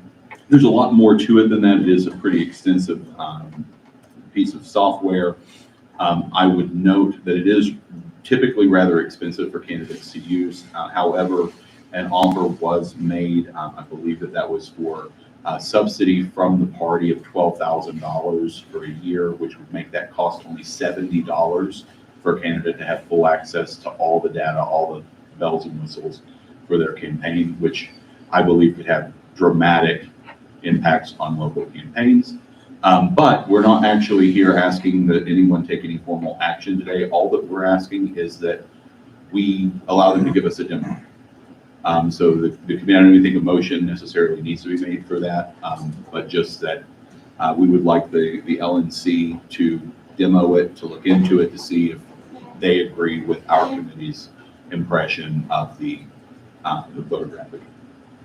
And I just want to say thank you so much to the committee. This is the awesome kind of research which allows us to make great decisions. So what we'll be doing at Fit Staff is partnering with them to organize a demo, do a tech review so that we can understand how this integrates to CRM, cost, help you guys with negotiating, all that good stuff. So thank you for this research and looking forward to doing that. And am I correct to say that the goal today is to let people know about this great work and invite people to participate if they want to check it out? Awesome. Yep. Cool. We have the budget for this, so yeah. Yeah. Very cool. Yes. Lainey, if you could remind us how much it cost the previous tool that we were paying for the subsidy. That's a great question. So just as some contextual information here, we have a $49,000 budget for candidate support, and that's already been fully earmarked for other things. So this would be a displacement. That said, there's a lot of things we have to look at. As far as the canvasser, is that what you're referring to? I actually don't have the information top of my head. I can check that out. I can get it for everybody. I think it was substantially more. I was just gonna make that point. Mr. Ford? Yeah, I've done some initial research into the application as well. I think this is, to the concerns, the highly legitimate concerns of our treasurer, this is an excellent tool to directly fundraise to the acquisition of, because of its very practical day-to-day application. I should suspect that donors would love to own a piece of this, and I'm sure that Mr. Blank and I can find a way to, much like we did with the cod piece this weekend, we can form some type of affinity marketing to it. Yes, agreed. Any other questions before I move on to the next part? I'm just assuming this demo could be done online that way. Yes, it's completely virtual. How are we on time? That's a good question. 6.5 minutes. Okay, I think I can zoom through the next part. Okay. One of the other items that we had, we provided within the time frame the candidate support requirements list. We also got some feedback on that from individuals on the committee. I know Todd specifically provided feedback. We are passing this information to the policy manual revision committee to look at, but there were two motions that came out of our committee to amend the standing rules section 208 qualifications for party support. The first would change the introductory line of that section to add at the committee's discretion. So it would now read, the party may financially support the candidacies of persons who meet the following requirements at the committee's discretion. The purpose behind this is that as currently written, it would appear that every candidate must meet every single requirement, but candidates come to us requesting funding at various different stages of their campaigns. So for example, if you don't have a professionally fully developed website, you can't ask for funds. But there are candidates, for example, in West Virginia, who have very high likelihood of succeeding that may need those funds to build that website. So the idea is that that would provide more flexibility on the additional requirements. Again, sending it to Policy Manual Committee. The other, which I imagine others may have strong feelings about as I did, but it did pass, so I will mention, was that subsection 7 would be changed to read, the candidate must be a registered Libertarian and their name must appear on the ballot as a Libertarian if allowed by law. The original language of that section was the candidate must use the word Libertarian in their campaign in partisan elections if allowed by law, which is significantly different. And I did express to the committee that I would expressly state my disagreement with that. But if the policy committee is so willing to push it forward, that may be coming before you all to consider at some point in the near future, but I would be remiss if I did not state that, yes. So you're saying you're not on board with changing it to say that the website has to say Libertarian on it? Right now, the website would be required to, for us to fund them. I'm saying I'm not on board changing it to take that requirement away. Got it. Okay. I would note this came up because we occasionally will invite former candidates to speak to the committee about things that we might do to improve our assistance. Mr. Oliver from Georgia spoke to us and provided feedback that putting Libertarian on certain statewide campaigns sometimes can be a negative to that campaign, which is sometimes potentially accurate depending on where you're located in the country. That being said, though, my rebuttal to the committee on this was that we're not giving money to those campaigns that aren't using it, so they can run it however they want. But if the LNC, the LP, is providing funding, then Libertarian should be on market. Again, personal opinion, split from the opinion of the committee. And how we're in time? 3 minutes? Yes. All right, perfect. CSC fundraising, we've begun a discussion to try to determine ways in which that we could fundraise to provide some additional candidate support funds coming in. One of those ideas, which I'll just mention here, was that the LP should sponsor a multi-party debate, presidential debate, and invite other candidates once we've selected our candidate, do it in a really nice location, and attempt to do some fundraising off of that to show our candidate on stage against others and sort of be the front runners or forerunners of that. That's in very early stages of discussion, but I know the Convention Oversight Committee also spoke with us at a joint meeting on that and provided some input as well. Seems like it was very positive feedback overall. That feeds into the last sort of bigger thing that came out of the committee, which is to update the policy manual to allow what are called subordinate committees.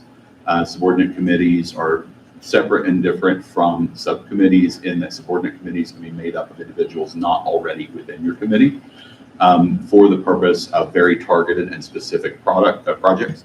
I have provided that documentation into the OneNote, but I'm not sure. I would ask our secretary, is now the appropriate time for me to raise that, or would that be under new business? Well, it's a motion coming out of your committee, so. Okay, then I would raise that now if you could put that up on the screen for me. That would be wonderful. The way that I structured this was a proposal summary, and we may need to extend time because I wasn't anticipating doing this immediately. In its current structure, committees cannot form subordinate committees to work on specific projects utilizing outside members with specialized expertise. For clarification, in this context, committees can form a subcommittee. However, a subcommittee must be constructed of individuals, and I also noticed a typo, of individuals who are already a part of that committee. Committees cannot form subordinate committees. While this is generally not an issue, 3 specific committees may at times need the flexibility to seek out additional assistance on projects to move with agility in producing results. Therefore, we're proposing the policy meeting will be updated to permit the following 3 committees to form subordinate committees as necessary. Those 3 being candidate support, convention oversight, and affiliate support. The proposed additional language would come under committee scope and responsibilities, subsection 3, affiliate support committee, subsection 6, candidate support committee, and subsection 7, convention oversight committee, to add the following language. The committee may form at its discretion subordinate committees for the narrow execution of projects as necessary where expertise and targeted assistance is required. And then I have included further down where those would go, which would, I just inserted them at the end of those individual subsections. We're at time, we need to extend. Okay, what do we need to extend by 5 minutes? Move to extend by 5 minutes. Second. Okay, it's been moved and seconded to extend time on this item by 5 minutes. Any objections? Going once, going twice. Okay, time is extended by 5 minutes. Yes, sir. And who moved to extend by 5 minutes? I'm sorry, because I was looking up something. Mr. Becky did? Yes. So, Dustin, what's to stop the committee from simply informally forming such subcommittees for your use? Why do we have to go through this as a formality? So I did ask that question on the Commission Oversight Committee joint meeting to Karen Ann, and it's more of approval, doing it the right way, as opposed to instead of asking permission, asking forgiveness later if someone gets upset that there are people who are not on the committee doing work for the committee. So it doesn't get called into question. Right. It's just for legitimacy and a word that we've often used around these parts, right, which is transparency. Right. But to be clear, there's nothing restricting you from doing so separately. Well, yeah, there is. That's kind of what I'm asking. Yeah. Would you like me to? Yes, please. Okay. Please. Committees are directly responsible to their parent organization and have to follow the boundaries we put on it. And the boundaries we put on it is that the committees are these members and these do the work. Bringing other people into it is an end run around the parent responsibility unless they've given the child's organization that authority. That's the same reason committees can't adopt their own standing rules. They can only do what the parent assembly has allowed them to do. So a subordinate committee is having people that weren't vetted by the LNC, but vetted by the committee doing some of the work of the committee, and they do have to be specifically authorized to do that. And it more pragmatically, people generally, good, bad, or indifferent, I actually don't think this is a bad thing. I know some people mock this. I don't. A lot of times volunteers want a title.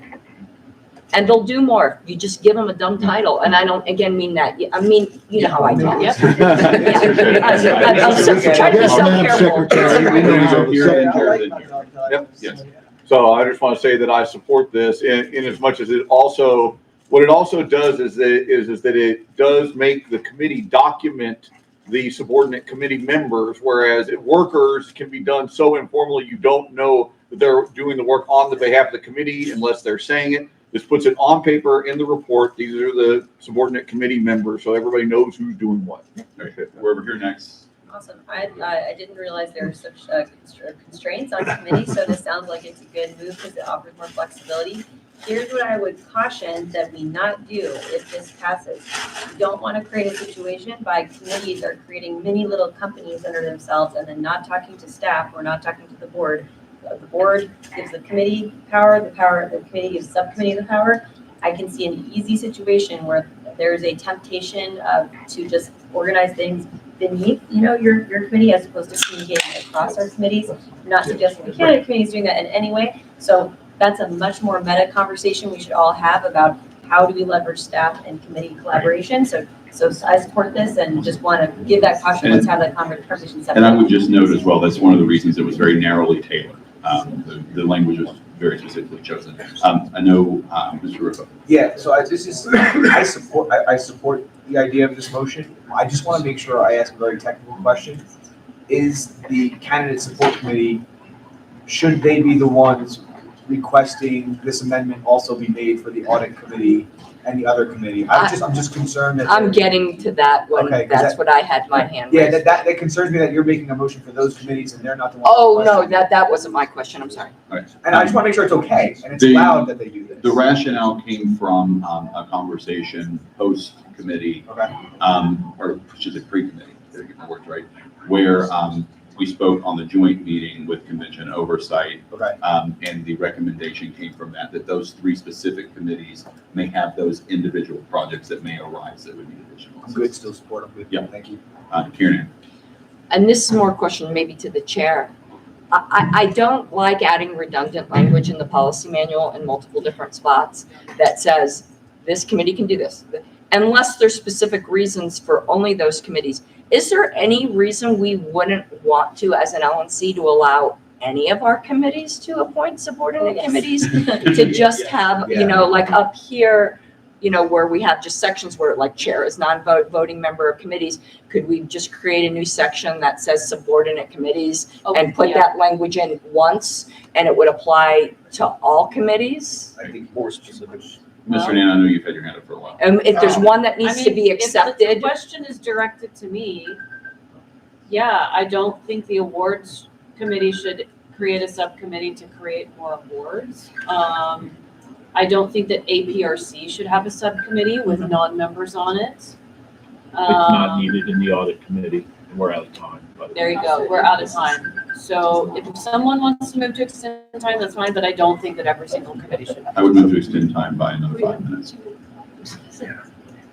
I'll second. Okay, it's been moved and seconded to extend time by 5 minutes. Are there any objections? Object. A little louder. Object. Okay, we're gonna go to a vote. Are we moving to extend time by 5 minutes? If you want time extended, raise your hand. Sure. Okay, if you do not want time extended, raise your hand. Oh crap, it's really close. Hold on, let me count. it's that close to, extension of time requires 2/3. Oh, there you go. Okay, so it fails. So we're going to a vote. I don't know if this is a privileged motion I'm about to make. As the parliamentarian, I don't know. I can look it up or you can just guess. I actually think that this needs to be moved to the policy manual committee to come up with one language, maybe excluding some committees, and not do this redundant language under 3 committees, which is just ugly. And I think. I don't disagree with the title. Okay, so And we're meeting next week, I I believe, think right? that we need time extended to make that motion. Here's what I think you can do if you support that idea, is you can vote this down. Vote it down and the policy manual committee will take it up. There you go. Excellent. So let's go to a vote. I thought we did, or failed. But No, that was on. Just extend So, time. so we're going to a vote, when our secretaries are ready.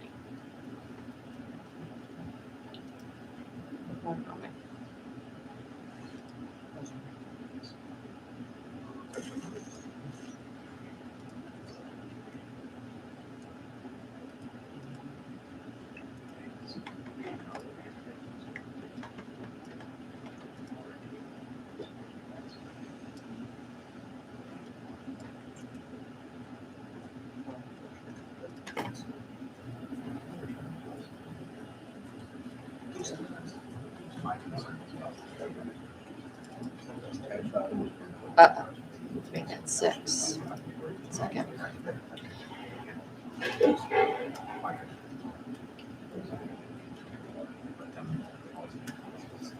Chase, I'm just putting a short title here. I'll put the motion up on the screen.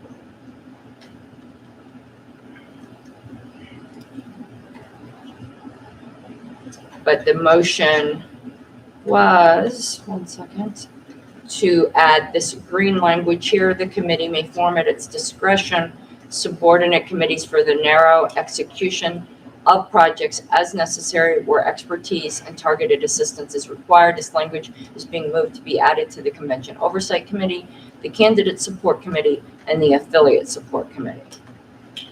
And the template is number 6. Mr. Cowan? yes, I know, I don't know why it's doing that. I just figured it out. I can fix it. Mr. Blankenship? Yes. Mr. Bowen? Yes. Mr. Duquesne? No. Mr. Elliott?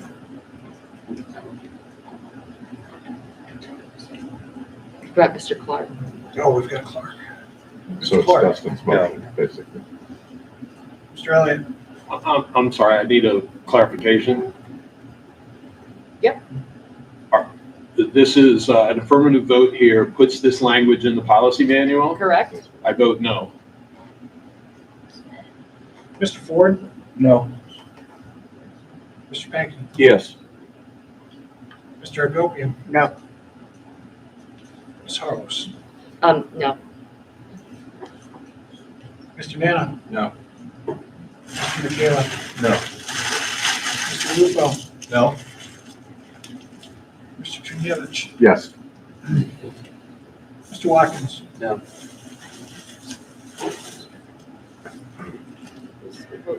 We have Should 10 no, 5 yes, 0 abstain. Yes.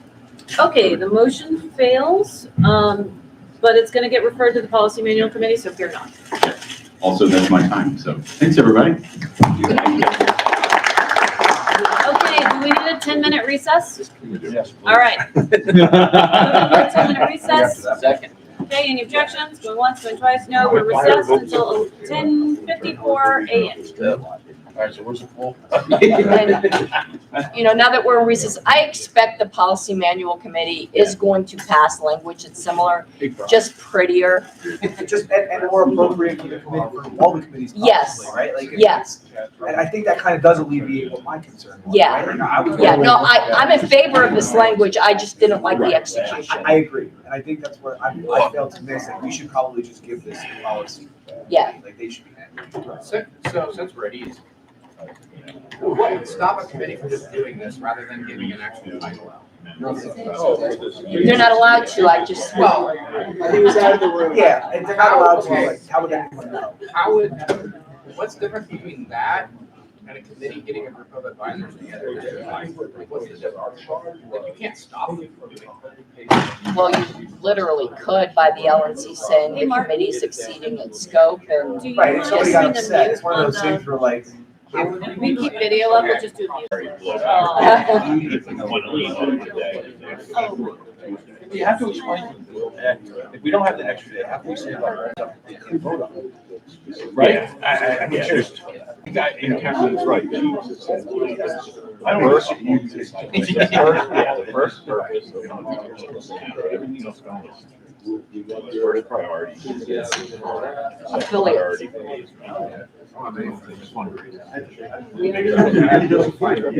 else. Then we're getting there.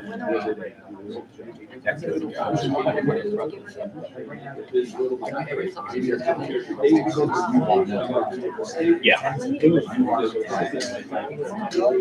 I don't know if the hotel's even answering the question I asked this far out. I think we can probably get up to the leadership. I think we can go in to see and then come back and do. We talk about that. Right.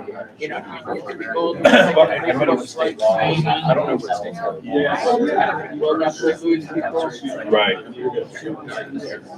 And the issue with that came up, the issue with that.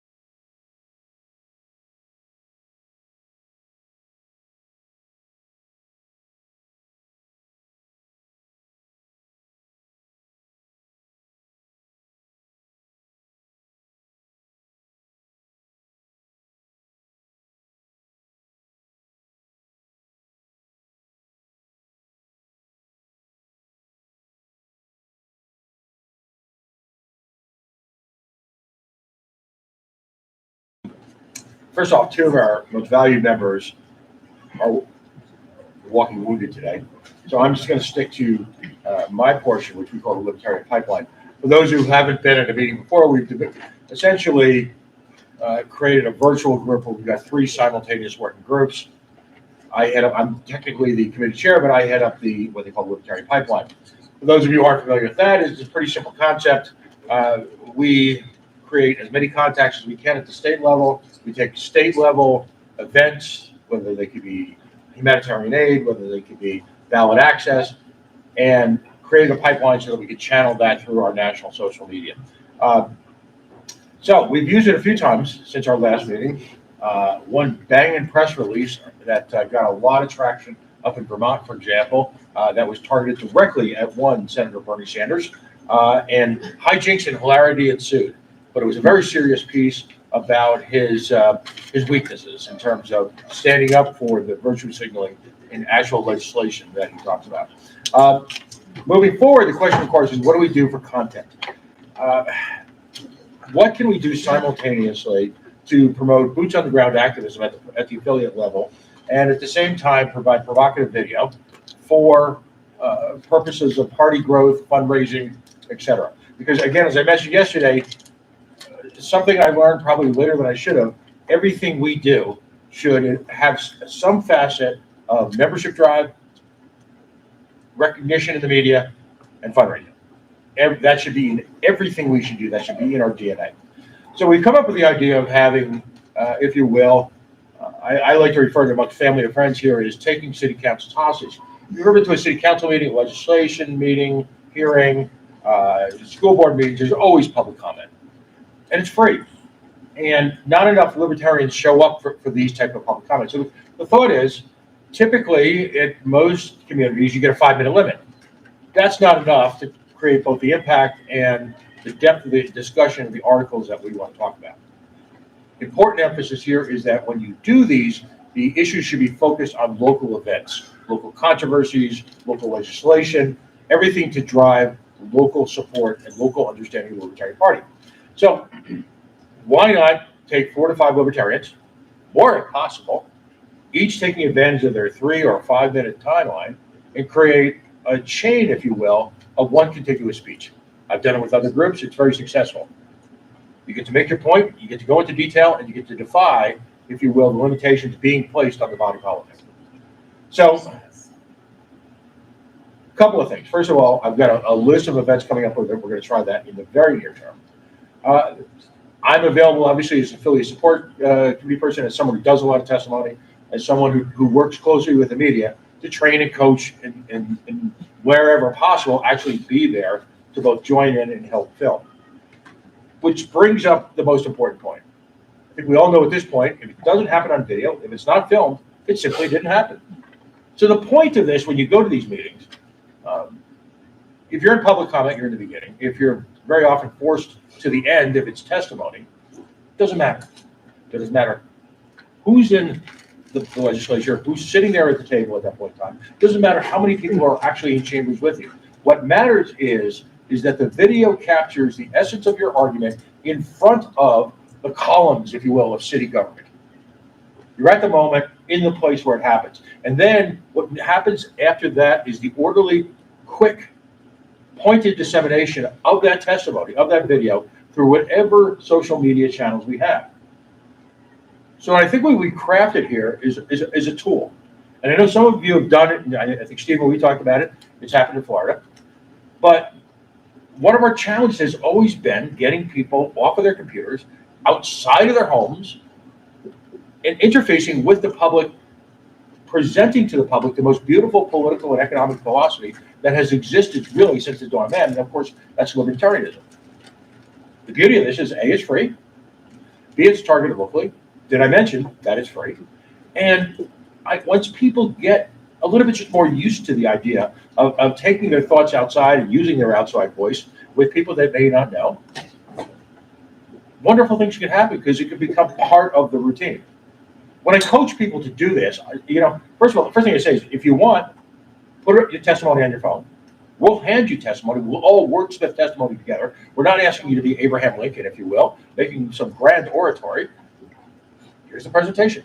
Get up there, stare at your phone if you're nervous the first 5 times, and just read it in a clear voice, even in a muffled voice, because either we or the city government will be videotaping that. And that video, quite frankly, is gold. We've got a bunch of upcoming events. When I say upcoming, I'm talking about this week. For example, like I said, I'll be talking about this in a little bit. Some immediate distribution of information related to the New York Libertarian Party and some of their efforts. Why I love in-person meetings. Over breakfast this morning, I won't spoil someone else's presentation, but conversation came up about a reaction, if you will, by the Libertarian Party to the looming financial crisis. That's this week. The main legislative hearings, I just got notice this weekend, has been scheduled for Wednesday. I'll be up there. I'll videotape it. We'll agree and we'll strategize, and that's part of the fun of this too. We get into the meat, and it's not an abstract issue that you're reading about in the newspaper. We've got a group of libertarians together, if you will, strategizing on how to present it. What's the appropriate presentation? Are we fire and brimstone?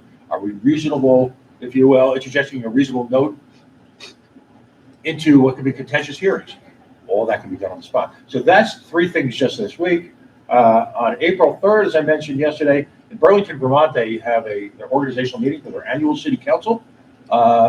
If anyone hasn't met or had a chance to work with Olga, who's the chair of the Vermont Libertarian Party, she is absolute fire. She's doing magic up there. Having libertarian events at 30, 40, and for big states like California, that may not sound like much. But if you can get 30 or 50, 40 or 50 people to show up at libertarian events in Vermont, holy cow. She's actually already, as I mentioned yesterday, created a coalition to work off the event that they had in person outside in the real world on the Rage Day. Okay? So that's going to be happening on April 3rd. Upcoming in the next couple of weeks is the potential for New York legislation press conference to be held in Albany. I'll be at that. And then again, we've got 2 city council meetings this month, Taunton and Worcester. And we're getting gear up for the Rhode Island Defender Guard effort. So those are just some examples that are coming up in the next few weeks that where if we could take this process and move it, we can hopefully inspire other libertarians to do things, to take to the streets and bring our philosophy to the people, as opposed to sort of this internal conversations that we spend a lot of time on. They're valuable. We need to be street preachers in a sense of libertarian philosophy. Where I need help, okay? I need all of your help. If y'all have an event, I don't care whether it's in Florida, California, send me the videotape. Make sure someone's there to videotape everything. Camera phone video is just fine.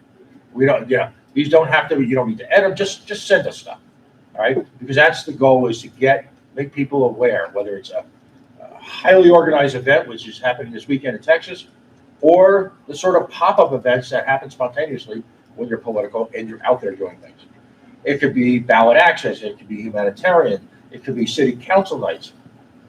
But I need all of the region's support. I've talked to a bunch of state chairs, and as of the last 2 weeks, 3 of them are no longer state chairs.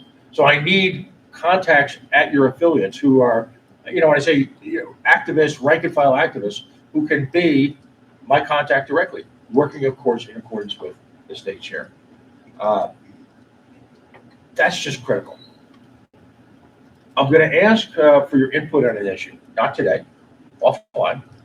One of the things that we've attempted to get our arms around, and it came up in the last few weeks, is water in America. The government has essentially monopolized water, whether running it directly or outsourcing it to their favorite corporations. And they're failing miserably around the nation. Then, of course, you take up disasters like what happened in Ohio. We've been trying to work to get some local movement in Ohio, and it's because it's on the Ohio, Pennsylvania, whatever, Kentucky border, we're still trying to work on that. And we may have, as a result, unfortunately, missed sort of the news cycle impact of what's going on in Palestine, East Palestine. But at the same token, there's still always time to respond. There's time to respond editorially. There's time to respond with some type of charitable, if you will, effort to direct water there. The situation is worsening as simultaneously the media focus moves away from it. That's how these things go in America, right? We're already on to the next crisis. What is the next crisis? The banking crisis. Thank you. And somewhere in there were a couple other crises that happened. But to me, this is a challenging issue that has implications in places like Alabama, Mississippi, Ohio, California. This problem exists nationwide. And I'm trying to figure out how to get our arms around it so that we can get affiliates motivated to get involved. So that's all I've got. I need your help. Your help getting to me in contact with your local affiliates who are having events, who are doing things, who are out in the community is critical if we're to actually use our existing social media, use our resources to promote them. Happy to take any questions. If Yeah, anyone's got I any. have, Matt, our secretary has a question, and then I'll have a Certainly. question. Does anyone else? Well, it's part question. Well, do you have a written report? I have this, which I will say. I was trying to get the other two in. I will get that. to you. Okay, I'm unfortunately going to pick on you a little bit, but this isn't really about you. I am getting extremely frustrated because we all need to be considerate to each other. I'd like to read to the committee something. General form of committee reports. All committee reports should be submitted in writing. In the case of such exceptions, a report can be given orally only if it is brief enough that the secretary can record its complete substance in the minutes on hearing it given, which the secretary must do if no written copy is submitted for file. You guys, this committee, I'm sorry, I'm super upset, have just added 15 hours of my volunteer time by not submitting written reports. This needs to stop. I know I'm not feeling well, so I'm very grumpy pants at this point. But if it's oral, it needs to be like a couple sentences because I'm not your court reporter. Thank you. Sorry, that was really grumpy, but I think I needed to lay the law down here a little bit. Thank you. I agree, we need to do written reports. I have a question. Is there anyone on affiliate support who's handling marketing, internal marketing to the state affiliates? Only when we have these call to actions. That's it right now. Who is the person who's doing that? That would be me. Okay. So if you have additional things that you want me to market to, or No, send I out. want to make sure that you have someone on your team who is getting the word out. Right. But if you're the guy, then you're the Right, what we use, and actually this is a concern in convention season, we'll use is the email list of the state chairs. Okay. And I'm just curious, maybe briefly, how is that being updated at this point? Are we supposed to provide you something? Is the state supposed to provide the That's a secretary question for our something? executive director. What I would love to do here, Pat, is to do a complete holistic, top to bottom understanding of the objectives that you have. Because I think communication is one of the top things. I know we're talking about communication later today, so that will be germane to this. And I know there's a ton of energy in affiliate support, and the way we're going to be able to make that happen is more communication. And I know you and I spoke last night about the email inbox issue that we've been having there. So with that, why don't you and I get some time together this week to be able to go through that? And it would be really great to understand who's emailing what to state affiliates and when. I'll say we should start off with this, but there's some stuff in the works that's going to make this a whole lot better. And I think every committee could benefit from knowing how and when we talk to state affiliate leaders, and we're working on improving those channels. Yeah, as I mentioned in that email that somehow got lost, what I'm looking for from the party is, and particularly as it involves, and we'll talk about this later too, but particularly as it involves staff members, I want to integrate into these emails that we send out and whatever, and also the social media is generated is, as I mentioned, and ask for money and ask for membership. And what needs to happen, what I've been trying to get to happen, is a relationship that's structured so that it's appropriate to your line of business and your course of business. Yep. Where, whether it be a ticket, whether it be a specifically formatted email that goes to you and whatever that needs to be, I just, in a sense, just need you guys to tell me, Absolutely. So, and then we'll just do it. so we're going to get into this in depth in our staff discussions and executive session because it's going to pertain a little bit to strategy and people's job descriptions. But we need to keep a few things in mind when committees are asking staff to do stuff. Is there a desire from the general membership to have that done? Does staff have the time? And if they do or don't, how does it impact their daily operations, including things like fundraising, CRM maintenance, and things that are really critical?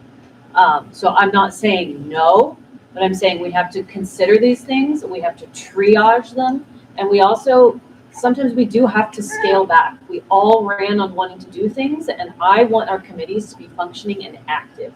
But we've got to look at it, as how much of a piece of a pie, are we giving to the committee versus standard operations versus putting out fires and emergency stuff that they have to do, quite frankly, every day.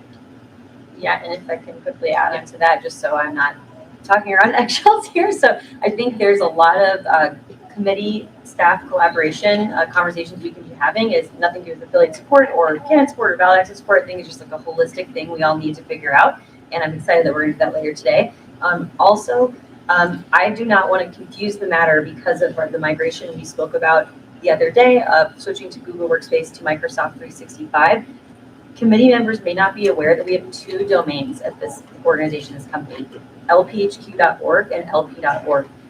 A number of you may email me into an email inbox I don't receive, and I think then I know that's happened with Pat, so we'll talk about that in executive session, but just so I'm not being unclear or ambiguous, there are some times when I will not see an email from you for months because I have not been provided access to that by the staff, right? So we're going to have to talk about that. I now have enough information to move forward with how we're going to be able to fix that, but I didn't want to confuse the issue to let you know. Here's what I was trained on when I joined the organization. The staff uses lphq.org, and then the committee members are provided lp.org. So we're going to be unifying everyone under a single hat, and that's details Andy and I will provide at a later date, but just want to be super clear that I think, Pat, there's been a number of requests that the affiliate support committee has made, and they've gone to the wrong inbox. Not wrong in your sense, just I think there's miseducation happening across a big batch of turnover that happened with the organization. So, we're going to get it fixed. Yeah, exactly. So hope that's helpful. Sweet. Any more questions for the affiliate support committee? Pat, just a quick one. So one of the key asks you asked for is, hey, if you've got states that are doing, protests, other activities, send us the video. So anticipating questions, where are such videos likely to be posted? Is it exclusively LP national channels, YouTube, etc., or is it others? I know the vast Ford Media Network, for example, because they're going to ask. Yeah, I don't do anything for the party on my personal stuff. I don't. I'll share party stuff in order to help the party, but I don't put that kind of stuff. Even to the point, for example, when I cover stuff in Region 8, I actually do the Facebook share from the Region 8 page. But great question. It's case dependent. In certain situations, we're looking to, like, for example, the Libertarian Party of Maine. We go there this Wednesday. They give, hopefully the state's got, I'll videotape it if we need to, but the state takes some video. I scrape the video off the state website, clean it, put it into a format that the Libertarian Party of Maine will host, and then we get into a conversation with the social media people. And I had a pretty good working setup with Connor Nepo. And then depending on the direction of the communications department, we either share the Libertarian Party of Maine post, which to me is optimal, because what we're trying to do in a real sense is drive traffic to the local affiliate site to help them grow, particularly the ones that have been the victims of purges, like Massachusetts, who had to change social media midstream. So it's case by case dependent, but in all times, collateral, which could be anything, video, PDFs, will always be hosted by a Libertarian or authorized organization. And just by way of follow-up, Pat, is there any either that the committee has put forth or any sort of written guidelines that sort of govern this activity? Or is it kind of loose? I think right now we're using discretion. I run anytime I'm going to post anything, I run everything by Angela. Quite frankly, one of the things that probably needs to be discussed is if some of this stuff needs to go to the review committee. Thank you. I don't do anything without somebody above me's authorization. I think this is getting the scope of affiliate support is really getting a creep. We're getting scope creep where it's getting really broad. At the same time, I think it's great that you're collecting that data because we need it, video footage, whatever. But we might want to consider having you triage with someone who does social media. Well, that's what I've done with Connor. I mean, that's we had that But relationship. Connor's gone now. I know. So, and I was hoping to connect with Otto this weekend and whoever is currently, and I would imagine that's Laney, currently running communications. So I'm not opposed to that at all, but I would almost pull that out. I might. Well, we should have an offline discussion about the scope of affiliate support so that we can figure out what's happening, what are the proper channels, how do we get it done quickly so that you're not just kind of, tilting in the wind. Yeah, because there are also some things that I would like to see affiliate support do, and I kind of want to see like how are affiliates responding to a lot of the work that you're doing, and just how's the whole thing like looking to the rest of the party? Are you getting proper support? Sounds like the youth caucus stuff is going really well. Mm-hmm. Kind of waiting on affiliate in the box. Right. So that's why I was hoping Lynette was going to be able to deliver our report because it is going very well. Okay. All right. Any other questions? We get a time check. 4 minutes. Okay. All right. Well, if there's no other questions, we're going to hop on to our next agenda item. And that, I believe, is new. It's under new business with previous notice. And that's going to be Give or Get program by our secretary. Okay. I had this on before, but we ran out of time. And I'd given notice of this a couple weeks ago. And it turns out to be even more timely now, just judging from some social media comments that I've seen. If you look at the end of month report that gets put out by staff, that's the financials that we look at.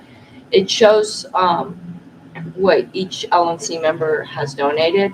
Now, I don't think that each LNC member, because we have to spend so much money to get to these meetings, has to be expected to be one of our top donors. But I do think we should be expected, if we're not one of our top donors, to be one of our top fundraisers. And I don't believe in putting mandates, and we actually can't. The bylaws don't require it. But I always think it's a good idea for each LNC member for us to agree as a team to have a goal that by the end of the year, we're either going to personally give X amount, and I don't even care what that X is, or we're going to get it.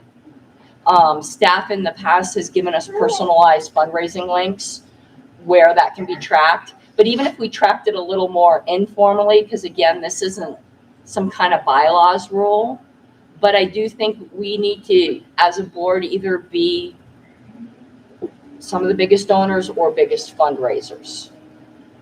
I'm not particularly cash rich right now, so I get it, but I can fundraise.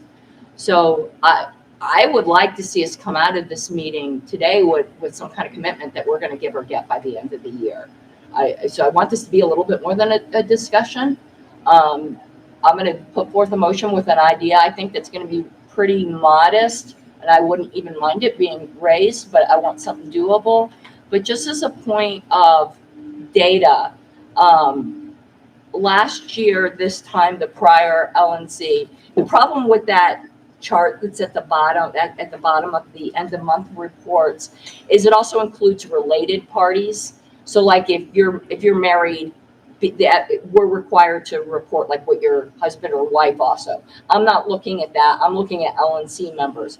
If you take out related parties from the March 2021 report, we are in exactly the same spot as the last LNC, despite some social media posts to the contrary, because $900 was given by an unrelated party.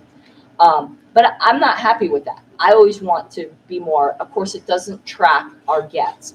So I'd like to make a motion, and hopefully this is a modest motion, that every member of the LNC, including alternates, just gives a gentleman's agreement to either give or get $500 each by the end of the year. I'll second. Okay, it's been moved and seconded. We're going to go into discussion, and before I get to you, and Nana and Tanievich, I have a couple of comments to make that are clarifying. So most of the fundraising I do personally goes through our party channels officially. So you get chair appeal fundraising letters on a regular basis. I do fundraising at our in-person fundraising events on live streams. And I believe, have we had any other LNC members do appeals through party channels? It's my understanding that Ms. Madam Secretary and Mr. Cowan have done that. That's what I thought. Yes. So I'm not opposed to this, but I'm saying it's gonna get a little weird how we count it, because some of that is coming through party channels. Can I clarify, Madam Chair? Yes, and then I'm gonna go in the order, and then Stephen, I'll give you. You know, again, that's why I wanted to make this just very much a gentleman's agreement. We don't even have to formally track it. I think we can trust each other, that maybe we just have an agenda item each meeting that says, hey, I brought in this amount, because I think members want to see this from us. I'm not trying to be real legalistic about it. I'm just trying to get us focused on the fact that each of us personally are going to commit, whether or not we can prove it on paper or not. I trust each of you that by the end of the year, we're either, if you personally give it, it will be on that report, easy to prove. But if say, I'm picking on Mr. Nicola because he's smiling at me, that if Mr. Nicola comes in at the July meeting and says, you know what, I talked to some party members and I got 5 members to donate $100 each, should be, and I believe you, I'm not gonna want to ask for a party trail, for a paper trail. But I just want us as a board to move forward with that mindset and to make this pledge to each other. That's all I'm asking. Nothing any more formal than that, Madam Chair. Okay, Nana, Tunevich, Nicola, Houston. I would actually like it to be a bit more formal. Maybe it's just a personal thing, but I'm not going to keep track. And I know that we have links that we can send out. So what we should do, in my opinion, is, Drew created one for me a long time ago. What we should do is, when we secure a donation, have them run it through that link, and then it should tag that donation based on like who raised it. And then we can maybe, now I'm not trying to create more work for the staff, so I want to ask Blaney, is there a way that we can passively do this with these links that would, I guess, I don't want the staff to have to keep track of this report, but I would like a report to exist that would have all of our names. If we do that, it's gonna need a marketing rollout and a whole thing, or else we're doing a half-assed job. We should do it, I think. Let's jump to Mr. Tunevich.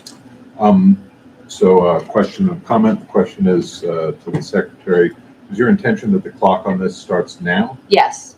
Okay, so my suggestion is that if we're going to do this, the clock should start with the beginning of our terms. I personally gave $1,000 not too long ago at one of our in-person meetings. I know of at least 2 others at this table who have given significant amounts. I don't think we should be, it's not penalized for that, but I think that should count for something.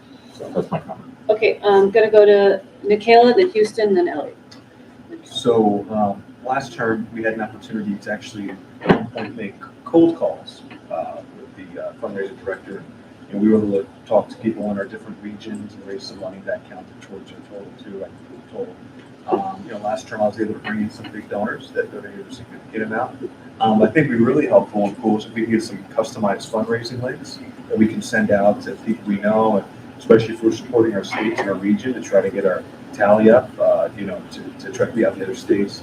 I think it'd be a fun competition to see where we're at. A good gentleman's competition to raise so much money as possible. Okay, Ms. Houston? Great, and thank you so much to Mr. Nana and others who are concerned about staff time to make this possible.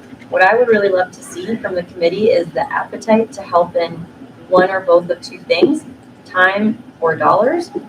From there, what we can do is, number 1, make sure that this report is suited to serve the goal that's set here by the committee. There is no reason why the report as it is has to be reporting what it is.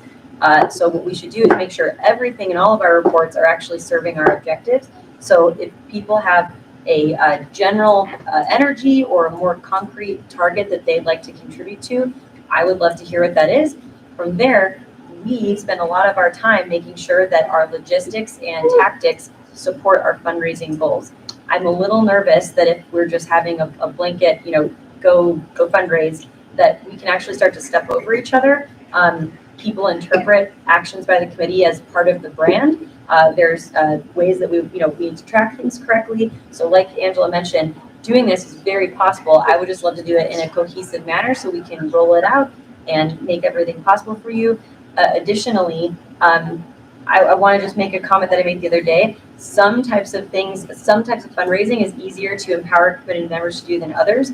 For example, lifetime memberships, extremely straightforward. The body really understands what they are. There's no promises that can be kept or broken as a result of a lifetime membership. It's a pretty straightforward cash infusion if someone wants to give that to us.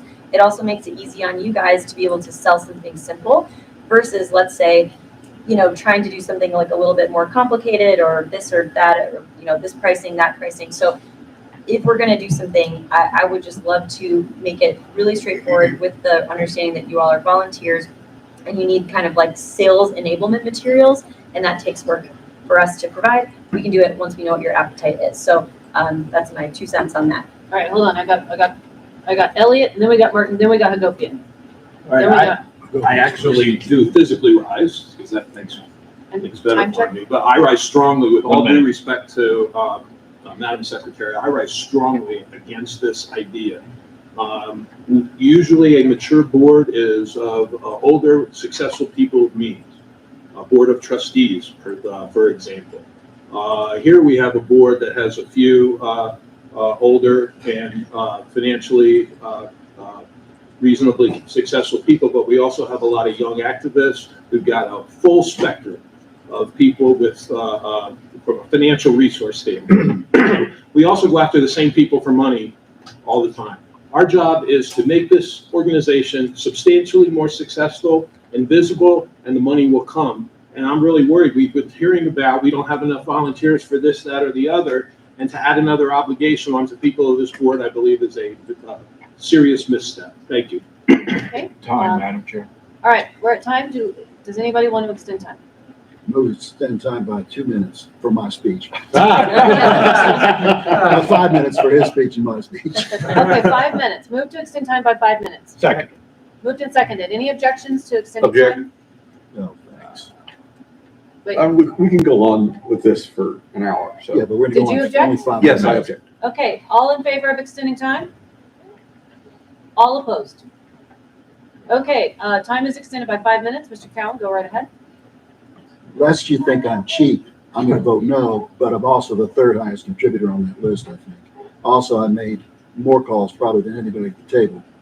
I agree totally with my colleague said is, I don't want to, we all spend about $4,000 a year to come here, and boy, oh boy, is that enough. So I'm totally opposed to this. I appreciate everyone's work here. Everybody is fantastic, and they're very, very supportive of our organization. I certainly don't think we ought to put a burden on them first. That's it. Okay, Mr. Hagopian? Not making a motion, but I would invite one from somebody else. I would be in favor of this if we were to do a group goal. Again, to a couple other people's points, some of us have enough money to do this, other folks don't. A group goal where your contributions, any appeals that you work with staff, and a single membership link for all of the LNC would be able to track this in a way that doesn't burden staff and allows us all to go towards the group goal without shaming individual members along the way as we get towards the end of Okay, the. Mr. Ford, we're close on time. Yep, I want to And me and reemphasize then based on just the conversation we just had. I think it's critical to, as Harlow's points in the past, that committee leaders, committee managers be trained and be established so that they can raise money on behalf of their committees. And that, I'm not sure if that's happened yet, and it needs to happen post haste. But keep it germane to this because But it's all fundraising. it's give or get. Okay, so here's what I'm going to say. Regardless of whether the motion passes, I am going to encourage staff to work on some affiliate links and a program rollout so the board can do fundraising better, but I'm not going to rush it because I want it to be polished and professional. Okay, Madam Secretary. Okay.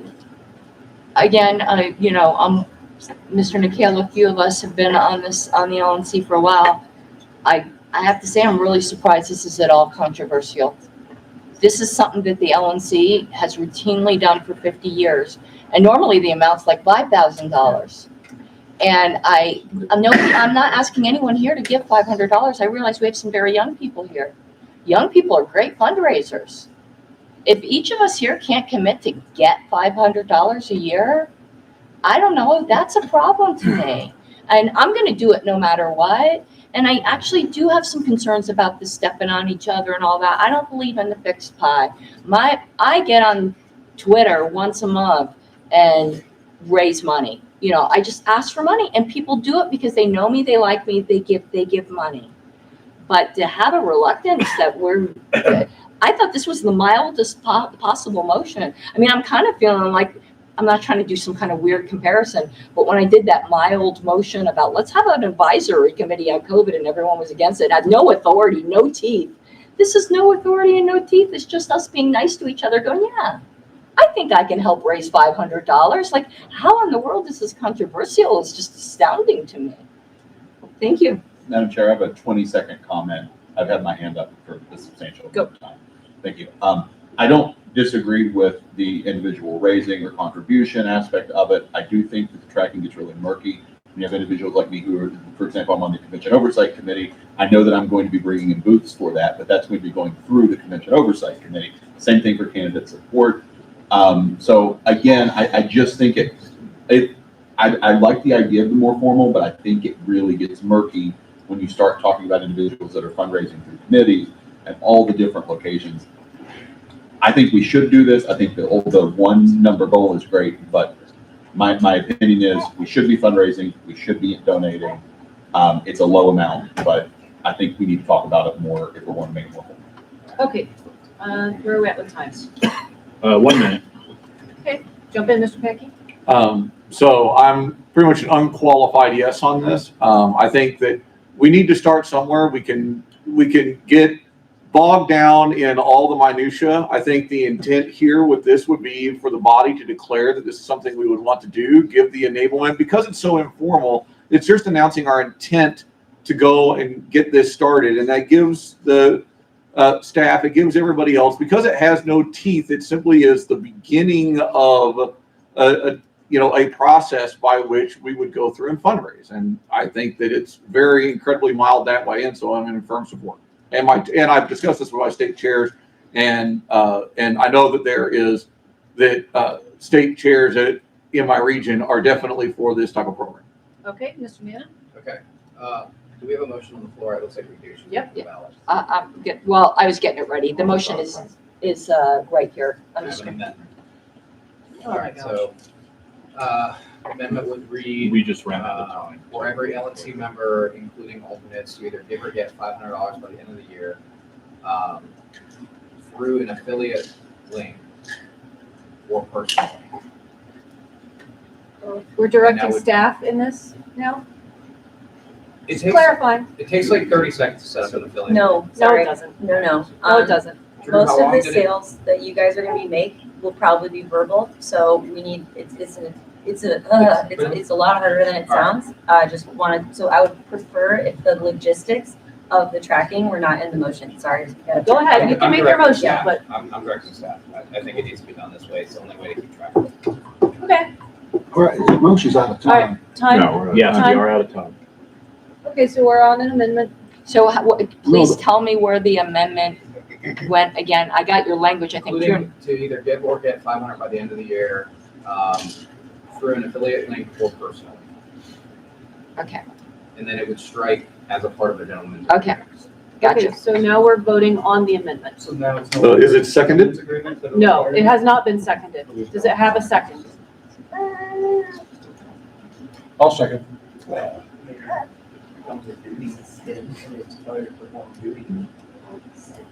So time doesn't make any difference on this? Do we need, Madam Secretary, do we need to extend time to incorporate the vote? No, with no extension of time, it's like calling the Right. question. Yeah. The amendment will go to a vote, then the primary. Okay, all right, we're gonna go to a vote just on the amendment. Okay, I need to set up a different ballot for that. Just give me one moment. I'm actually going to make this, yeah, duplicate. I'm making this like 7A, and we'll change. Let me.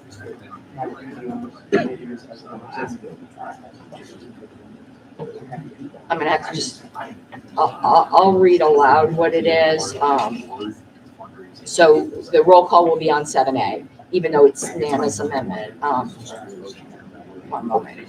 Okay, so the amendment, All right, guys, settle down so we can do the roll call. so we're on the amendment, which is to strike as part of a gentleman's agreement to each other and insert through an affiliate or personal link. I don't think, just through an affiliate link or personally, I don't think it really matters much, but that would officially was. Yeah. Personally means you donated it, like the way we're already tracked, not personal link, but personal lead. Yeah, like you literally gave the money. Affiliate link or personal link? Or personal lead. As in I give the Personal 500 instead of donation is what fundraising, it's asking. $500 on the link. I'm sorry, I didn't hear correctly, or personal lead. Thank you.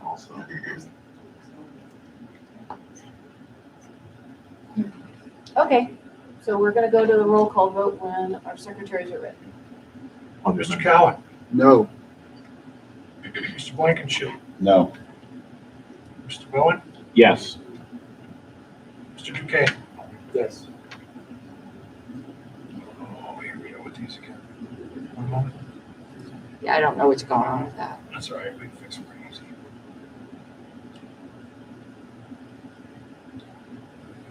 Mr. Clark, No. Mr. Elliott, No. Mr. Ford, Yes. Mr. Pankey, No. Mr. Agopian, No. Ms. Harless. Pass. I didn't abstain, I passed. You'll come back to me. Okay. Mr. Nana, Yes.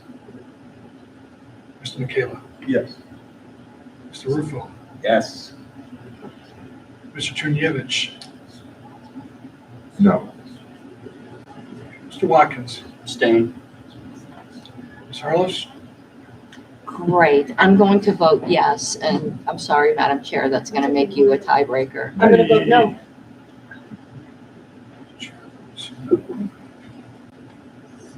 Didn't mean to put you in that spot. That's okay. So we have 8 for no, 7 for yes, and 1 abstain. So now Where's the we're, abstain? Oh, that is me.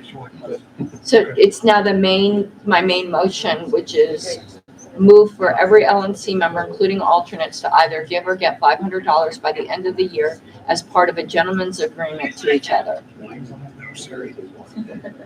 And the ballot set up, Okay, it's so all we're back, called. we're yeah. back to the original main motion. So that'll be on 7. 7, yes. Okay, we're ready. Yeah, we're out of time, so. Mr. Cowan, No. Mr. Blankenship, Yes. Mr. Bowen, No. Mr. Duque, Yes. Mr. Clark, Yes. Mr. Elliott, No. Mr. Ford, Yes. Mr. Pankey, Yes. Mr. Agopian, Yes. Ms. Harless, Yes. Mr. Nana, Yes. Mr. Michaela, Yes. Mr. Rufo, Yes. Mr. Chunjevich, Yes. Mr. Watkins. Yes. We have 11 for yes, 3 for no. Okay, the motion passes. So give or get program motion passes. I am still going to work with staff to get something out so that we can coordinate to have some board fundraising. That'll include links, but they're gonna give us a little bit of advice so that it's not competitive and we can have some scripts. All right, so the next item on the agenda is addition of Mr. Dassing to Social Media Advisory Committee by Ms. Eiler. Did she have anything she wanted to say? So I believe that, Mr. Dassing has been kind of handling the Facebook since Connor's departure. So I think she's putting forth, the motion that he would be put on the committee since he's kind of running the Facebook page. So it's an appointment committee by me. So her motion will be out of order, but I will appoint him. So he's on. Ta-da! Appoint. Okay, that takes care of that item. We're gonna go, next to update on Leadership Institute training by Ms. Gabbard, and then after that, it's probably gonna be appropriate for us to break for lunch. I'm not seeing the up-to-date agenda in the OneNote. Would you mind verbally just explaining how to find that? It might be an error. Under housekeeping, adopted agenda. So am I wrong that this appears to be totally out of date? So. Which section? Okay, so, but then also, for example, we got that up here. We did also. Oh, that. Yeah, What? so. Hold on. Oh, that's, I don't know what she's looking at. I can tell you that we're on track. Like I keep refreshing. I just want to make sure I'm not looking at the wrong agenda, that's all. Okay, it might be the wrong one. Cool. We can deal with it. Okay, well, okay, so, Leadership Institute training by Ms. Gabbard. Did she give you something she wanted to bring? Yeah, yes, we had discussed this, and really this is more of, we'd like to get an update from the chair and discuss what's going to be going on about leadership training, in discussion with our state chairs.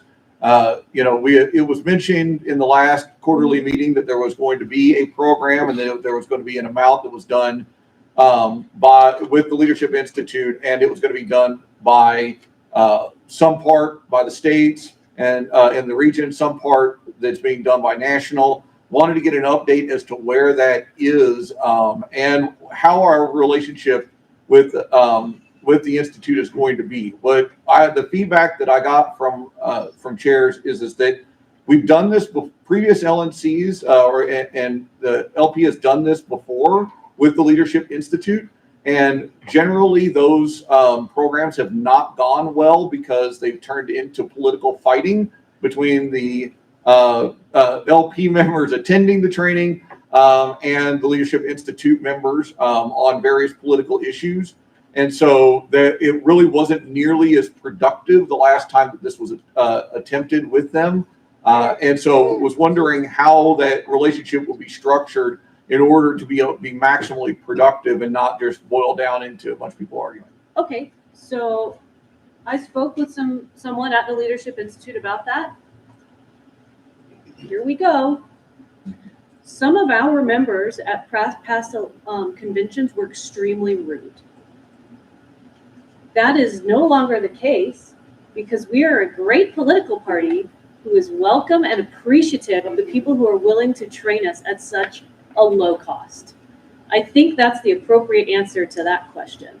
To follow up, and then I'll jump right to you.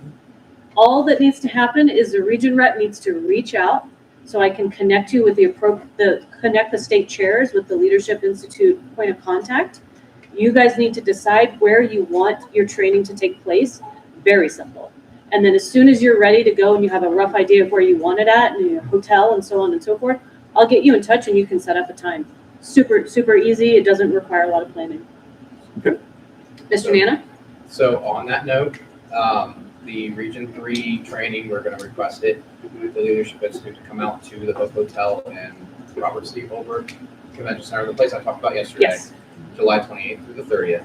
What I need to know then, I guess, and we can take it offline if we have to. Number one, how do I start that process? Because I've just told you verbally, but I want to get it down. Email me Okay. after the meeting. Put that in there, and then I'll just copy you right with our contact, and then you guys will get the ball rolling. Second part is the cost. We're sharing costs with National? Yes. And what's the breakdown? I can't remember off the top of my head what I said last time. I thought you said like 1,500 and 1,500. I think it's a little more. I think it's closer to 2 and 2. Okay. So, there's been some changes on this. I believe when we originally spoke about it, the cost was 3,000. The motion last time was for 4,000, so I don't know if that's I believe a higher buffer. Yes. The cost and the total cost to fly them out and do the training is $4,000. Okay, so that's everything. So we're splitting it, and the last time we mentioned it, our treasurer mentioned that I was going to put National slightly over budget for training. It doesn't mean it's impossible. It's just something to be aware of. And if I may, we can take this offline, but it would be great to get this documented into a little brief or a proposal or a one-pager. We can totally do it offline. One of the things I think that we should figure out in that brief is how does the revenue or the cost split work? Because we just talked about how this happened at the rally. It led to unintended or maybe unanticipated consequences around expenses and revenue on our balance sheets. We should just know our strategy going in. If the states are paying us and we pay the Leadership Institute, or if we're both paying them, or the other way around. So I'll connect staff on that email and then we'll get that sorted out. There was there was another hand, Mr. Tunian. Just a quickie, so for this, assuming it's $4,000 and a shared cost. Yep. Is this a 1 day or 2 day? It's a weekend. Weekend. So Saturday, Sunday, full days. Thank you. And any other questions on that agenda item? All right. If that's it, then we are at a good place to break for lunch. And then when we come back, we're gonna gavel in and we're gonna have a couple of motions and go into executive session. So everyone be prepared for that. So I believe lunch is ready at 12, right? Yes. So you got a couple of minutes and then it's gonna be in that same back room. I'm gonna say we're adjourned until 1 p.m. So it was like half an hour late yesterday. Okay. Should I go check and get a time estimate to get half an hour business if that's gonna be the case? Where you guys go? Sure. I'll go. We will stand at ease, unadjourned. We'll stand at ease and while Andy Bukovich figures that out for us.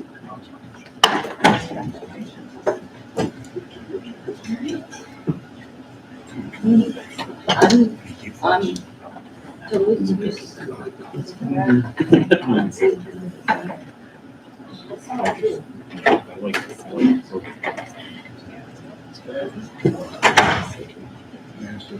Yes.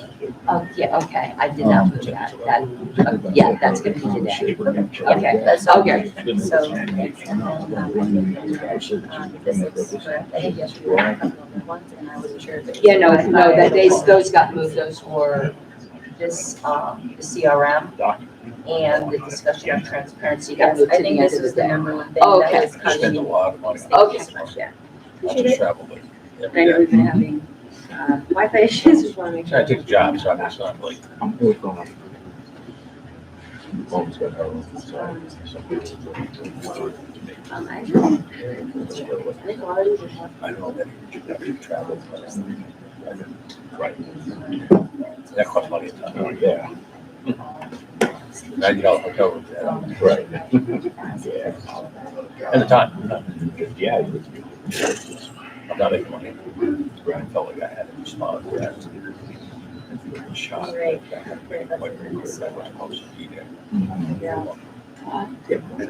So training. Is that in Oh, is the it? All right. other Okay, benefits so provision training? you're gonna look up. All right. So let's be back here at 1 o'clock. I'm gonna unplug this, okay?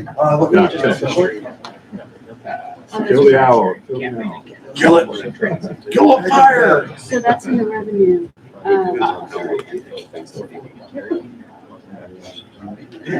Okay, hold on.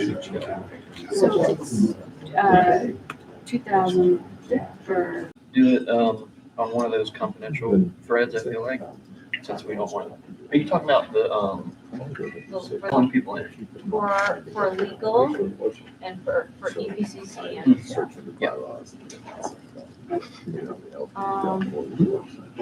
send the link if you don't mind. Do it separately to just people that are absent. I don't have the link. Oh, I I'm sent it to getting the it. wrong person. To a non-existent email address. I typed in Andy and it did Andy Okay. Burns and the address doesn't exist anymore, so. Okay. No, It- that's good. That means that everything's working. Yeah, no, it came back undeliverable.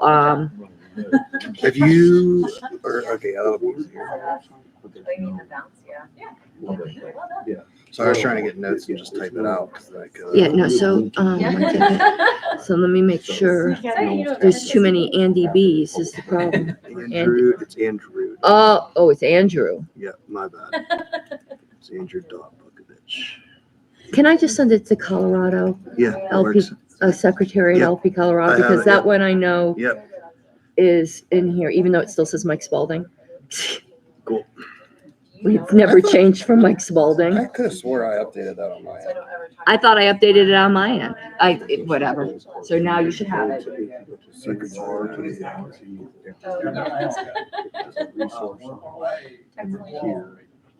Did it work? I'm not sure. I am, I know the email address, so I'm just forwarding it to, Are we live yet? It's okay if we're not. yeah, we are. Sold the option for $2 million. Okay, so we need to go ahead and call to order. It's 1:10 p.m. That's when we're in order. Okay, so our next item on the agenda is D, executive session discussions regarding staff, EPCC, and legal. So there's let's figure out right now how long or what order we want to do these things in. So now, legal is going to include staff. Half of the staff discussions are going to include staff. EPCC will be just us. Right. During the staff portion, we're going to bring them in and out. Right. So what I anticipate happening is, at least in terms of EPCC, and Stephen or Kathy, you can correct me if I'm wrong on this, but what I understand is we're probably going to do a portion first, and then if folks might have questions for staff, then we can pull them in. I don't want to do an item that staff is here for, do the EPCC, kick them out, and then invite them back in. I'd rather do everything that staff's going to be here all in one block if it's possible. So if we do like EPCC first, then call staff in for EPCC, then do legal. I mean, I'm okay with everything. Personally, I prefer to do legal first and do staff and EPCC. Do you want to do legal first? Okay, so we can do legal first. Now, if we do staff, our executive director is going to have a portion on talent updates and filling us in on some stuff that's behind the scenes. Do you want to do legal and then that? And then do you want to switch to EPCC and confidential discussions? Yeah. Is everyone okay with that? Yes. Okay, so I'm going to move that we enter into executive discussion, and Madam Secretary, please correct me if any of this needs to be wordsmithed, to discuss legal issues for the party regarding some of our state affiliates and retaining an attorney regarding trademark and ballot access. And then I'm also going to, in addition to that, move that we go into executive session, and this is all one. So Yeah. To discuss staff updates, including talent updates. And after that, to discuss confidential EPCC matters. Okay, second. All right. Any objection to that order of operations? Okay, I just want to make sure we're including those that we're going to be calling in. good idea. And with that motion language, we are going to be inviting our remote representatives or region representatives to participate in executive session. As soon as executive session is over, we will be kind of gently dismissing them to go back to watching on YouTube, but we would like their input. And staff will be coming in and out for certain portions of staff, and we'll have EPCC just as the LNC. Perfect. Good, great. Okay, that's my motion. I'm so sorry that was so ugly. Oh, I know whatever you need. No, it's good, and I'll clean it up in Okay. minutes. Okay, so there we go. Okay, so it's been moved and seconded. Are there any objections, points of order? That was a good catch. Going once, going twice, hearing none. Okay, so we are going to go into executive session for legal. Staff is welcome to stay in. And I'm going to pull this door mostly closed.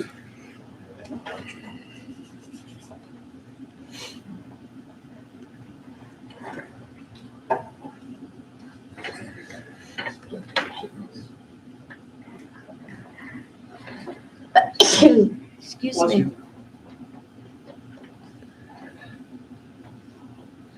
It is technically barely cracked so that someone, like the hotel staff, could get in. Karen Ann, logistics question. Yes. Since I'm gonna have to be in and out, would you like me to enable waiting room so that you can see? It has a passcode on it, so only people with the passcode can join.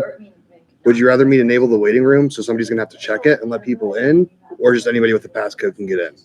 Well, if that's a passcode, then anyone with the passcode. Okay, cool. Because no one's going to be sitting over there if you're not. Yep, Yes, perfect. You have to end the live stream. Yeah, we need to cut the live stream, yeah. Oh, yeah, let's do that. Just passed. Okay. I'm sorry for the mild, but he needs to use that door, otherwise.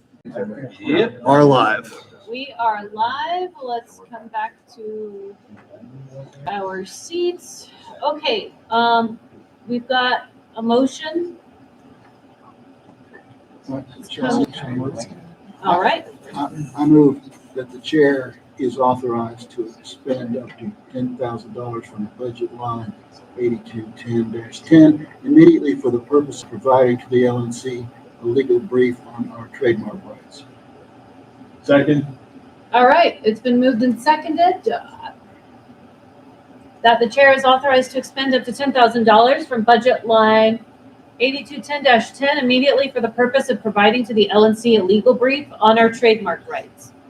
Any further discussion? Probably not. Because it's executive session. Okay. I believe it would be in order for us to go to a roll call vote. Mr. Cowan, Yes. Mr. Blankenship, Yes. Mr. Bowen, Yes. Mr. Duque, Yes. Mr. Clark, Yes. Mr. Elliott, Yes. Mr. Ford, Yes. Mr. Penke, Yes. Mr. Agopian. Yes. I will vote yes. Mr. Nana.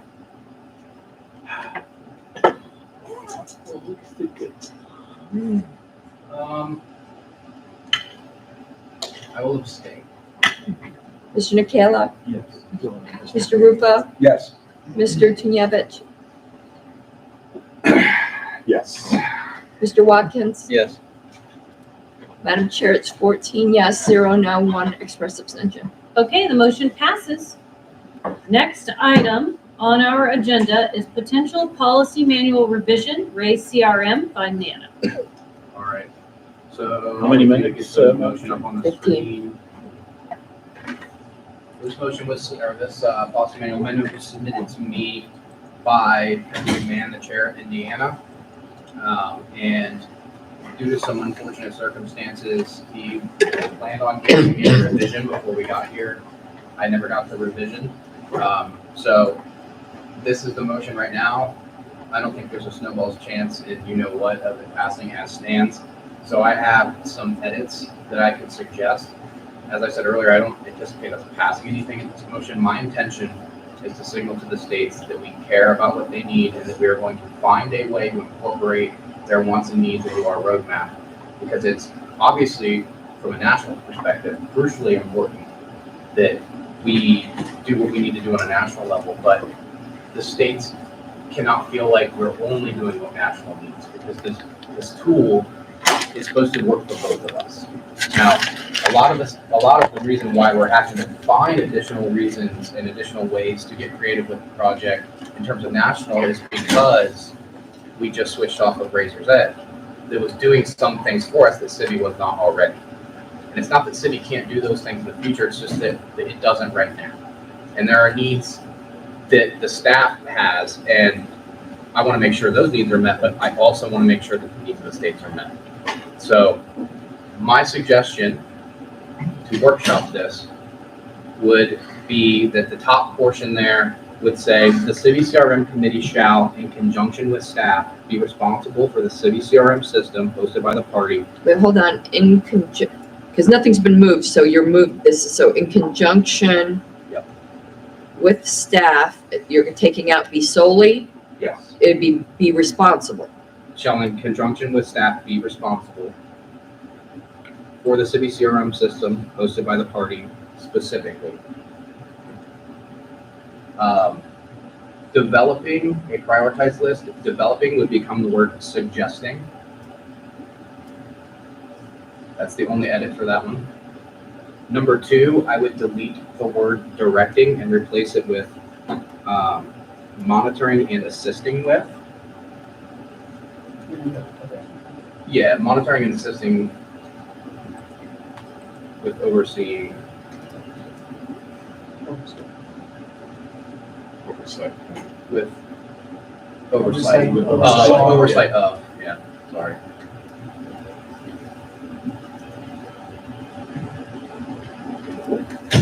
And then that's all for that one. Number 3,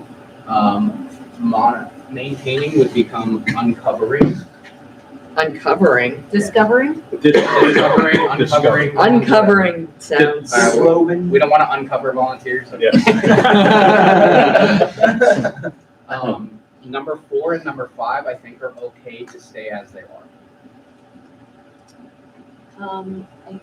Okay, so this motion is gonna need a second. And then I have a couple of suggestions. I'll second the motion. Okay, so it's been moved and seconded. I am gonna say that this could also potentially be an IS subcommittee.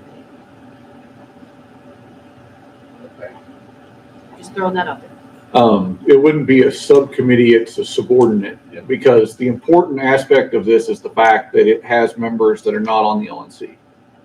And that those members are specifically elected by the state chairs and not by the LNC. I'm not gonna tell you exactly how it would roll out, but I'm referencing a previous conversation we had about giving committees authority to have subcommittees. That's all. Okay, so let's go to Mr. Nana so he can speak to his motion, and then we're gonna go. So to I Mr. pretty much already spoke to it, and I guess the intent of the motion. I would push back against it being a subservient committee to another committee. I believe it does need to be a standalone committee. Now, what I want to hear is staff's opinion on the motion as it stands now, and how we can finesse this to be acceptable to both staff and the states. This is like a starting point. And I've taken out some of the more strong language from it. So I would love to hear from both Lainey and Andy and even Drew, how you would do this. Knowing that I want there to be a committee, how is it going to be the least stressful on you guys, which I kind of tried to do that, but. Okay, so if there's no objection, we're gonna hear from staff, but the way you phrased your question was a little bit loaded. Do you want their honest opinion? No, I want their honest Okay. opinion. Yeah, I was like, I you're want like, their so honest- I'm doing this thing Well, to you. well, let me rephrase. I want their honest opinion, but I also want them to try to meet me in the middle if possible. Okay. Because I do not think states, specifically the ones that are frustrated right now, are going to be happy in the long term if we don't eventually do something like this. Okay. Awesome. I'm gonna jump in and then I'd love to turn it over to Andy. I think that the way you framed this, Mr. Nana, gives us something to work with, which is that states are looking for a signal from their National Libertarian Committee that their needs are being taken into account, right? Here's what I would like to do if this was not even being discussed. In fact, I'll tell you this is something we've been hoping to do, but I feel like everyone here can admit there's been a lot of rumors and discussion and concern and speculation, which I feel like in an effort to be reassuring, and we've actually maybe made them worse by not saying that much. I'll speak to that in a second. We've already spoken to everyone that we're going to work with a contractor whose primary purpose as a vendor is to help teams leverage city CRM to the best of their ability. They have some experience with other CRMs, but often only insofar as it will, work with cities. So they're extremely incentivized to help us give us a potential future contract that they can fulfill to improve upon city. This is our plan A, right? So we've already spoken about that yesterday. Here's some things we haven't spoken about. As a part of any requirements gathering process, that's a technical term, and that means basically ask people how they'd like to use a tool. You don't ask them directly, what should we make in this tool? What you're saying is, what are you trying to accomplish so that we can get after how we solve that? We also have a lot of volunteers and power users of city who have ideas because they're actually technical people and they can give us a second layer of advice, right? We'd love to do that across the country and gain a lot of perspective from all the different types of users. So what I'm picturing is state chairs, membership directors, fundraising directors, political directors, and the people who work with their teams. And depending on how things go with candidate support in this voter gravity tactic, we might even want to think about candidates as another constituent. In addition to that, we have needs at national, and as you very eloquently phrased, we've been relying on other CRM to do that. So there's going to be some, not even growing pains, but we need to actually build the functionality within city to do that. So holistically, I think we need to go countrywide to all of the different stakeholders and capture their requirements. On top of that, there's a third thing I think we can do, which is there are a lot of people who are passionate about this tool and the direction, if they would like to have a special layer of involvement in those decisions, I would love to have them be some kind of advisory board where we can go to them for discussions. What I'm nervous about with this is that all of the same things can be accomplished just by the way that we go about this.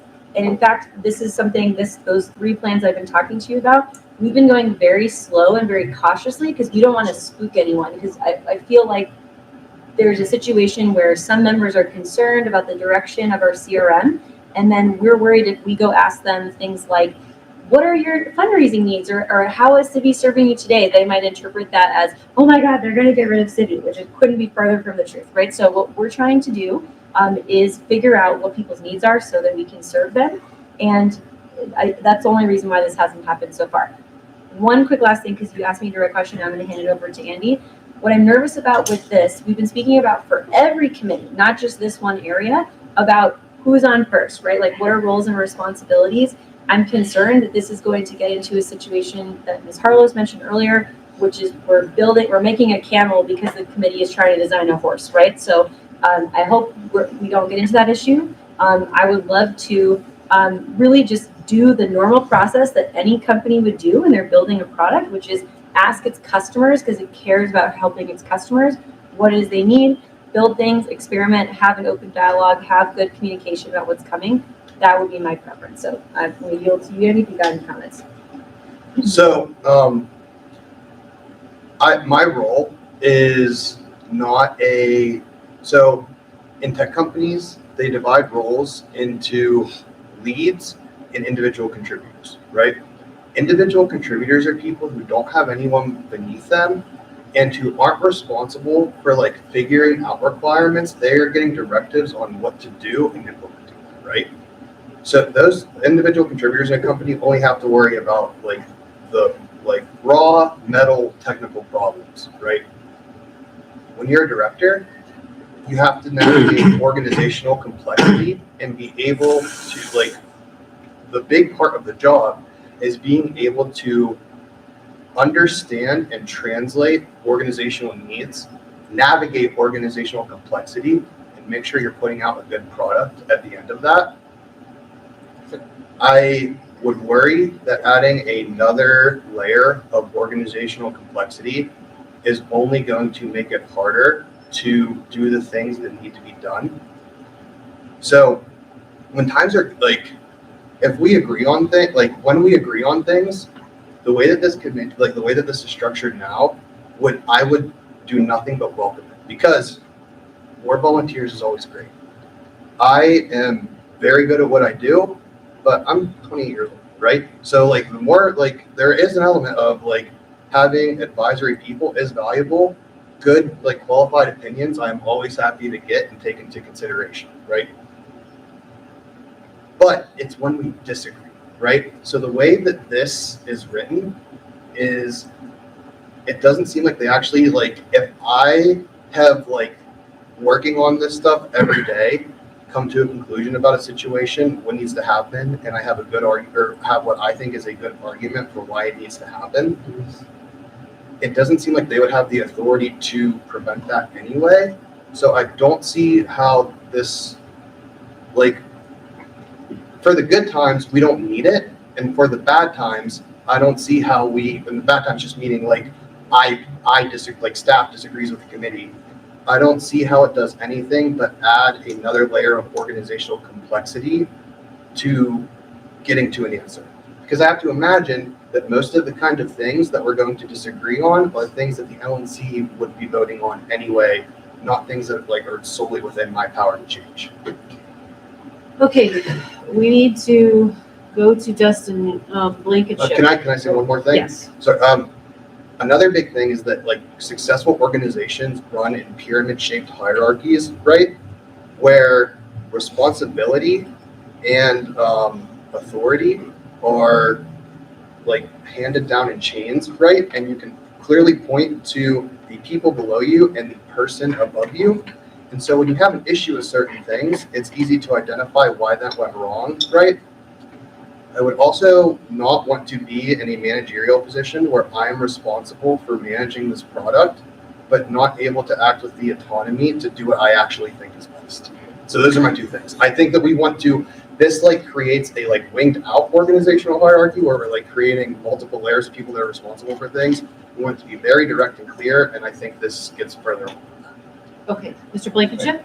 Briefly, I will disagree with you a little bit when we come to theories of public administration, which more than just constitutional, there's discretionary and collaborative. We're not going to get into that today. But I will agree with you. I think you're persuasive on many of your other points. I also, and for the record, I think your edits do make this significantly better.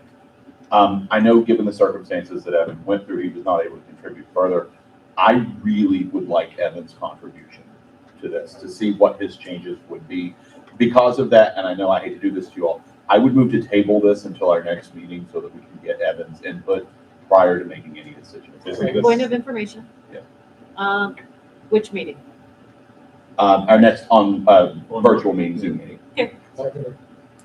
Mr. Nana. I just wanted to make one quick comment, and I'm sympathetic to the whole pyramid example you just gave.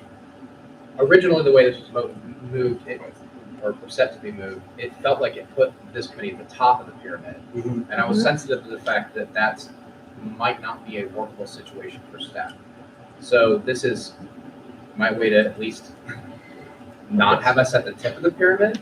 And to be honest, I mean, this is a really complex thing that we're trying to navigate through here. But yeah, no, I think we should table it. Okay, And I'm Does it getting have a a second? switch. Yeah. You mean postpone definitely Postpone definitely to our next? to our next virtual meeting. Yes, that. Okay, has it been seconded? It was second. Okay, fantastic. Okay. Okay, it's been moved and seconded to postpone. Sorry, my One second. It's Time, been Madam moved Chair. and seconded to postpone this motion to our next online. So our next one would be May. We don't have one in April because it's within 30 days of an in-person meeting. We probably will. Sorry, guys. Oh, that would require a motion. Yeah, I'm not doing it yet. Okay, so as of now, that's gonna be in May. We need to get through, we have 9 minutes. So if you guys don't object to me asking, staff for just a little bit more input, it's gotta be super fast. Yeah. So something to consider for next time. Something that I would be more than amenable to is if we could do something like this, but more of their role would be having some kind of criteria by which I'm giving them updates and they're not providing feedback because it's causing a layer between us and LNC, but are capable of deciding which issues should be LNC votes and what I am what they're comfortable with me just doing on my own. And I think that accomplishes a I lot. you'd be comfortable with. I think the states would be happy to hear that. So I'm not trying to make sure that they're not considered in the situation. I'm trying to make sure our organization operates as effectively as possible. So that's it. Okay, okay, if it's okay with everyone, I would like to go to a vote so that we can at least address the next sentence, but yes, it's okay. So that we can at least address the next item on the agenda. Is there any objection to going to a vote? Well, is there any No, objection to there's no postponing? objection to the thing. Oh, so sorry. Is there an objection to postponing it? We don't need to vote. We don't need to vote on it. Hearing no objection, going once, going twice. All right, no objection, it's postponed. Okay, we have 8 minutes for Mr. Duquesne, who has been waiting patiently, and A full discussion. is at the tail end. That should be fine. Shall I go? Yes, you shall. Thank you, Madam Chair. Thank you, LNC. February 26th, Ms. Harless and I exchanged a few emails in which I requested time on the agenda for this item. 15 minutes is ample, frankly, because as I noted in the emails, I'm wanting information on what specifically requires us to do all of our most nitty-gritty, sensitive conversations, even sometimes minutia, on the public list. Ms. Harless informed me that the interpretation of the bylaws, Well, and 715, yeah, and I've got more information on that too. actions and motions, it is specifically its custom that is the interpretation that everything should be discussed on the public list. I'm stating my intent to learn how to change that custom. And the reason for that is that I don't believe that our communication habits on the public list are of benefit to our ability to operate effectively. I think that, for one thing, more than we realize that we discuss on the public list or are required to discuss on the public list per our custom is sensitive strategically to what we're doing. We are in the habit of calling for executive sessions when we want to discuss party strategy. A lot of what we discuss or should be discussing as a board really is part and parcel with our strategy. And that's not to say that we wouldn't still, when we take actions, whether or not that is synonymous with motions, that will still be public. We'll still have a public list. My intent is that we keep a public list and that we, as we've been spending this time building trust among this board to communicate with each other at a higher level, because we've definitely received feedback from various board members that they want more communication, and I want that too. And we don't want to do it where, as I put it before, the sausage is being made in full view, and it's quite disgusting, mainly thanks to the unhelpful participation, frankly, of some of our members. I don't want to disparage every great member of ours that spends their valuable time keeping up with what this body is doing. A non-zero number of those members engage in what it's been brought to my attention, this term. You can go to Urban Dictionary, and it's quite instructive. Concern trolling. We have trolls inside of our party, outside of our party. They do concern trolling where they're just frequently, all the Facebook groups, I'm not there, I don't care what they say, okay? So anybody who has an issue with me wanting to change and improve how this LNC board communicates and doing more communication and doing more of it, frankly, privately, and continuing to do our actions and motions transparently in public, you can take it up with me. And you can, if we need to do some kind of vote, if we need to codify it policy manual wise or otherwise, you can take it up with any of us that vote yes, because we're trying to serve you, members. Thank you. We've been building trust, and we can build more trust by having better communications. We're building tools for that. I think that it could be a mixture of private emails as opposed to on the LNC business list. And it could also be perhaps part of our new suite of technology that we're looking to utilize. And I'm talking specifically about going from Google Suite to the Microsoft 365 and that whole suite of tools. What else is there to say about this? Karen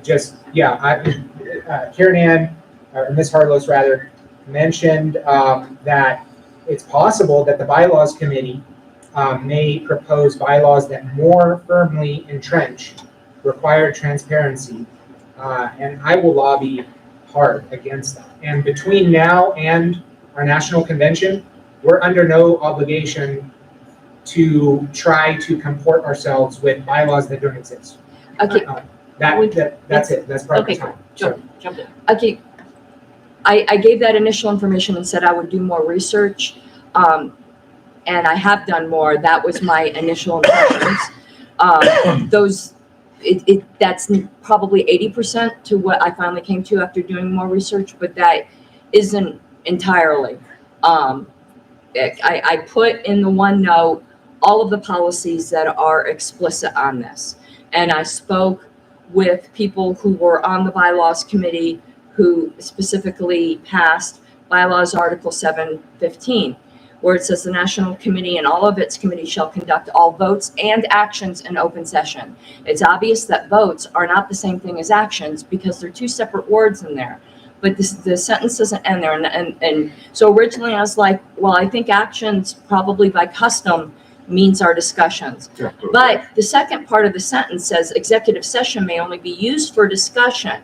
So to me, if you read now, this is after doing further research and thought on it, I think the only coherent way to read Article 715 is that the actions it's talking about there is discussion. But I want to give everyone a bit of a history lesson here for a moment.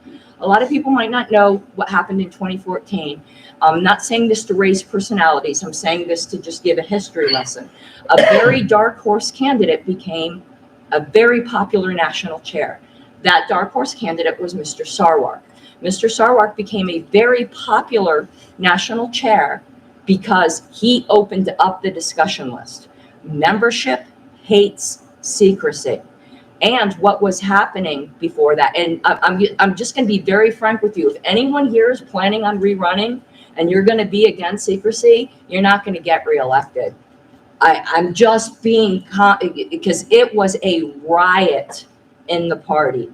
However, I actually do think that bylaw does require it. And also, when you go to electronic mail ballots, boards and committees may transact business by electronic mail. Business includes crafting the motion, debating the motion. It is not just voting. That word is much more, much broader than that. So, you know, there is a bit of custom. I do think there's a bit of bylaws interpretation, but another history lesson. Prior to 2014, there was an LNC member, I'm pretty sure I know who it was, and I'm not going to out them, who just took every conversation and published it on a blog out of principle. And I actually do not, no executive session stuff, just the regular stuff that they felt members needed to know. And I have to be honest with you, I don't blame them one bit. I so respect Mr. Duque, but I will oppose closing our discussions with every fiber of my being. I ran on transparency. I believe on transparency. Our bylaws give us the opportunity for things that really do. I'm not of the Star Child school that thinks everything needs to be public. The fact that it says executive session can be used for personnel matters, contractual negotiations, litigation, or political strategy regarding confidentiality, I think gives us the flexibility we need. We're a political party. We're gonna have trolls. To me, that's the job we signed up for. The job we signed up for is that we're gonna have people be really crappy to us on social media. And I say we need to pull up our big girl panties and move on. That's just my opinion on it. But throughout my years on the LNC, very respected members have disagreed with me and would absolutely agree with you. One of those esteemed members is Alicia Mattson, who I respect so highly, and she would completely agree with you. So this is no personal thing. This is a stylistic thing, but I'm just saying where my line in the sand is that I am a transparency person, and I ran on that. It's 6:01, by the way. Yep, it's 6:01. So I don't mean to cut anyone off, but we're out of time. How's are they gonna come and sweep us out? I don't think we'll get kicked out. Technically, I think we're, Are we they've gonna been really get chill. charged more money? Not that I know of. Let me go confirm. Is there more on the agenda, Madam Chair? Nope, this is it. Let's just go home then. Move to adjourn. Worry not about the reservations. I don't think, he just told me personally, that he doesn't expect a motion to come out of this. No, So- but people had their hands raised for discussion. That's fair. Yeah. I'm just wondering if we Blanket should- chip? Yeah, just very briefly, I just wanted to say I agree with everything Ms. Harlow said completely. And if so, it were to be required to have it in the bylaws, I would fully support the bylaws committee to do so. Madam Chair, there's just one thing I forgot to say. With this weird interpretation of what does actions mean, because it is vague, if we were to pass a motion that said we're going to do more things in secret, 100% guarantee you we would be appealed to the Judicial Committee the next day. And I don't think we want that PR. I'm just saying, It's okay, hold up. That's a characterization. Mr. Sinyevich. Oh, I'm sorry if I mischaracterized you, Mr. Duque, I didn't mean to. Thank you. I think that with some time after this meeting, there is certainly an opportunity for a way forward. I'm certainly sensitive to our tradition of transparency, some would say over transparency in our dealings. By the same token, I I recognize that as a business organization as well as a political organization, we have an inherent need for a certain amount of privacy in our activities for no other reason, for the same reason as our corporate brethren would have, and that is to protect that information from our competitors. You know, those R's and B's and people who don't want us to succeed.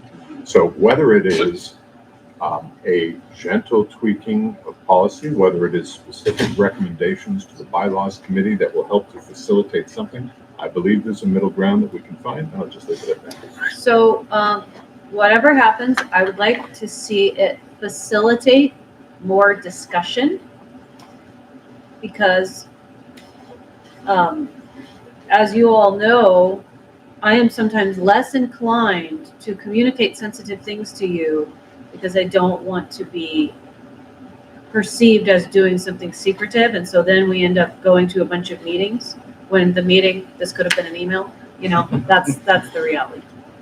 Mr. Nana? Madam Chair, Mr. Decay said I misrepresented him a little bit, and I don't want to have done that. Could I please have him correct what I might have misstated out of respect? Thank you, and I apologize that I was a bit rash in saying that. What I merely was trying to convey is not a desire for secrecy per se. It's merely that when we discuss strategy, a lot of what we discuss outside of actually crafting or debating or passing motions really intersects with our strategy. And it's not a desire for secrecy, it's merely a desire to be able to operate. Perhaps the strategy is broader than some of us initially thought. So, I am inclined to agree with Ms. Harlow's for the most part, but I'm also sympathetic to what Mr. Decay is saying. And I think that, so I think most of you are probably familiar with sunshine laws, right? Most of us are in favor of sunshine laws for the government.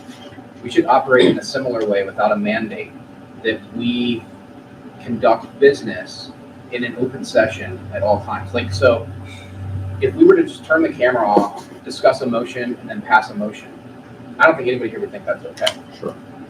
That would be what I would perceive it being if we were workshopping and discussing motions before they made it to the list, and then simply on the list voting yes or no on motions. And I don't know if that's what you mean by making these changes. I'm just saying I don't want to see us get to that point. Dustin Anna compared us to the government. I said we should be better than the government. Okay. Okay, Mr. Decay and then Donovan. That's something that I'm failing to communicate is that part of my motivation here is that we are not a government. You know, we're not public officials. We're explicitly against initiating force. So we want to enforce transparency on government officials, and we want to utilize transparency for ourselves to have the best relationship possible with our members and donors in a way that does not make it impossible for us to achieve our goals. And we're not, and more or less, I feel strongly that we are not, it's not our duty to maintain a level of transparency in the way that city council members or public officials have to, because they're taxing us and they're using force against us. We're, like others have stated, we are a nonprofit. We can be very entrepreneurial and basically strategic and operate something like a business and not let it be so easy for our enemies, you know, to undermine confidence in our organization. Yeah. Oh, yeah. One second, time check. It's 6:07. We checked and we have her until 6:30, so we should be done by 6:25. Aha, you can keep arguing. I really want to. Yeah, hold on, Mr. Pankey and then Mr. Ford. I just wanted to make the point that we should really disambiguate in this case, having a discussion and conducting business and dissemination of information. Because dissemination of information, like what the chair needs to tell us about what's going on in the party, should be free-flowing and should generally be, you know, we should be holding it in confidence by default, but it's one way.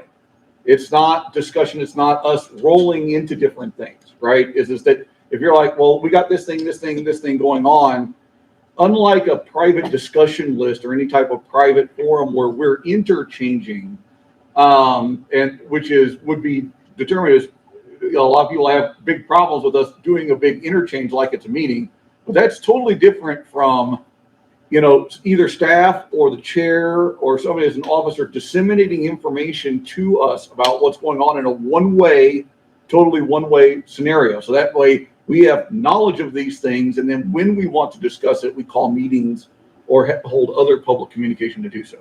Okay, so we're gonna go to Mr. Ford, and I'm gonna have a comment, and then we're gonna go to our secretary. Let me go. I completely understand your perspective, where you're coming from, and I get a lot of your frustration. But we are the Libertarian Party, so we should be holding ourselves actually to a higher level of accountability, a higher level of transparency than government, private business, literally anyone on the planet.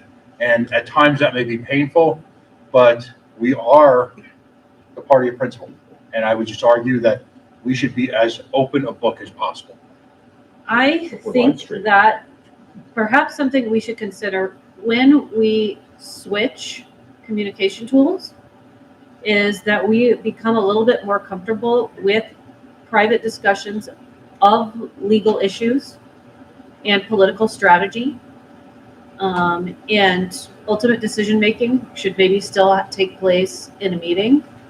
But if there are all of these areas where it's appropriate for us to have private conversations, and it seems like none of us are doing it because we're all a little gun shy and afraid of coming across as secretive, that's probably like not healthy, and we should have a little bit better faith in ourselves. At the same time, I'd like to be more in control of the narrative of the LNC. That would be great. I also acknowledge that, you know, people are going to say what they're going to say, but we can still have like the appropriate conversations confidentially, I think. So I'm open to discussing that a little bit more. Well, crap, I know what I was gonna say. First of all, again, I feel terrible if I misrepresented you in any way, Miguel, because that's not what I want to do, because I know this is a very emotional topic and people can easily go, oh, you're just a terrible person, and I don't think that of anybody. I wanted to clarify what I said before, because I think there's a bit of a misunderstanding.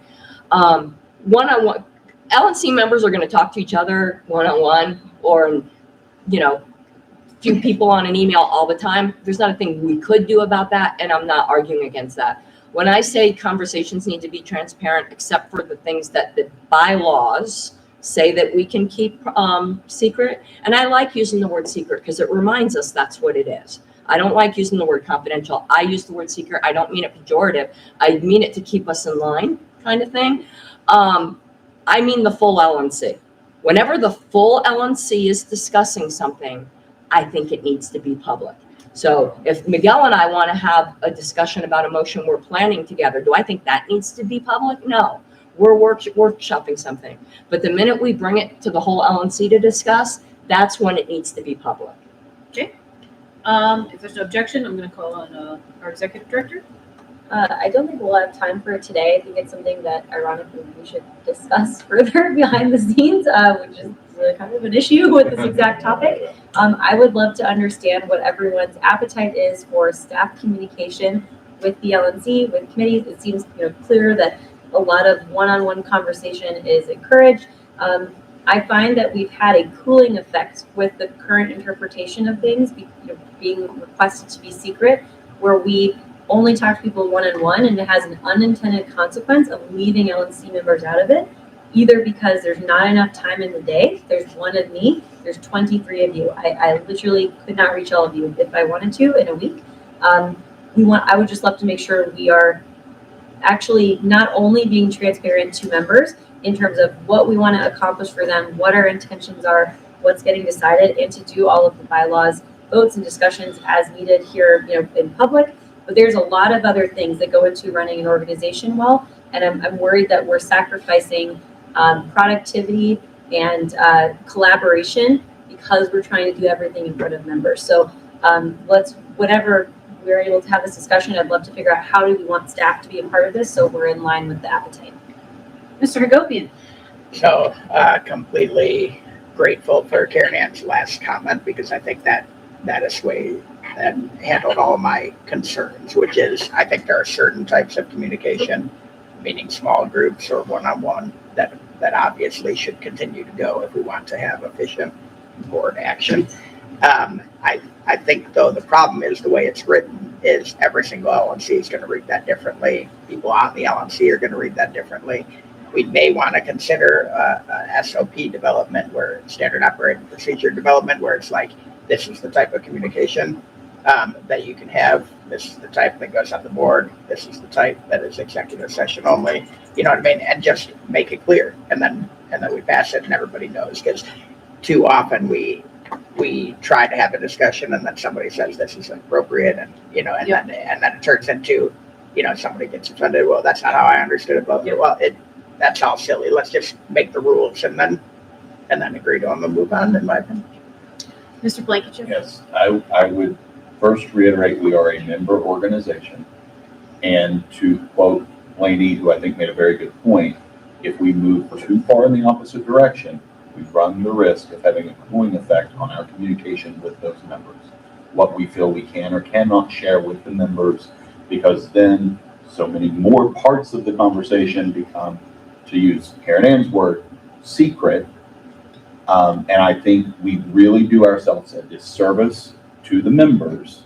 I agree with Mark 100%. There are things from a business strategy perspective that we can meet in a middle ground, but I just urge caution in how far we want to push this, because there are repercussions that can roll down the hill. Well, I heard the chilling effect comment was related to staff's communication with us. And I'm saying on the other side, if we move too far in the other direction. Yes, they're both, yeah.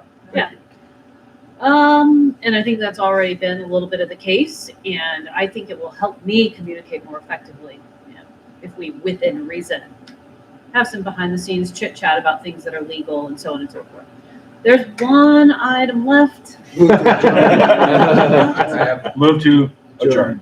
Second. All right. Mr. Nana actually had his hand. I just want to make sure if we move to adjourn, and I'm pretty sure I'm correct on this, according to Roberts, if we move to adjourn now with this still going on, it automatically gets put on our next agenda. What's this? Well, I guess, you know what, there's no motion. There's no motion. Discussion only. Just forget what I said. All right, any objections? All right, we are adjourned, and now we are going to have some announcements, and we're going to learn about dinner. Sweet. Okay, I'll keep this really short. So for dinner, reminder, we're going to Urban 360. I'm going to call the restaurant so they know we're coming late. We're serving pizzas. I'll see you there. It's a short walk if you want to come. Totally optional if you want to join. And then for tomorrow morning, we've got an 8 a.m. ADO Scrum, sort of less of a training and more like a wallow, so people can experience what that is. Staff is figuring out what the best location is. If people would RSVP, that will help us find the right meeting room. I don't think we have this room tomorrow. And the rest of the day, what we're going to be doing is Andy, Drew, and I will be using time together to